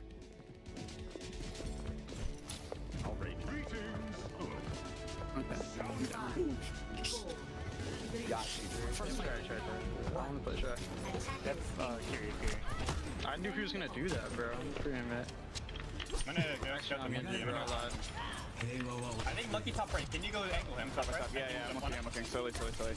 Here, what the fuck? Okay, I don't mean all of you guys do. No, I should go. 3, 2, 1, get Monkey. 2 Monkey main. I'm 2. 2 Monkey. 3 to B. Two monkey. I'm dead. Alright, can you go? Here one. I'm getting even slowly. I'm getting mega. Walk, okay. Yeah, I'm on straight now. Don't even try. I'm going up, bottom left in 3, 2, 1. I'm gonna ash. Peeking right. All try to me, push. Yeah, we need to swing. Need help. Grab. On the window. I'm gonna go on an A. Going on. No. I'm gonna sleep. One. Enemy. Yeah, we're capping. Get dick. Come in. All man. You're really footing. You're running for me. You're really running for me. Just show. No. Killing Winston. I'm dead. I don't want him. Monkey now. No. 3, 2, 1. Nice. Monkey. Nice. I'm going for it. Alright, it all works out for Supernova in the end, despite Jutsu trying his absolute best to make Renko's life as hard as possible. Come on, just let me heal you. We've all been there, Renko. We've all been there. If you want heals, come to me. Little bit messy from Supernova there. I think biggest thing that maybe stands out is I feel like Astro could give a little bit more notice to his movement. Give him a little bit of, I'm going with bubble soon, I've got bubble in this, I want to jump this, blah, blah, blah. A little bit, and then it's a lot easier for these swings and these swings and these nades and these dynamite timings you want from your team. It's easier for those to be in sync. Astro's going to get a rise early in this. Kitsune Rush comes out in response to Routine. Supernova trying to disengage sleep onto Astro. Renko is low as well, but Nano is out. They've lost their backline, but can Astro get much done with this? Anna is trapped in there, trying to avoid it. Lots of trades coming their way. Trades favour Supernova at this point in the map. Astro's going to try and preserve his life. Jump out from solo. Will live. And this payload's going to keep going forward. Graveyard's only just spawned, coming back with Nano. So they've got the ults to stabilise on this next part. Shikigami, that is. I think if I'm Supernova here, there's a chance to take it. Go for a nade swing with our dive. Go with Primal. But have to be ready to kite. Astro's probably going to have to play this Primal a little bit slower, but actually killing Danny behind will open things up a whole lot. Now they can be a little bit more comfortable pushing this Winston, fighting him. You can see already Ryan is looking at that. Astro's gone left-hand side, has for Primal if he gets in trouble. They catch a nade in main. Sleep avoided. And Solo with a good separation, sets that kill up onto Grapes. Now the Nano boost comes out. They need it as well because they've lost a lot of their backline. Astro's Primal going already. Solo's going to try and jump out. Lands on the coast. Well, not the coast, but the side here in the alleyway. Will jump onto point. They're kind of low, trying to preserve his life. He's just going to die on point. But can't move so much during all of this. The Nano Primal, it kind of ends up coming out at the same time, both doing the same job. And Solo can't find enough value. You get 2 ults poured into you. You need to make something work. But with Danny getting taken down, a Rise no chance to use for Bob in all of that either. And this snowball keeps on continuing. 4 minutes, 20 seconds in the bank. Oh, that was Grapes, not Renko? Oh, okay. I don't recognise all these Yanks voices. Nade is good though. Ryan will follow up that kill. Pulse Bomb is out. I told you he doesn't miss 4 in a row. Ryan converts in that one. Snowball is going. Bob was invested to no no end. Arise is going to swap onto Widow. They need a clutch. Jutsu is going to drop this Bob onto point, and this touch is going to be so hard. They need a Widow pick, and Arise provides. Shield up from Grapes. We'll get back around the corner, but main source of healing gone, so Astro is not going to recover this HP. He gets taken down. Arise saves the day on Widow. Ryan should get finished off here too. Has a recall. Still trying to force a kill. Won't be able to get it. Arise is just going to stick this Widow as well. Rolls out. And Supernova going to have to do it all from scratch. We only need one more fight to cap it. But this buys valuable time for Shikigami to get some ults of their own. Jutsu can still use the Bob to force point. They can still go with Nano. Potential of even just drop a defensive Nano here to make sure they all live. It's always hard to push these third points if you cop any trades on the way in. Arise, scopes up at that sight line. Jump onto the high ground for Astro. Arise keeps these sights at choke. Now the nano boost comes through. Arise is going to run back to spawn. Pocket coming through. Sleep is avoided by Astro all over this backline. Graveyard taken care of. Now the Brig 2. Good nano engage from Astro. Him and Ryan get the whole job done. Bob is out in main as well, just forcing the point. Solo is trying to live behind. Graveyard is coming back with Nano. Astro continues to mark this. Widow has the primal to keep this one in check. Might swap to the left-hand side now, keep them all contained. He sees them walking out. Sees the Ana coming the other way. Wants to try and deny the Nano. Graveyard is swinging for it. He's trying to force it. He's got no one to Nano. They're all dead.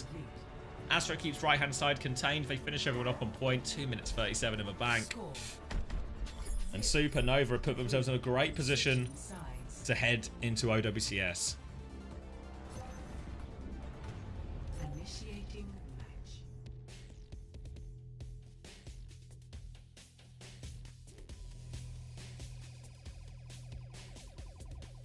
Crazy thing to Amplify beating his team, Malga.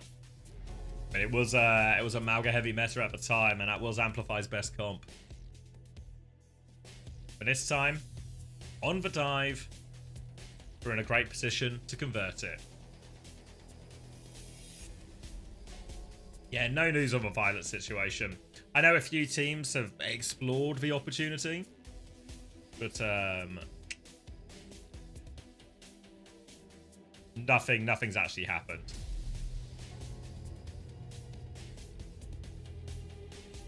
Yeah, replacement-wise, I kind of expected it to be Lee Soo-min, but obviously he played for Wei in the Soup Cup. It's still possible. There's still plenty of time for him to sign it.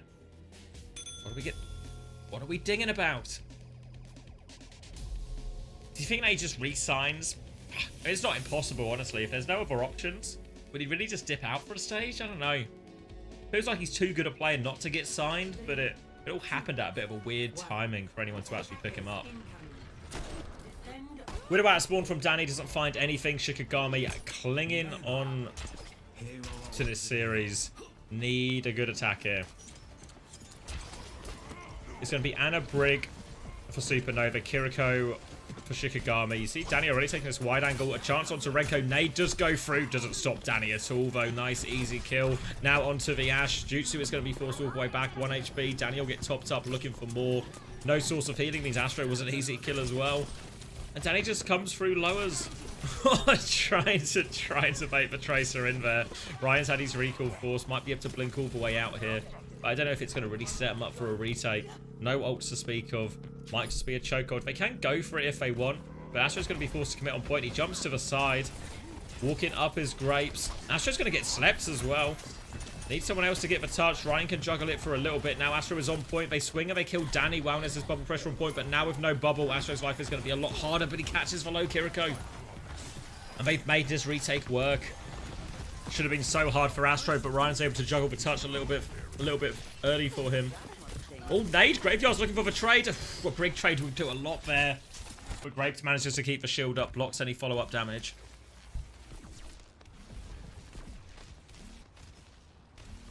Supernova, another chance. Only one tick to give now, though. But their ults are in a pretty reasonable place. Ryan's going to have a pulse bomb, too. They've got the Brig holding underneath Regime right now, holding his hotel area. Last time Danny was able to get through for free, but this time Ryan is making sure Danny can't take that same position. Kiriko's going to push Ryan. He's forced all the way out. Suzu was used, actually, and Grapes is going to re-push that. They dominate the side fight. Now a chance for Ryan to go further, but Astro dies in main. executed in that one, and now they need an almighty clutch. They need his pulse bomb to connect. Grapes doesn't quite have a rally yet, but Nano's coming in. Jutsu finds a trade onto Graveyard. The pulse is wide from Ryan. Now they're forcing the objective, and it's just going to fall apart there. Punish onto Astro. Too much. Too much in the end. And they get the first point. A good start for Shikigami when they need it. Kitsune rush for this next fight. Blade as well to throw into it. Grapes has the rally to counter out that Blade. Renko's Nano probably going Astro's way, a Primal afterwards. Got to remember that the Anakiri better at supporting Danny into a lot of these side fight positions, even though it's not always translated into reality so far. It's a Nano in response to this High Noon, still pushing forward. Arise goes for the damage. They all catch a nade as they come around the corner. That's 2 easy kills for Astro.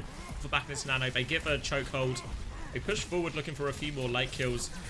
Solo should be far enough back. He's taken a lot of damage, but that'll just be Nano charge for Graveyard. Shikigami to take their next approach. Primal versus Primal. Grapes still with the rally for this Blade. It's a sleep and a nade onto the high ground for Astro, but that means no cooldowns now for Graveyard for a bit if Astro wants to make some money moves. He opts for a more defensive one, but how on earth has Arise killed Renko in this situation? Astro now might just choose to die on point. Is slept. No pops for Primal. Wants to make it work. No Anna. Trying to get the juggle in. Takes him for a ride. Good Primal from Astro. More damage on. He's awfully low. He's trying to live. He's taking his Wisdom for a ride. He's forced for Primal out of Solo. Rally from Grapes, but he's getting boot back in. Bubble there trying to save him. It's only Grapes is healing, but the rally does enough. Unbelievable peel from Astro and Grapes to make the best of a bad situation with Renko dying so early. They're still losing the fight a little bit. They conceded a few meters, but both teams will collect their respawns. Regroup. Now a chance for Graveyard to go. Even Nanoblade if they want, but Payload's probably close enough that they'll finish the cap off it. The Supernova don't have any great response. They need trade kills. High Noon in the back, but the Nanoblade will make short work of that. Now onto the backline, deflects onto the sleep. Clean Nanoblade from Danny. Grapes is long out of there. Ryan hasn't found a kill with his Pulse Bomb. Might find a kill afterwards, but he needs so much more. He's got no recall. Shikigami will convert it off the back of Danny's Nanoblade.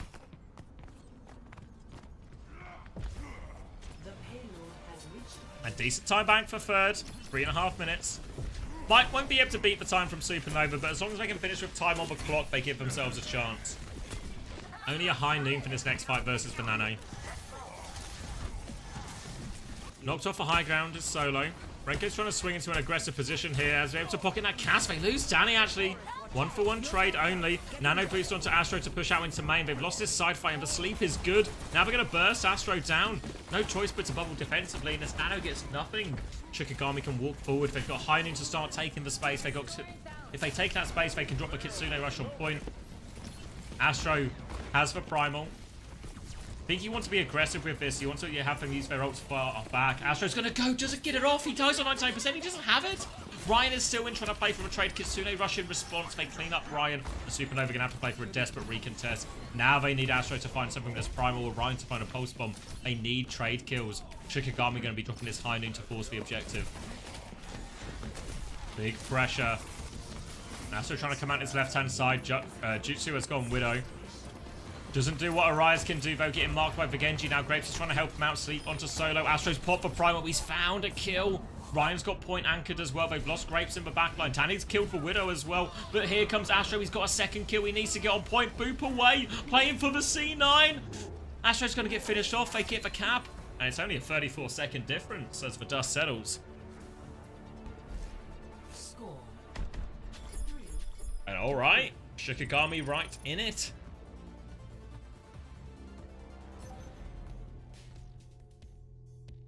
Shine with the gulp. Yeah, Danny demolished him there, didn't he? All of a sudden, feels like a clean Nano played. Good final fight. Danny's starting to arrive in this series a little bit more. And Shikigami need that. They need players to step up. These are the big moments. 2 maps down. Qualification game. And even though they're playing the Anakiri, which on paper should be a more punishable backline, doesn't really feel too much like that. Doesn't feel like Astro and Ryan are maybe finding quite as much as they want. thank you, Big Arms Joker, for the gifted sub to Phil Jagielka. Jagielka? That was one. He was English, right? So I guess Jagielka.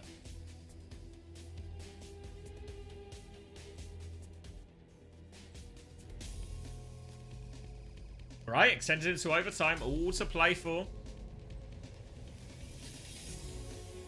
Everton legend. He was class, to be fair, actually. Good player.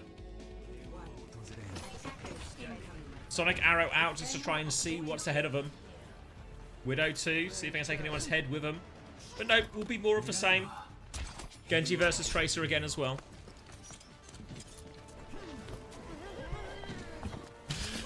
Danny's going to threaten left-hand side. This time Ryan and Grapes are marking it from the start, so we can't get through onto the Ana for free. Better control of the map, Supernova learned their lesson after that first fight. Astro jumps into main.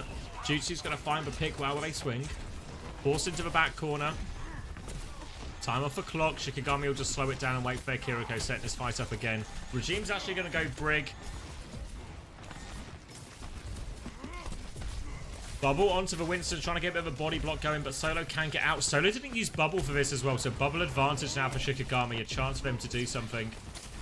Eyes on Solo for his next move. He's going to jump top left. The nade is perfect. They're Solo the sleep. It doesn't quite do enough. Danny's there for the follow-up. Great nade from Graveyard. He's been getting they're better of a nades here by a mile, but Ryan is still good for 2. Not quite out of it yet. They're playing for more trades. Grapes push forwards. He takes a third with him. Grapes will die for it.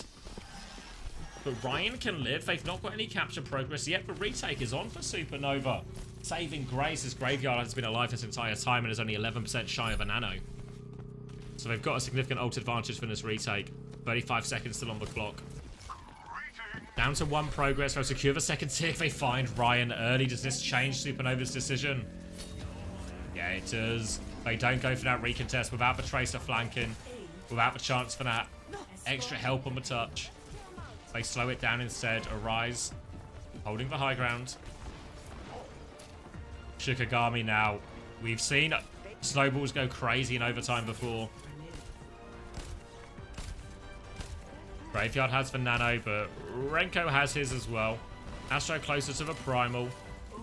Ult advantage for Supernova. They're closer to more of it, but Danny just gets the nano. He does everything. Counter nano onto the cast. Danny will try to get out of that when he has the blade, but he needs to live. He gets out towards the Mega. He's got full pocket. Jutsu doesn't find anything with the nano in the end. Nano exchange and the payload continues to roll forward. Shikigami now have their primal coming up as well. Grapes will have the runny to answer with it. No answer from Regime just yet, but does Shikigami bother waiting for this? Do they just drop their blade, drop their primal? Do they play to win? Go for it. Ryan's trying to line up a pulse bomb. There's a blade in the back. What are we going for? The Brig, the Ana. Decision time for Danny. Forces for Rally and gets out. Happy with that. They've lost Graveyard. Arise has been booped away. A C9 primal. Astro does it all himself. But Primal comes on, he forces for cast back, he forces for Brig back, and Astro has just snatched in his defense. They did have good ults, did have a pick, and obviously still had advantage. But Astro, deep into overtime, gives Supernova a much easier task.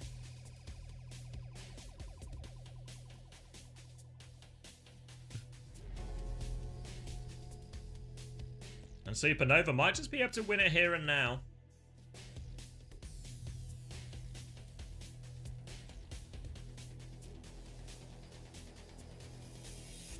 I've got anything good?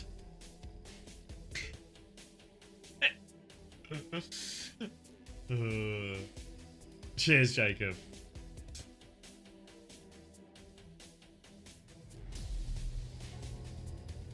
All right. Still saving grace, silver linings, all of that for Shikigami is a bit of time, bit of space to work with. They have opportunities. And Danny seems to have really heated up. Graveyard is still finding significant nade value as we go through these dive mirrors.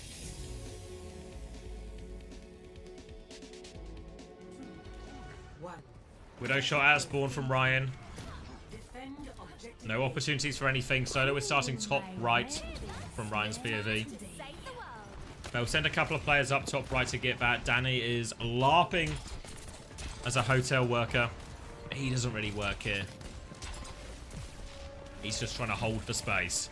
Solo's been cleared out top right by a bubble from Astro. Solo has preserved bubble advantage, but Ryan's got the Mega and he's got him behind.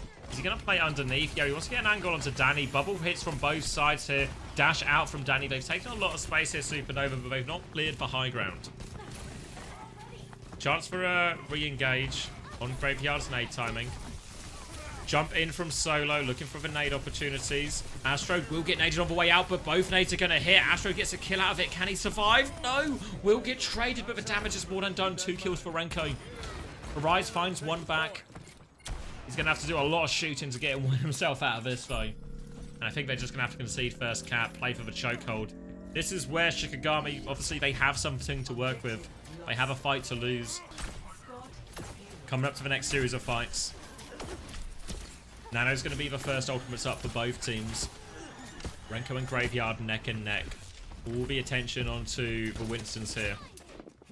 Could even just be a Nano onto Danny. They've actually been leaning into Danny a lot more for some of their aggressive plays and engages with ultimates. For now, though, Danny is busy marking the flank as they get the last of that Nano. Danny opts in between the high ground and left. Ryan's going to sneak his way through now, but there is Regime. There's a further person to get past. Now they're going to try and 2v1 him. Nano comes in from Astro. It's a back jump from Shikigami. They try and kite it for free. Happy to bleed a bit of time off the clock. This engage is good. Now they have Nano advantage. No kills on that from Astro. Solo even has primal advantage and Nano back in, but Solo doesn't land on anything all that meaningful either. And that's just a poor Nano to trade for a poor Nano. The spacer will be reclaimed from Shikigami, so there's no net loss or anything, but a missed opportunity. Danny's blade is awfully slow in all of this as we enter the final 30 seconds. It's going to be the primals that might decide it a little bit more. Grapes does have a rally advantage too. Astro slept on the flank. Flashbang wakes him up though when he can drop that bubble. Now he has the primal onto the backline. Needs to try and avoid the sleep. Highland is in. Doesn't get the juggle he wants on Graveyard. Has to avoid that damage. Solo has been executed though. The sleep is good from Renko. He still dies, but I think it's done enough. Now they come in. Astro comes back to group back with his team. Shikigami going for a desperate attempt to try and stabilize, but a rally on point from Grapes, and it's just all over. Supernova are going to stage 2 OWCS. Primal not in time to get back. Crucial sleep from Renko. Still dies for it, but he sets up the kill. They execute Solo before that Primal comes off. Meanwhile, Astros does get it going.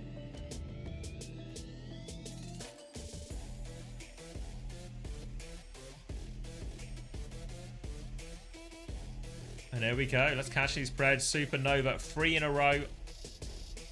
Clean sweep. Is there another match? There certainly is. No rest for the wicked and all of that. Where are we going? NA bracket. So yeah, one more game. One of our stage 2 teams is confirmed in Supernova. Now Shikigami and Dildux fight it out. A rematch of this opening game that was a 3-2 in favor of Shikigami. And this next one is full promotion / relegation. Winner goes to OWCS, loser goes to Face It Masters. All to play for. All to play for. Ooh. Let me update the stream title. You want Dildux to win? Yeah, I think I'm more Dildux pilled. I think Shikigami, like they had their shot in OWCS, right? And it wasn't. They didn't really make any kind of meaningful impact, honestly. I think Dildux will be, you know, let someone else have a crack, I guess, essentially. I think Dildux will be a more interesting team. What are we doing? Shikigami. Dildux versus Shikigami. Nice to update it. Oh, no marbles right now, Jacob. We're too deep into the night. It's too late. One more game. I have to be up early tomorrow for Uncoachable as well. Whoa. Yeah, that's going to be a tough one.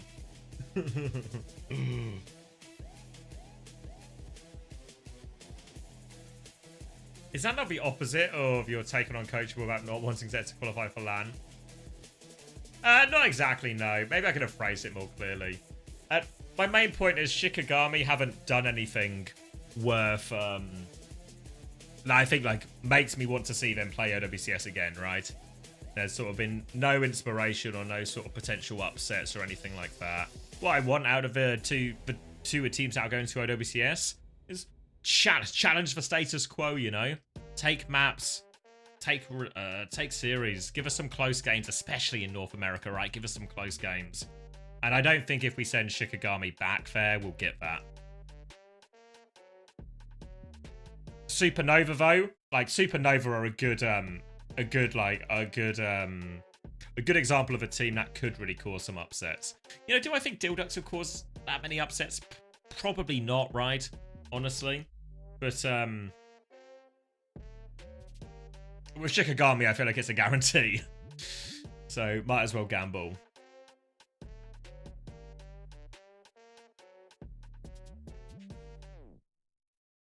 Yeah, I think Supernova, like, I don't think, like, Supernova are beating necessarily Team Liquid or some of these, but, I think they're, I think, like, you know, Timeless, Rad, Avidity, they're really around that level. Bit of a chance to punch up all of that. I thought Rad would be way better, yeah. I think maybe, because I sort of bought into a bit of a hype, I think they're having a lot of success in the Hazard meta, and then dropped off a lot when that hero became less popular. I think we'll see all 4 teams demoted. Yeah, my money is on. Well, that reminds me, I should, speaking of putting my money on, I should start the Preds. Who will win map 1? It's Shikigami versus Dilducks. Yeah, I know they lost earlier, but it was close. It was a 3-2. We only saw little bits of it. But I think Dilducks will be good for it. So what have I done? I've updated the stream title. We've done that. Let me cut the VOD as well. Yeah. Stop recording. Start recording. And that was obviously Supernova. Shikigami versus Supernova.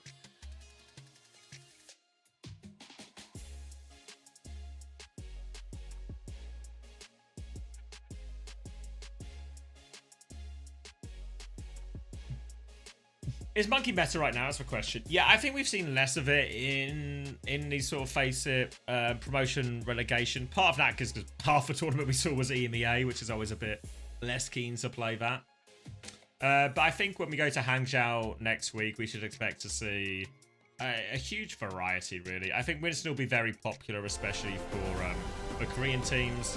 I think we'll still see a decent amount of Ram and Orisa on the ground maps. I think Hazard will be pretty viable anytime Winston's sort of banned out, either through Vienna or directly through the Winston ban. Diva are always an option for a couple of the teams really looking Virtus Pro and now could see his direction in that sense.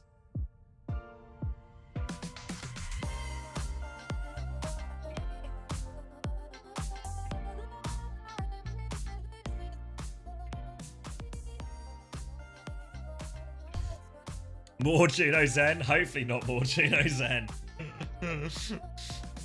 I feel like teams keep trying it, but it's just, it's oh so squishy.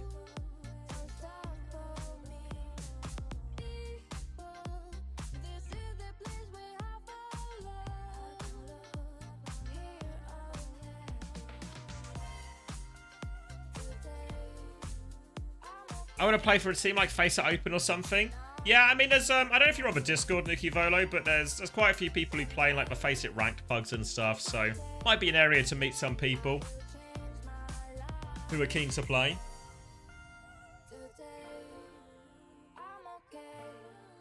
What happened to the Hazard meta? Torb and Sim became like a real counter to it because you could just kill and punish the Hazard.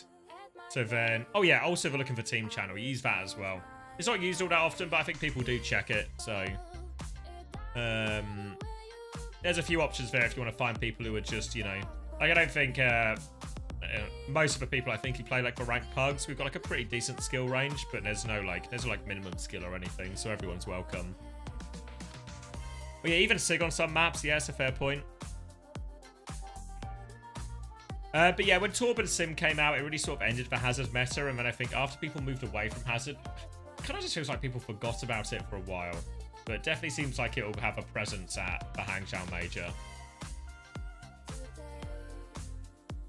Didn't Face It pugs fill up? I'm not. That's actually more of a question for Jacob. I know we cleared some spots out from people who hadn't been playing games.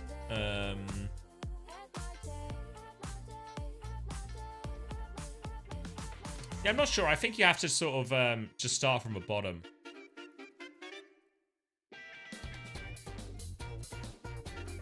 You even kicked Chris? Fuck. Ruthless. Chrissy's not said anything, so I imagine he's not realised.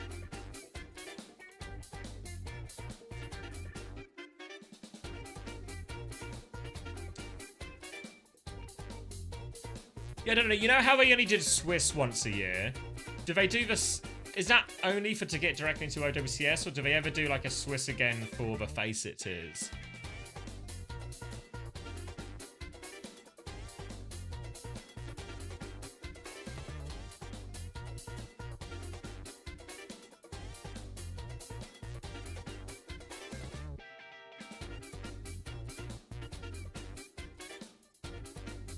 Backbone, yeah, Backbone was always a big proponent that the hazard is just actually open again.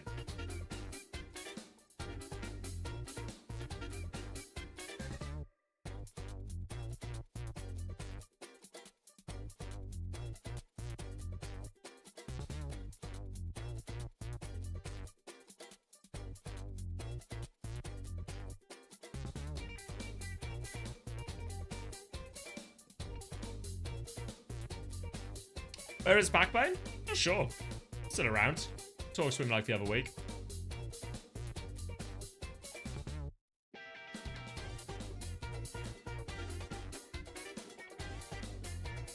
Oh, I'm feeling the lateness now.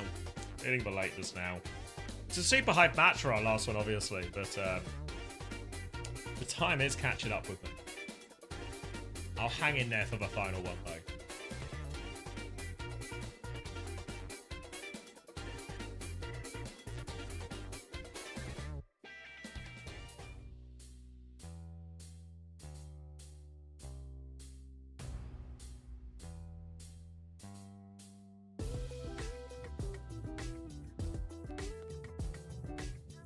You're sleeping now? Alright, good night, San. Leaderboard check, we can, Tobes. Alright, anyone here who made a fantasy team back at the start of the stream? Any in it for the long haul?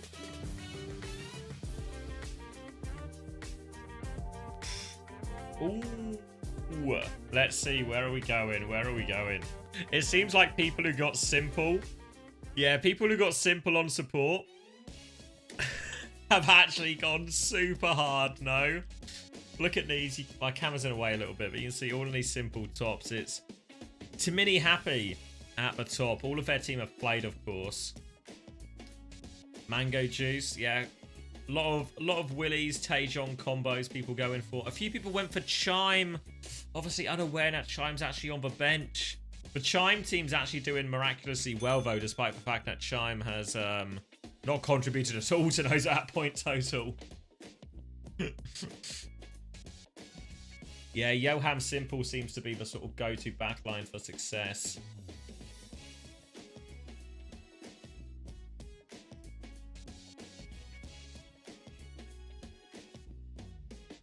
Who the fuck is Chicken? The third DPS player on Amplify. Doesn't often play it. It's normally Winter and Phone, both of them taking up the normal starting places, but Chicken came in for the third map. Oh yeah, some Astro, Ryan, PDK teams towards the bottom here with Johan Simple backline.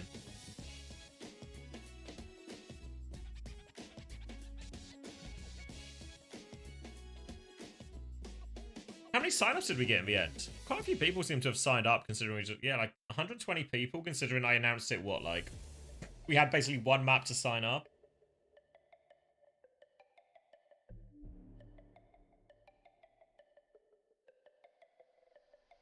$200-ish accounts? Ah, not too shabby. Are we doing Pick'ems next stage? Yeah, no Pick'ems next stage, but we're doing fantasy, Jacob. It's all about fantasy now. You'll come in first this time? All about fantasy.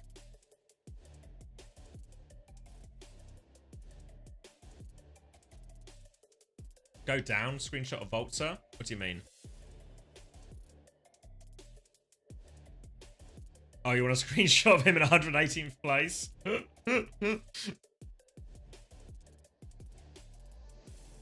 You'll come first in that if you say so, Jacob, mate.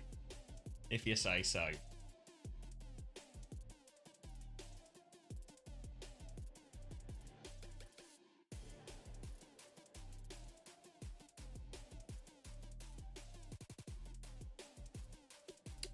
Why can't I create an account? I'm not sure. Maybe Toby can help you here, or if not, if you're on the Discord, maybe message in like Fantasy Talk or something. I think Toby should be able to help you out. Oh, special characters? Toby already knows.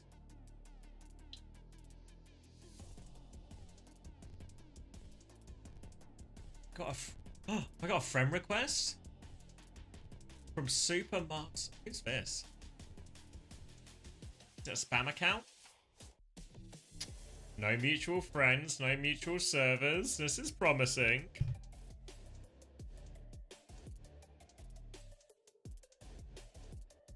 Yeah, I've accepted the friend request. They made their account on the 14th of April, so they made their account today. This is a promising sign. They've got a Korean name of an account they made today. Let's see, are they going to say anything? I always find it weird when people add me on Discord as a friend and then, because I normally just accept friend requests because I presume it's just somebody asking for something, or obviously like a lot of like private coaching responses and all of that. But sometimes people just add me and then they don't say anything and then it just kind of happens, you know?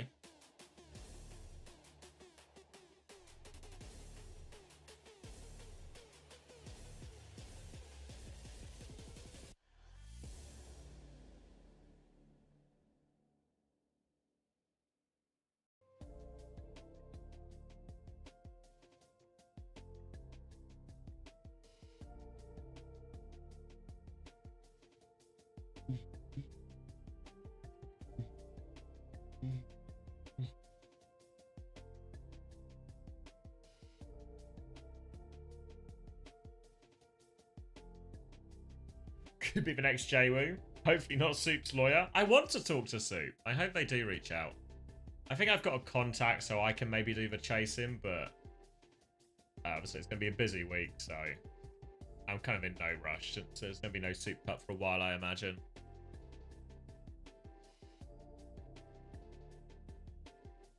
Watering the tree in the Discord. Why do I want to talk to Soup? Yeah, so if you didn't see all the, I guess, the stuff this morning, yeah, they said I can't co-stream the finals today. Or they're going to copyright strike my Twitch channel. Try and take it down. So I want to have a conversation about that.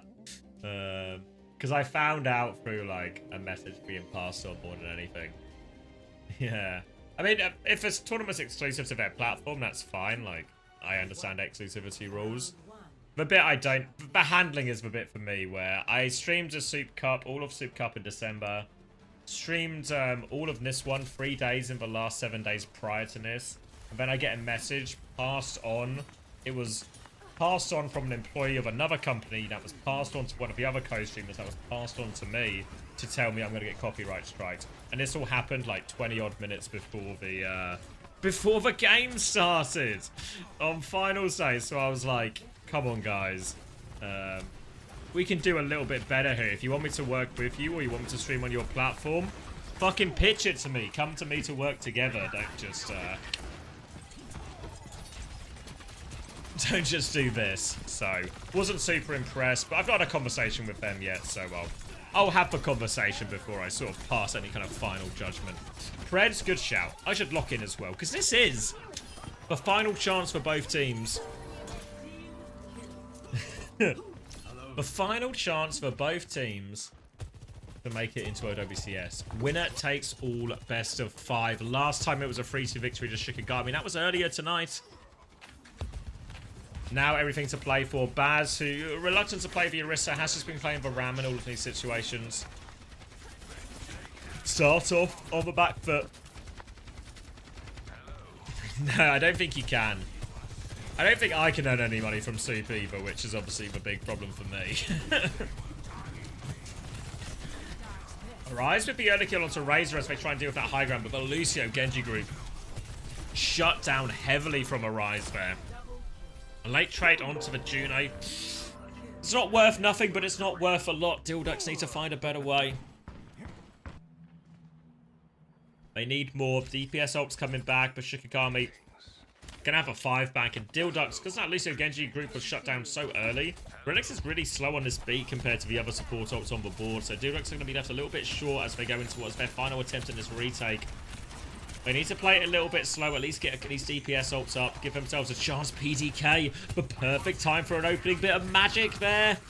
Early pick. Still not out of the woods. Shikigami have the ults to turn the fight as they creep onto it. Now the blade comes through. Danny's down to half HP. Shot down. PDK's good for it again. The overclock value out of this world. The Brig is low HP. Doesn't even bother finishing that kill. Kills the Juno instead. They should kill this Brig at some point, I'm sure. There we go. PDK will finish what he started. What?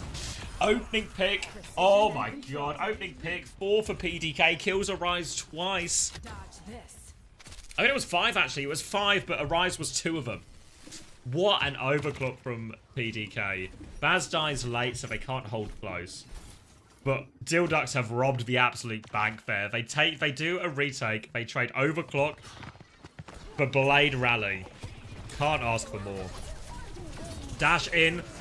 Beat response from Red X. Now the blade from Razor. Into this Ray. Takes Danny out of it.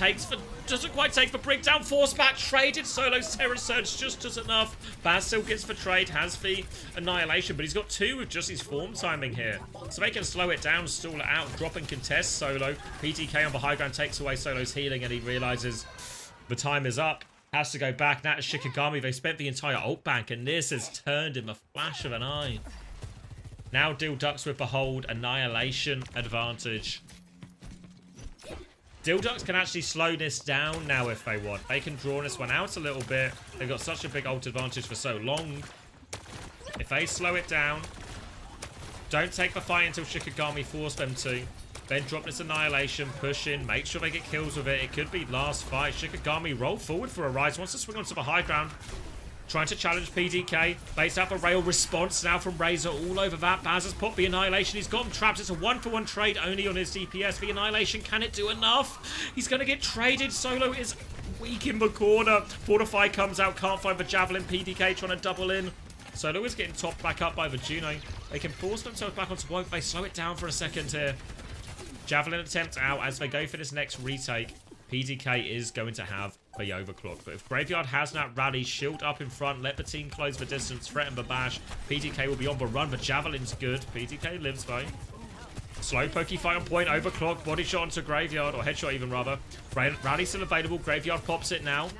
Shields up, PDK looking for it, dink, and Disruptor Shot finishes the job. Arise swings the corner slightly before Graveyard. Graveyard is low, they're still walking in. Terror Surge is available, wants to catch the backline into this. Just catch for Lucio. Damage, but no kills. Redix gets away with that one. Walking forward, Regime nearly has the Ray. Frothy fairly close to the Kitsune Rush, drops it immediately. Ray in response. Redix is 15% for the beat, but Blazer coming up mid-fight as well. Great spear from Solo, turns that kill. Redix has the beat now, only 3 players left alive. They go for the beat. Razor is 9% from it, gets the kill onto the Juno, nearly has the blade, 3% away. Lucio has been forced out. Razor has a chance to clutch, but he might have to do it all himself. Javelin back onto point. Baz has been forced away. Razor with the blade all over the Brig. It's a C9. Oh, Solo was pushing back Baz.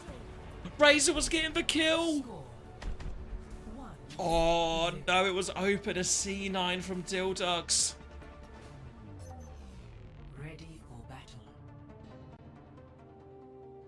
They nearly turned it all the way back from being down 99%. And honestly, they got to that blade. Razor gets the first kill immediately. That second kill on point looks pretty viable. All of a sudden, then, that becomes a 2v2 on point. Everyone flooding back. It's all really possible. If not even favor them, honestly. In for a Bard burner? Yeah, I'm not going to bed anytime soon.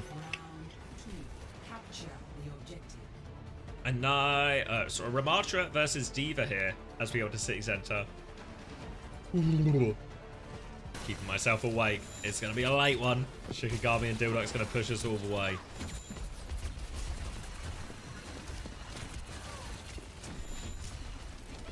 Slow and steady from the low ground for Baz. High ground has been taken from Shikigami. Slow out, trying to pull someone off in that high ground.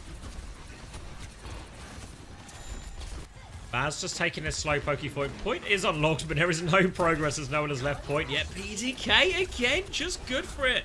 So many opening picks. Maybe PDK was the correct fantasy pick. Almost definitely. Another full rail for PDK. Brig in front of his face. Doesn't land the shot.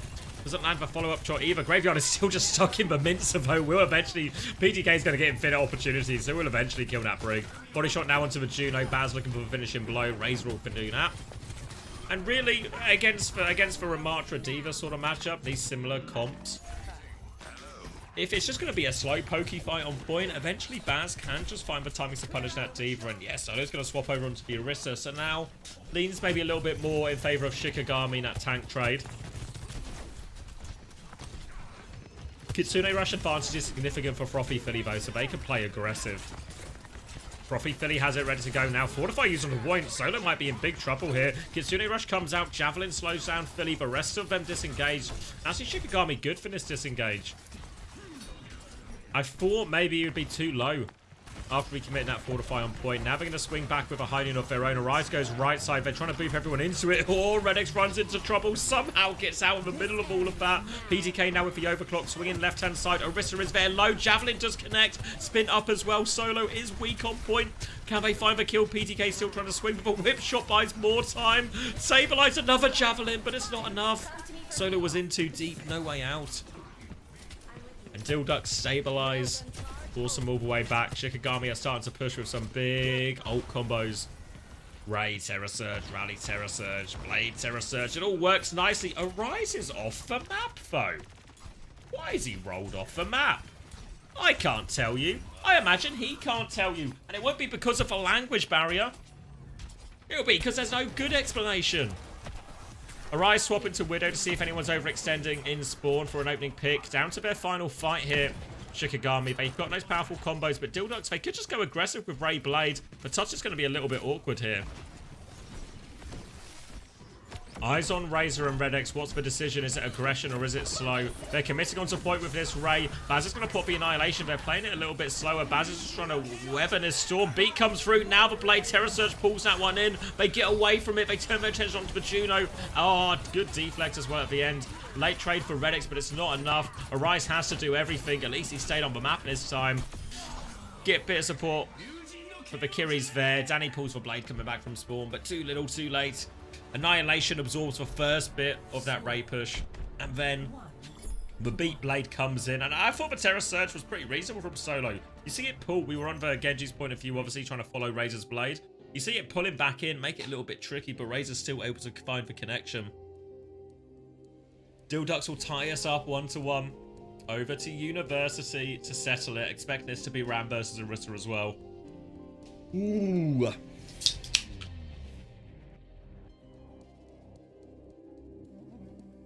Surely it's a boot that just didn't get shown in the kill feed. Maybe, but it felt like nobody was near him. You know, if there's nobody else in sight. Sometimes you just step onto ground and there's no ground. High ground first for Dilducks. They've got this space. If they've got a more powerful position for PDK. Been a key player for the Ducks so far. Drop onto point from Baz. He's going to cop a spear, lose a big chunk of HP. Shield up to try and build that up. They're swinging right-hand side. Wow, Razor stays on the left. Form traded on point. Fortify now comes through. Danny's trying to mark this Genji. They're playing range, but PDK, he's so good at this. Interrupts that side fight all the time once he has rail. Nails the shot first time of asking. Now player advantage. Javelin comes up. PDK will slide back. Has that double slide too, so even more mobility. PDK again. The key, man. Arise is actually able to trade that. They should punish that immediately back. So still trades up overall Dilducks, but close hold might be a little bit less appealing now without PDK. Frothy catches another Javelin. It feels like Frothy just catches a large amount of Javelins. More than one person would want. Charged up Javelin around the corner from Solo. Doesn't find all that much. Slow up a choke from Baz, but nobody is there to be slowed. Solo's going to keep walking in. They've maintained position on the side fight here too. Danny's going to fight for it. Optimistic attempt there. Doesn't find anything.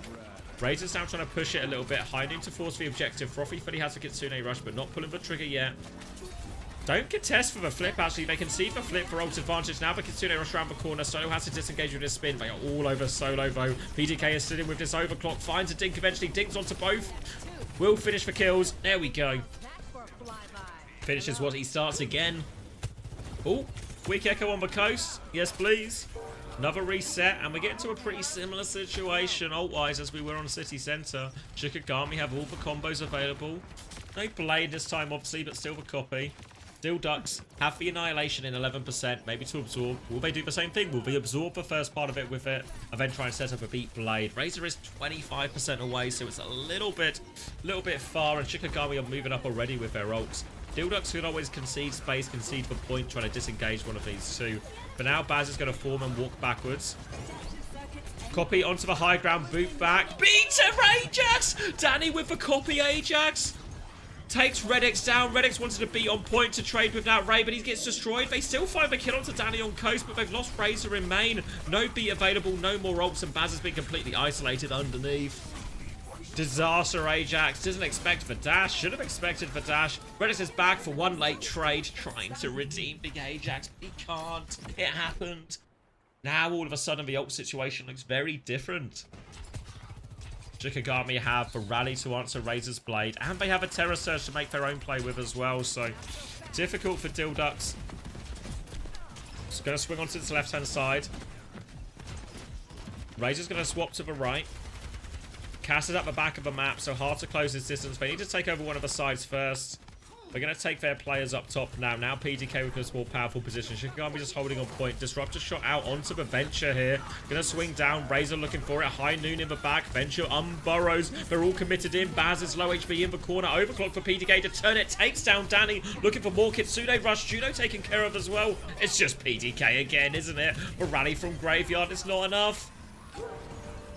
And Ducks are going to take the first map. No chance at a touch. Baz coming back on Doom just in case. Didn't even need the beat, did we? Didn't even need the beat.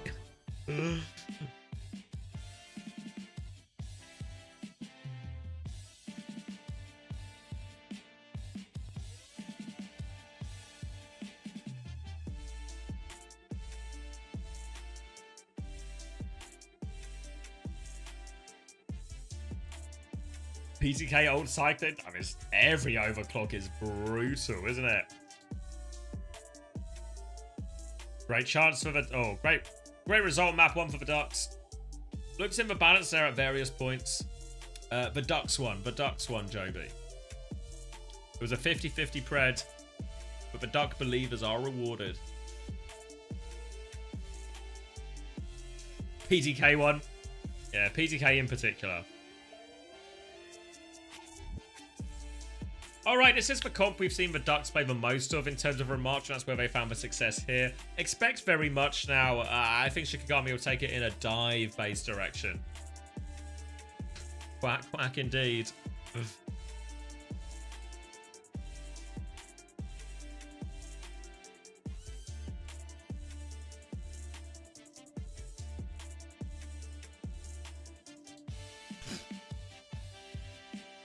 Oh. Oh, Redix.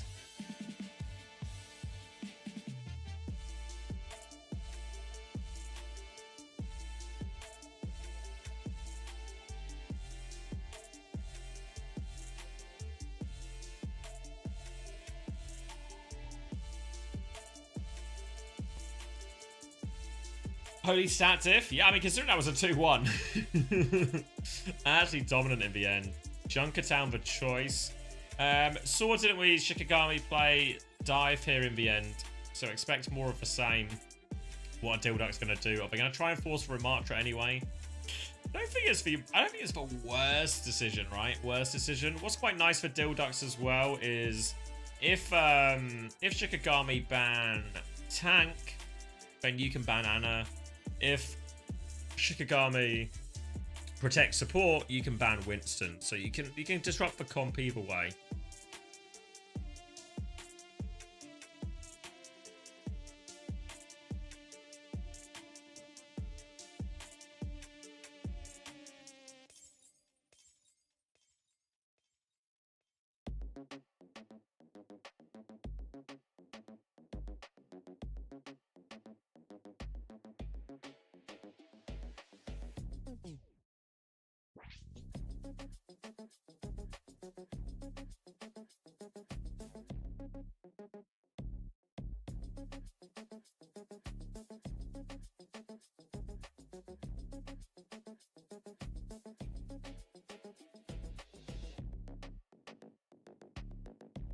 Map 2 Preds, good shout. Sorry, Smile. I'm 100%. You can tell it's the end of the day. Tell it's the end of the day. How deep are we? We did 8.5 hours already. All right, Junkertown Pred, Shikigami's pick, expecting dive to be the choice. At least out of Shikigami. I think if I'm Dildux, I'm probably still quite happy to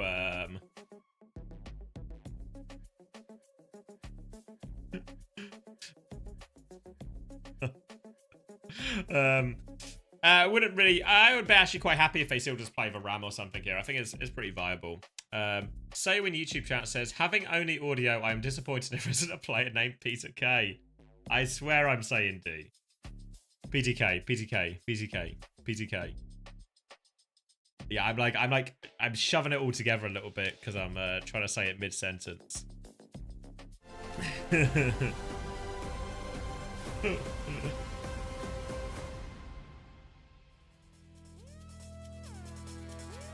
Two-minute break.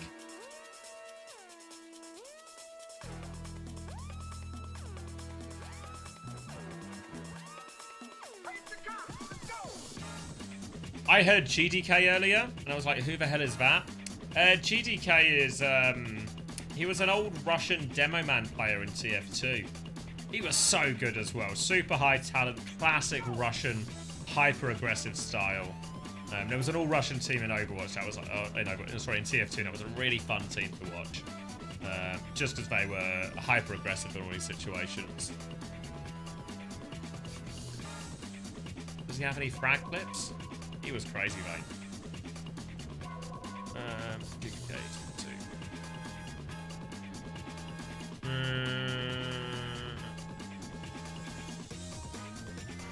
Pro play of the day, GDK. Let's see. What's the play of the day? Here he is on Demo Man. GDK, Russian, GG wellplayed.pro. Initial kill onto the medic. Swaps his attention towards coast as the rest of I think this is Epsilon here trying to flood in. GDK holds it, Heavy's anchoring point. GDK can venture forward if he wants. Scout comes in, tries to hit the pipe, nails the pipe at the end. It's a very underwhelming play of the day so far. He's going to push forward now. WG, White Glow that is nearly with Uber. Walking through right hand side, Mark slow, and Nox gets taken down, and that's going to allow GDK to swing all over this medic, all over this sniper. Sniper goes down, medic goes down. Actually, WDG got for the Uber saw out, wants to extend that. Bash is taken care of. Jump forward now onto the soldier, juggles him down, finishes him off. Demo Man locked up at the choke, can't contest. Scout on his medic, needs to help him out. Pipe lands just in time, pushing for the medic trade here. Pipes out from GDK2, nails 2 in a row. War gets taken down, protects White Glow. Seals the retake onto second. Chance now for GGwellplay.pro to repush out. Ooh. Holy shit, Nox and Forsaken Shadowburn. Yeah, GZK. Yeah, Witness knows, Witness knows. It wasn't the most exciting play, but I guess it was like a play of the day thing, so it's only a few,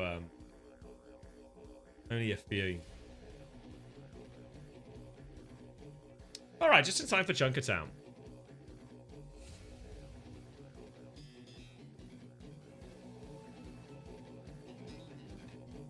Oh, cheers for the link, Witness. I'll check that out afterwards. Or maybe not afterwards when I'm going to bed, but I'll check that out. Yeah, I saw him streaming the other day.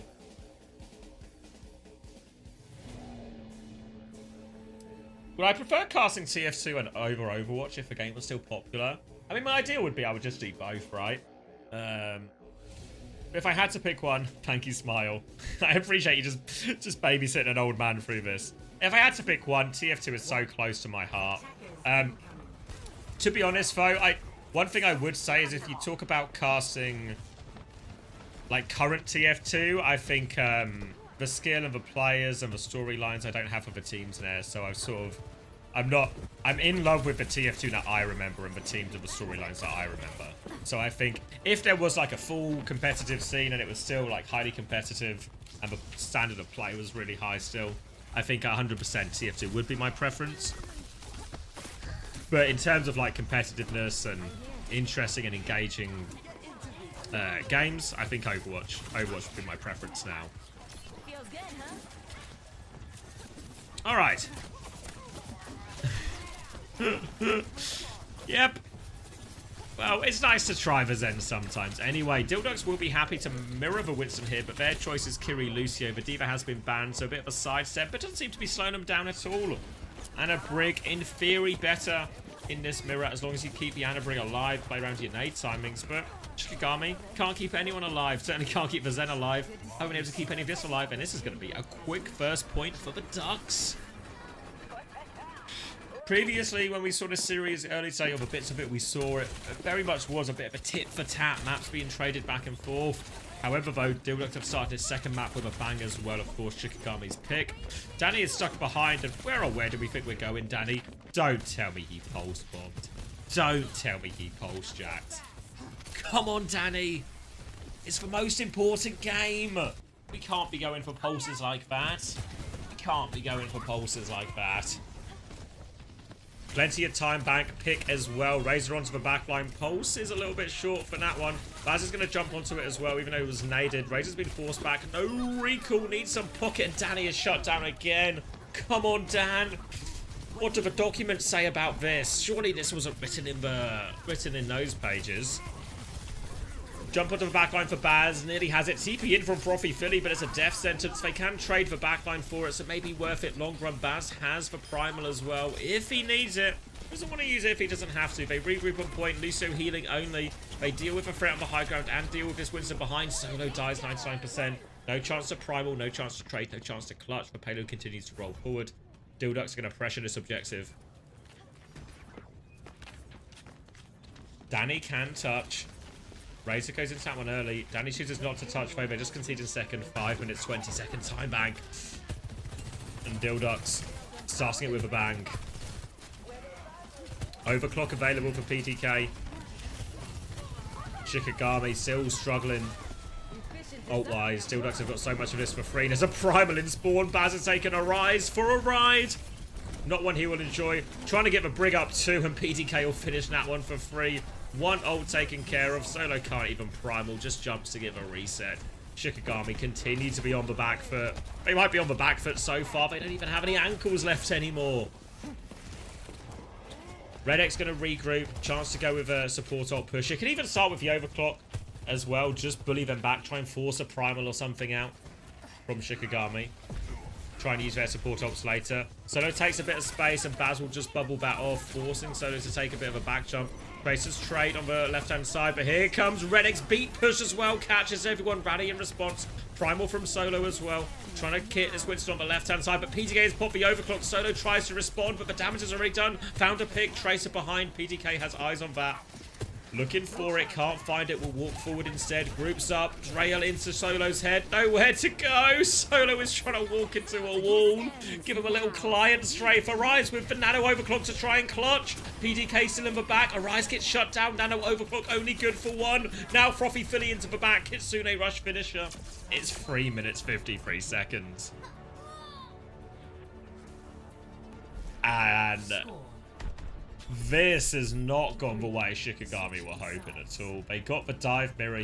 We thought that was the sort of matchup that would suit them.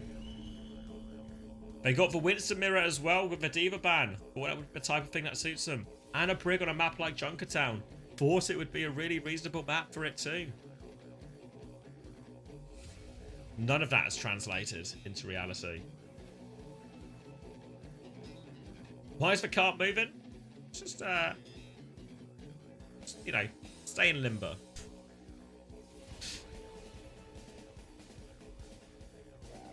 Now Shikigami have a huge task. Has to go back. Like an old VHS, you have to rewind it. You have to rewind the cart back to the start. It's on a hand crank.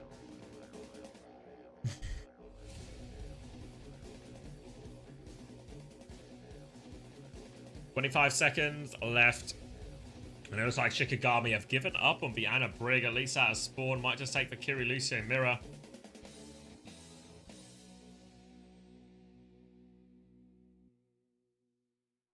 Danny's coach Liquipedia. It says approx winning $13.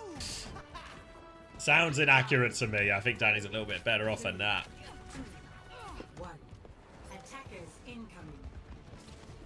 Tracer, Sojourn, both teams. Kiri Lucio. Just holding the back corner here, Dildux. Playing for the good hold rather than multiple holds. I'm just not dead. He's in Korea. He's with SSG. They're preparing to win the Hangzhou Major. Or at the very least, they'll be there.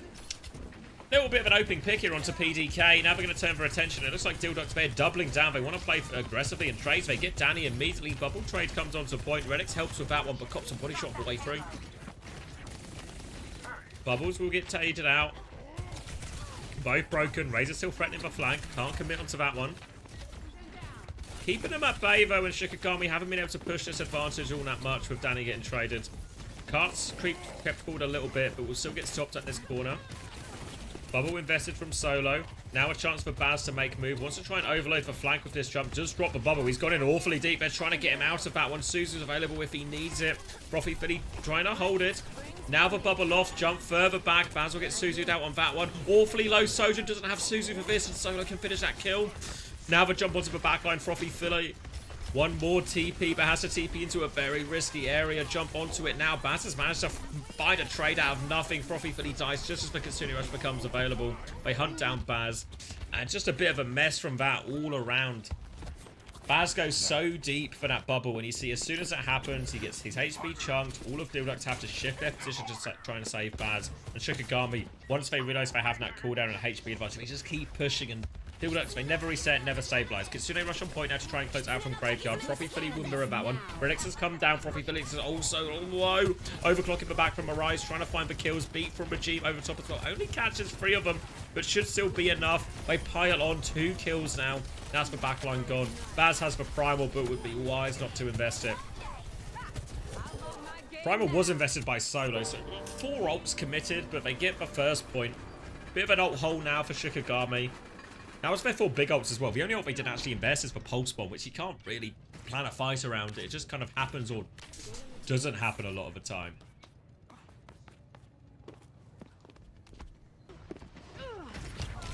Pulse Bomb out!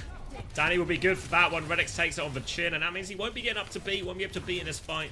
Shikigami can take more of a free space. Oh, if they lose Solo, I guess it doesn't matter. The Primal comes out from Baz. He'll take care of it. The trades continues to go down. Graveyard actually TP'd forward. Can TP out as well. The TP's back towards the Primal. Another TP. All these bloody TPs from the Kiriko.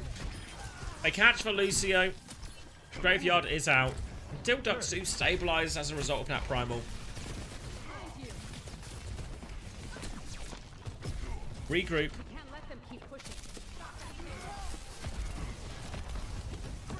Solo getting poked down. Amp comes through from Redix. They have the beat to chase this out if they want. Baz is low, trying to stabilize on the high ground.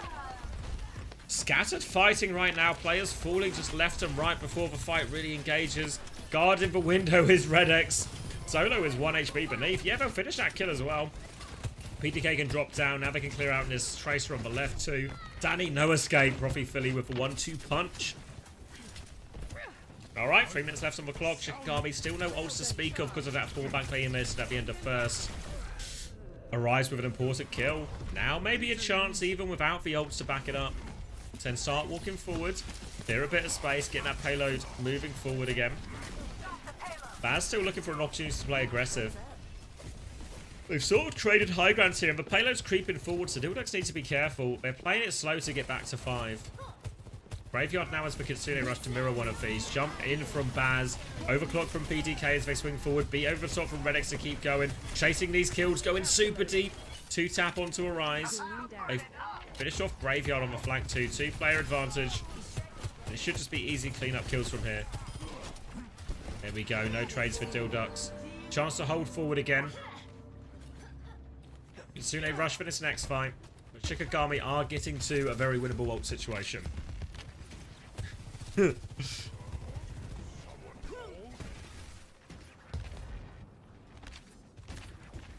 Shikigami need the overclock before they can really start the fight. But once they start that overclock, the B and the Primal come up mid-fight. I just need to make sure they pocket a rise through this. Slide towards the team. Baz is on the chase. Overclock comes out in response. I think Baz is just trapped underneath it. Surely he can't get out. Just managed to find a jump out. It's an overclock towards point for Arise. He's cleared a lot of space, but they've all DP'd it, so no kills. Frothy Freddy can now Kitsune rush on point. Here it comes, swings around the corner, pressure onto the Lucio. Wants to get Regime. Suzu comes through. Regime is so close to beat. Has the beat. Can he find a time and get it off? No! Gets taken down. Too much pressure. Good Kitsune rush from Frothy Philly. Not out of the woods yet, though. We are 3v3 as Sono pops for Primal. Baz is going to try and anchor it down, but less than 200 HP. Should be an easy kill for Solo. Focuses him down at the back, and this should be second point going the way as well. Razor still pushing for one. Can't find any trades. The payload has reached the checkpoint.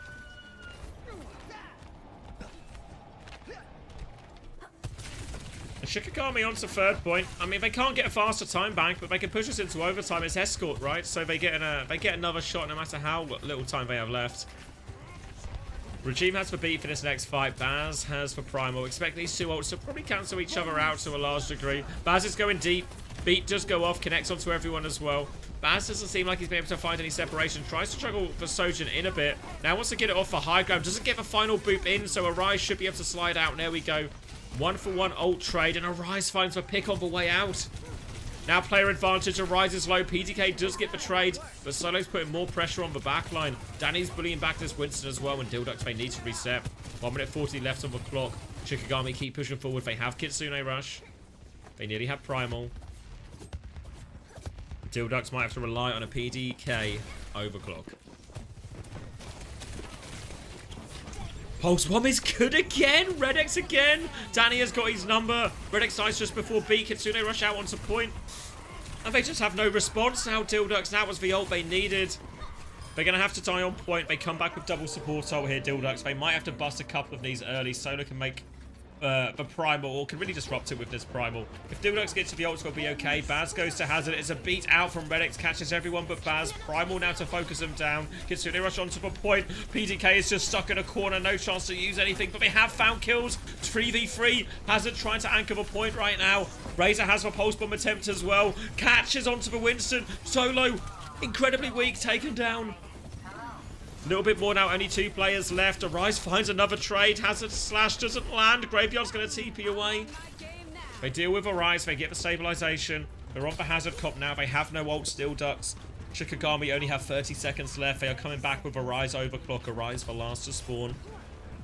Need a clutch from their Korean import here, Shikigami. Overclock available.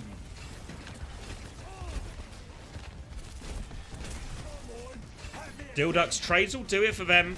They can still continue to play aggressive. Sojin in Baz's line of sight. Looking for an opportunity. Overclock from Arise. Slash comes through. Doesn't connect from Baz. Has to wall defensively. Trying to get out. Will get to the Mega. More pressure coming his way. They are all over him. Tries to turn the kill onto the Sojin. Does kill Arise. Baz kills 2. They were chasing down Baz. They had the ultimate. But Baz gets them exactly where he wants them. Turns 2 kills. Danny though, 2-for-1 pulse bomb. It's not over yet. Now 1 HP. Razor gets out to the mini, stabilizes it, trying to sneak it in. 5 meters to play. Recall is used. Razor just needs to play for time. Just time. Can't find him. Danny sorting it out. Respawn's coming back in. Regime is there. Regime has the beat. Redex dies. Beat is available. Shikigami are going to do it. The beat comes through. Danny with the clutch. Downpour out from Baz. I don't think it's enough. He's the last one alive. Kitsune rush on point. He's going to fall, and Shikigami inexplicably extend this. It looks all but over. When that pulse bomb lands, he dies.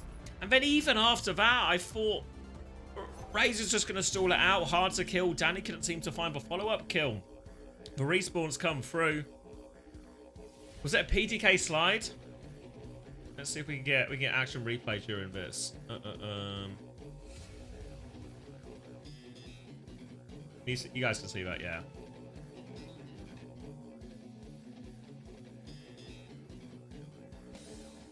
Danny kills 1. It's all just kind of desperate trades. Oh yeah, Pulse Bomb. PDK takes it with him. You sort of see him like sliding towards camera. Here comes PDK. There goes Baz. Well, Baz was pretty low anyway. Like maybe he gets killed, but I don't know. He still has it. He has block. Maybe there's a chance to dash to the Mega and let Razor get the touch. Yeah.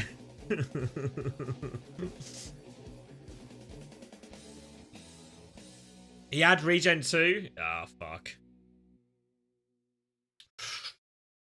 Alright, we'll go into overtime, but remember, Shikigami did it right at the death, so they'll get a minute added to their time, but of course, Dilducks get a minute added to their time, so it's 4 minutes 53 seconds.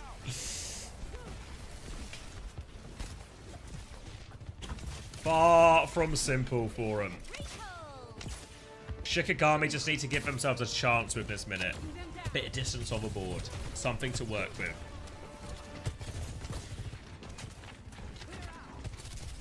Trying to move in right-hand side. Just nothing for Arise to shoot at as they go for a free cart push. Nade connects both of the supports from Dilducks. They'll cleanse it and be okay. Dive in. Hazard wall off. They really want to punish Solo. Suzu to save Solo's life. Gets out. Good Suzu from Graveyard. Oh, sorry, from Regime, actually. Now for Suzu from Baz. Wakes him up so he can keep pushing forward. They kill Vienna backline. 10 seconds left on the clock. Shikigami have to get to Quintus' fight. They've got no plays. They've got no health. Oh, and this is... after all the hard work, they're going to come away with nothing, it seems like. Danny can extend the overtime, can't find a kill. Arise onto the high ground. They need the touch, though. Solo's coming for it, can't make it in time. Neither can Graveyard.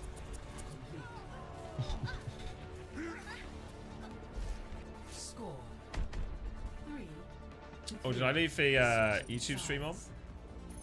Or the sound on? Oh, no, I paused it. We should be alright. Might just be the spectator bug. Sometimes it locks the sound from one POV and you just end up hearing that. You're hearing the sound from POV even if you're on a different person's POV or on the overhead or something. Alright, 59.95 meters, 4 minutes 53 seconds. There's not enough copium for this one. Yeah, I don't know how much you have to like Shikigami to convince yourself they're going to hold this for 4 minutes and 53 seconds.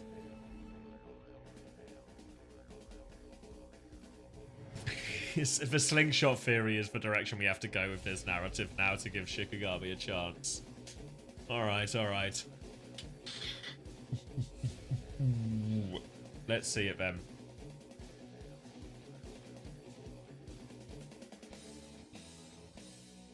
Let's see it.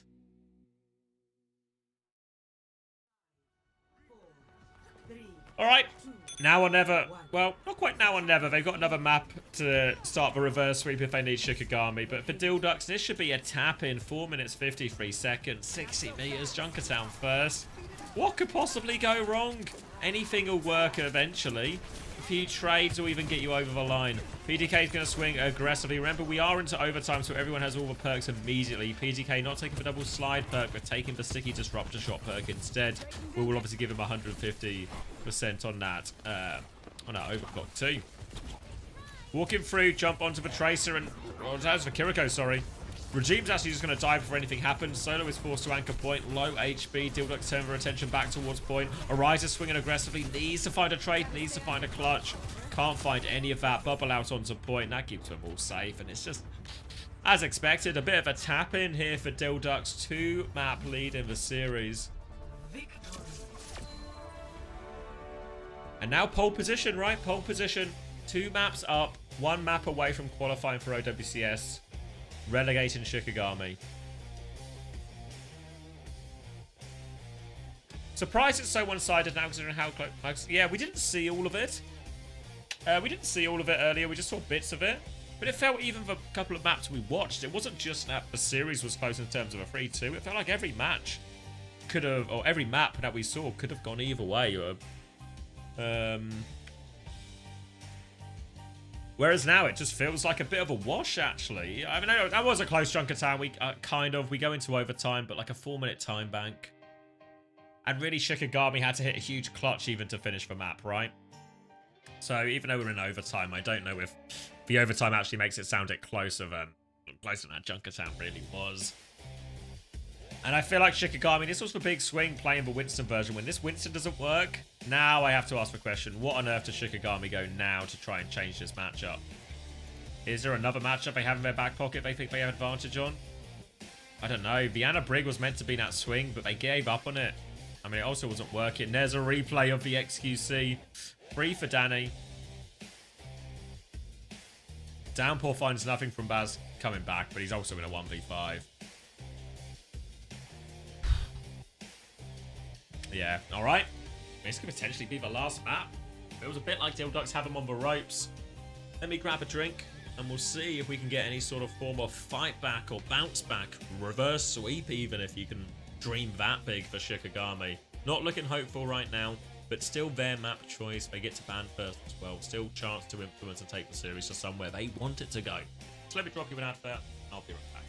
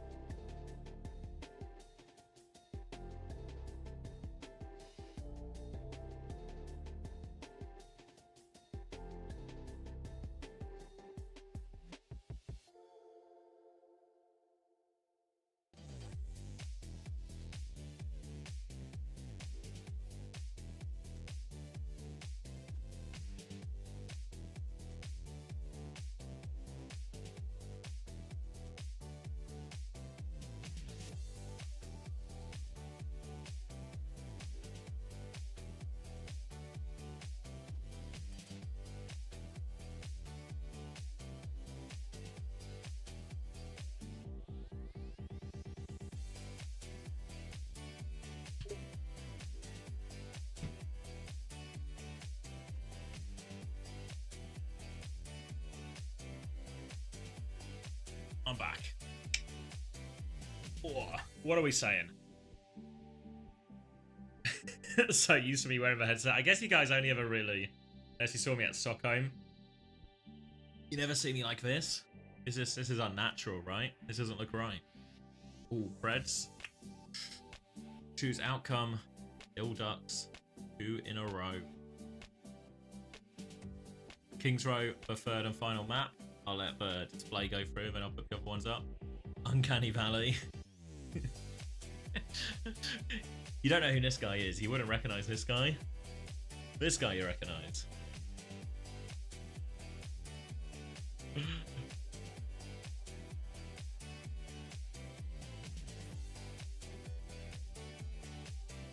Ooh. New theory being created with new teams being qualified. That whatever. Face it, Masters teams always win. I have been watching for 9 hours and haven't been subbed this entire time. Thank SMH you. my head. Thank you, Bernard. Appreciate for 12 months. Unsubbed the entire time. Alright, let's get these map pre-preds up then. I think I know which one these are going to lean. King's Rover choice. Not a lot of time to get these preds in, so be quick. Be quick. Gotta wear the headset around land to get recognized. I don't, unfortunately. I was fully stun locked at Stockholm. Now I say everyone came up, but also wasn't a problem recognizing me. Maybe I don't fit the normal demographic of a LAN anymore. Slightly too high in one of the categories. It's not high, unfortunately. That was your first picture? It's an honor, Arthur. Right, 20 seconds, so you've actually got no time at all. No time at all for these preds. Okay, guys. Okay. Call win con. Listen in as well. Yeah. Like me, Ram Juno break, Sojourn. They have Sojourn. Alright, let's lock in. We know how to play this first fight. Ram Sojourn, I think Sojourn's on statue, by the way, currently. Let me get top right solo. Sojourn main, Sojourn main, yeah. I'm gonna jump top right. I'm gonna jump top right on their back line. You can. Okay, ready? I can go in 3, 2, 1. Slowly. Shoot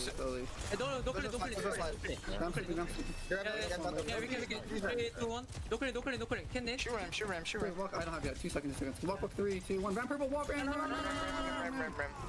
On Juno. Get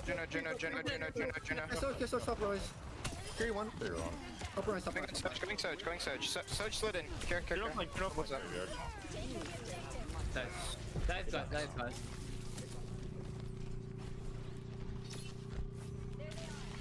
Alright, nice clean one from Shikigami. No, that's Water Silver Bullet, if you've heard of that. Baz gonna swap onto the Diva, now playing into the dive. Saw some of the punishment that went through onto the remark from there, sleep onto the form timing. Nade, even though it wasn't available immediately, still gets the nade after form, and Baz is in a position he can't get out of.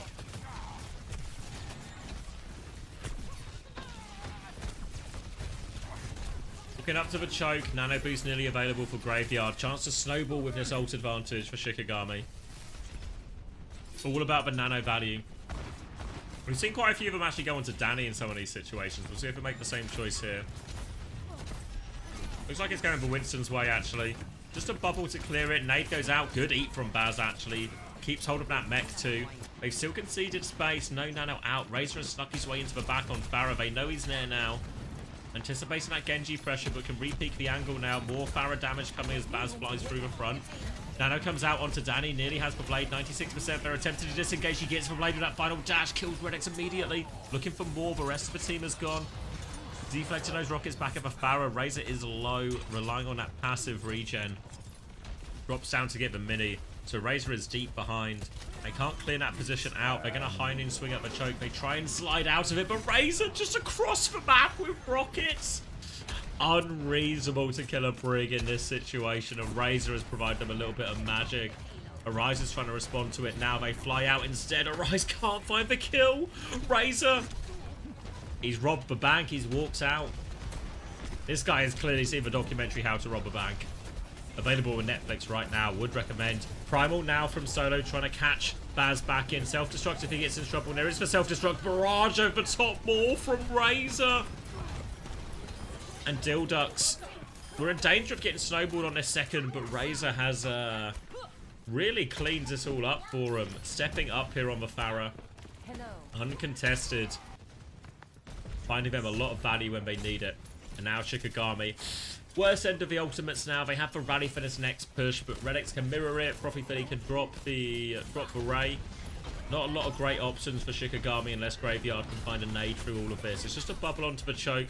The Dilducks will hold their place. Farah spam coming through. So it will take some space. Rally in response to this Ray, but it's a disengage. Pack's going the way. Sleep is good. Buys time for Shikigami's backline to get the kite. They nearly have the Nano to turn, but PDK kept pushing forward. For Rally to keep going from Redex as well, but Bash inside. Easy kills for Razor and Baz in there now. No trades.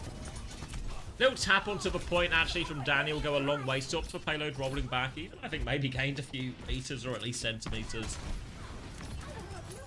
Now their Nano turn is available. Now it's a double support ult fight from Dildux. So while they win it, still have to trade 2 of their more powerful ultimates and all of that. And they have a opening Shikigami. Decision, Danny's not close to the blade, so no chance to Nano Blade, but they can still go Danny's direction. Honestly, it has looked better for them since they've lent some of these Nanos onto the Genji. Danny's making it work, though. Do hear the deflect net. PDK is hit by the nade. Graveyard's found a lot of these throughout the course of the night. Shikigami need everything they can. PTK on the flank with the overclock, pops it. Graveyard is out in the open. Nano comes through, it helps save Graveyard. Arise finds 2 on the flank, he's on there behind him too. The barrage comes through, only finds 1.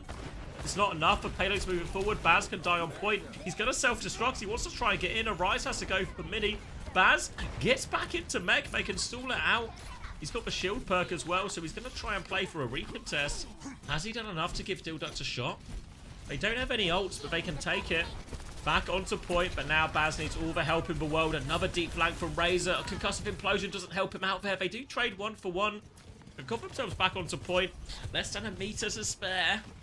And a primal about to come up for Solo. A blade about to come up for Danny. 1 minute 20 seconds left. Shikigami low on time. Need to nail these ultimates. They have a clear opening.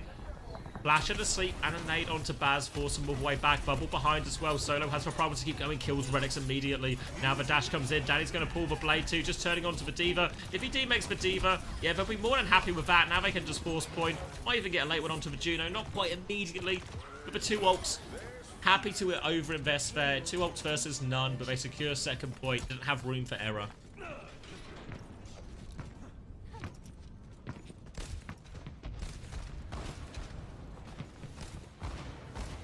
Double support ult soon for Shikigami. Can keep this one rolling forward. Frothy Philly will have Beret.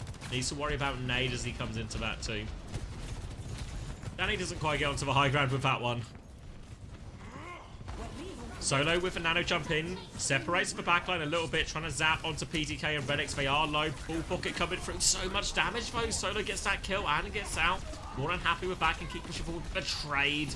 Trades will always kill your attack on 3rd point, and Baz finds a valuable one there, even though he gets demeched. They might have to give a little bit of space, but they'll have time for this recontest Dildux, and now they have their support ult to throw into this. Barrage available for Razor. Can't take the deep flanks and these things, but oh my god, Graveyard's just killed Renix across the map. Has a rally as well. Hiding is there. Tries to kill him with Barrage. The Matrix isn't enough from Baz. Not quite in time. The rally now in response to the Ray, and Arise is just killing anyone. This Ray is just going to trail off into nothing, but nade was massive from Graveyard. Self-destruct. Gets 1. Gets back into mech. There's a rally coming through from Redx on the respawn. Getting booped all around by Solo. They try and respond. Actually, Redx 2 bars of HP. Does he live? He somehow lives. Frothy Philly will die in return. Baz is naded on point. They need more help on this touch. Razor needs to try and find a kill. Looking for the Brig. Full shields up, running out of it. Regime gets the second behind. They have player advantage. Redx finds a trade. Suzu back on point. Solo jumping onto him. Gets the nano boost. The nade is good again from Graveyard. They will push it in. 43 seconds on the clock. There was a sniff of a clutch there from Dildux when they got that bomb kill. Redx preserved his life longer than I really thought should be possible. But just too many ults in the end. The nano, the double nano as well. Graveyard hitting every nade as well. They were forced to point. They were in such a desperate touch situation. Now what you saw is Graveyard basically just had, every time he had a nade, he had a great opportunity to land it through.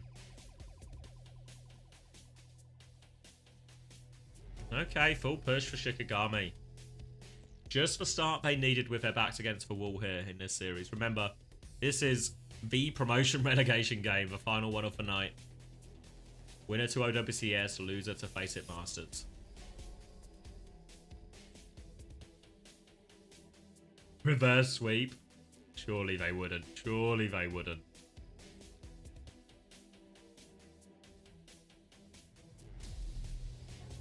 Ashe, Genji, and a Brig for the defense. One could say it's for all the marbles. One might say that.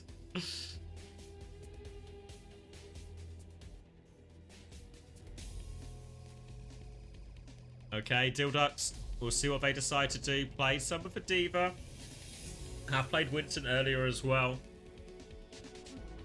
Lucio banned, obviously, so Kiri Lucio was really where Dildux did find their success, where they played this Winston on the Junkertown, but not an option with that Lucio ban. Playing the Anna Brig does seem to suit Shikigami, particularly Graveyard, a lot more. PDK getting some position with this Ash. We've seen it play almost exclusively Sojourn, I feel like, so far. They're happy to take this Ash duel. Hits 2 dinks in a row, but damage is traded back. Nade is blocked there. PDK trying to keep eyes on Solo, who just takes his position on right again. Dinked back a little bit. Lots of damage. They catch Danny. Back in main. Solo has to back jump. Are they going to play for a retake? Might not have a chance too much. Solo has to be careful. He's going to double down for a kill. The sleep is good, though. Nade sets up an easy kill for Redex. Ash might die late as well. Point pressure's already going through. This is going to scuff for retake. He's taking the Mega actually here, so it's going to give him a slightly later death for a Rise too. Already at 2 ticks, 3 onto point now. No chance for a retake. And Dildux, also a good start.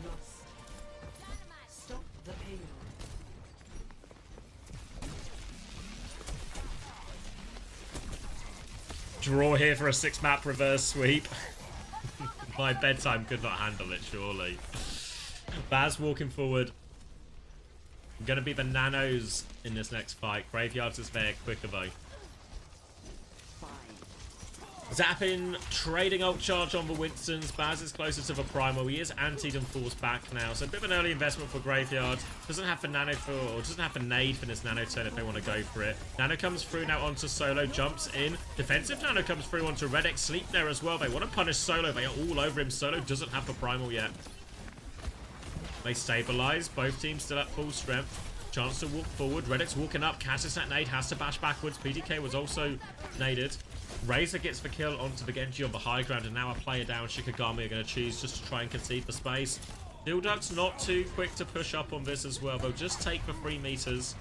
Don't find any late kills.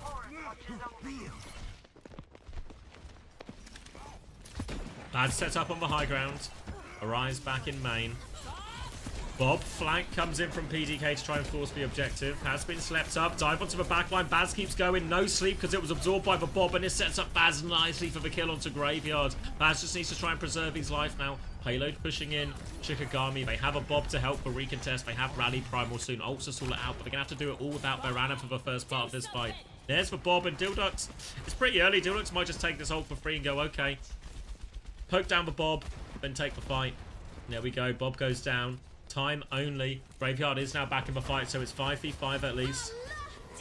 Rally comes out from Redex, but he is bashed by Regimes. Regime gets naded though. Razor goes down and Daddy pulls the blade all over this brick. Now boot back, but Redex can't get out. They win the side fight. The blade, the difference maker. Wow, Redex. Well, Redex takes the first bash. Nade proves the difference maker. Get a rare Baz boost. Late kill onto PDK as well. More time off the clock. Nano Blade available for Dildux. We're right at the end of the objective here. So a Nano Blade to finish it. Might be quite happy with that. Graveyard with this Nano. Maybe should consider a defensive Nano if this Nano Blade comes in. Solo can still play his own game. Got a Primal to look after himself. He can threaten the backline. Use the defensive Nano, but they're trying to fight close. Early nade. They get this for free. The Nano Blade does go off. The sleep is perfect. Graveyard has done everything in this fight. His Anna has been on point today. Razor gets traded down by Regime. And Graveyard swinging this dive in the favor of Shikigami. That is a huge break. A huge break in the fight. Early nade gets the early kills. Even hits for sleep, so they don't even trade that heavily for it. And Dildux are going to have to do it with no ults in the bank.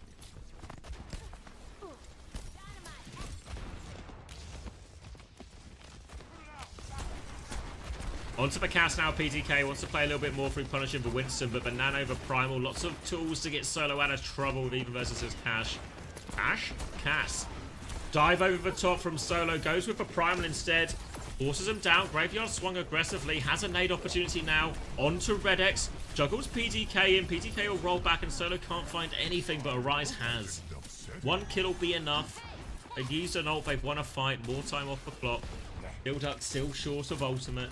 Shikigami with another chance. Bubble at the choke. Clears out Baz, but Baz didn't use bubble in response, so he has bubble advantage once they're back to 5. He's going to get a decent amount of nano charge for Frothy, 30 out of bonus damage too. Arise with the Bob. Could be a good answer to whatever comes next for Dildux. But no, Shikigami staying on the front foot. Nano aggressively, but it's a little bit too early. It's an easy kite for Dildux. Even with the nade onto the Winston, they can't confirm the kill. Now Dildux with a clear opening ultimate-wise. Shikigami might do well to just be aggressive again. They've got Vienna on the flank. Graveyard is still there. The nade this time isn't good enough. Baz has killed for separated Brig and Ash in main. They gambled for his flank position. Graveyard actually gets a kill onto the Genji, and this car, look how far back it's rolled. They'll get a retake here, Shikigami. Arise has gone sim to make sure of it. They'll have Rally Blade. Redex will have a rally of his own, but the problem Redex has is he kind of needs to save his bash for the blade. But if he saves his bash for the blade, it just opens up Regime to walk forward and get a bash of his own. Key here is for Shikigami, they have to get the touch. They have to deal with this high noon. Rally comes through, trying to find the bash, only onto the Winston. Now the rally from Redex is out as well. PTK converts that kill. Now huge rally advantage. The nade is big from Graveyard, but they don't turn any kills from it. Sim TP in the back, sleep onto PTK as he floods forward. They might be able to trade PTK, but they can't even do that. Second point secured, 1 minute 40 seconds. Not a lot of time to work with Dildux.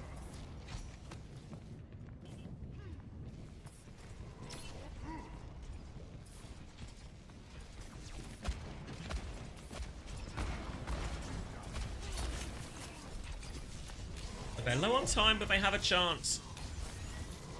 Nade onto the high ground. Solo doesn't want to have to pop the primal in this situation. This far back, no one else set up to go with him. Manages to hold on to it. They're coming close to Nanoblade, and we're into the final minute, so Dildux are running out of time. Nade onto Razor again. They're forced all the way back. Boop in, defensive nade, trying to keep him alive. Not enough for Baz to survive. Solo is really weak. Razor's found a trade onto the Ana as well. Here comes the Nanoblade. Razor's trying to open it up. Gets one only. They clean up Danny behind. Die on point for Regime, and they win the fight with Nanoblade. But that was a big combo, and it's not for Cap.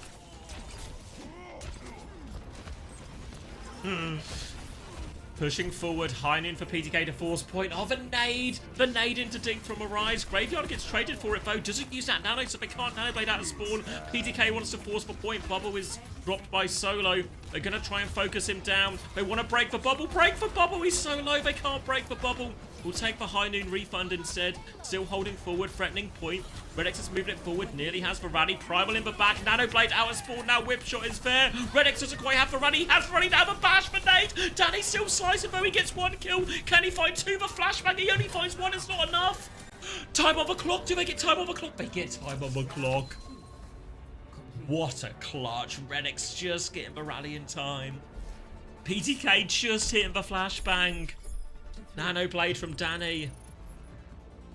All set up by finding that Ana kill out of nothing, meaning that Graveyard and Danny couldn't quite pull it when Danny first wanted it to. Instead has to rush it coming back out of spawn, and then they limit the damage to 1. Smaller time back for Dildux. They will attack first. 1 minute to work with. 39-second advance for Shikigami. When we're in overtime, it's really not all that much.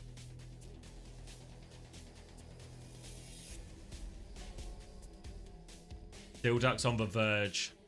Not that familiar, uneducated with NA. So Amplify kind of bombed out. Supernova strolled through it really for the most part. Dildux and Shikigami, there are two sort of closest teams. These teams played earlier in the day as well in the first round, and Shikigami actually won 3-2. So this second iteration of this series, the important one, or the most important one, is taking a very different approach. Really for Dildux, I think got to look at PTK has been the star. A little bit quieter in this King's Row, but really has been the star for Dildux. Shikigami, a lot of their success coming through Graveyard on the Ana. No, Dildux had like single digits on the clock. I thought they still had single digits on the clock. Maybe I was wrong. I am pretty tired. I thought it was single digits. I thought it was like 5 seconds or something. Either way, nade onto Baz, forces him back a little bit. Bit of space as they start forcing the objective. Dilduck just want to make sure they have something to hold on to. Jump behind Solo now, half HP. Solo trying to back it up to his team. Basil clearing that one out, but they're getting very close to the tick.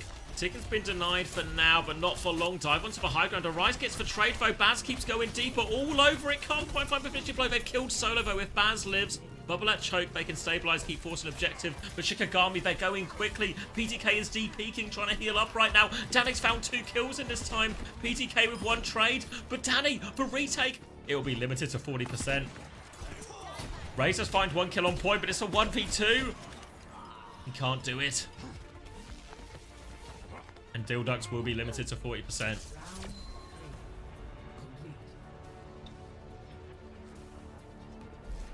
Is there a theory yet about a team losing the first match of the day, then later then that team winning the same matchup? Seems like there should be like a Frenchman's cum sock.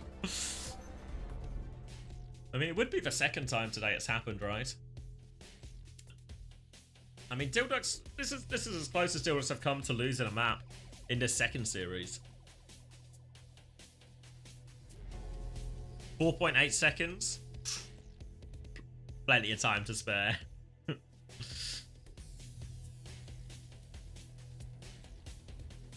That's Asia. Yeah, I know. Yeah, I can't remember which one either, Smile, but I know what you mean.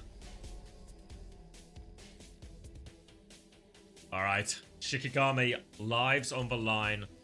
1 minute 39 seconds to get 40%, a tick in a little bit. That's just 1 single fight win. They can obviously pressure objective quite a lot. Dilducks will be forced to respond. Graveyard been pretty good with the nade so far. Danny's going to take a Widow shot out of spawn. Never seen this Widow shot get anything anymore. People have wised up. You have to be aggressively win trading to get hit by the Widow. So much so, Danny's not even going to go for it. Will be a Sonic from Arise just to see what they can see. Onto Hotel. They're going to spot out Razor. Spot out the Winston at the choke, but I would have seen that anyway. Cast swap now from Arise. PTK playing the Ash on the high ground. Baz on this first choke point avoids that initial nade. Remember, we are in overtime, so everyone has all of their perks. Jump onto the high ground, counter jump comes through, and it wasn't no bubble invested from Baz here as PTK wants to re-peek. Forces him off to the low ground. Now he comes out to help the Hotel fight. Shikigami can see space on that side. I think they've got Danny. They've got someone else. I think Rise may be flanking bottom right. No, he's going top right in the end. He's forced down by Baz. Nade comes out onto Baz, but he can jump back to his team. No progress gained so far as we enter 60 seconds. Jump underneath. Dynamite there as well. They want to clear him out. More pressure. Solo gets taken down. Shikigami, they have time for a reset. Forced out at the choke. Looking for a few more late kills. Nothing. Oh, no. Danny slept up on point. They'll deal with that. Frothy Philly did drop for that. Is Frothy Philly going to rotate to the high ground? Needs to be quick. Has to be careful not to get seen. But has the time. Graveyard has the earlier Nano. Look at this ult charge difference. 30 seconds left on the clock. They can go with Nano right now. Decision time for Shikigami. Who do they go for? Genji, Winston. Eyes on the Winston right now. Graveyard looking for it. Drops down to 42 HP. Swings now, but Nano comes out onto Solo. Whip shot's good from Redex. He's on the run. Nate comes out. Frothy Philly is low, but nearly has Nano. The jump. They come through. The sleep is perfect for Frothy Philly. Baz has got the primal going as well. They might just hold yet. They stabilize at the choke. They try and come back in with Nano. Baz has his shot whipped. The point is still being forced. Razor needs help on point. Solo nearly has primal. 98%, 99%. Nano into the backline. Can they find anything? Sleep is good from Graveyard. Redex has got the rally on point. Regime responds now. Primal going as well. Redex is naded. Whipped away from it. Bob comes through onto the point. PTK is going to do so much. Razor is knocked down. Doesn't get anything with it. But PTK's Bob is still beaming people down. They stabilize. Overtime is triggered. But Danny dies to the Bob for it. They have to get on point. Naded. Baz on it. Finds the kill. PTK. They're going to do it. They get the fuller hold. They deny the tick. The Bob does so much work for PTK in the end. The Bob on point. Overtime situation you have to touch. Kills 2 people. A Bob clutch. And Dilducks 3-0. Big win for the results heads. Those interested in a prompt bedtime. Congratulations to Dilducks. And we are going to have Shikigami confirmed relegated as well. All 4 teams who started in OWCS in Stage 1, all 4 of them have been relegated now. We're going to get 4 new teams. Thank you for making it quick, Dilducks. Respectful of them. Respectful for all the EMEA fans. Yeah, PDK. Really impressive set of performances. Excited to see him and the rest of the team perform in OWCS. Will, of course, be an uphill battle, you know, as much as it's celebration tonight. There's still going to be a lot of work to do. A lot of work. The real work starts now, right? Taking on the best teams of NA. You know what they always say, right? Getting promotion is one thing. Staying in the league afterwards, that's the hard bit. Completely different makeup to this series second time around. As much as, you know, we went to overtime in 2 of these. For King's Row especially it was nair for Shikigami, right? It was nair for the winning. But the clutch was good. They got to all the ultimates when they needed it.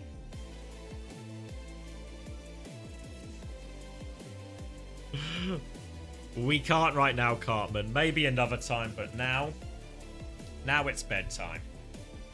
It's bedtime. It's bedtime.